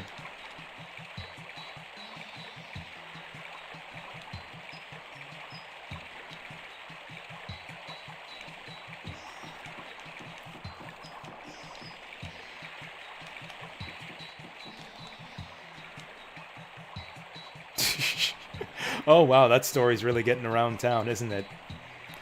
I'm gonna do my best Gadwin impression. Ugh, this mirror is too small. I can't fit into it. Ah, that's a winner. You nailed him. Really blew it that time. That's funny. Oh, what's another good Gadwin moment? Honestly, that probably tops it. That part where Gadwin gets stuck in the mirror, that's probably his best moment in this game. Yeah, 5'9" is pretty tall for a 14-year-old girl. That is the same height as me. I think just very slightly shorter than me.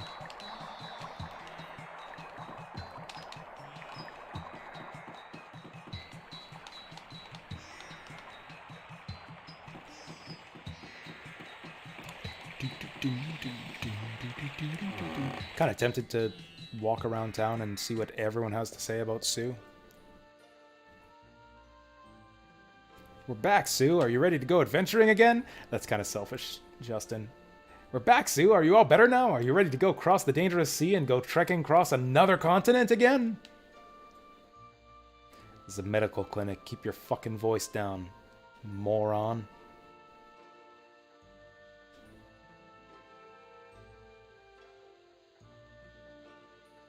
Gonna cross the Mermaid Sea. Oh. Oh, is she actually doing the smart thing that I suggested earlier? She's gonna stop adventuring. Oh, wow. Look at that smile on her face as she says that, too. That's so heartbreaking.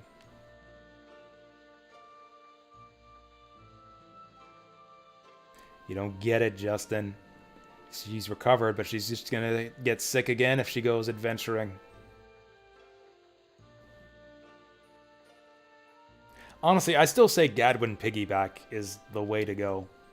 Like, if she's getting exhausted, just have her ride on someone's shoulders.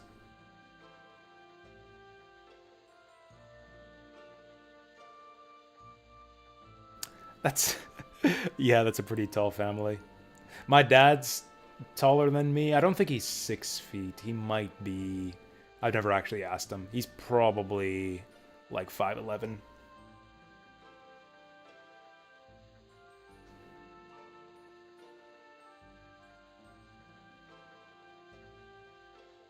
Yep.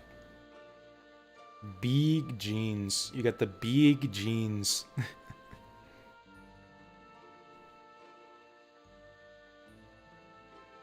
The fuck is wrong with... I love how Justin's the only one who doesn't get it here, which makes sense because he's the one who's been with Sue from the very beginning. It's also kind of funny and ironic since he was the one who was ready to abandon her all the way back in Parm when he first set out.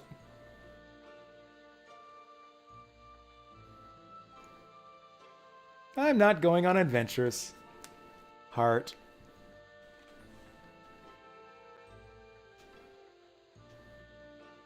Okay, here's what we'll do. I'll stay here with Sue until she's fully ready to go with us, like in 5 years, like she was saying before. In 5 years, when she becomes an adult, we'll stay here.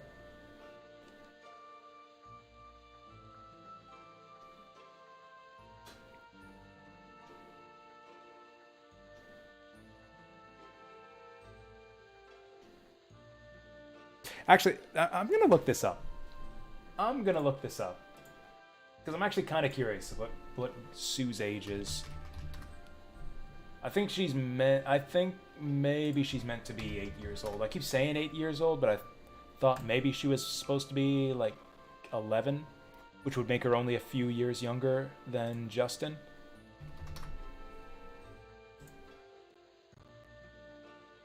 Eight years old. There you go. Yep. Oh yeah, speaking of height. Speaking of height, yeah, we got her whole profile on the page here. Sue is 8 years old, 3'9". So there you go. I don't think that Sue will grow up to be 5'9" by the time she's 14. BF. She's 8 years old, Zap. That's disgusting. Disgusting that you think she would just stay back here to play doctor with the doctor.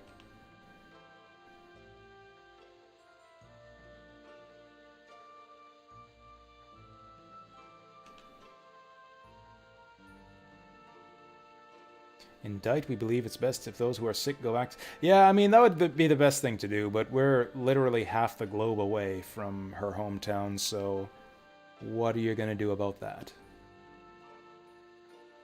Honestly, if Mullen's such a teleportation orb... Wait a second, Justin. Wait a second. I mean, if Mullen's such a good guy, we could just ask Sue to give her a lift back to Parm the next time we see him. Just, like, ferry her back on his airship. Supposed to play for the Broncos? I mean, that's a dream, I guess. What? I don't know football at all.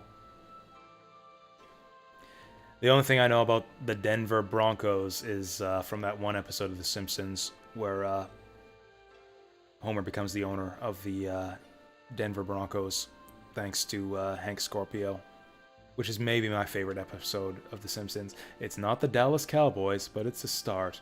Oh, the Denver Broncos! Played basketball instead. Honestly,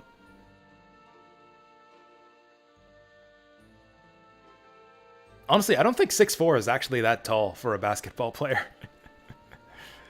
I think like a lot of the pro basketball players are actually like quote like taller than that. Not a ton taller. Like it's not like 6'4" is short for a basketball player or anything, but it's like it's hardly remarkable.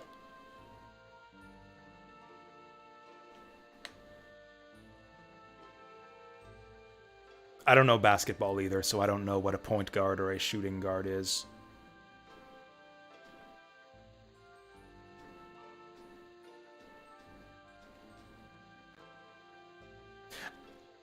It's kind of remarkable the way that Justin has completely turned around from, hey, we've got to bring Sue on the adventure. Get up, Sue. It's time to go. It's time to go. Come with us. To, okay, we'll just hang around here for 5 years. To, okay, I will use my teleportation orb on you and like, completely give up on getting instantly teleported to a land for the sake of seeing you home safely.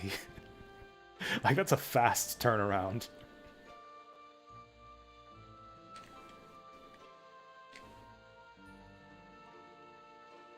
Oh yeah, medical issues. Was it like an injury type thing, or like some illness?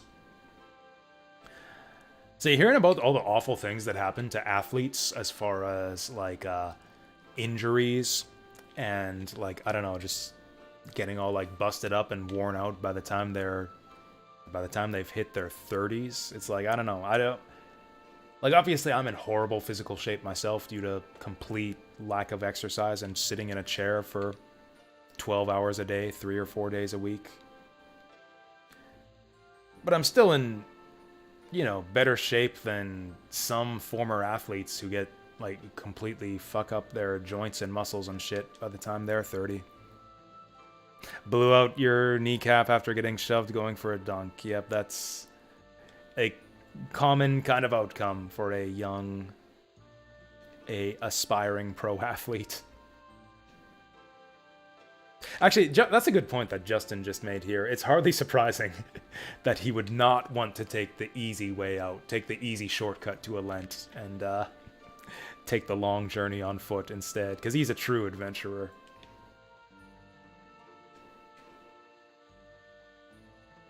Oh yeah, epilepsy would do it too. Yep. Yep, that would also do it.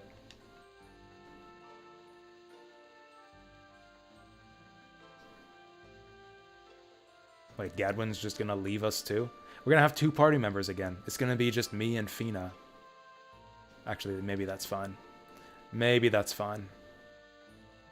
Gadwin, that's creepy. Don't say that. Don't say that, Gadwin. That's really creepy.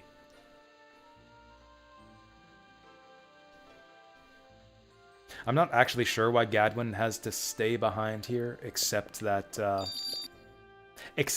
like, in terms of the story, like, Fina, Sue, and Justin are kind of the core 3 party members to this point in the game. So, I don't know, I guess Gadwin would kind of spoil their dramatic send-off, because he's a bit of an outsider.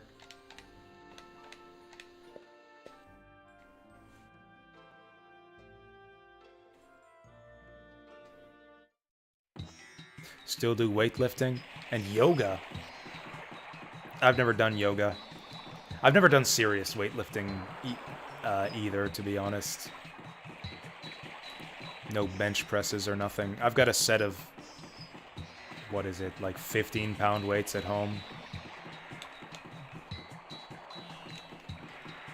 But, nope, nothing heavy.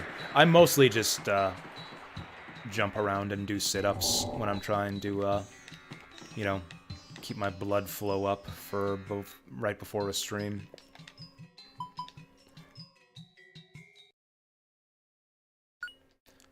Black belt in 4 martial arts. Well, keeping busy.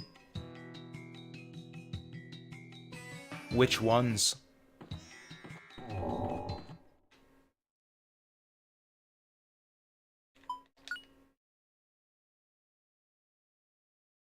Taekwondo, karate, kung fu, and jiu-jitsu. Cool. I've never taken a martial art in my life. Oh, this is the place. I forgot about this cave right here. Yeah, this is the place where we just teleport Sue away forever. She seems to be energetic enough. You'd think that her running... You know, this is why you're exhausted all the time, Sue, is that you're, like, running like a maniac, which I guess she has to do on her short, stubby legs here. Martial arts at 6, I didn't even realize that they had karate classes for kids that young. Here goes!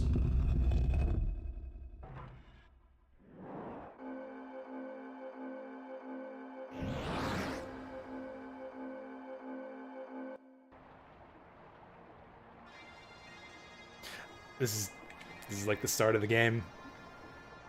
It's Parm. It's been a while. I know, right? It's been like 30 hours since we last heard this music. Incredible.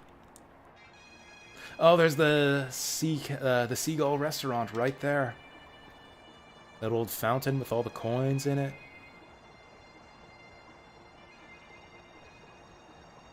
Oh, she's so cheerful. I think she's taking it in stride. It's like she gets to go home. She's happy that she doesn't have to go trekking across the continent on foot on this grungy old adventure. Don't forget your handkerchief and your toothbrush. We'll be fine without her. Will we? She's gonna be taking all of the resources that we invested in her, too. All those mana eggs that we dumped into her. All the, like, items and stat boosters. Yeah, you're really gonna be... I mean, she won't be alone. Like, she'll have... Like, she won't be alone. She'll be back with her parents and with Aunt Lily and all the crew. It'll be fine. And Gantz! What about Gantz? What the fuck, Justin? You're going back with her? I mean, I guess he could, like, go back, see her off, and then just walk all the way back across the end of the world again.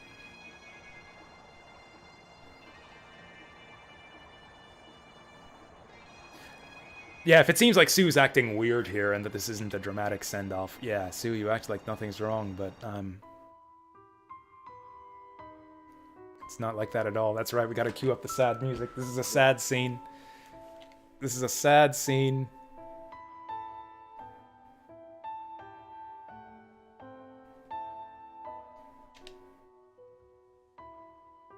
Oh, Fina, see, Fina's a... Oh, she's... Is that the first... No, that's not the first time we've seen that face. We saw that face when we were leaving Sue for the first time. Back in Parm.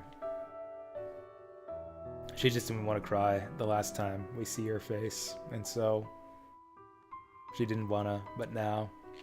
Oh, it's a tearful send-off after all.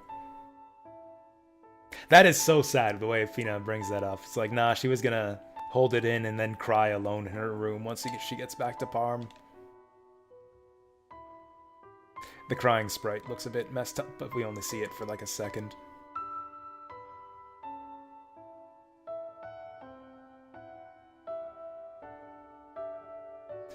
And this is it for Sue. Like, as we'll see in the ending, Justin's not going to see her again for a long, long, long time.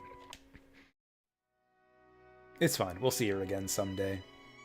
No matter how far apart we are, her spirit will be with us the whole time. I mean, the spirits do hang around us a lot of the time. You know, I want to get back into DDR, now that you mention it, Hasiel. I have my old Cobalt Flux pad back at my parents' house. I want to pick that up and start playing again here in my apartment. Music is so good in this scene, too. Honestly, Fina hasn't gone back to meet Justin's mom yet, either. Wow, she's actually there. What are the people in Parm seeing right now? Like, what does this look like on the other side, over in Parm, and why are there no people in the streets?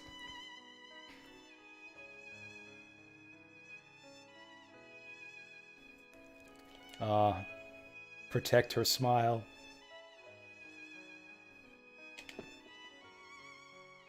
She'll be pretty recognizable as a beautiful lady.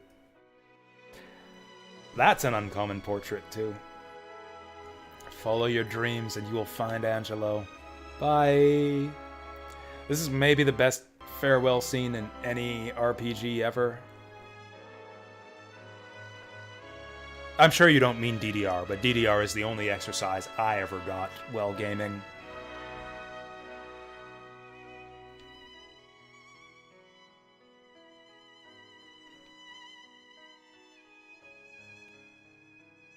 All right! Sue is gone, let's fucking go! I mean, she did give him that pep talk right before she left. I guess he's, like, trying to... I don't know. For the sake of Sue's memory, be all energized to go on adventures. We're gonna cross the Sea of Mermaids, we'll show her.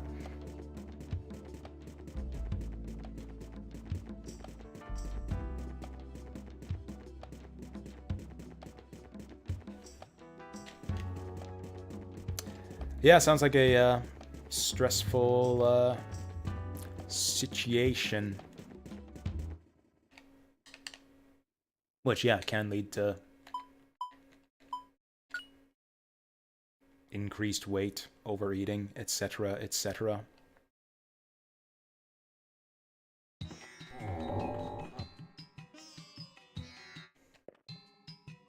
Oh yeah, Gadwin said he was gonna wait at the inn. I totally forgot about that. Is she gone? I like to think that Gadwin just decided to stay behind because he's like a big baby who's no good at goodbyes.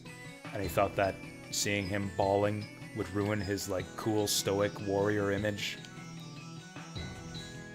A man must learn to handle goodbyes, says the guy who pussed out of the bit of Sue's big goodbye scene.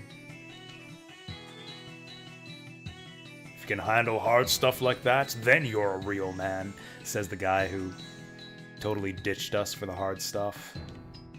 Like not a real man. Oh, he's gonna cross the Sea of Mermaids with us. Nice.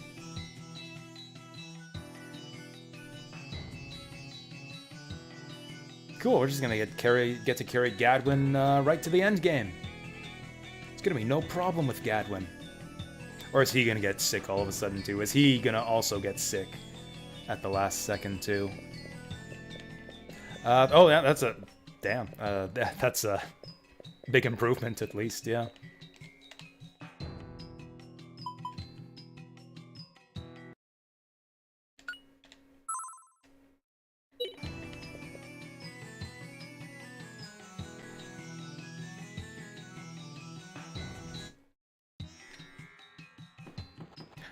Restream's fucking up here all of a sudden.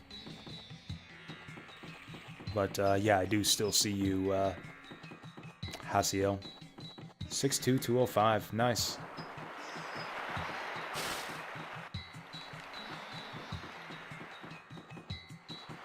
I've obviously never been... I don't really pay attention to health stuff that much, but I assume that's decent.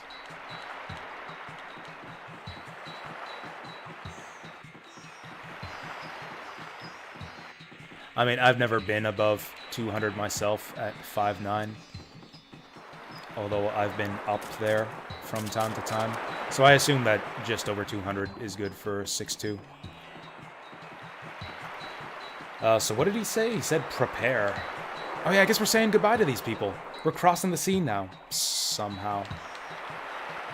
That rowboat guy said that he wasn't going to be able to carry us across the Sea of Mermaids, though, so I don't know how we're going to get there.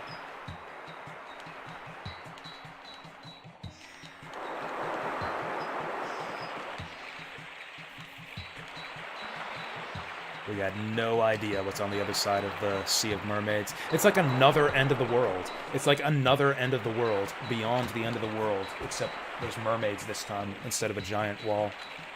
Justin's just amped up to see some mermaids. That's what he's in for. It's like you can hardly call it an adventure if you're not going to meet some mermaids along the way. Oh, maybe we're going to get to ride this thing. That would be cool.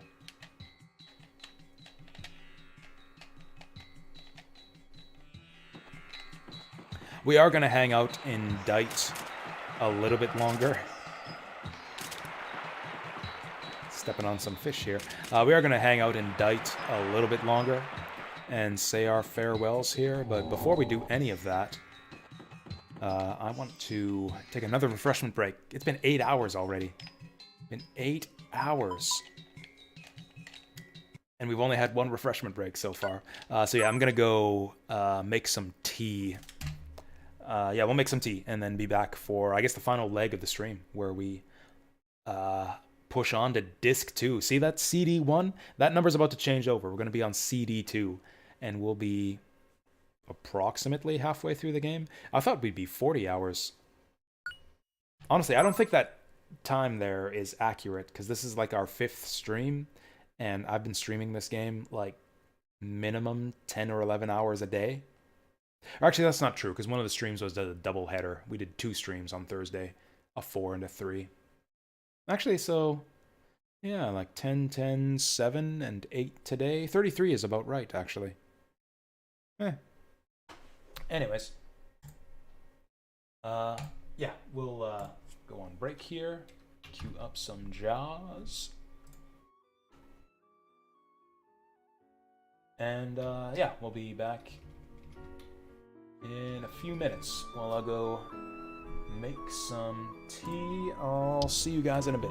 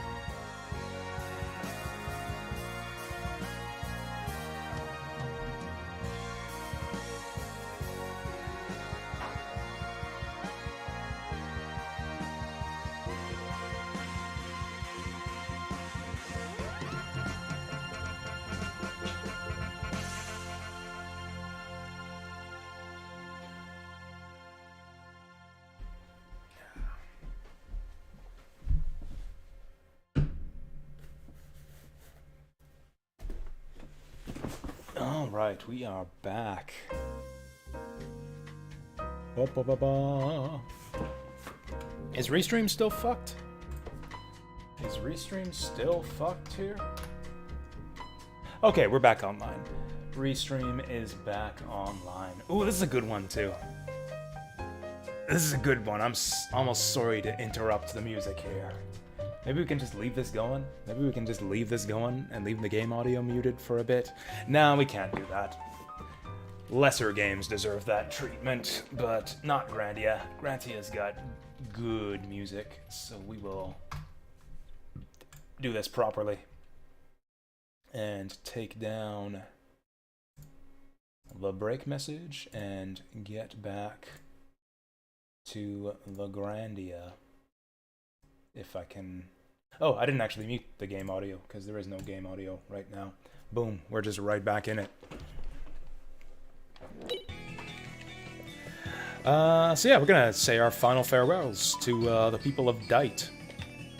Oh, you know what's not gonna be fun? Going ahead here is having to deal with a two-person party's inventory limitations. Oh, we didn't use that life seed before. I wanted to use it on Justin, not give it to him. There we go. There we go. So, I guess we're going off to see Gadwin. I guess Gadwin maybe has a secret boat stashed away in his fish house or something. I don't know what his deal is, but he wanted to talk to us about something or other, so I guess we'll go see him. Wind Charm. We can stash the tree amulet. That might always come in handy later. The wind amulet, I think we'll just sell. And I think that's about it. I think we'll just sell the wind amulet. I mean, with some games, you can get tired of the music by the end.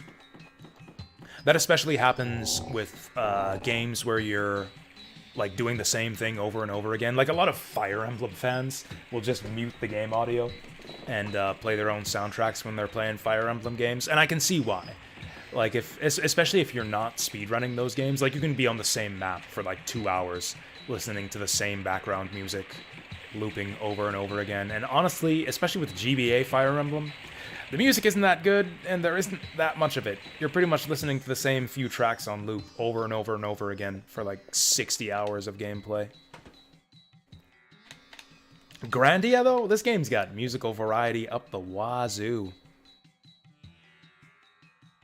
I don't remember any of the music from Grandia 3, but Grandia 2 had some excellent tracks, especially the battle themes. I actually like the battle music in Grandia 2 more than the battle music in Grandia 1. I don't remember much of the other music in Grandia 2, but yeah, Grandia 2 had some fantastic battle themes. It's hard for him. He split up with a good friend. That's what just happened there. We split up with our good friend. Yeah, that's a perfect description of what just happened. Yeah, Chrono Trigger's, yeah, classic. Chrono Trigger's like one of the all-time greats, one of the all-time best RPG soundtracks.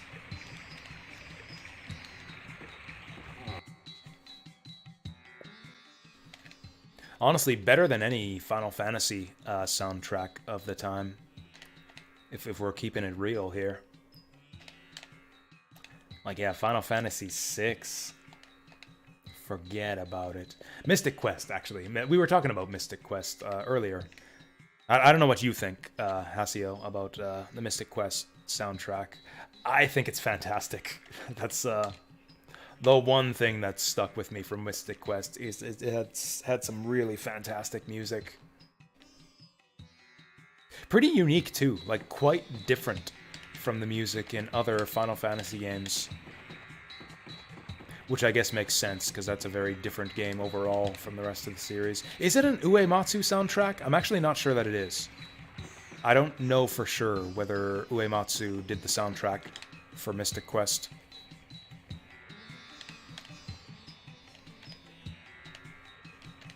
Okay, so that's actually a useful conversation, because I think I forgot where Gadwin's house is. I don't understand.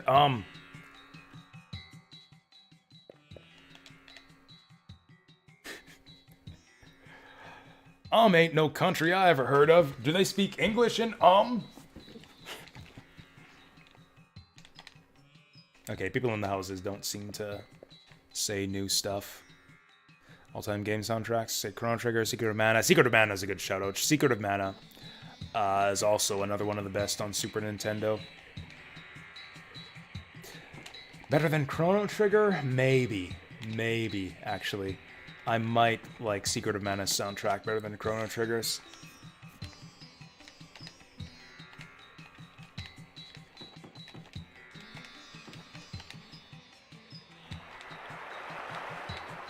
Actually, yeah, for SNES OSTs, Secret of Mana might be #1. Like the forest music, the final boss theme, the penultimate boss theme against Lich. Oh, the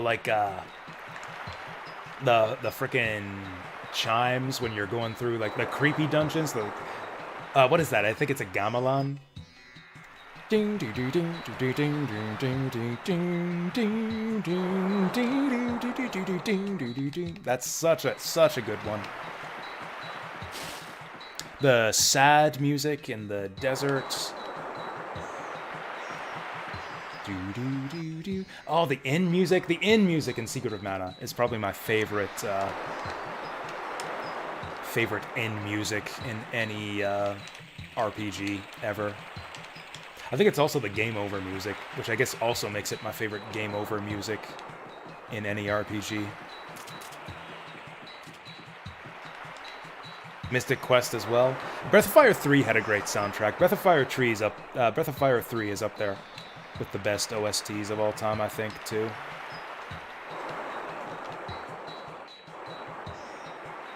Having a checkup of Dr. Alma's. Oh, is Dr. Alma a woman?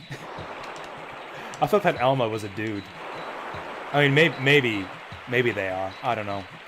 Like, whatever floats your boat, I guess. I am not prejudiced.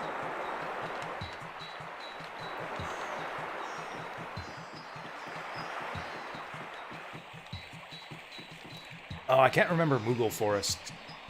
Or is that the one where it's... No, I don't remember. I remember the area outside that, in like the forests where it like switches between the 4 seasons. I think the track is called maybe What the Forest Taught Me, the one where it's just like la da da da da da da da da da da da da da da da. That's a good one. Oh, that's the one. Oh, it plays that same music in Moogle Forest. Oh, okay. Nice. Yeah, that's a good one. The final dungeon, too, where you're in the Mana Fortress. Gadwin's kind of cute, isn't he? Old Mr. Justin. He's a middle-aged man now. I mean, he is more badass than Gadwin. Which I guess, like, makes him kind of older, in a sense. I mean, we'll be higher than level 31 by the time we're done our adventures here.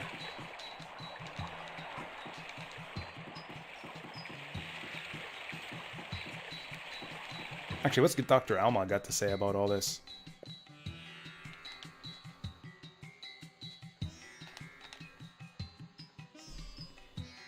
Did he just, or she just call me a landlubber? Honestly, I am a full-fledged sailor. Fina high-fived us and everything. Now, that was when she thought we were sailors. Was that like a high five to become a full-fledged adventurer, or a high five to become a full-fledged sailor? Honestly, I think we're both at this point. By the time we cross the Mermaid Sea, that's like the definition of becoming a full-fledged sailor is when you meet your first mermaid. When you first get shipwrecked and meet a mermaid.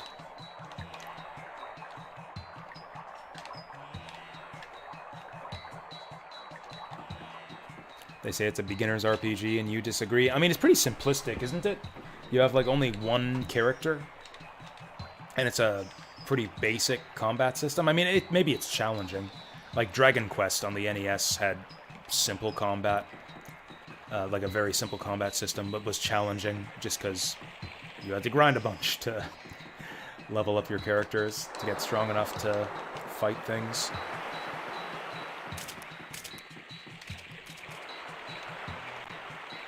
I think this is the same sprite as Dr. Alma, just palettes swapped green for red. And yeah, this is I think this is supposed to be a girl. So yeah, Alma's a girl. I feel bad for misgendering her this whole time.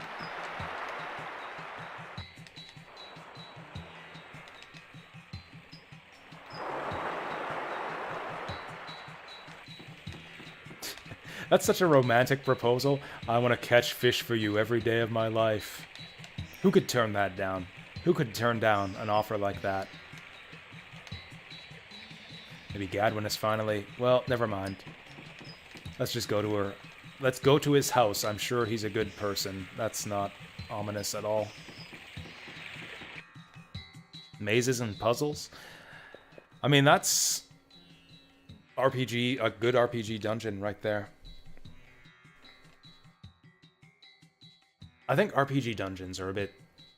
Honestly, the dungeons in this game are a little bit lacking. They've got stuff going around in them, but they're like way too sprawling and not even maze-like. It's just like the camera's in so tight you can't tell where you're going half the time. Hey, the teleportation gizmo. This mayor guy's kind of boring. Russia just attacked Ukraine? Christ.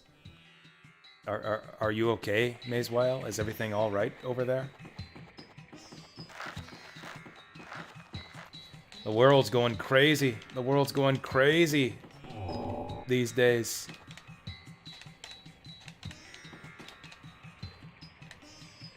I had barely been paying attention to all of that. I might actually have to read up on what that's all about after the stream tomorrow. Yeah, it's like the whole world is like gone to hell while I was asleep. It's like the start of Disgaea. We're living in the netherworld now. Oh, you're living in London these days. Okay, fair enough. I actually didn't know that.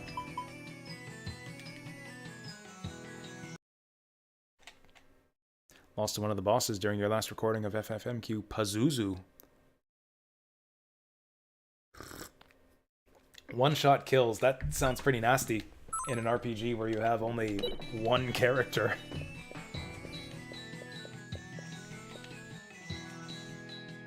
That's fine, Maze Whale. We don't have to talk about the looming threat of World War III and the imminent nuclear apocalypse and ensuing post-apocalyptic hellscape that's in store for all of us. We don't have to talk about any of that. We can keep we can keep things light and happy on where are we going? And play Grandia. Play some Grandia. Play in a happy, fun, fairy pretend world where everything is delightful and adorable. Except all that's over now because Sue's gone. Actually, the true happy times are over because Sue's gone. Where the fuck is Gadwin's house? God, I swear there's even more monsters in this place than the last time we were here. Damn it. Okay, even if we get ambushed, this should be fine.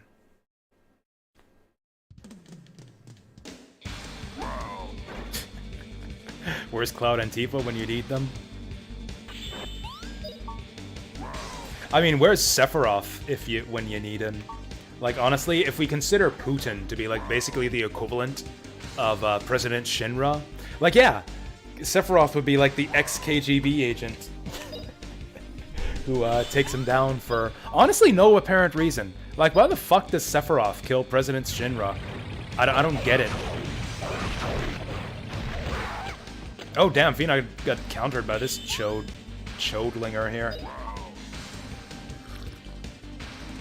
Doom Dance one-hit kill attack. Jeez, that actually sounds miserable. You're making Mystic Quest sound like a miserable game now.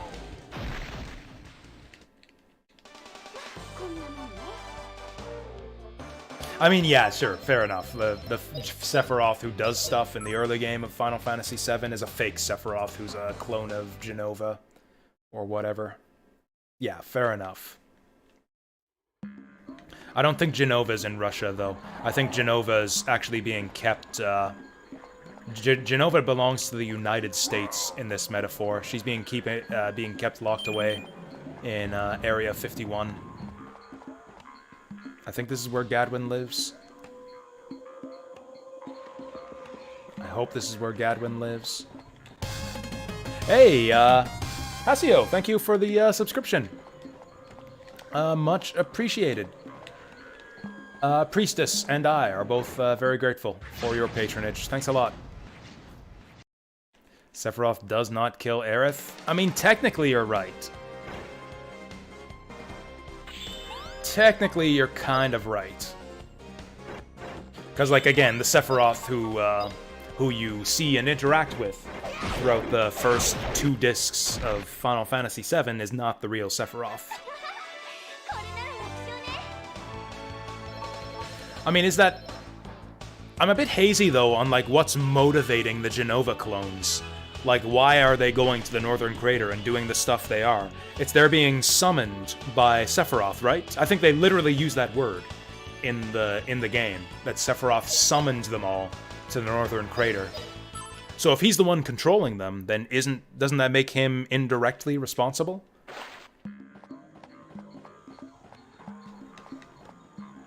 Did we skip Gadwin's house? What the fuck is even going on here? Did I somehow skip Gadwin's house?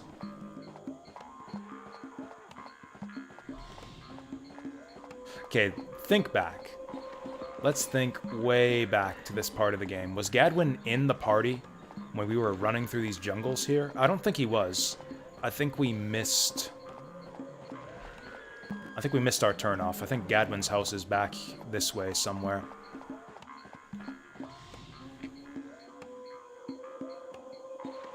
What magic spell would I want? That's a good question. I mean, it's hard to beat Restore. Like, I don't do a lot of fighting, so I don't think I have much use for Bolt or Bio in my real life. Frankly, people I hang around don't get injured that much either. I don't lead a very dangerous life. But I don't know. Or fuck, this is an easy question. Revive. Revive, obviously. Yeah, go ahead and post a link if you want to. Hasio. That's no problem.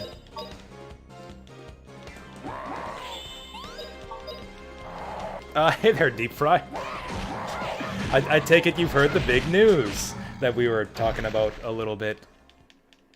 Which is actually how we started talking about Final Fantasy VII. Because apparently the apocalypse is impending. Oh, that's right, I could make a career out of healing people. Even then, I think Revive, there's more money in Revive. Then again, there could also be money in Thunderbolt. Like, if you could just hire a guy to Thunderbolt, just to, like, lit 3 anyone you want. Come on, I'm sure that all you guys have that one person in your lives who you're just like, man, if I could just pay a few $100s to lit 3 that guy, I'd totally do it. I would spend that money to lit that guy's ass up. Skip to the 4-minute mark? Okay.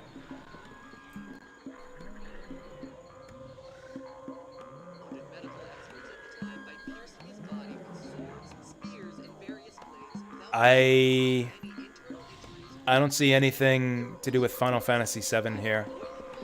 Oh wait, this is literally a Final Fantasy VII movie. There's some Russian guy being stabbed by swords. This is actually making me squeamish. Did I mention that Aerith is a Cetra? Okay, this looks like a bunch of bullshit. Sorry, I'm not convinced. I literally couldn't even hear what was being said in that video, but I'm not convinced. It looks like a bunch of bullshit.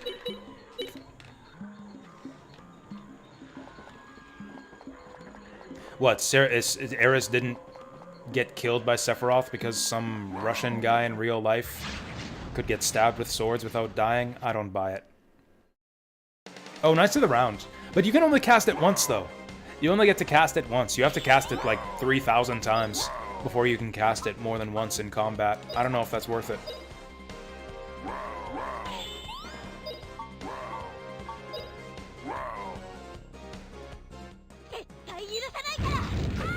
From this angle, it looks like these guys are throwing cabbages around. Those little squiggly things in their hands look like cabbages.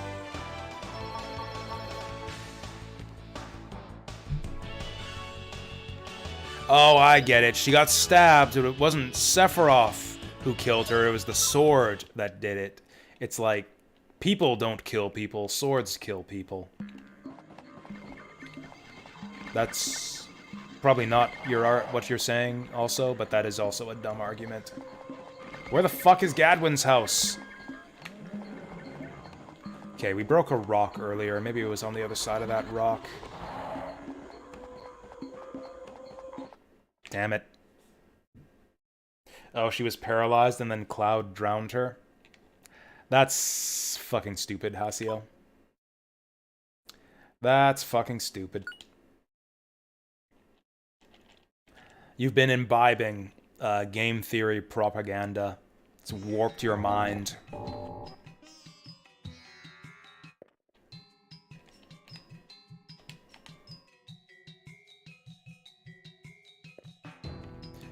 Like, how do you explain that, though? Like, that's clearly not the author, like, the author's intention.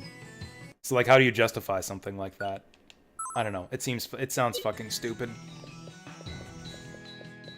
Like, what if you have a counter-argument where you, like, bring that video to the writers of Final Fantasy VII, and they just tell you, no, that's fucking stupid. None of that is what happened. Like, come on.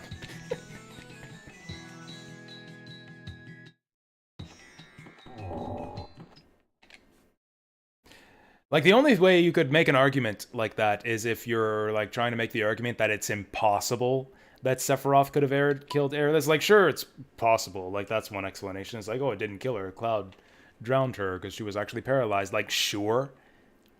There's nothing in the game that completely disproves that theory, except that it's fucking stupid. Like, if you want to prove that that theory is true, you have to disprove...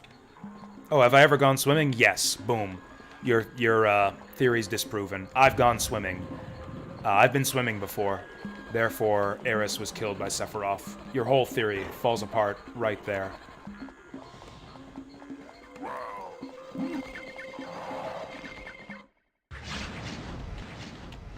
So have I. There you go. That's like 2 ways that Sephiroth killed Aerith. We've both gone swimming. What if I'd said no? If I had said no, if that's the proof, if the proof is contingent on me having gone swimming, would you concede defeat if I said no? If I told you that I was lying the first time I answered that question, and that I had in fact never gone swimming before, then you would concede that Sephiroth killed Aerith?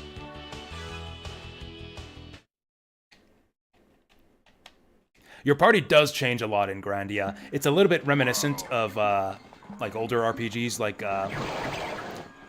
Final Fantasy IV, which is actually a format that I like a lot. Like so many RPGs, characters just like they have their reasons for joining you, and then you fulfill whatever their little side story is, and then they just stick with you afterwards, whether they have a good reason for it or not. I remember I went into that in I complained about that a lot in Final Fantasy Tactics, where I thought that Agrias and Mustadio had really weak motivations for joining the party, and like basically leaving behind, like in Mustadio's case, like his hometown and his dad, and like all the stuff that was going on there. He just left all that to join the army. Like Agrias is sworn to protect the princess, and she just like completely abandons her to go gallivanting around the world with Ramza. Makes no sense. And that's like a lot of RPGs, where it's just like, okay, the thing I was worried about is dealt with now, so I guess I'll join you. But no, in this game, people like come and go, as is appropriate. As is appropriate to like their motivations and like what they're after. Like Gadwin, like Sue had a reason to join and then a reason to leave, which is that Justin ditched her. And then she had a reason to leave again, to join again and leave again later on. Gadwin's gonna leave us right away. Okay, where the fuck is Gadwin's house? Maybe it's further back. Maybe I'm misremembering and it's further back. Dead bodies do not sink until the body itself is full of water. Well then maybe he filled her body full of water. Maybe the pond that he was in, where he dropped Eris's body, was full of that, like, what was it? Like that crazy water from Metal Gear Solid 2. That the water that you sink in, that you can't actually swim in, because it's like, I can't remember the excuse. Deoxygenated or something. Maybe he filled her pockets full of rocks so that she would sink. That's what people who are committing suicide by drowning typically do. That's the traditional solution, is just fill your pockets full of rocks. Like, what was she carrying in her inventory? Because if she carried that heavy metal staff with her, like if she just had that heavy metal staff, like sticking in her back pocket, that would do it.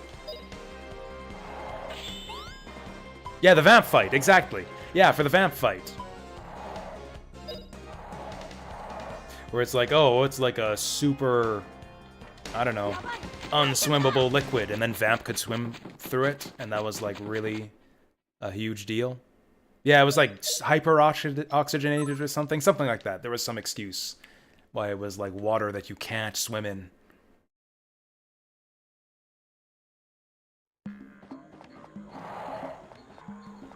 Okay.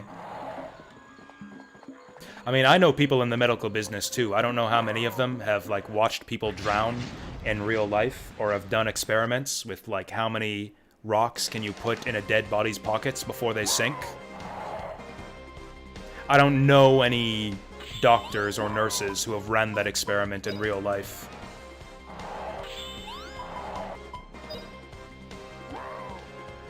I mean, sure, dead bodies float, but like there's all kinds of ways to make them not float, you know?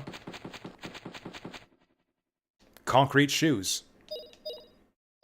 That's the classic one. Like, how do gangsters dispose of bodies in like underneath the bridge? You know? Why do you dump a body in the river if it'll just float up? You stick them in concrete shoes.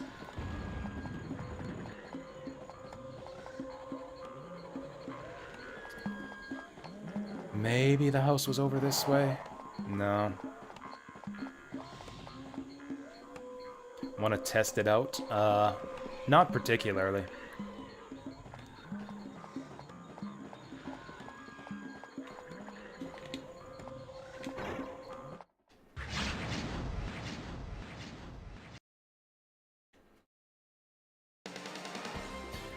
How does a living body sink that fast? Well, now I'm just confused.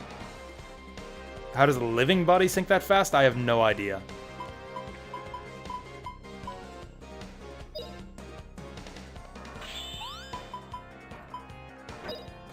By filling their... I mean, I guess I just said by putting something heavy on their person and just sinking with that. Like, you know, stick a ball and chain on your ankle. Fill your pocket full of heavy weights or rocks or something. Yeah.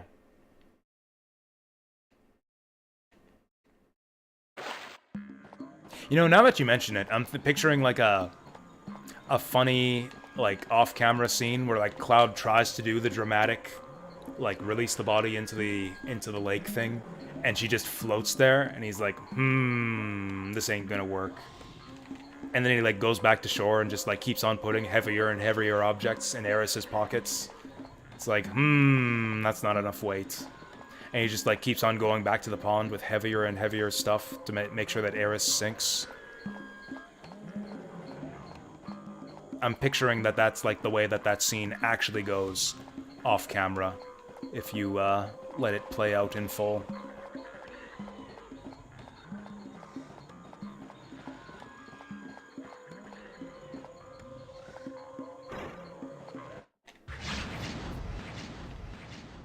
I don't know. I'm not buying the notion that it's impossible for dead bodies to sink. I understand that you're saying that that's the case, but like, prove it. Like, what, you're saying that has to be the case because it's impossible to make a dead body sink in water? Like, that's obviously nonsense. It's very simple. It's very simple to get a person to sink in water. Just attach something heavy to them. Like, that's it. It happens in Aladdin. How did Aladdin get stuck at the bottom of the ocean in the movie Aladdin? Because they stuck a ball and chain to him and tied him up. Took a genie to get him out of that predicament.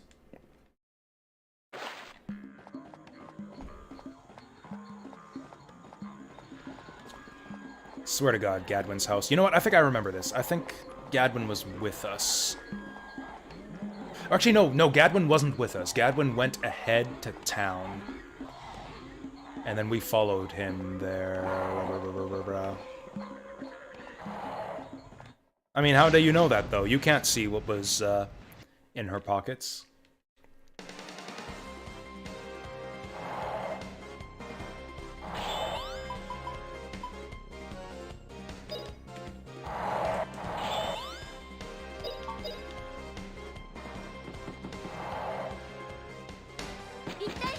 It's like, whatever. I don't care. I don't care. The whole thing is stupid. That's not what happens, because that's not what the writers of the story intended to be what happens. Like, it's just, I don't know. It's pretty stupid. Oh shit, put password is right. Put password is right. Girls don't actually have pockets. They have purses. I might be convinced now. See, that's how you make an argument. That's how you, like, shift hearts and minds with facts and logic right there.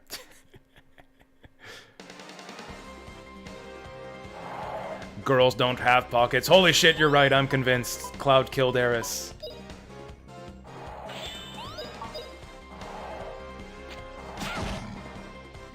Get that 5 weapon XP before we leave.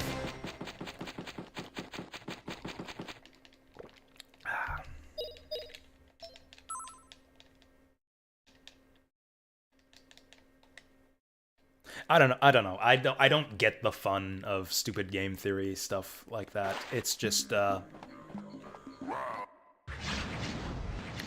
nonsense. I guess I'm too serious of a person. I'm not amused by nonsense.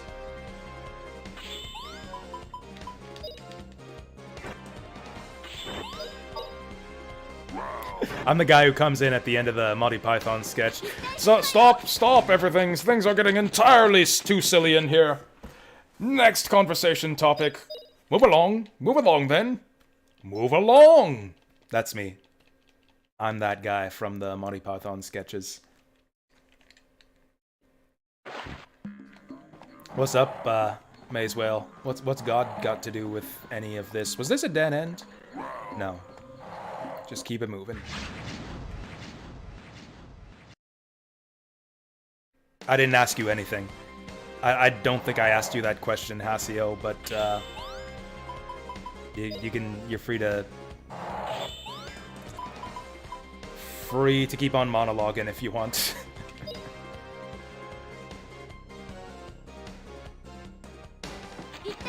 Actually, you know what's a thing? And I shouldn't engage with this, but you know what's a thing in Final Fantasy VII? Magic. Isn't there a spell in Final Fantasy VII where it's like they drop like a giant weight on someone? Is that the sleep spell or something? Oh no, that's the one that, I think that's the MP. They drop the hammer on their head for the MP drain, yeah.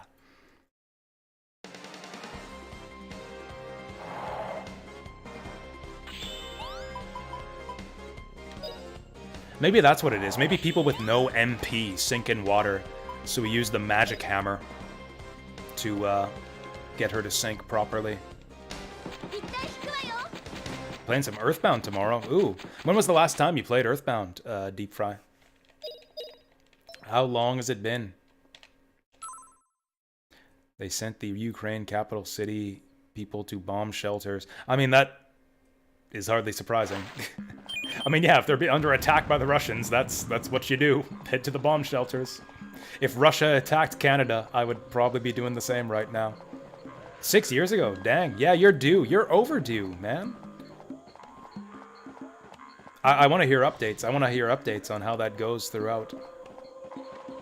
I'll be interested to hear about it. I'll get to enjoy that game vicariously by hearing you talk about how the playthrough's going. I have a feeling we're about to duel Gadwin.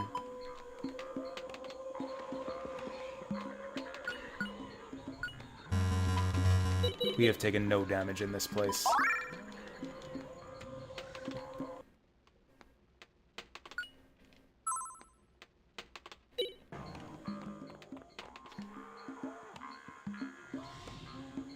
Oh, that's a good point. Yeah, what's the last game that you play before the apocalypse? Honestly, for me, it might be Terranigma.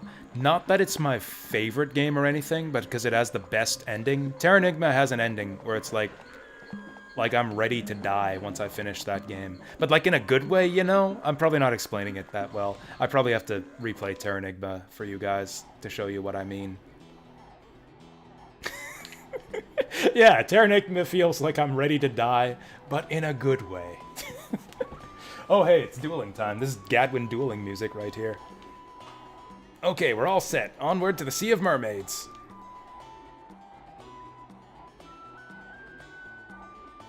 Nine years. It's probably been about that. It's probably been about 9 years since the last time I tried to play Earthbound. Oh, hey, I'm gonna play Parasite Eve later this week, too, on Friday.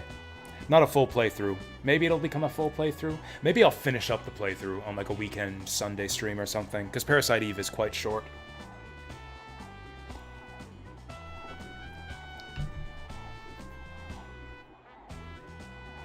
Succeeded at the toughest challenge, which is to leave your friends behind. Because my friends don't dance, and if they don't dance, then they're no friends of mine. Oh, I'm a full-fledged grown-up man now.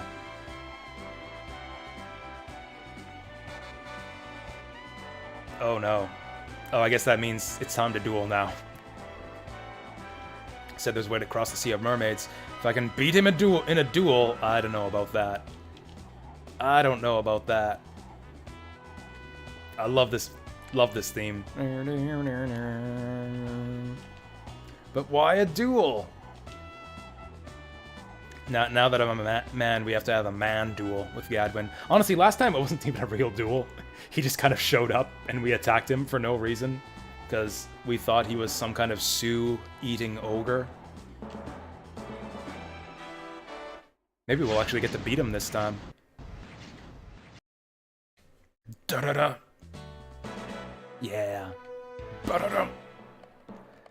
I don't quite remember this one. I think that we have to lose. I think that we're forced to lose this one too, but I'll give it my all.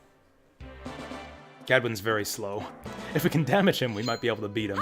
He is very slow. Slice you in two. Oh, damn. Oh, damn, this is like a real fight. Oh, shit.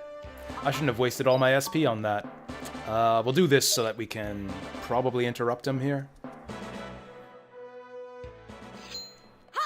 I honestly kind of forgot about this. I knew that you had to duel Gadwin a second time, but I thought that it was another fight that you have to automatically lose.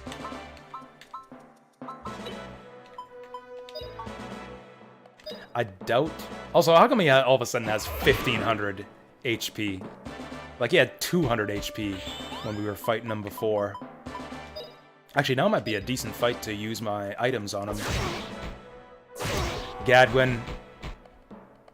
Like, I know you said that he's become a full-fledged man, but this is a 14-year-old boy you're fighting here, dude. Can't do more than 4 damage to a 14-year-old boy. He's defending like a fucking chump. I guess let's buff up. Oh, you know what? Let's get some fire levels going on in here. It's time to buff up our fire levels. I don't even know what happens if you lose this fight. Do we get a game over? Is this one of those optional battles? His attacks do shit for damage. I'll just keep laying the fire on him till I run out of MP.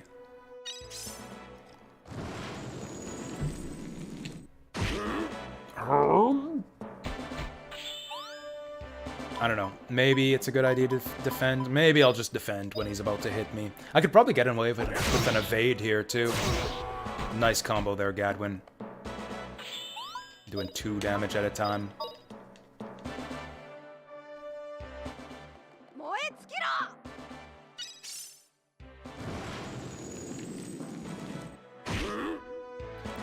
What a chump. I can't believe we let this idiot on our team. Ooh, that was close. Also, what's with those shoulder pads? What animal is that? Honestly, to me, it looks like a giant rat. He just whiffed. He just whiffed that sword strike. Can't even believe that we let this guy on our team. He wears purple, too. What kind of great warrior wears purple? Is he doing... He's doing a flying cut. I probably don't want to get hit with that. I think I'm going to try to prevent that if I can. Uh-oh. Uh-oh. Uh-oh. This might hurt. Oh, we switched it to an eruption cut. Taking the eruption cut here. I've had worse. Honestly, I've had much worse. Oh, he's doing some attack I can't even see.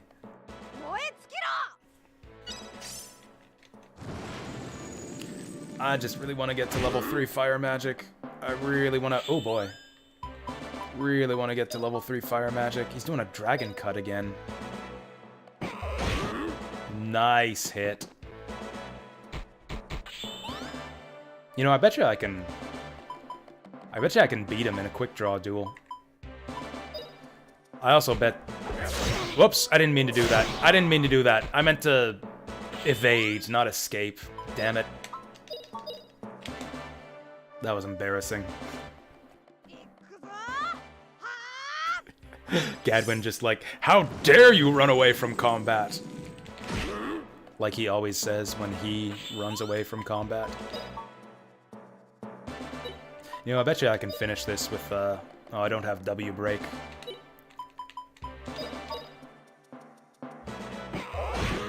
Oh, nice. Oh, we got the sword level up. No fire, but we got swords. He's defending anyways. We will barely be able to damage him, so let's just make with the fire.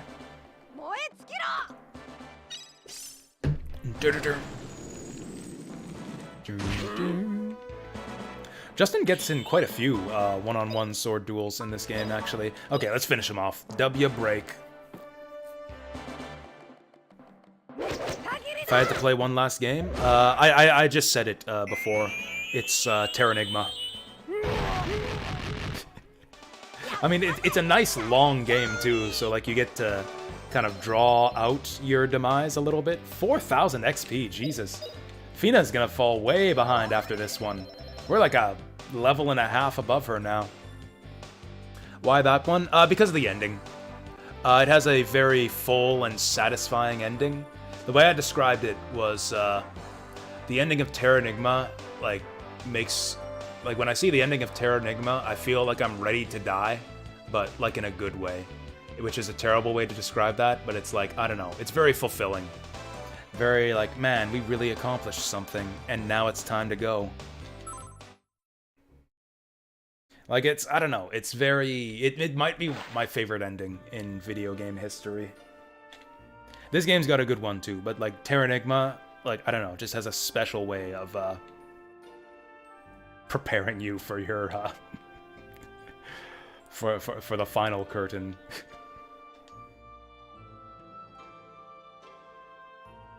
I bet you that you can get away with losing that fight. He's gonna teach you the Dragon Cut move. He's gonna teach it to us, but we won't actually be able to use it. Just take a dash of sword power, a pinch of earth power, and a shit ton of fire power. Master all three, and you can use the Dragon Cut. See, no, games like Chrono Trigger and Mega Man Legends make you want to go on living, because it's like those games are all about like how wonderful life is and the joy of blue skies and good friends. And like Mega Man Legends would make me just sad to depart this world.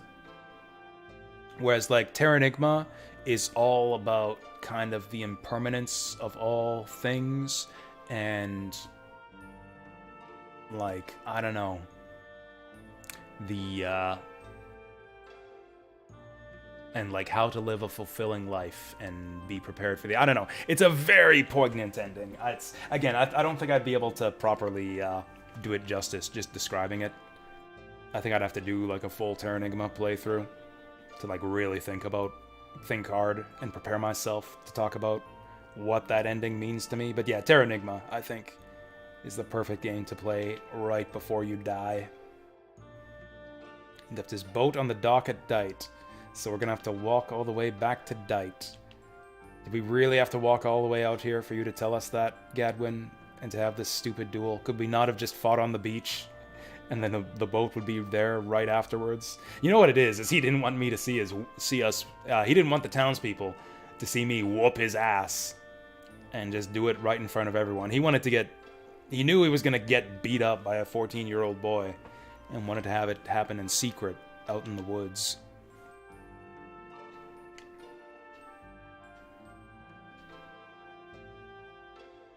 Yeah, you sure about this, Gadwin? Like, that's your boat. More of a man than you, apparently. That's right, I get the boat. I'm the manlier man. That means I get the boat. Wow, Gadwin.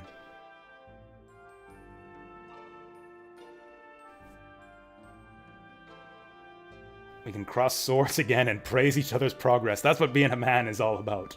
It's the manliest thing. The manliest thing that two men can do is cross swords and praise each other's progress. It's like, that's some nice sword crossing, bro. No, you got better sword crossing, bro. Yeah. Gadwin. Gadwin was a good dude. He helped us get bigger and stronger. Gonna make you proud, Gadwin. Thanks, Gadwin. He said Gadwin like 6 times in the last 2 dialogue boxes. Is he actually still hanging out here? Can we duel him again for another? Can Fina duel him now? Oh wow, he vanished. We shamed him so much with that dueling victory that he just vanished into a poof of getting your ass whooped by a teenager.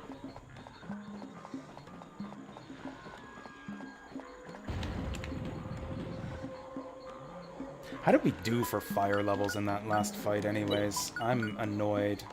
84, we're not even that high up. Oh yeah, also, heal myself. Oh, also I should have recovered my SP. It's fine, we'll just run from all these fights.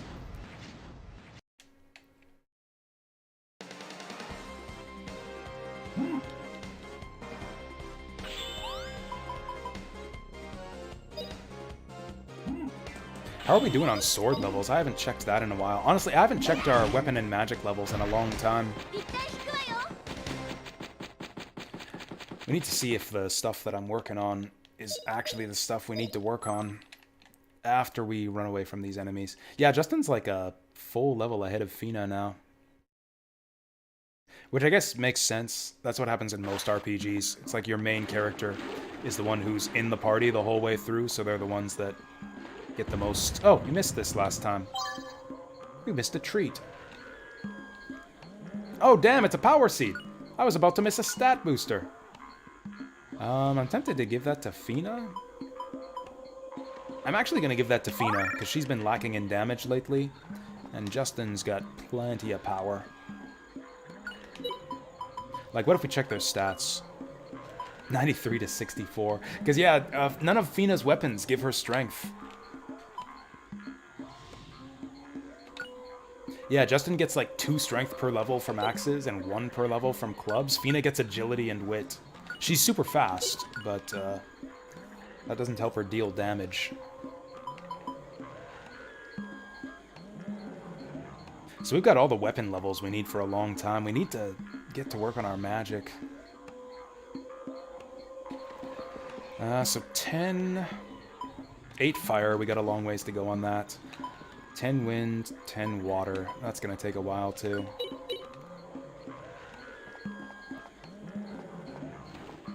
These fucking guys. There we go. I don't even know where I'm going. Gadwin, help. I'm totally lost. Why? How? Why? What?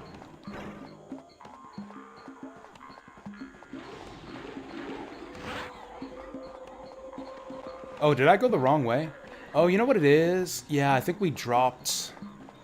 Yeah, I think I went the wrong way. I think we dropped off a cliff there. Oh god, there's 3 exits to this frickin' place. Oh, that was actually just a dead end. That was actually just a dead end with a power seed. Yeah, we were supposed to go this way.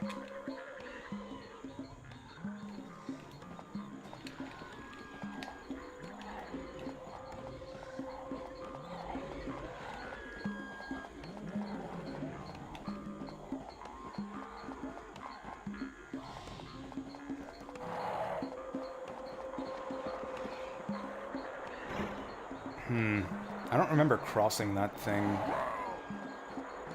on our way here. I think I'm going the wrong way. This is annoying. I really hate that they make you trek all the way back out into the middle of the jungle. I think killing these guys is actually faster than fleeing. This guy's called Slipple. That's a good name for a monster.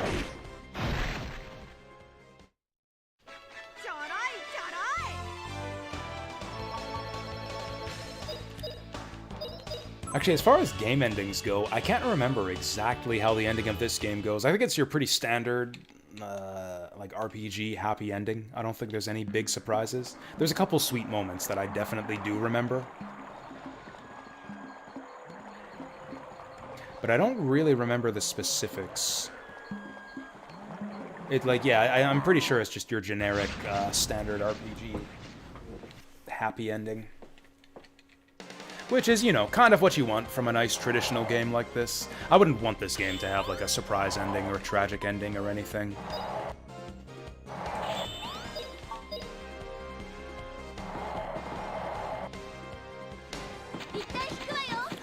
I'm actually kind of struggling to think of RPGs that had, really poignant or interesting endings in any way. Like, Chrono Trigger's ending is kind of weird, but otherwise...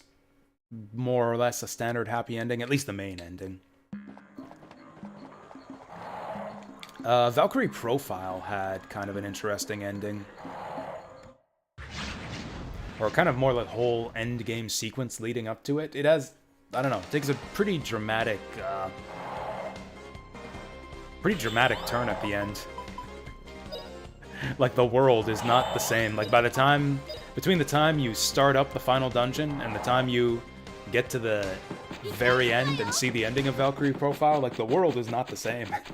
The world is not the same by the time you're done with that game.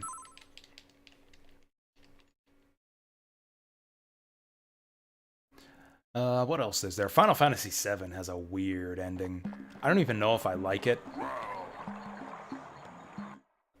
I don't even know if it's entirely clear what the final post-credits scene is even implying.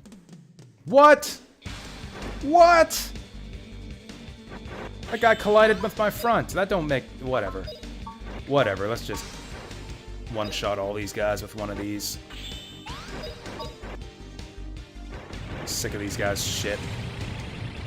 Now I'm really angry. Ha! Oh, nice fire level. Oh, that's for Fina. Fina got a fire level up. 100 XP, that's actually not bad for, weaklings from, like, 10 hours of gameplay ago.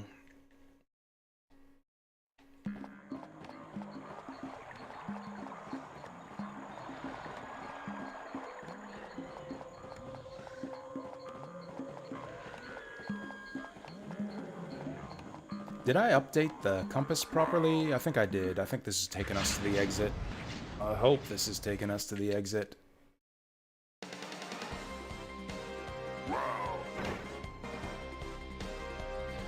Let's run. It's time to run.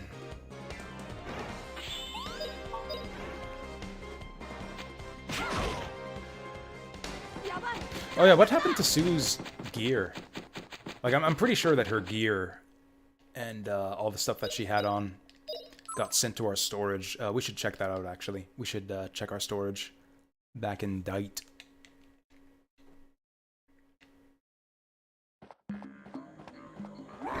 God damn it, there's too many fucking enemies here. I think this is gonna be an ambush, too. Ah!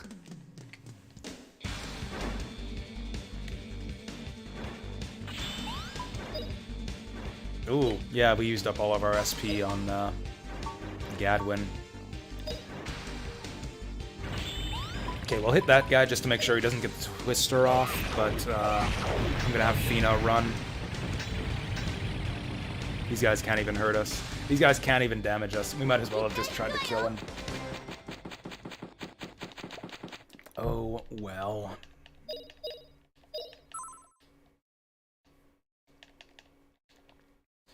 So we had at least 2 great scenes today.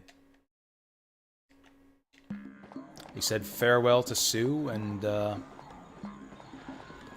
we had a romantic makeout session with Fina on the sandy beach of Gumbo.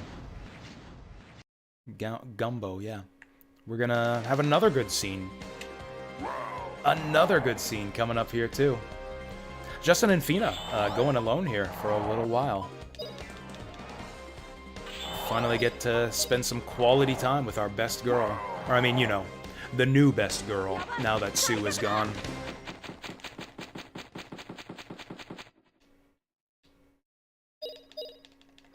We should save our games soon, too. It's been a while since we saved.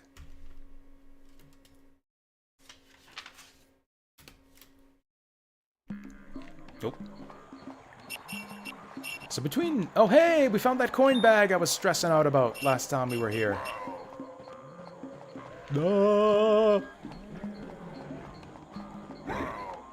Wasn't even looking for that. Shit. Fucking hate this dungeon. I mean, really, I just hate every dungeon in this game that you have to visit more than once. Okay. The compass is spinning. Oh, also, I don't know if you guys know this. I never really described it, the way the compass works in this game. I did a little bit. So the compass points to the exit of whatever dungeon you're in, and you can press a button to toggle which exit it points towards, either the entrance or the exit. One thing I didn't mention is that, and maybe you've noticed this, but the faster the arrow spins, the closer you are. So if the arrow's spinning quickly, that means you're close to the exit. Well, shit.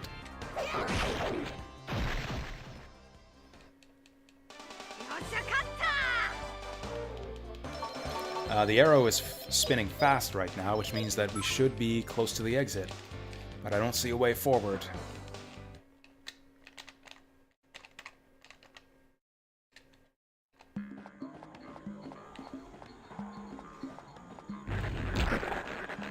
Bleh.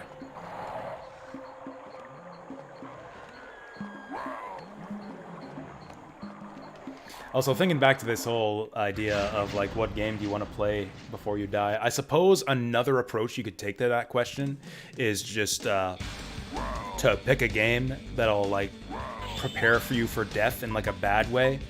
Like, I don't know, what's a good example of that for me? Like a game that'll make you wish you were dead. Like if I were to play... Ooh, that was close. I don't know. What's a game that makes me wish I was dead if I had to play it? Man, I'm actually struggling. I mostly play good games on stream here. It's been a long time since I played a really, really bad video game. No More Heroes, I guess. Might be the worst one I've played in a while. Yeah, I could play No More Heroes as the last game that I play before I die, and then by the time I'm finished it, it's like, okay, just fucking kill me. I'm ready. Enough of this shit. Get me off of this cruel world. Oh, hey there, Saturn Meteor. I didn't know you were still here. Mega Man X7. That's the one. Mega Man X7. Play Mega Man X7, and it's just like, okay, I'm ready to die now. Oh, thank God, I get to die. I finished Mega Man X7, and now I get to die. Thank Christ.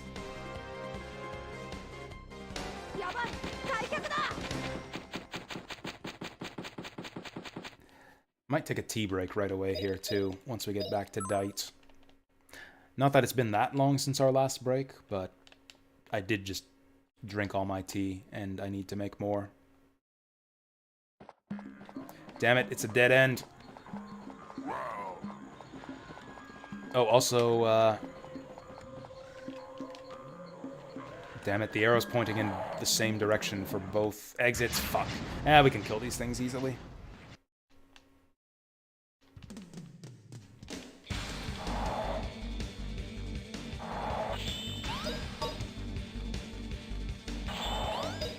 Actually, we're about to say farewell to the Disc 1 battle music, too. This might be the last time we get to hear that ambush music there. Probably not, because we got one more dungeon to go through before Disc 2.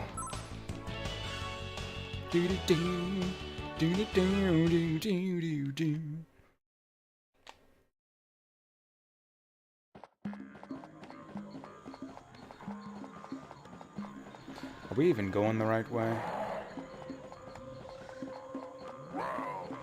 God damn it!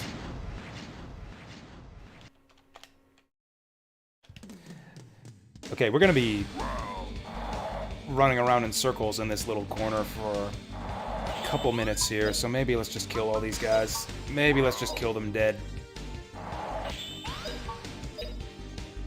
Ooh, Tasmania is a good one too. Yeah, Tasmania. Oh, we interrupted Fina! He cancelled Fina! What the fuck? And now we're all poisoned. I forgot that these guys could do that. Well, that sucks.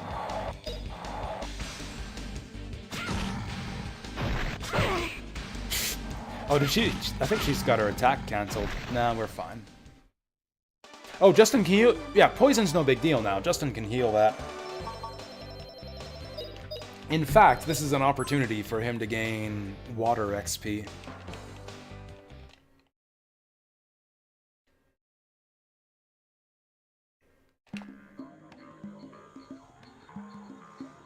You know, actually, in some ways, Tasmania might be even worse than Mega Man X7, because at least Mega Man X7 has aesthetic appeal. Like, the music in that game is really, really good. So you've at least got that to fall back on. You can enjoy some cool music while you're suffering your way through that game.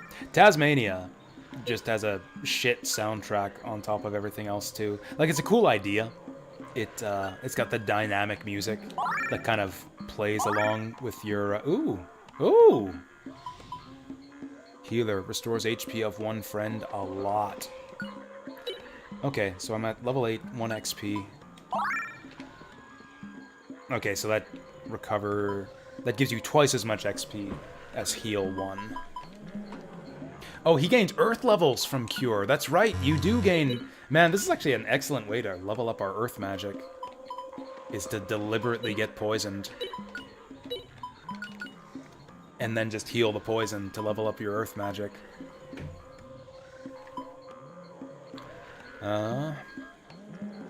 We really need to level up our fire, though. Have I played Gone Super Famicom? I haven't, but I've seen it played. Like, I kind of know what that game is, I guess. It looks cool. It's got good graphics. It's not like a game on my bucket list or anything. Like, I don't feel a burning desire to play that game. But yeah, I have heard of it. Looks kind of cool.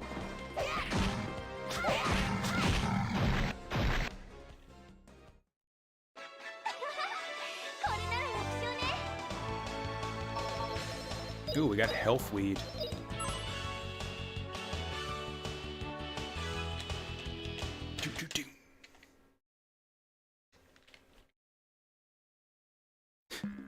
You know, the kind of long slogs through some of the dungeons in this game kind of make me want to play Grandia 2, which has to be honest, slightly better gameplay than this game.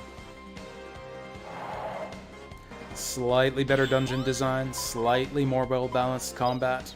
It ain't got the story doesn't have the same charm. That's why I like Grandia 1 overall more. It's the same reason that I like Disgaea 1 the best in that series. It's actually very similar. Where with Grandia, they keep refining the battle system just one step at a time throughout the series. It's like Grandia 2, a little bit better than 1. Extreme, a little bit better than that. 3, a little bit better than that. But they kind of lose a lot of the charm. Like, the writing isn't as strong. Writing just gets worse and worse the farther... We went the wrong fucking way! Oh, we went completely the wrong way! This is back to the start of the entire frickin' dungeon and the start of the end of the world. Oh! This is so bad. This is so fucking bad. We gotta go all the way back to Gadwin's house. Oh, shit. I hate this place. I hate the dungeons in this game.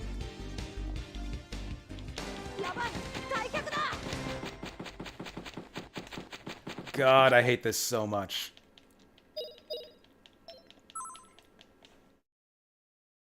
Am I watching the news? No, I'm not. Is it bad to say that I don't care? Should I be watching? Should I be watching? Yeah, I heard about that. Yeah, oh yeah. A few people have said that. Yeah, I forgot that you weren't here when people were talking about that. Yeah, we talked about that a little bit. I've heard the news. You guys are my news updates. Who needs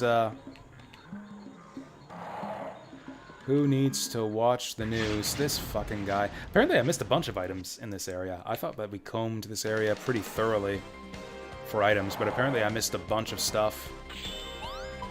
We're never coming back to this dead end. Might as well just flee.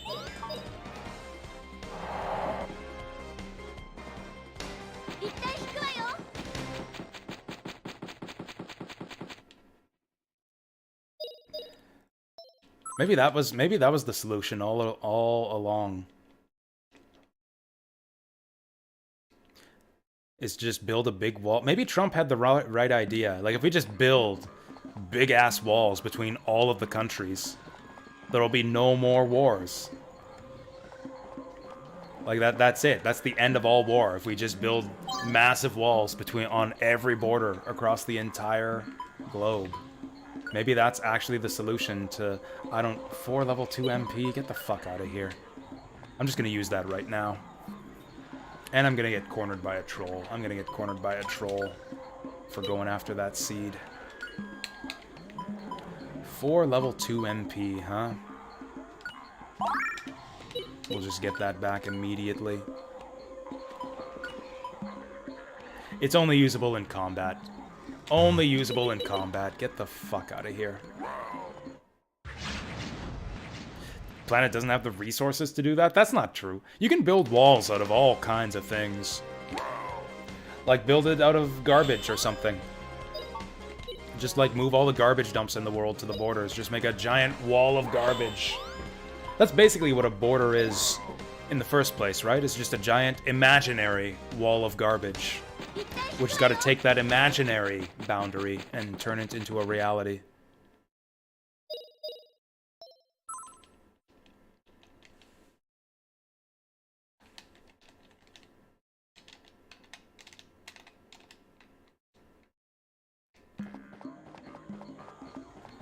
How did I not notice? How did I not fucking notice that we went to Valley of the... I could have sworn that when we entered this area, it said Valley of the Dragon 3, and not Valley of the Dragon 1.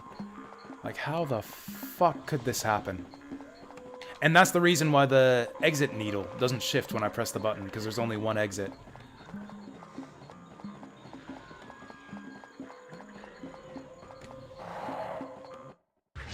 I didn't even see that fucker.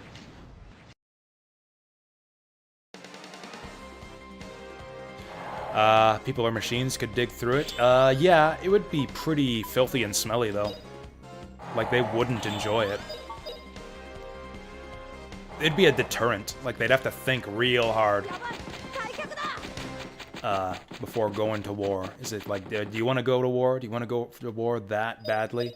That you're willing to dig through a wall of garbage to get there?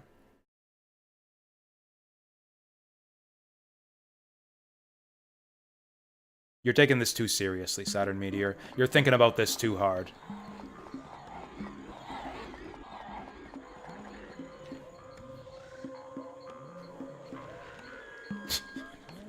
I didn't ask for a freaking game theory video about whether or not Sephiroth could cut through a wall of garbage to make Cloud kill Aeris or something. Like, this is not that kind of conversation. Fuck. I hate this place so much. You know, this dungeon sucked the first time, to be honest. Freaking narrow passageways and red devils all over the place. We're starting that again? No, we're not, Deep Fry. I just finished it. That was a mic drop right there. That was me dropping the mic on that conversation.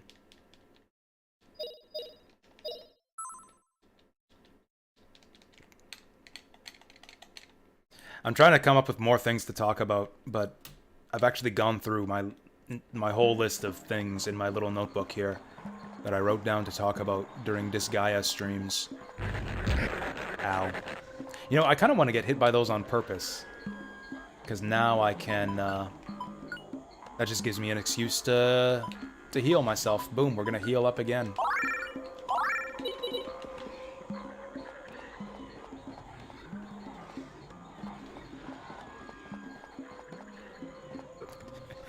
Cloud did not kill... Oh, Deep Fry's mad. Deep Fry's mad now that I said that. I kind of want to troll Deep Fry by resuming this this conversation now. If he's gonna get mad about it, I kind of want to resume this conversation to troll Deep Fry. No, I don't. Okay, you're right. I seriously don't. I seriously don't. That was such a dumb conversation. At least the arrow's pointing us in the right direction now that we're going the right way. During the Disgaea streams? No, that happened like half an hour ago.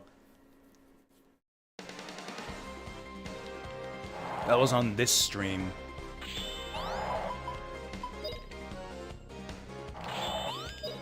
I wish I could just like hold down a button to pass Justin's turn.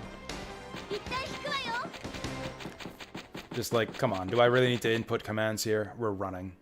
Just run with everyone else.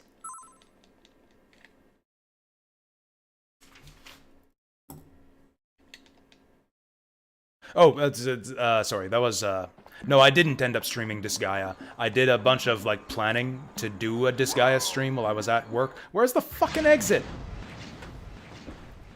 I did a bunch of planning at work for, like, what would I talk about during a Disgaea stream, but I didn't end up streaming Disgaea because I was too tired in the evening and had too much other stuff to do.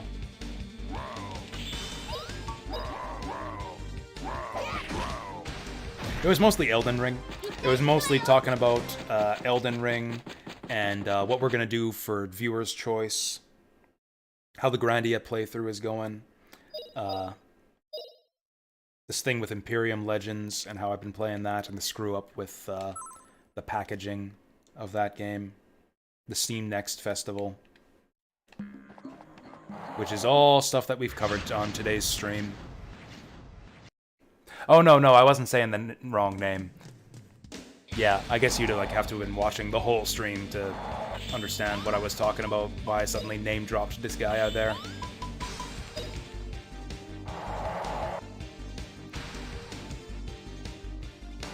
It's so weird, the way their portraits are like fighting for dominance there when they both flee at the same time. Okay, forget about Typhoon Tower. This is actually the shittiest part of the game right here. Is backtracking through Flying Dragon Woods.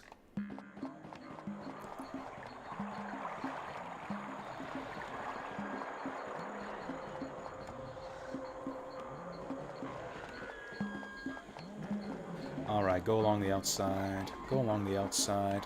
Okay, this is gonna take us to Gadwin's house. So I was right the first time. Yeah, the exit's towards the tail, not the mouth. But it was a dead end here last time I checked.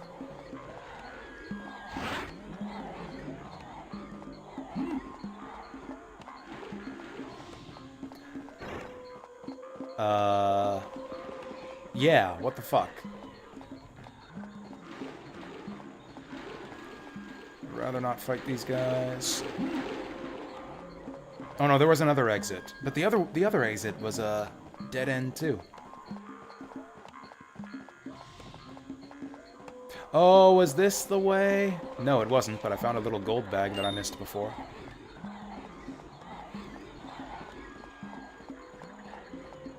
This rock kind of looks like something. I don't know what, but it looks like something.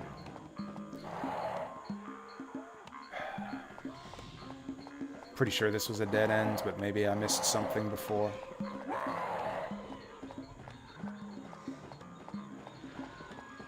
Okay, thankfully all the enemies in this area kind of flip out before they run at you.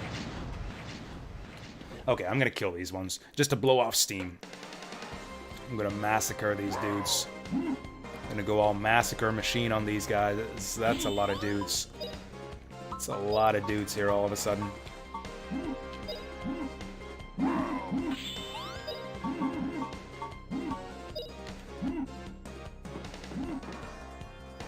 Here goes.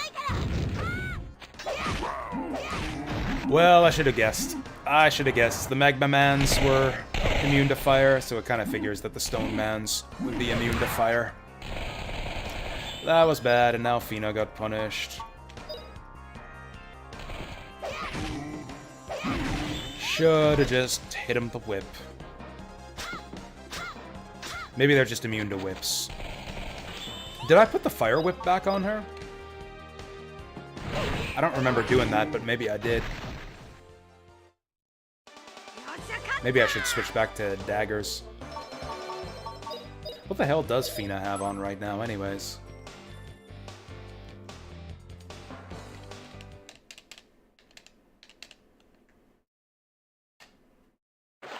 Oh yeah, one thing that I wanted to do was get game recommendations from you guys for from the Steam Next festival, but apparently nobody's been paying attention to that. Apparently I'm the only person who's like gone in and checked out all the titles on the Steam Next festival. And honestly, I think you guys have the right idea. I think there's maybe nothing all that interesting to be seen this time around.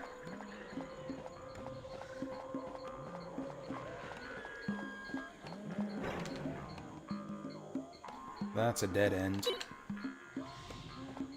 You know, I kind of do want to let my guys get poisoned again on purpose here, just to give Justin a chance to cast Cure again. Oh, this is gonna be easy. This is gonna be a cinch.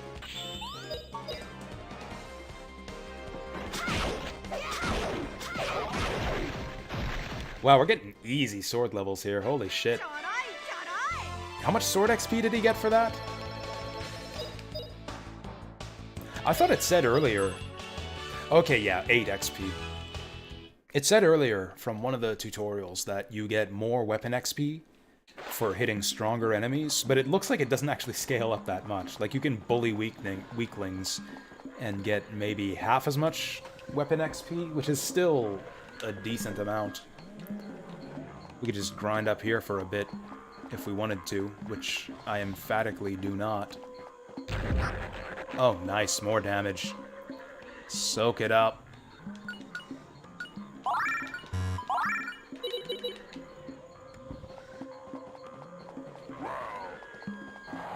Shit. I went the wrong way. No! Wow, it is so easy to dodge encounters with only 2 party members. I'm loving this. Oh, I'm loving having just Justin and Fina in the party. Honestly, it's going to be a sad day once we get a get our 3rd and 4th party members back in here.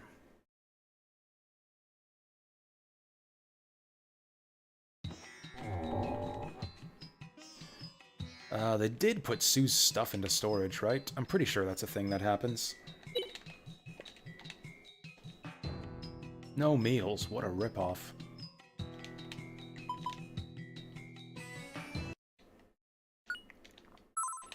Okay, I'm gonna take a tea break in a second here, but we will do some inventory management first. Okay, what do we got in here? I can't even tell. This is all so disorganized, I can't even tell. Yeah, I think this is Sue and Gadwin's old equipment, but I can't tell what's what. Okay, the rain staff we want to keep. That goes to Justin. The bows we can take and sell. Also, why do I have this hunter bow? Oh, I don't have a lot of inventory space left. We might have to do this in a couple trips. Ooh, the magic shield we want for ourselves. The music here reminds you of the Twilight Realm music. Actually, now that you mention it, I can kind of hear it. It's like, what if the Twilight Realm was a happy place? This is like the peaceful Twilight Realm after Midna becomes queen again. Oh yeah, we can sell some garbage here.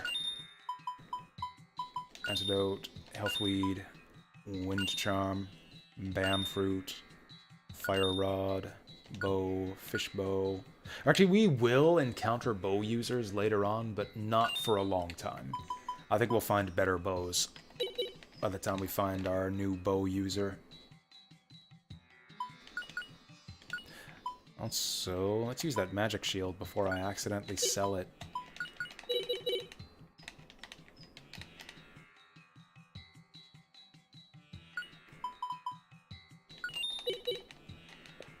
Goodbye, escargot shield.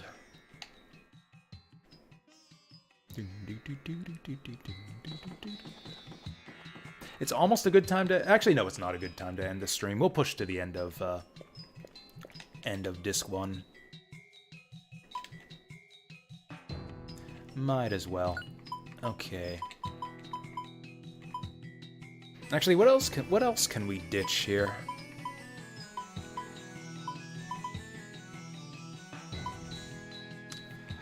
Honestly, I don't think I care about these. Although, it's not even worth selling them.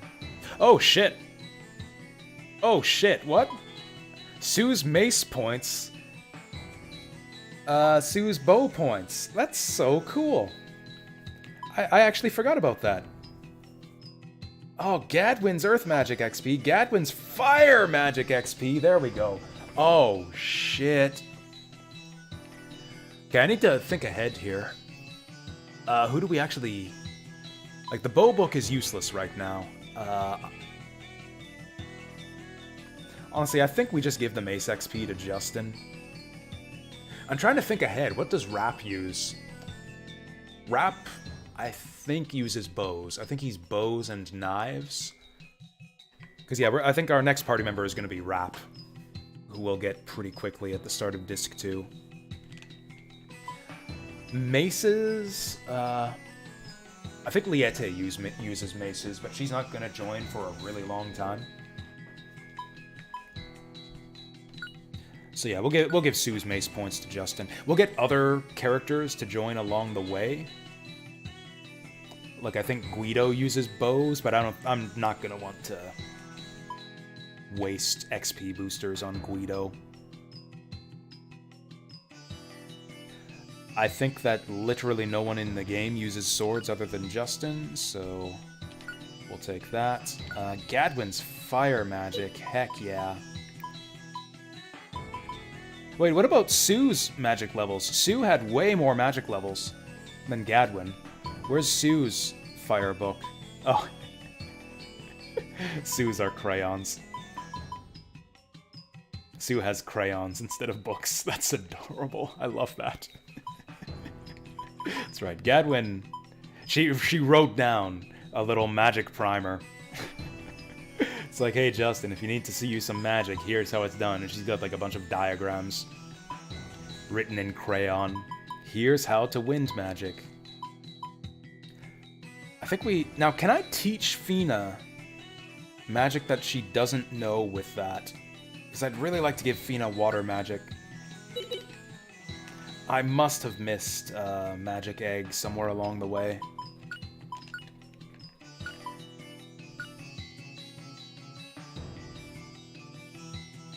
Oh yeah, mace level 3 up. Fuck yeah. Lay it on me. Sword book, 0. 0. That's how good Gadwin is at swords. I think it's probably based on his base level, so that's like the experience points that he accrued while he was with us, not his total sword levels. Oh, we're gonna get some fire levels. Oh, that's gonna level us up to get Burn Flame too, I think. Wait, what? Oh, it's level 4. Burn Flame is level 4.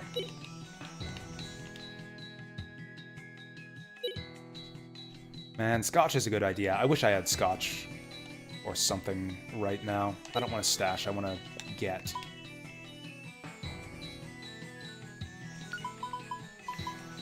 Okay, so the bow book we'll hold on to. Gadwin's Earth Magic is probably doesn't count for shit. Then we got a bunch of crayons.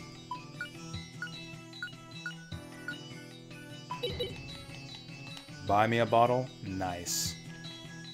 I don't need nothing fancy. Just the cheap stuff will do.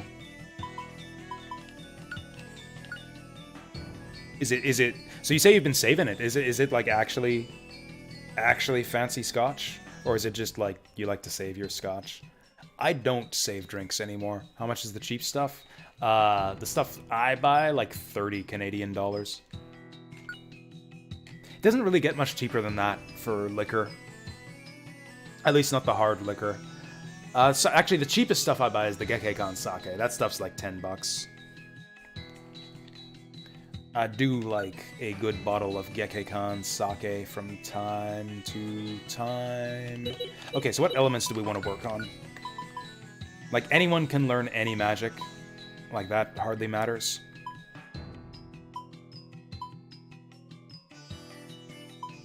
Wow, Fina's missing out on lots of possible magic from not knowing water. It's kind of shitty. I deeply regret giving that water book to Fina instead, or to Sue instead of Fina.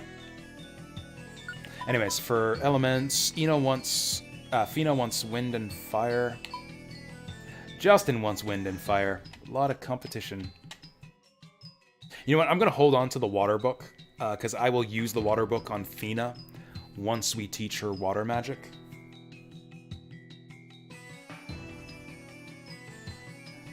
Fire is gonna go to Justin. Fina's well on her way with fire magic. Oh, she's level 18 fire. She's set for life. Fina is set for life with the fire magic.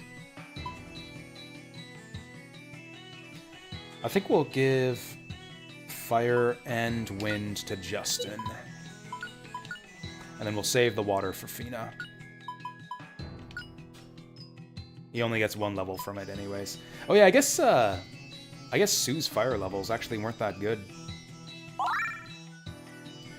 Okay, at least he learned Burn Flame now. Burn Flame is where the rubber hits the road with fire magic. We can actually get Justin some decent fire levels for himself now that he can Burn Flame enemies. Also, he's getting MP from all this too, which he's kind of lacking. Howl Slash. Nice. Freeze! Yeah, I really wish we could just use that on Fina to teach her water magic, but we can't.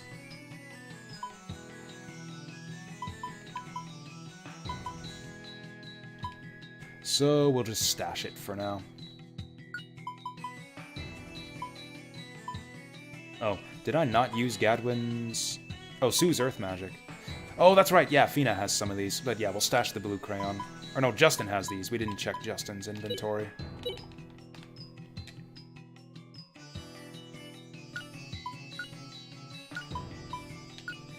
Earth Magic. Oh, Johnny Walker Gold Label. Oh, cool.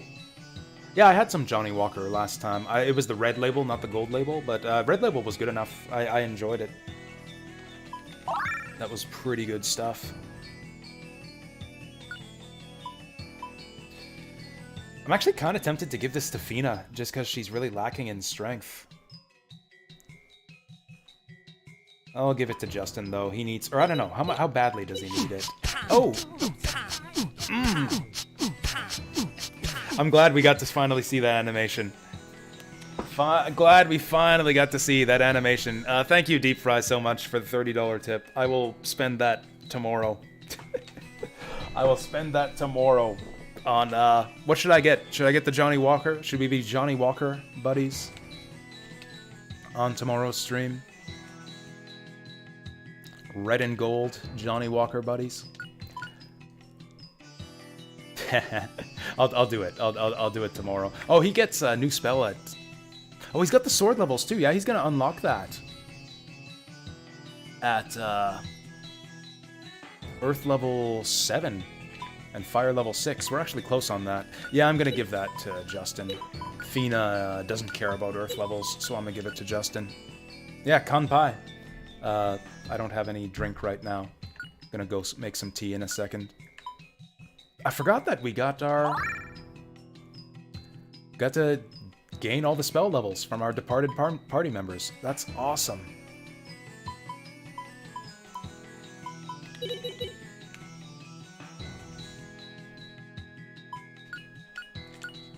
Fina might as well take that hot whip.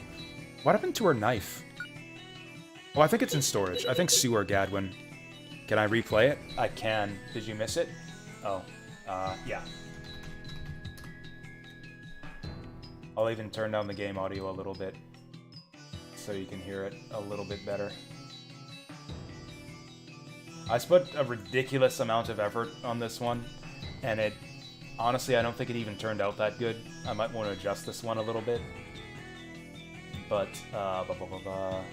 where is it? Alerts. Donations. Yeah.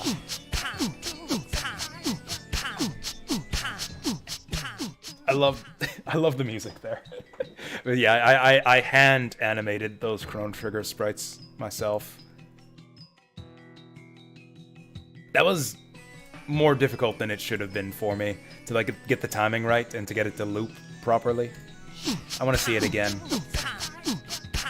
Actually, that looks not too bad. Now that I'm actually looking at it, that's actually not too bad. Way more effort than it should have taken. But I guess it turned out alright.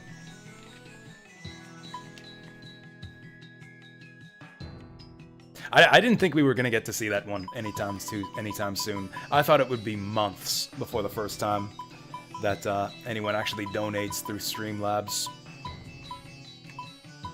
We haven't been raided yet either. That's the last new animation that we have yet to see.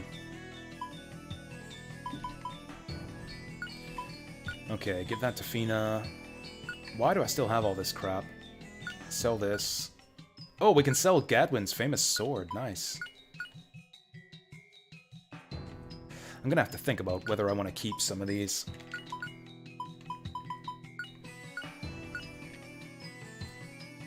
You know, I think about a bunch of this stuff got sent to storage the last time Sue left the party. That fire breastplate we're probably gonna want to put on. This one we're gonna want to sell. This one we're gonna want to sell. Let's go to the shop and sell our current haul.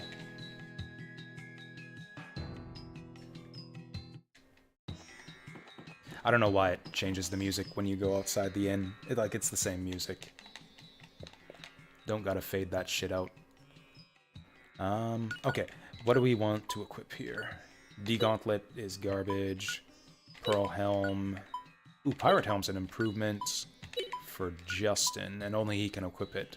Ominous!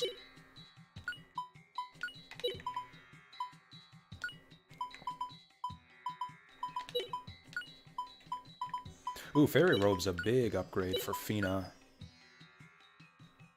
Also, 2 anti-fire level. Dang. 10 defense, 12 defense.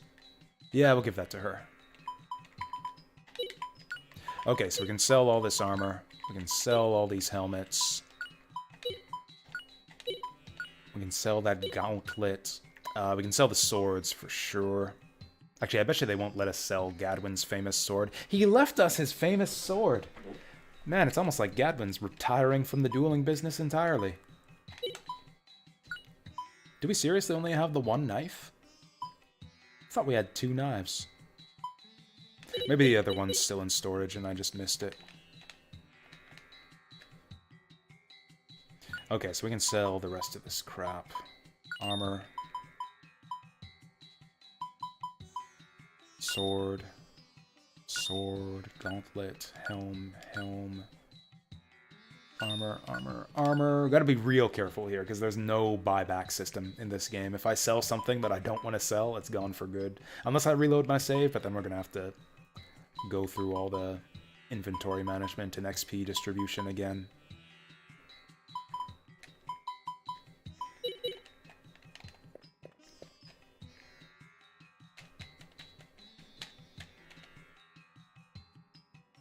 I'm really bummed out that Fina doesn't know any water spells yet. Like, I really think we missed a mana egg somewhere along the way, and that we're meant to have all the magic by now, and I just missed it. Once again, press the wrong button. Okay, what else have we got in here? I wish there were a separate tab in storage too for plot items.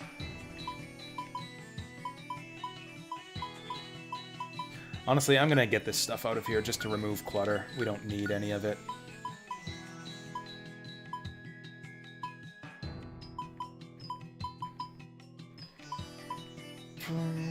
5 MP isn't that much at all. We'll keep it anyways. Okay, bow book, blue crayon, good enough. All of these are plot items. Dragon boots. That was Gadwin's boots. We can sell that. I think movement's a little bit more important than defense, especially a tiny bit of defense. We can sell Sue's emotional support now. Nah, we'll hold on to that. You'd think she would have taken that with her. 2 attack is trash. We can get rid of that. 3 amulets, decent. Light amulets, shit. Paralysis amulets, shit. Paperweight is shit. I'm just gonna ditch it to remove clutter. I think that's good for now. I don't really care about clearing out the rest of our inventory here. That's good enough for now. We'll do more stash cleaning later on, once we get Rap in the party.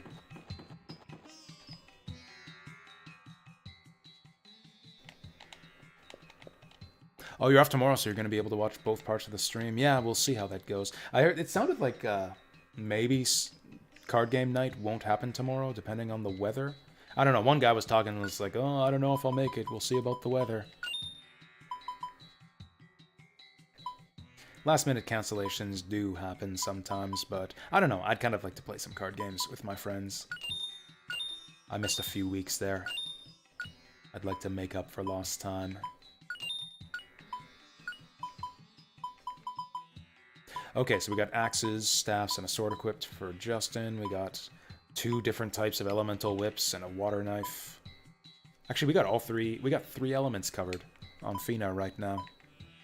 It's your excuse. I mean, it's an easy excuse, especially as a Canadian. What's this other shit that Justin's got on right now? Do we seriously need all this? We can distribute this a little bit. That can go to Fina. Res Potion can go to Fina. Power Shroom to Fina. Is that good? Oh yeah, that's evened out. Well balanced. +2 tomorrow in Calgary. Man, I thought... Is it supposed to be warm tomorrow? I mean, I guess if it ends up being +2 over here, that just means the roads will be shitty.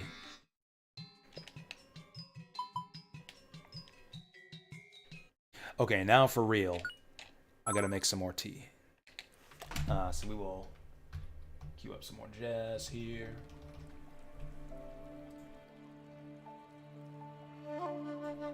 There we go. So yeah, y'all can enjoy the jazz, and this will be quick. I'm just gonna go make some tea and then get the tea started, and then I'll be right back.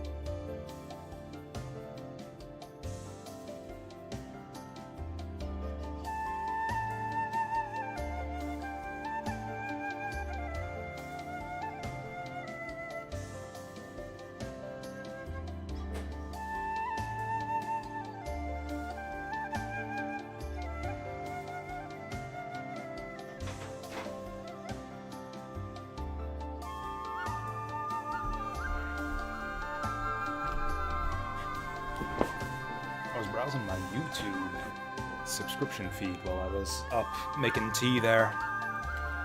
Brick Road streamed the Final Fantasy VI Pixel remaster earlier today. I'm gonna have to maybe check that out either today after the stream or tomorrow or something. Curious to hear his thoughts on it. I wonder if he hates the way it looks the way that I do. Probably not. From what I heard, he's really liked the Pixel remasters so far. Okay, let's get our Grandia back up and running here. There we go. There we go. Do the townspeople have anything to say? Do you suppose they've heard about, like, the big news that we mogged the shit out of Gadwin in a duel?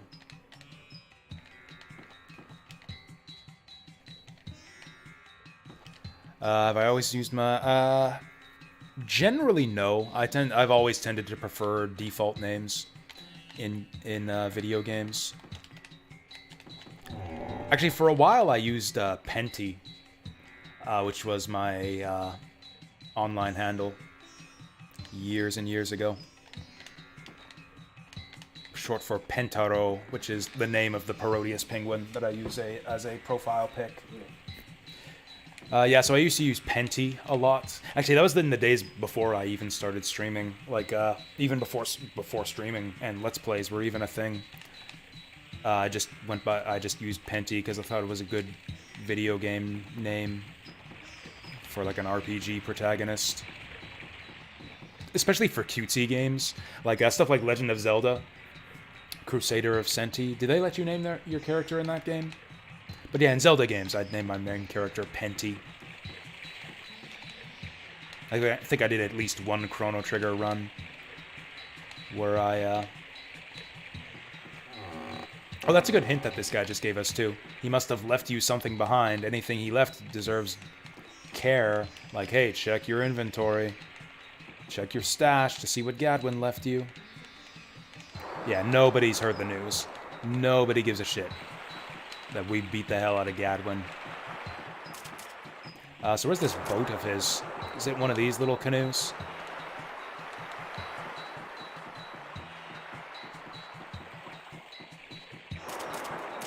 Oh, it's got to be out on the dock here. Oh, let's talk to this girl.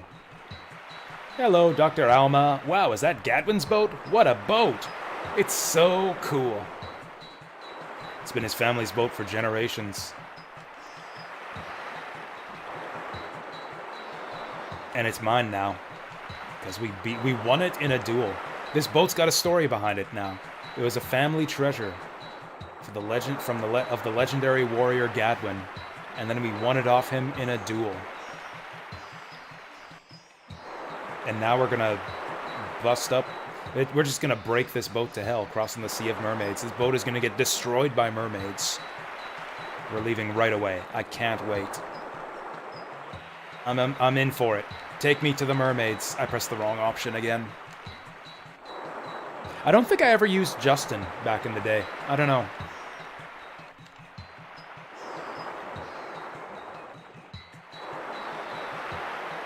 I definitely started using Jasu after that became kind of a nickname. I don't think I ever used Justin all that much. I remember I used it in Azure Dreams. But other than that, yeah, I think I mostly, or pretty much entirely, use default names where they're available. Of course we're leaving right away. As Genki as ever, I see. Path ahead will be difficult, but do not shy away from what Gadwin, and especially Sue, expect of you. Be careful, try not to die. Oh, we will totally work well together. Let's go. Oh, it's playing the end of the world music. You know, I did say crossing the Mermaid Sea is basically the same as crossing the end of the world. It's a whole new continent again.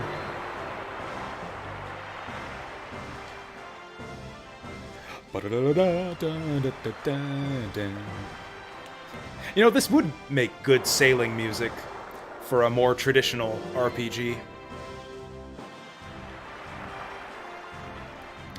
This boat looks the same as Gadwin's house.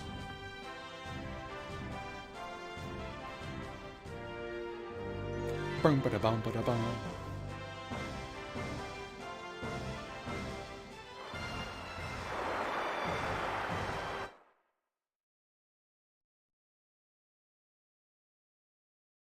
Are we gonna have a romantic moment on the boat here? Do we get to hear the romantic ganbo music? Well, now that we're alone with a girl on a little canoe and the moon is shining all around.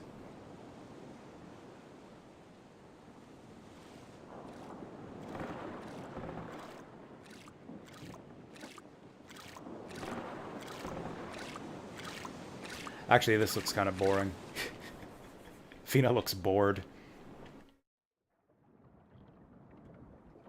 Oh, really, Justin? Really, Justin? You're not going to be out there enjoying the moonlight with your girl? I guess the view was probably better on the beach. With the spirits in the sky and everything. Hint. Ooh, the hints are back. Items left by party members. Way ahead of you, Hintster. Their experience points are added to items for each skill and placed in the stashing place. 1/3 return rate is not very good, but oh well.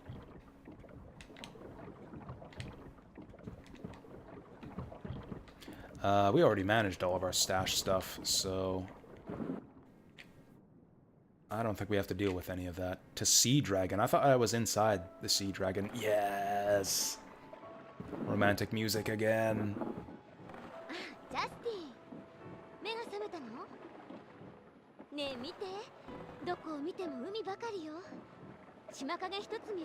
Yeah, you'd think you'd be used to this, adventuring at sea for as many years as you have, Fina. This is the first time she's done it with a boy, though. Wait, I phrased that wrong. Yeah, take a seat next to her. What do we say, guys? She's inviting us to get up close with her. I can't say no. I can't say no. Yeah, sure. Oh, that expression. That expression when she says, don't sit all the way over there. Don't make me move all the way over there to you. This is like the 6th time we've been alone together.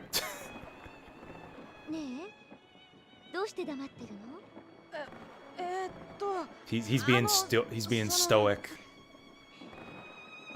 He's trying to be a manly, stoic, cool man. See how instantly uncool he became when he opened his mouth?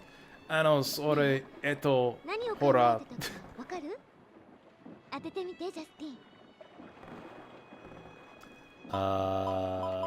Thinking about... I mean, that would be a bit conceited. It's probably true.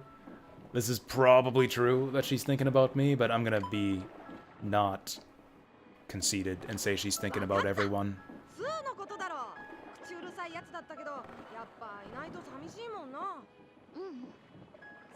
Oh, it's not Sue. Maybe Gadwin? I was gonna say Gadwin as a joke, but he actually said it. The wind? Are you thinking about the wind again? Oh, damn. Whoa!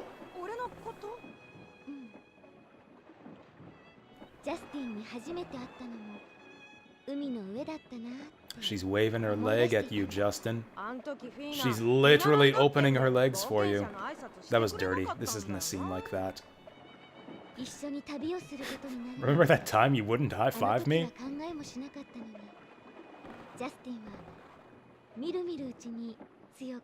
This is all true. He was like such a unworthy brat at the start, and he's like really coming a long way since then. Everything she's saying here is totally true. That's why the romance between them makes so much sense.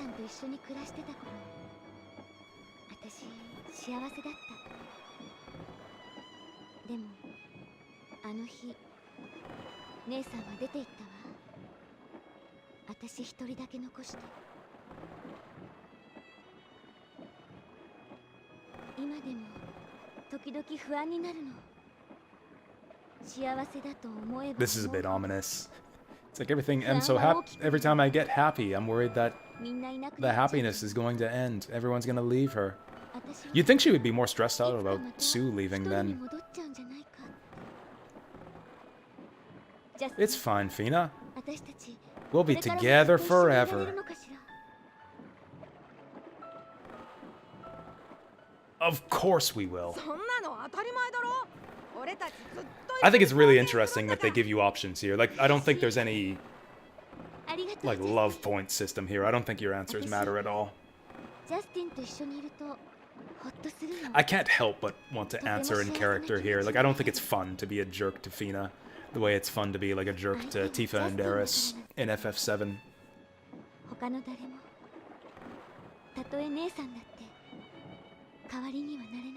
Yeah, you're like my new big sister, Justin. I don't think that's what she's saying. Oh, wow. We're going all the way here.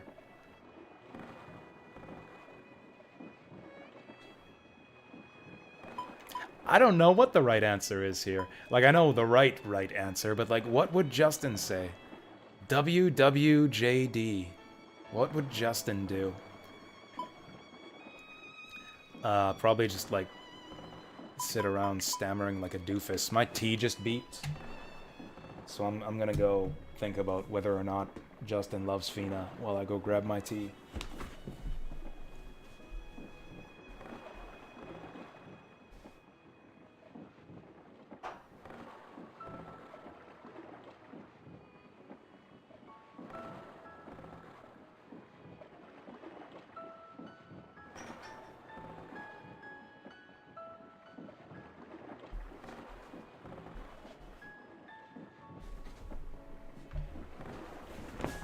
Honestly, this is all a little bit sudden. I don't, like, sure, Justin's a real man now that he's, you know, beaten up Gadwin and stolen his boat. But, I don't know, is he enough of a man to just come out and say, I love you, when Fina asks, do you love me? I don't know. I don't think he's that grown up yet. I think he's gonna say this. Also, this is a little bit sudden. Well, I don't hate you. Good answer, Justin. Good answer. Well, I don't hate you. Again, Fina's making that face.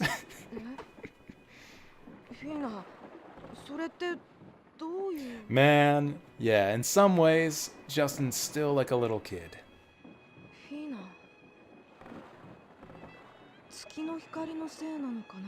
Yeah, the moon's making her crazy.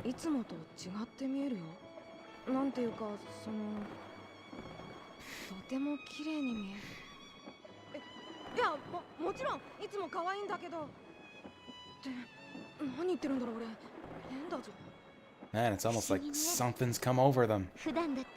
Like mermaid magic or something. Yeah, how long has she been holding in these feelings anyways? I guess probably since Ganbo. Probably since the beach episode.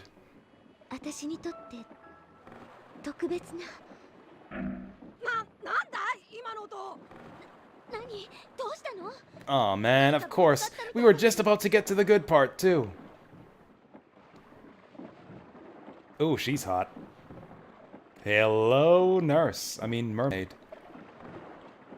A person. We gotta rescue her.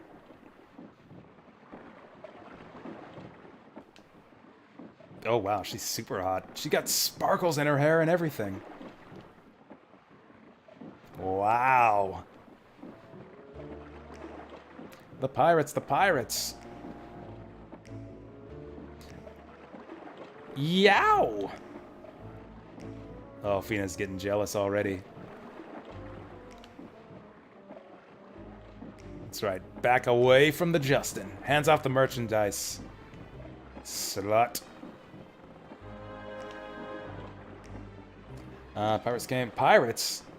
Hey, I think we still have our pirate hat equipped. Onegai. Yusha. Tasukate.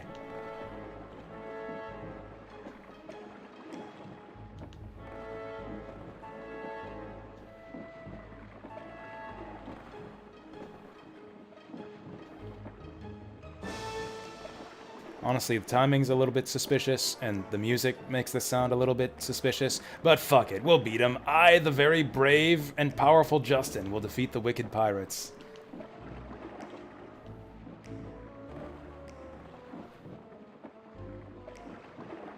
He's like literally making wolf noises at her right now. Like that Tex Avery wolf, eyes bugging out from his head.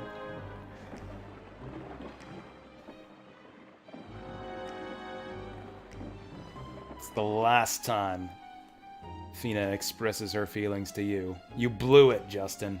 You had your chance and you blew it. You went for the mermaid instead. Honestly,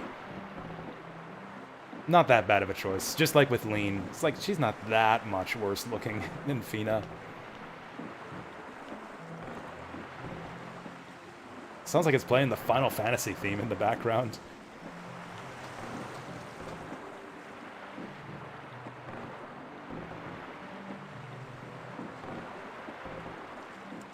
Is this even an island? This is like a bunch of sea foam that we're walking on here or something.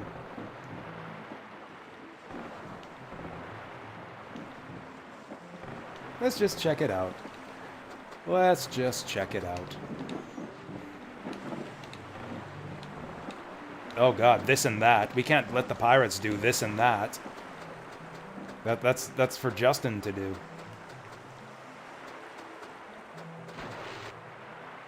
Whoa. For real? I think Justin and Fina were about to get into some this and that before this hussy showed up.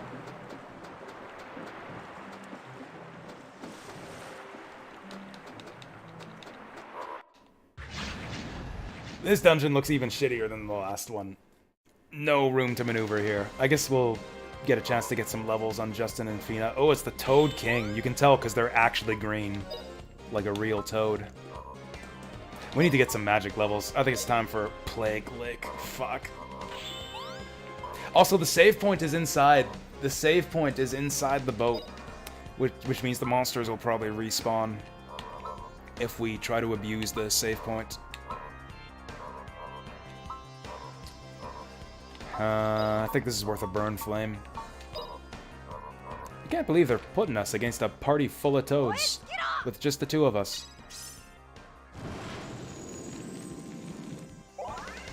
Oh, zap! Nice. Oh, he must have gotten another fire level.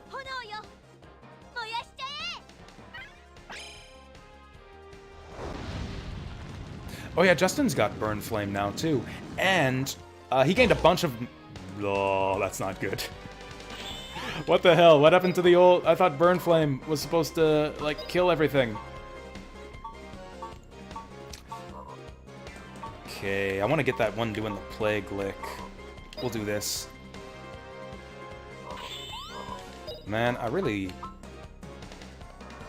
Oh yeah, yeah, Justin gained a bunch of extra MP too. Yeah, after he got all those magic levels. Yeah, he got a bunch of extra MP now. Most of it level 1, which is not great for us. But whatever, it'll be good enough. Although maybe don't use it just yet. Oh, they're going for Fina. I mean, okay. Sure, we're two-timing on Fina with the mermaid, but it's not like I want her to get killed or anything. We'll protect her from the toads. Oh, nice. Hey, that's teamwork. What a cinch. Ooh, we got panaceas and vaccines. Vaccine is for the plague. I don't know what panacea is.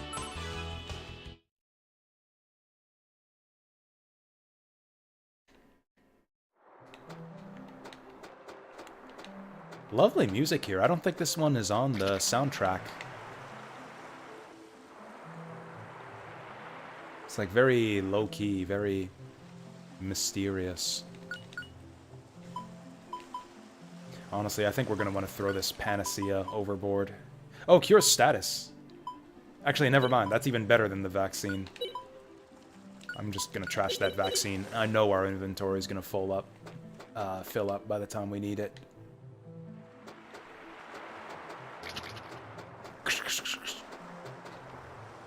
Sweet. Ooh, Def Seed. I will definitely use that. 75, 75. They're about the same. We'll give it to Fina.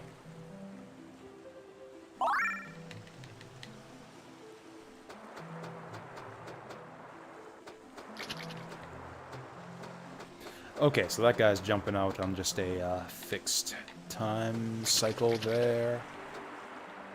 Okay, the frogs are a pain in the ass. Whoa. But the rest of the enemies here seem easy to dodge. Just keep an ear out for them. Frickin' frogs. Oh, it looks like these guys are jumping in a fixed pattern too.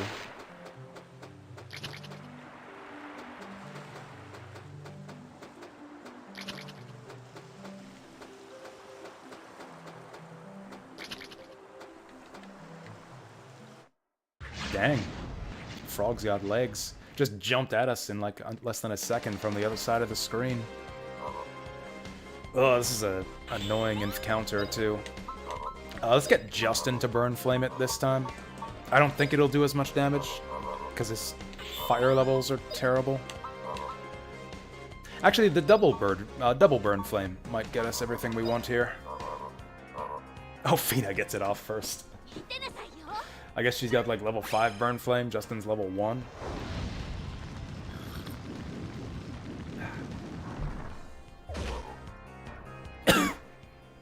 Okay, so 126 damage. It'll be interesting to see the difference here. 126 versus 89. Yeah. Scoop around. That sounds like fun, but we'll never get to see that skill.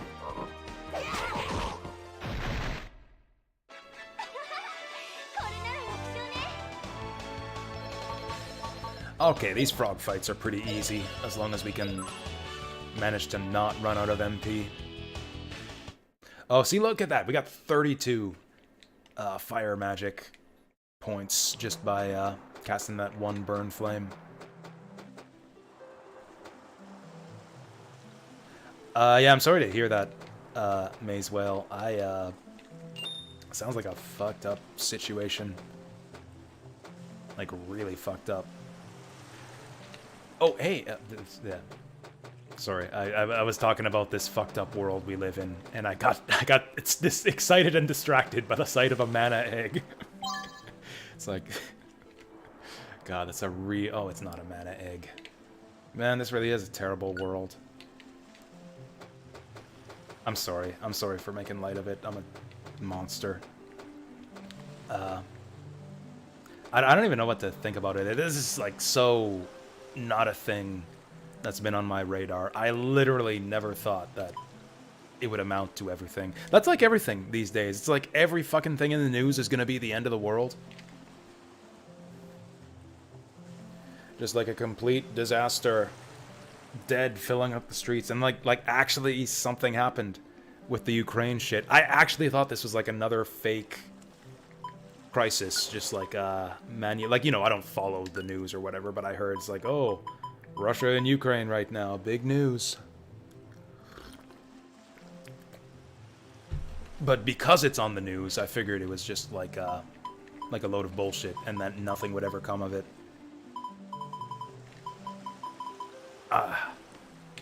I might actually have to watch the news tomorrow. Fuck.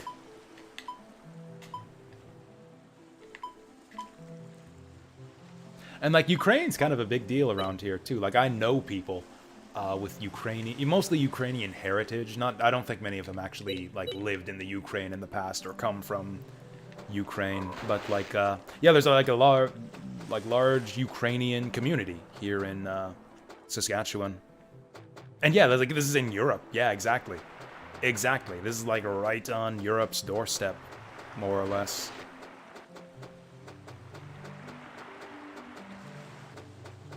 And of course, it's kind of fucked up that like we're suddenly all worked up about this, because like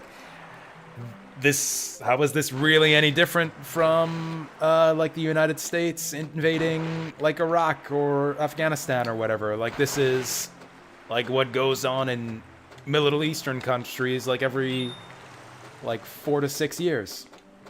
And yet all of a sudden it's a huge deal because, like, oh, it's Europe now. It's like, I don't know, kind of, I don't know. That's just the way suddenly that came to me.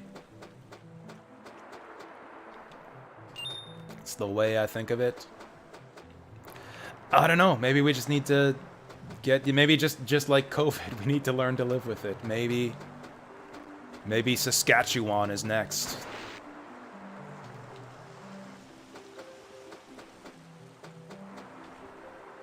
You know, I've seen mana eggs show up with that sprite before. Maybe this. Ooh, lift fruit. Ultimate flavor. I mean, Fina's lower on HP. I don't know if I want her to be that high. Video game companies in the Ukraine. I mean, fair enough, but I don't know if that's the angle that I want to take here.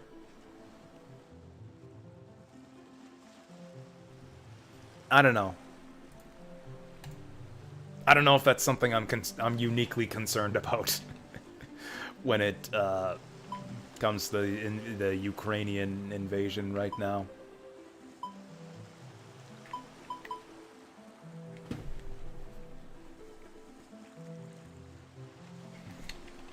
Like I don't know if like if FromSoft, my favorite game company, like FromSoft or CD Projekt. Yeah, that's fair. Like this is like, yeah, the nation with like direct ties to like Western democracies and stuff. That's why it's particularly messed up. I don't know if that was the right choice. It doesn't seem right for Fina to have almost the same number of hit points as Justin.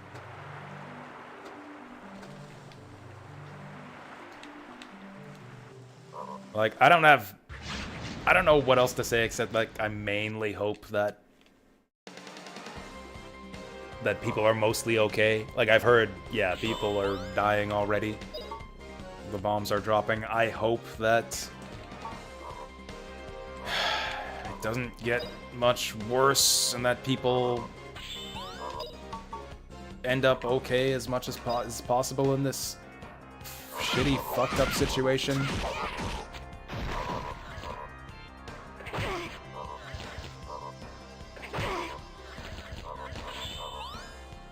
Toad's running wild here. I might be able to Para Whip this guy.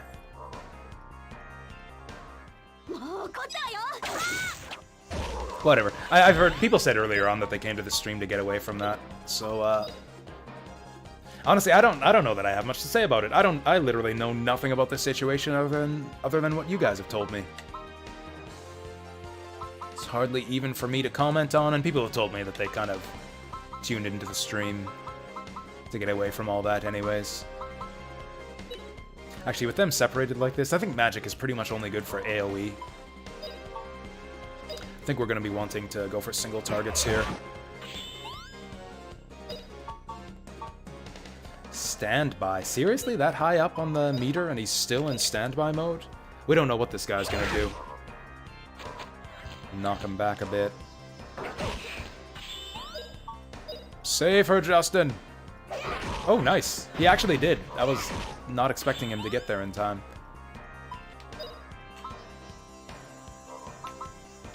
Actually, I don't know how long we're going to be in this dungeon. Let's conserve our magic.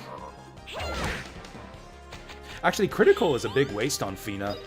Now that she's got that third combo hit, I don't think there's any reason to combo at all with, or to critical at all with Fina. Because yeah, with that third combo hit, she probably delays the enemies just as much, just locking them down with those 3 hits.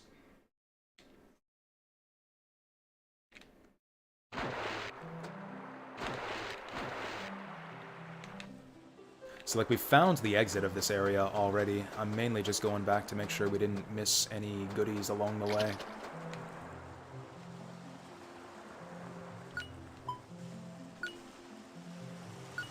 Yeah, let's try to conserve our MP here. Keep it the level 1 heals. Woo, big school of fish there. 3 of those guys flopping around. Have we been here already? God, I need to start drawing maps for this game.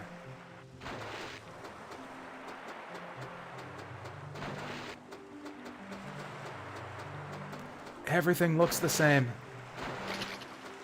Wow. Everything looks the frickin' same here. Oh, that door can be a landmark. I think this is the only...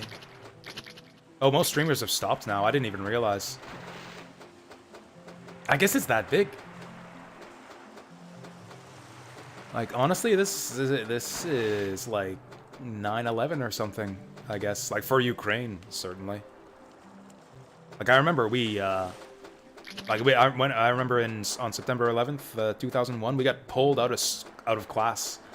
I went to, like, the main assembly hall to, like, watch events unfold on the big TV. It was fucked up. I've never been through anything like that. I guess that's probably maybe the same for kids these days? Like, kids in school right now? Or I guess kids aren't in...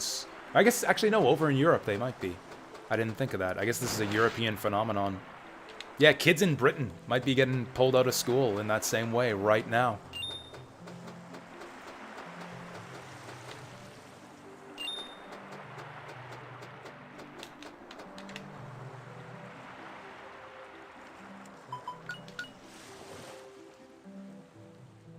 Is that actually true that, like, streamers are not streaming right now? That seems in some way heartening.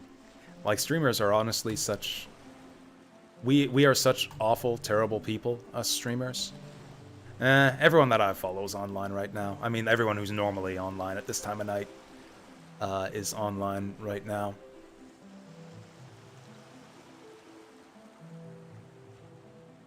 Oh, hey, Retro Island is streaming Warcraft 3. That's a game I haven't thought of in a long time.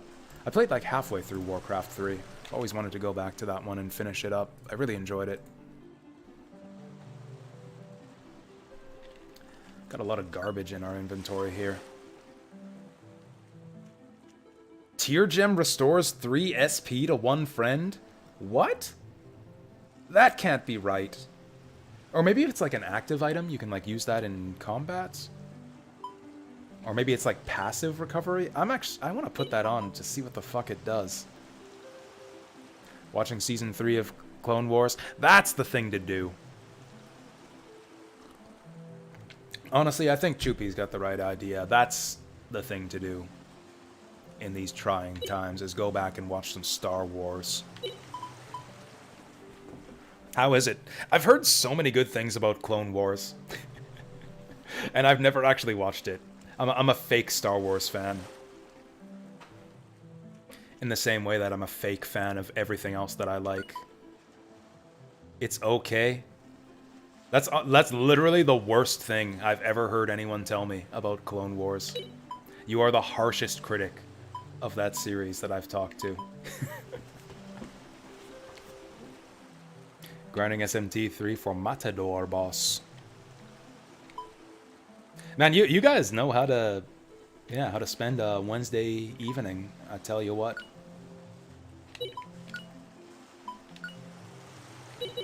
A bunch of cool guys in here. Playing Kingdom Hearts and Shin Megami Tensei and watching Clone Wars. I've been to this crossroads like 4 times now, and I'm always scared to cross it because of the stupid frogs. I've been back here so many times, I should just kill these frogs. Keep coming through here. I should just kill these frogs.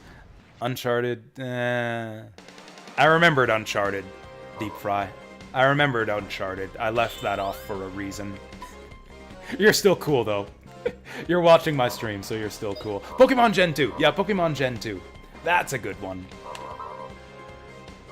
Only Gen 2, but yeah, Pokemon Gen 2 is a good one, too. Rude. I know, I'm sorry.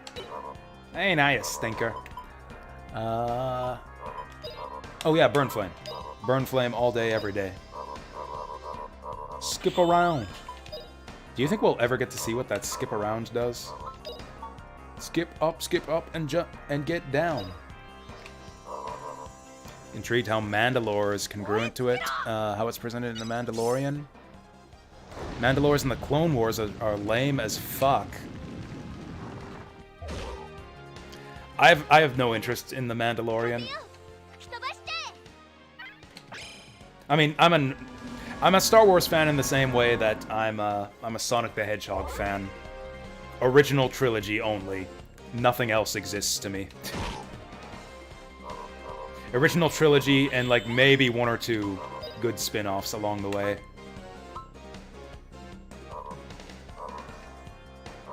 Oh, I reversed what you said in my head, Choopy. I thought you said that the Mandalorians in the Mandalore were shit, and the ones in the Clone Wars were cool. Oh, you know what? I have seen Rogue One, and I liked it quite a bit. Rogue One is like the only modern Star Wars movie that I've actually enjoyed in the slightest. That's not true. I actually liked the new remake. I can't even remember what it's called. A New Hope. Again. The first one in the new trilogy I thought was okay. Oh, hey, we did get to see Skip around. That's gonna hurt. We might get cancelled. That's not good. Oh, Fino got cancelled. That's fine. Yeah, I only like Star Wars episodes 4, 5, 6, and Knuckles. Oh, another fire level up. Hot damn.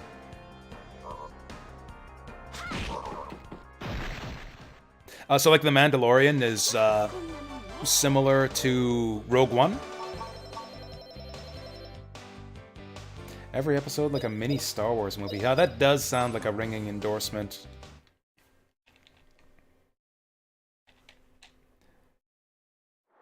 See, the only thing I ever heard about The Mandalorian was Baby Yoda memes.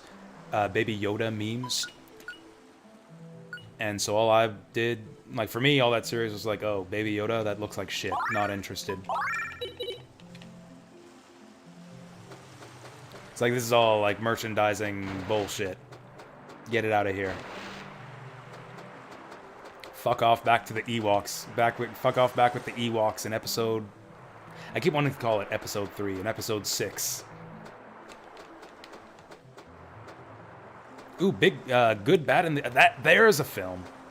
There's a film that I have watched, which is significant because I don't watch a lot of films. I was actually on a big,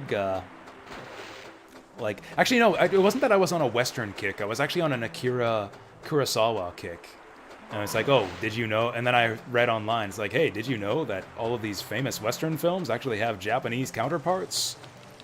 And were heavily based on these Akira Kurosawa films? And it's like, oh shit, I love those Japanese films. I need to start watching some Westerns. And so I did. And it happened again. I went in the wrong direction all the way back to the start of the dungeon. Fuck.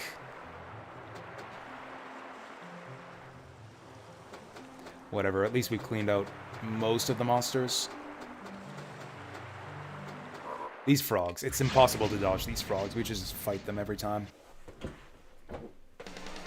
I'm a peeper? Oh, I'm a peeper, but I haven't yet risen to the level of a Meryl Streeper.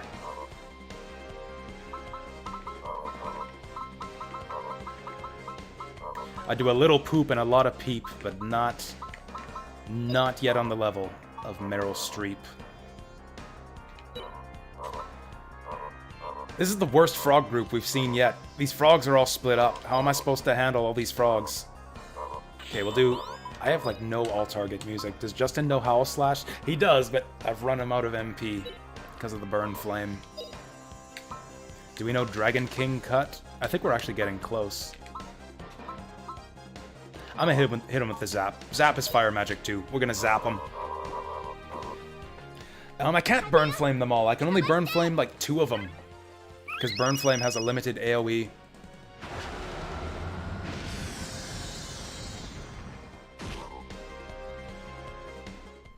This should get him.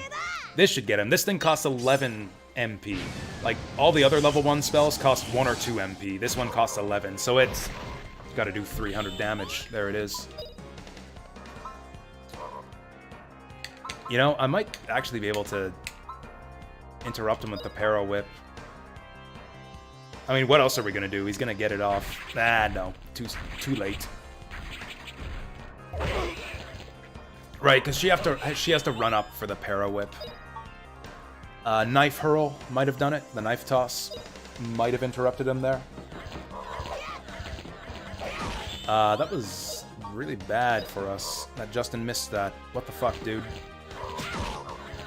Okay, at least they're not attacking us while they're just running around like crazy.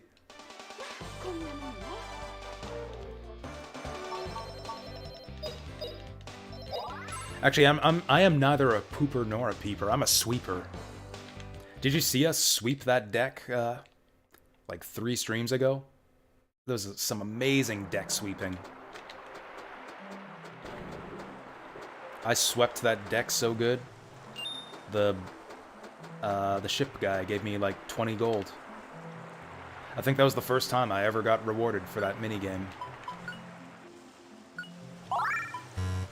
What am I doing? Nobody took hardly any damage there. Why am I wasting my level 1 MP? Sorely tempted to go back in the boat and get healed. Go back on the barrels. Really tempted to go back on the boat and get healed. But that'll just respawn all the enemies. Also, there might be a checkpoint. Okay, let's just go to the next area. I think we've checked out everything that needs checking out here. We're done peeping. Let's get sweeping. That's the first time I've gotten caught by that. We have not seen what these enemies can do. And we're about to. It's a hippo camp. Oh god, I've got to fight hippos.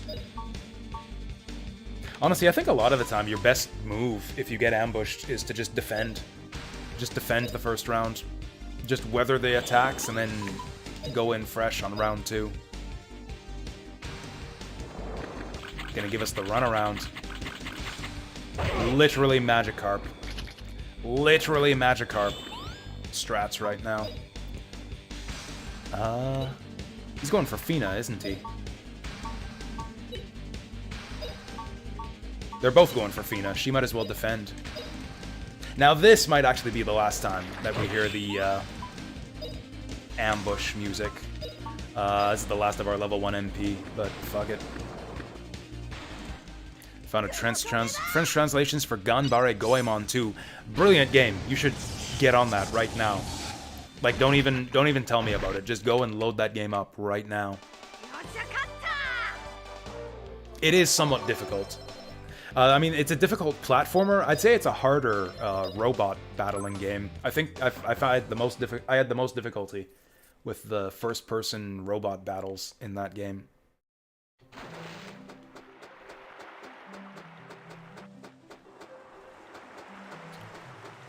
Alright, here's the exit. We got ambushed again. Actually, I think he jumped on Justin's head. We're fine. Oh, it's my initiative. Joke's on you. Justin's ready for things like toads jumping on his head. I don't even know what we're doing here. Oh yeah, she wants wind magic. Yeah, she wants to level up wind magic. Actually, what we really want to do is kill these toads as quickly as possible. I'm gonna hit him with the burn flare.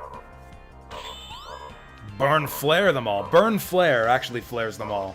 If you want to burn flame them all, you gotta burn flare them all.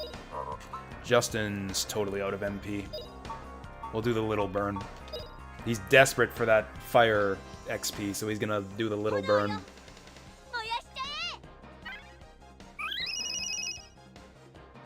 I hate that level 3 magic effect on Saturn. Yeah, that's what I would have expected. For 9 level 3 MP, that's about what I expect from a burn flare. Honestly, I don't know that I've ever played Goemon 2 in English, now that I think of it. I don't think that game was translated the first time I played it.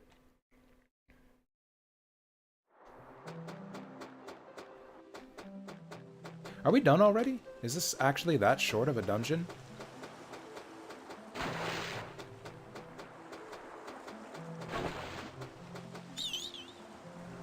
Because if so, and if there's no save point for us, that's gonna be really bad. Oh damn, just an island full of mermaids, and I don't even see any pirates. Sweet deal. All mermaids, no pirates.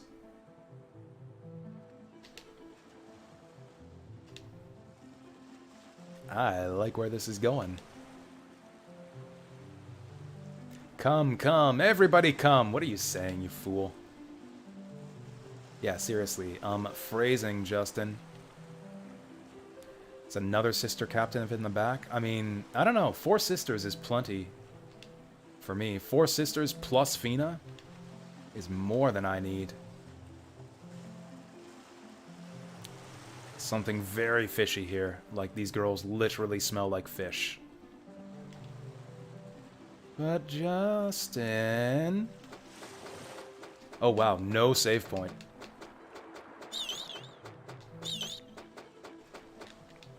No save point. Nothing but a bunch of squeaky plants. We're so hungry. Why is that my problem? Oh, we'll share our feed with you. We gotta feed these girls. Oh, we're her type. Yikes! What is this? Wait a minute. Get away with. Oh, she was just feeling them up, wasn't she?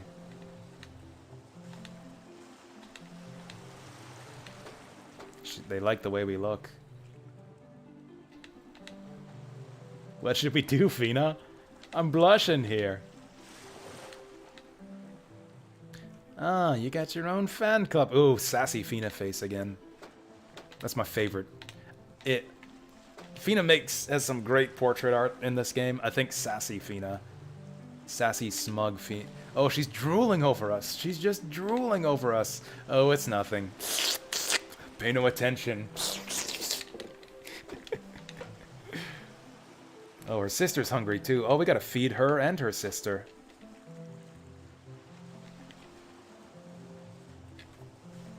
Yeah, Fina's scaring the babes. Well, we're not that damaged. Let's conserve our level 1 MP. There'd better be a save point in here.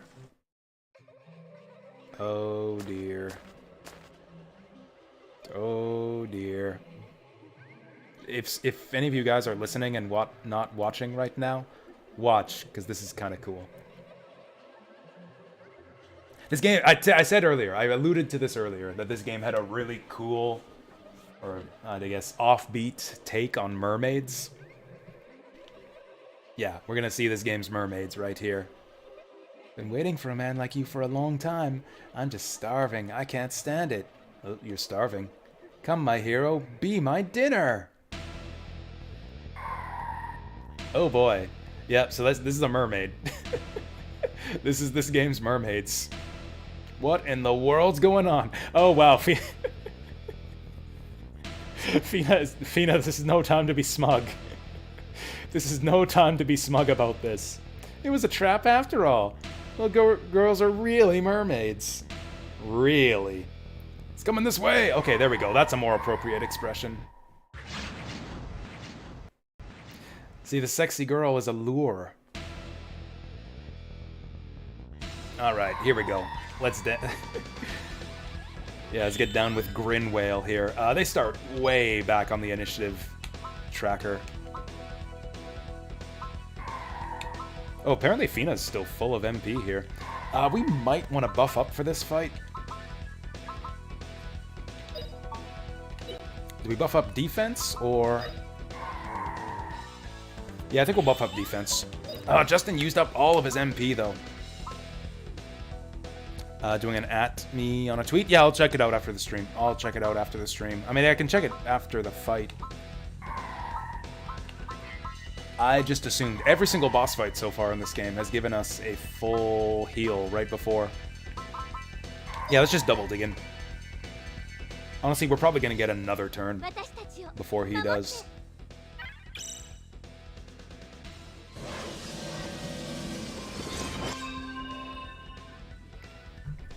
I don't know, I think this is a really cool idea. I think this is a really cool concept for a mermaid. It's like, it's basically a mermaid.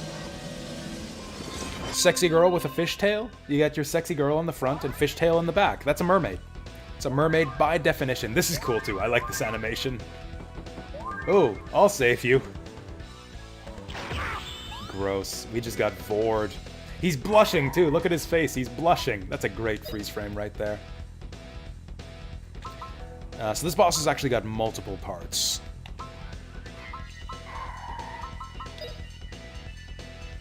Like you can, I know every boss at this point in the game has multiple parts, but this one, you can actually destroy the lure before you destroy the main body. I think, maybe I'm wrong. It's a lot of HP. I thought the lure had less HP than the main body. Whatever, we'll kill it anyways. Fuck it. Although, I think I'm gonna try to not let him get that body blow off.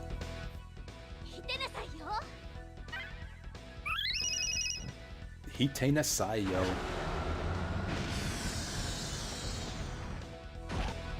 Ooh, that was a solid hit.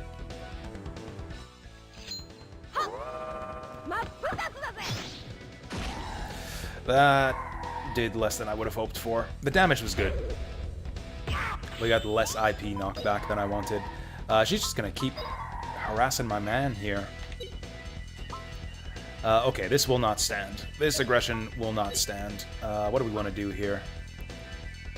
I honestly don't think magic is the way to go. Let's just AoE them. Let's just do AoE attacks here.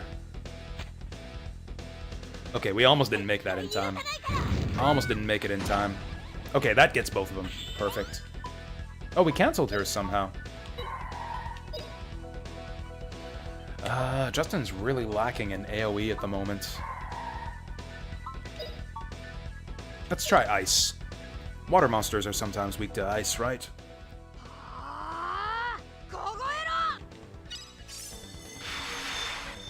Justin sounds really pissed off in that voice clip. That didn't do much. We got a wind level up at least. She's gonna make us part of her world. Good one. What are we gonna do? Do we keep digging? This guy seems to do only physical damage. Honestly, I think we keep digging. We're not gonna be able to interrupt her anyways. This didn't do that much damage, right? Oh, that did a lot more damage than I thought. You can still see her arms and legs there, too. I never noticed that. You can actually see the arms and legs still sticking out after she turns into a mouth. That's gross. This is actually some legit body horror shit right here. Can't let that stand. Can we interrupt him with a W break? I'm gonna regret this, but I'm gonna try it. Nope, too late. Too late. We might actually die here. And now I'm gonna have a seizure. Oh, fuck. Oh, fuck. We might actually game over. What do we do? What do we do? What do we do? Rainweed. Rainweed. Perfect timing. We got that Rainweed just in time. This is the problem, though, with healing in boss fights in this game. Like, healing and buffing is, like, you get behind the curve. Like, the boss has got the initiative now. He's just gonna keep getting attacks on off on us. Delaying our turns and getting one attack after another until we can get this shit back under control.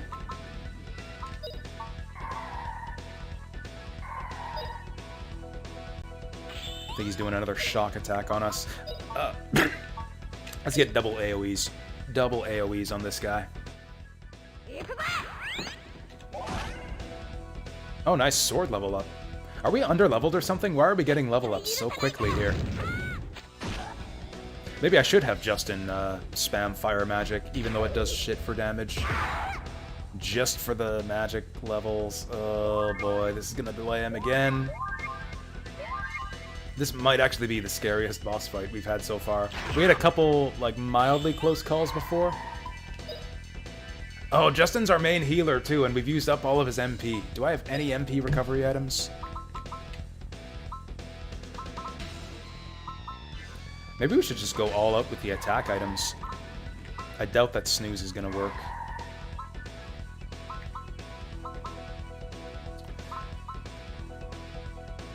I don't know what to do. Honestly, probably just try to slow it down. Just do whatever we can to slow it down. Let's start going with the crits, maybe? Actually, if we can take out that lure. If we can take that thing out. Her level 1 attacks suck, though. Honestly, let's go defensive here. We're on the back foot already. We need to wait for our opportunity. Yeah, I don't have enough for all healer. Level 1 heal's not going to be good enough. What do we have? I need a miracle here. Ooh, first aid. That's not bad. It's not quite good enough, but it's not bad. 私たちを守って If we can get to like level 5 defense buffs, that'll maybe stem the bleeding enough to get a free round where we can start mounting a counterattack. Ooh, that's actually nice timing. I hope this hits both of them. It has to be... Burn's gonna do shit for damage, but we have to use Burn because it's the only one that can hit him before he hits us. Oh, it looks like we got both of them with that. Nice. Okay, what's Justin got? V-Slash? Yeah, let's hit him with the V-Slash. Doubt this will cancel, but maybe we'll get lucky. Nope, no cancel. Oh, we're about to get spewed on. Oh, he's so happy. Look at his smiley face. Okay, that's the break we needed. See, that's why we decided to dig in there. Dig in was the way to go there. Oh, look at that. He's taking like 10 less damage from that bite now, too. You know what? I'm gonna dig in again. I'm gonna dig in, and I'm gonna have Justin do a level 1 heal. 私たちを守って Actually, I'm not gonna do a level 1 heal. I'm gonna do a combo attack. We need to get that lure out of here. I don't know, 71. Can we handle 71? Oh, he's gonna spew on us again. That's just fine. I think we just combo this thing to death. Combo this fucking thing to death. That barely even scratched her. Man, I wish that Fina had lightning. Why doesn't she have lightning? She's got fire and wind. That's lightning, right? Oh, let's do a burn flame. Burn flame should do it. Oh, taking off, Vince? Yeah, that's cool. We'll catch you later. Yeah, I guess stay well, stay safe, and yeah, have a good night. We'll catch you tomorrow, maybe. That was a good hit. That was a good hit we got just there. This animation's so cute. I kind of like this guy now. I want one as a pet. Hey, Vince! Thank you for the resub! For 5 months now. Much appreciated. It's good having you around, as always. Thanks again for that. We'll see you next time. What am I gonna do with this girl? You know what? Justin's the one putting out the damage here. She should be supporting him. What did I read wrong? What didn't I read right? You're spent tonight, gonna head off? I thought you were heading off. And then just say Vince resubscribed for 1 month at tier 2. Oh, for 1 month at tier 2, I did read it wrong. I did read it wrong. Damn. Tier 2. You got the, yeah, I missed, you're right. It never even occurred to me that someone might subscribe at tier 2. It's like, that wasn't even the realm of possibility for me. It's like I've never checked to see like the rest of the like what tier they're subscribing at. So you got, what do you even get for that? What do you want for tier 2? I think you're the only tier 2 subscriber. What do you want for a tier 2 emote? Like I could move something down from one of the higher levels if you want a different one. I kind of put like the shitty emotes, I thought, off to the higher tiers. Just because I didn't think that anyone would ever subscribe at a high tier. Alright. Attack level 3, let's go. Anyways, thank you doubly, I guess. Oh, for the channel point acquisition. Man, you really want to get that game suggestion in there before... Are you seriously trying to jack it up before the end of the month?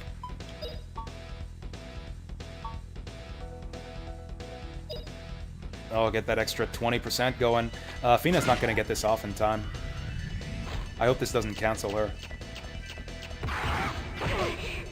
Honestly, Vince, if you really want it, like, you can just say a game. You can, like, if you don't have to, like, kill yourself and spend a bunch of money. Spend a bunch of time and money, like, watching all of my streams all day, every day. and sinking money into the stream. You can, if you want to see a game played, just say it and I'll play it, and you can spend the points next month. I'll let you get a payday advance on channel points if you really, really want it. Or even if you just kind of want it. Like, it's no big deal. Damn it, I shouldn't have done that. I shouldn't have done that. Justin needs to get healed now. Oh, Fina's just in mid-swing, too. There we go. Okay, get her off there.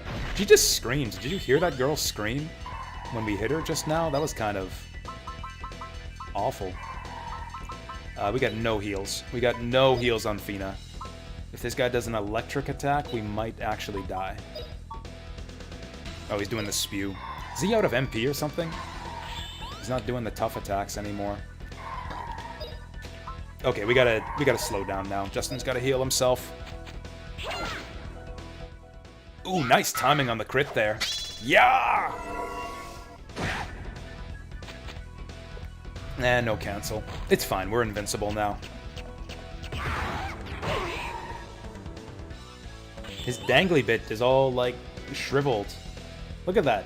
Where the sexy chick used to be, it's all, like, shriveled and dangling. Which I guess is what happens after the sexy chick leaves. Boom. Oh, you sent the game that you want to see played. I'll check that out. I guess if you're going to bed, I won't keep you. I'll check that out right now. Oh! Dang. Thank you so much. Thank you so much, Vince, for the gift of Bravely Default 2. That's a damn fine one. I'll fit that into the stream schedule this Friday for sure. Accept that. Accept that. There we go. Bravely Default 2 added to the account and to the list of games to play this Friday.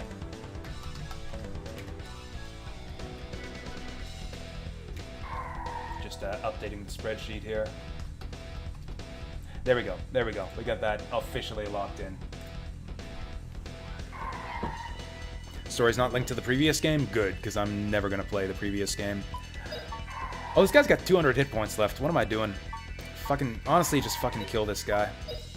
Although maybe try to get some fire levels in first while we're at it. Nah, that's just a waste. That's just a waste of the attack buff. How much damage did we do there? That seems like less than we deserved. Oh, 120. Okay, 120 is pretty good for a basic attack. Yeah, that WoW buff actually paid off. Whew, that was like a real boss fight. That was a real boss fight. I had to use like 2 items. Okay, Fina getting it caught up in levels here, never mind.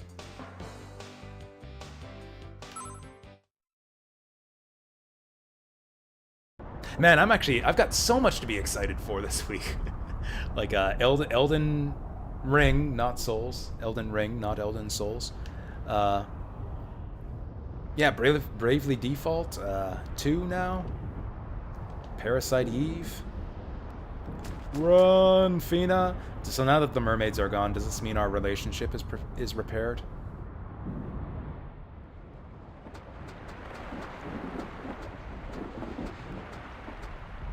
So I don't know if the game explains this. Like I thought it was kind of weird that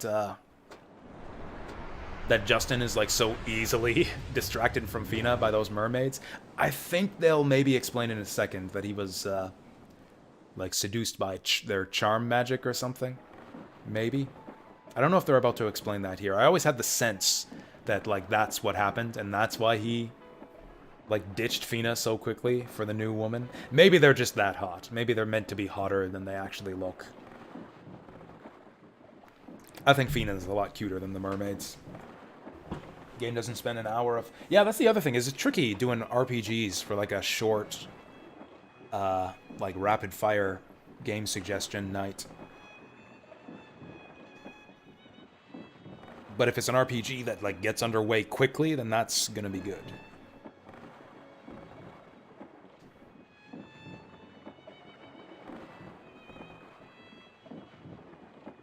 Yeah, I think I just made that up in my head.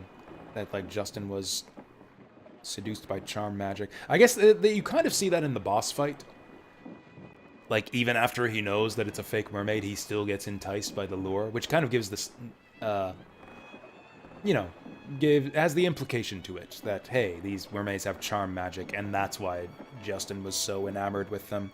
Yeah, thanks once again. Thanks once again for everything, Vince. I guess I'll catch you Friday if I don't catch you Thursday. But yeah, have a good one till then.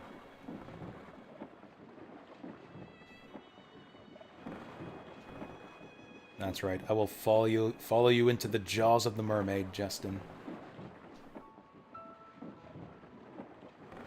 This is the complete opposite of what that crazy Don Quixote guy was saying at the start of the game. I mean, I didn't see no, like, hot adventuress waifu in his old, crummy old shack. Like, yeah, an adventurer walks alone, says the adventurer who died old and alone. Like, no way. Adventures bring dangers, and having a partner who's always ready to help is what's important.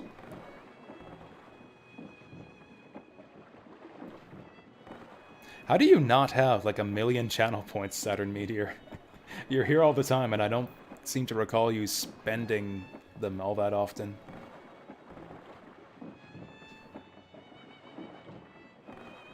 Oh yeah, Fina, you said you're a special what? A special what? Special needs? Oh, yeah, you're joking. You're joking. That's just a little joke.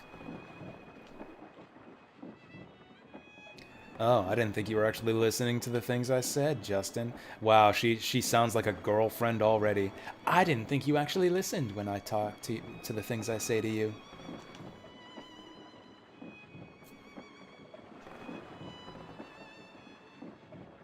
This is like we're just resuming the conversation we had before, like nothing ever happened.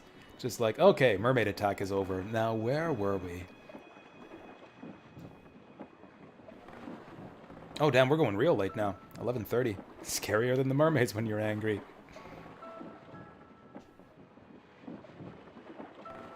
The morning sun has vanquished the horrible night. New adventures have begun. Land ho! Again? No. Land over there, not ho. We dealt with the ho already. Now we got land. We dealt with the sea ho, now it's time for land ho. Boom, boom, boom, boom. Another epic scenery shot here. These panoramic shots look so bad. The water, too! What's with this fucking water? I thought the Saturn version was supposed to have improved water effects. I love the idea of scenes like this, like looking off into the horizon, what new adventures are in store for our heroes. This looks so bad, though.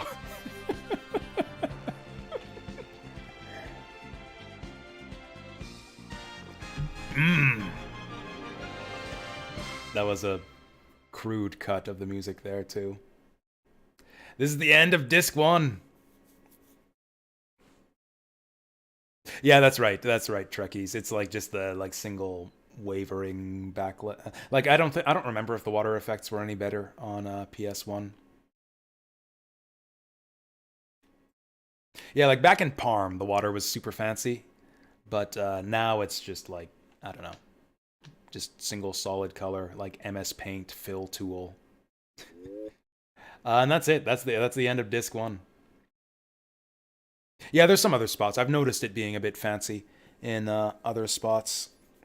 It's just Parm is where it was the most noticeable, and that's where it is in like screenshots on the internet comparing the two games. Because honestly, like anyone loading up to check out the comparison between the different versions is probably not going to make it far out of Parm. Probably not going to do full playthroughs of both versions to check out all the differences. Although there is a guide on Steam that actually does go over them in great detail. VDP2 rotating background layers. Well, shit. I didn't know that there was a 4 character acronym involved in it. Right. So yeah, a bunch of technical trickery because of this. There's a lot of little differences like that because like technically things had to be programmed differently on Saturn compared to PlayStation.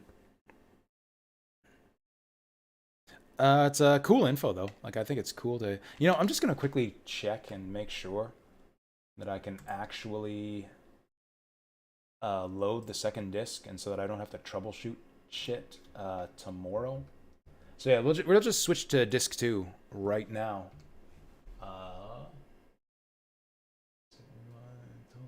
Can you guys even see this right now? It's bringing up like a separate menu. Command, toggle input, rotate, toggle full screen, snapshot, rewind. Ah, here we go. Select disk. I want to select a disk. Okay, that doesn't seem to be working. Let's bring up. Oh, here we go. Disk 2. Disk 2. Okay. Open disk 2. There we go. I guess we gotta reset. This is just the default menu. This is just like what it looks like if you don't have a disc in the slot on your Sega Saturn, presumably. I never actually owned a Sega Saturn, but I assume it's the same as like the PlayStation no disc screen, because that's pretty much the same thing the PlayStation did when you turn the console on with no disc. 2 video display processors, huh? Is that like the reason why Saturn was supposedly better at 2D? Yeah, it does sprites and polygons, and VD2 does backgrounds. Okay. That would actually help explain why the game runs so much smoother on Saturn 2. They still have the full intro video on disc 2. Yeah, this... Yeah, yeah. It's weird. Yeah, this looks like this is... Yeah, I thought that was weird. Now that you mention it, it's like, wait, what? They put the whole intro FMV on disc 2? That's wasteful. Oh yeah, because there's no game to load. So that's a bit weird. Maybe I've got to close this. Oh, you know what it is? I did a soft reset. I think I need to do a hard reset. Yeah, let's do a hard reset. See if this does anything here. See, this is why I want to do this tonight, right at the end of the stream, so I don't have to do all this troubleshooting tomorrow. See, that's what I thought it might be, is that maybe we'd get a new intro video on disc 2.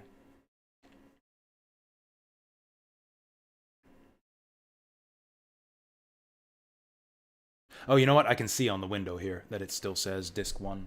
So, that's no good. Let's just close this. Let's just close it and then open disc 2. There we go. There we go. The emulator menu, F1. I mean, it's not really a menu. It's it's basically a guide, like what do you call it? A cheat sheet. Oh, you know what? Yeah, because my save data, because of the way okay, I'm gonna have to do this on my own time, right? Because the way the save data works on the emulator, it saves it per game, which is to say per disc. So like my save file for this game is labeled Grandia Disc 1. So that shouldn't be too difficult to resolve though. Actually, I can do that right now. Yeah, I gotta rename it. I've done this before. I did this with Shining Force. Yeah, just copy and rename. It's not too difficult.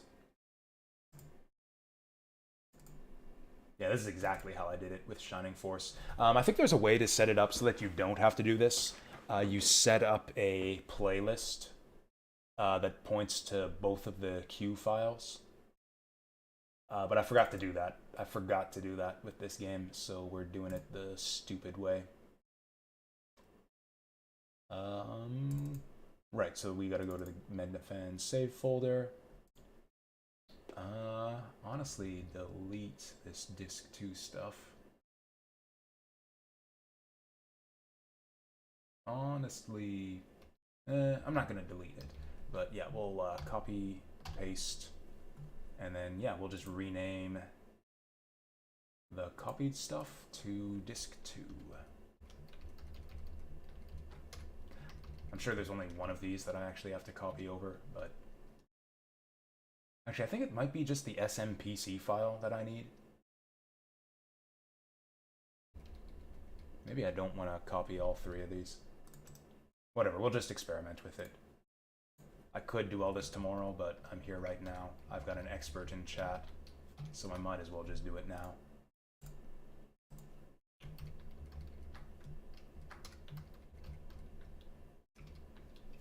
Okay, so all my disk 1 save data is copied and renamed to disk 2. Let's see how that works. You need all three? One for the cart, the others for the system?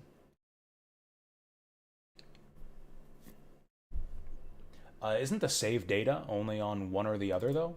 Like, I saved to the, what, to the cart, I think, so I should just need the cart. Yeah, y'all can leave if you want to. I'm literally not playing anymore today. I am just testing out my save data to make sure that we can make the transition to Disc 2. And then we'll start up Disc... Or actually, no, we're not doing Disc 2 tomorrow. We're doing Disc 2 next week. Tomorrow is Bayonetta in the afternoon and Elden Ring in the evening. Maybe almost... Oh, yeah, and the liquor store. Thanks for the reminder. I will be sure to hit up the liquor store tomorrow. Okay, so this is Disc 2. Load game. Do I have data? I mean, we don't know if we're good yet. Do I have data? It would probably lock me out of the load screen if I didn't. Oh, we're in the virgin forest. Is Justin seriously still a virgin after all that? Like, during the transition between Disc 1 and Disc 2, after that romantic moonlit boat ride, nothing happened? It's some sad shit, Justin. Oh, you can't get to the title screen at all without save data. I guess that's literally what we saw before. That's literally what we just saw happen. Oh. Did get felt up by that mermaid? That is true. That's actually true. He had like a weird reaction to getting touched by that one mermaid. I think she might have like felt around a little bit under his pants, to be honest. Anyways, this will all be for tomorrow. This will all be for tomorrow. I'm gonna go off and yeah, get a night's sleep. I swear, I'm gonna try to start things up early tomorrow. I'm gonna try to get some good quality time with Bayonetta tomorrow and get the stream started a little bit early. Yeah, I know I'm kind of like leaving you right after you just got here, Trekkies, but thanks for the help. Yeah, getting Disc 2 set up. I'm not gonna be coming back to this game until next week, so maybe I'll see you then. Maybe I won't. If I don't, then I guess whatever, see you around maybe? I don't know where I was going with that. I'm tired. Oh, I'm actually going to bookmark that, because this techie... I am fascinated by the Saturn. I know nothing about it, but this stuff sounds cool, so I will queue up that video. But yeah, I'm going to head off to bed, get a good night's sleep for tomorrow's stream. Thank you all again for watching and hanging out. This has been a good stream. I've been having such a good time with this Grandia playthrough so far. This has been so much fun. I've, as usual, been enjoying this game. There's been a couple rough spots, but overall I've been enjoying this game even more than I remembered. Finding just like even more things to appreciate about this game than I did the last time I played it. It's one of those ones that just gets better, gets richer and fuller with time. Like fine wine. Yeah, Grandia is a fine, fine game. But we're gonna take a break from it for a couple days and try out some other games, some other exciting new games for the next couple days. I'm off to bed, like I said before. Thanks again for watching. I'll see you guys next time. Peace out. Emphasis on peace. Peace everywhere worldwide. Please. Please. Take it easy. Have a nice, peaceful evening.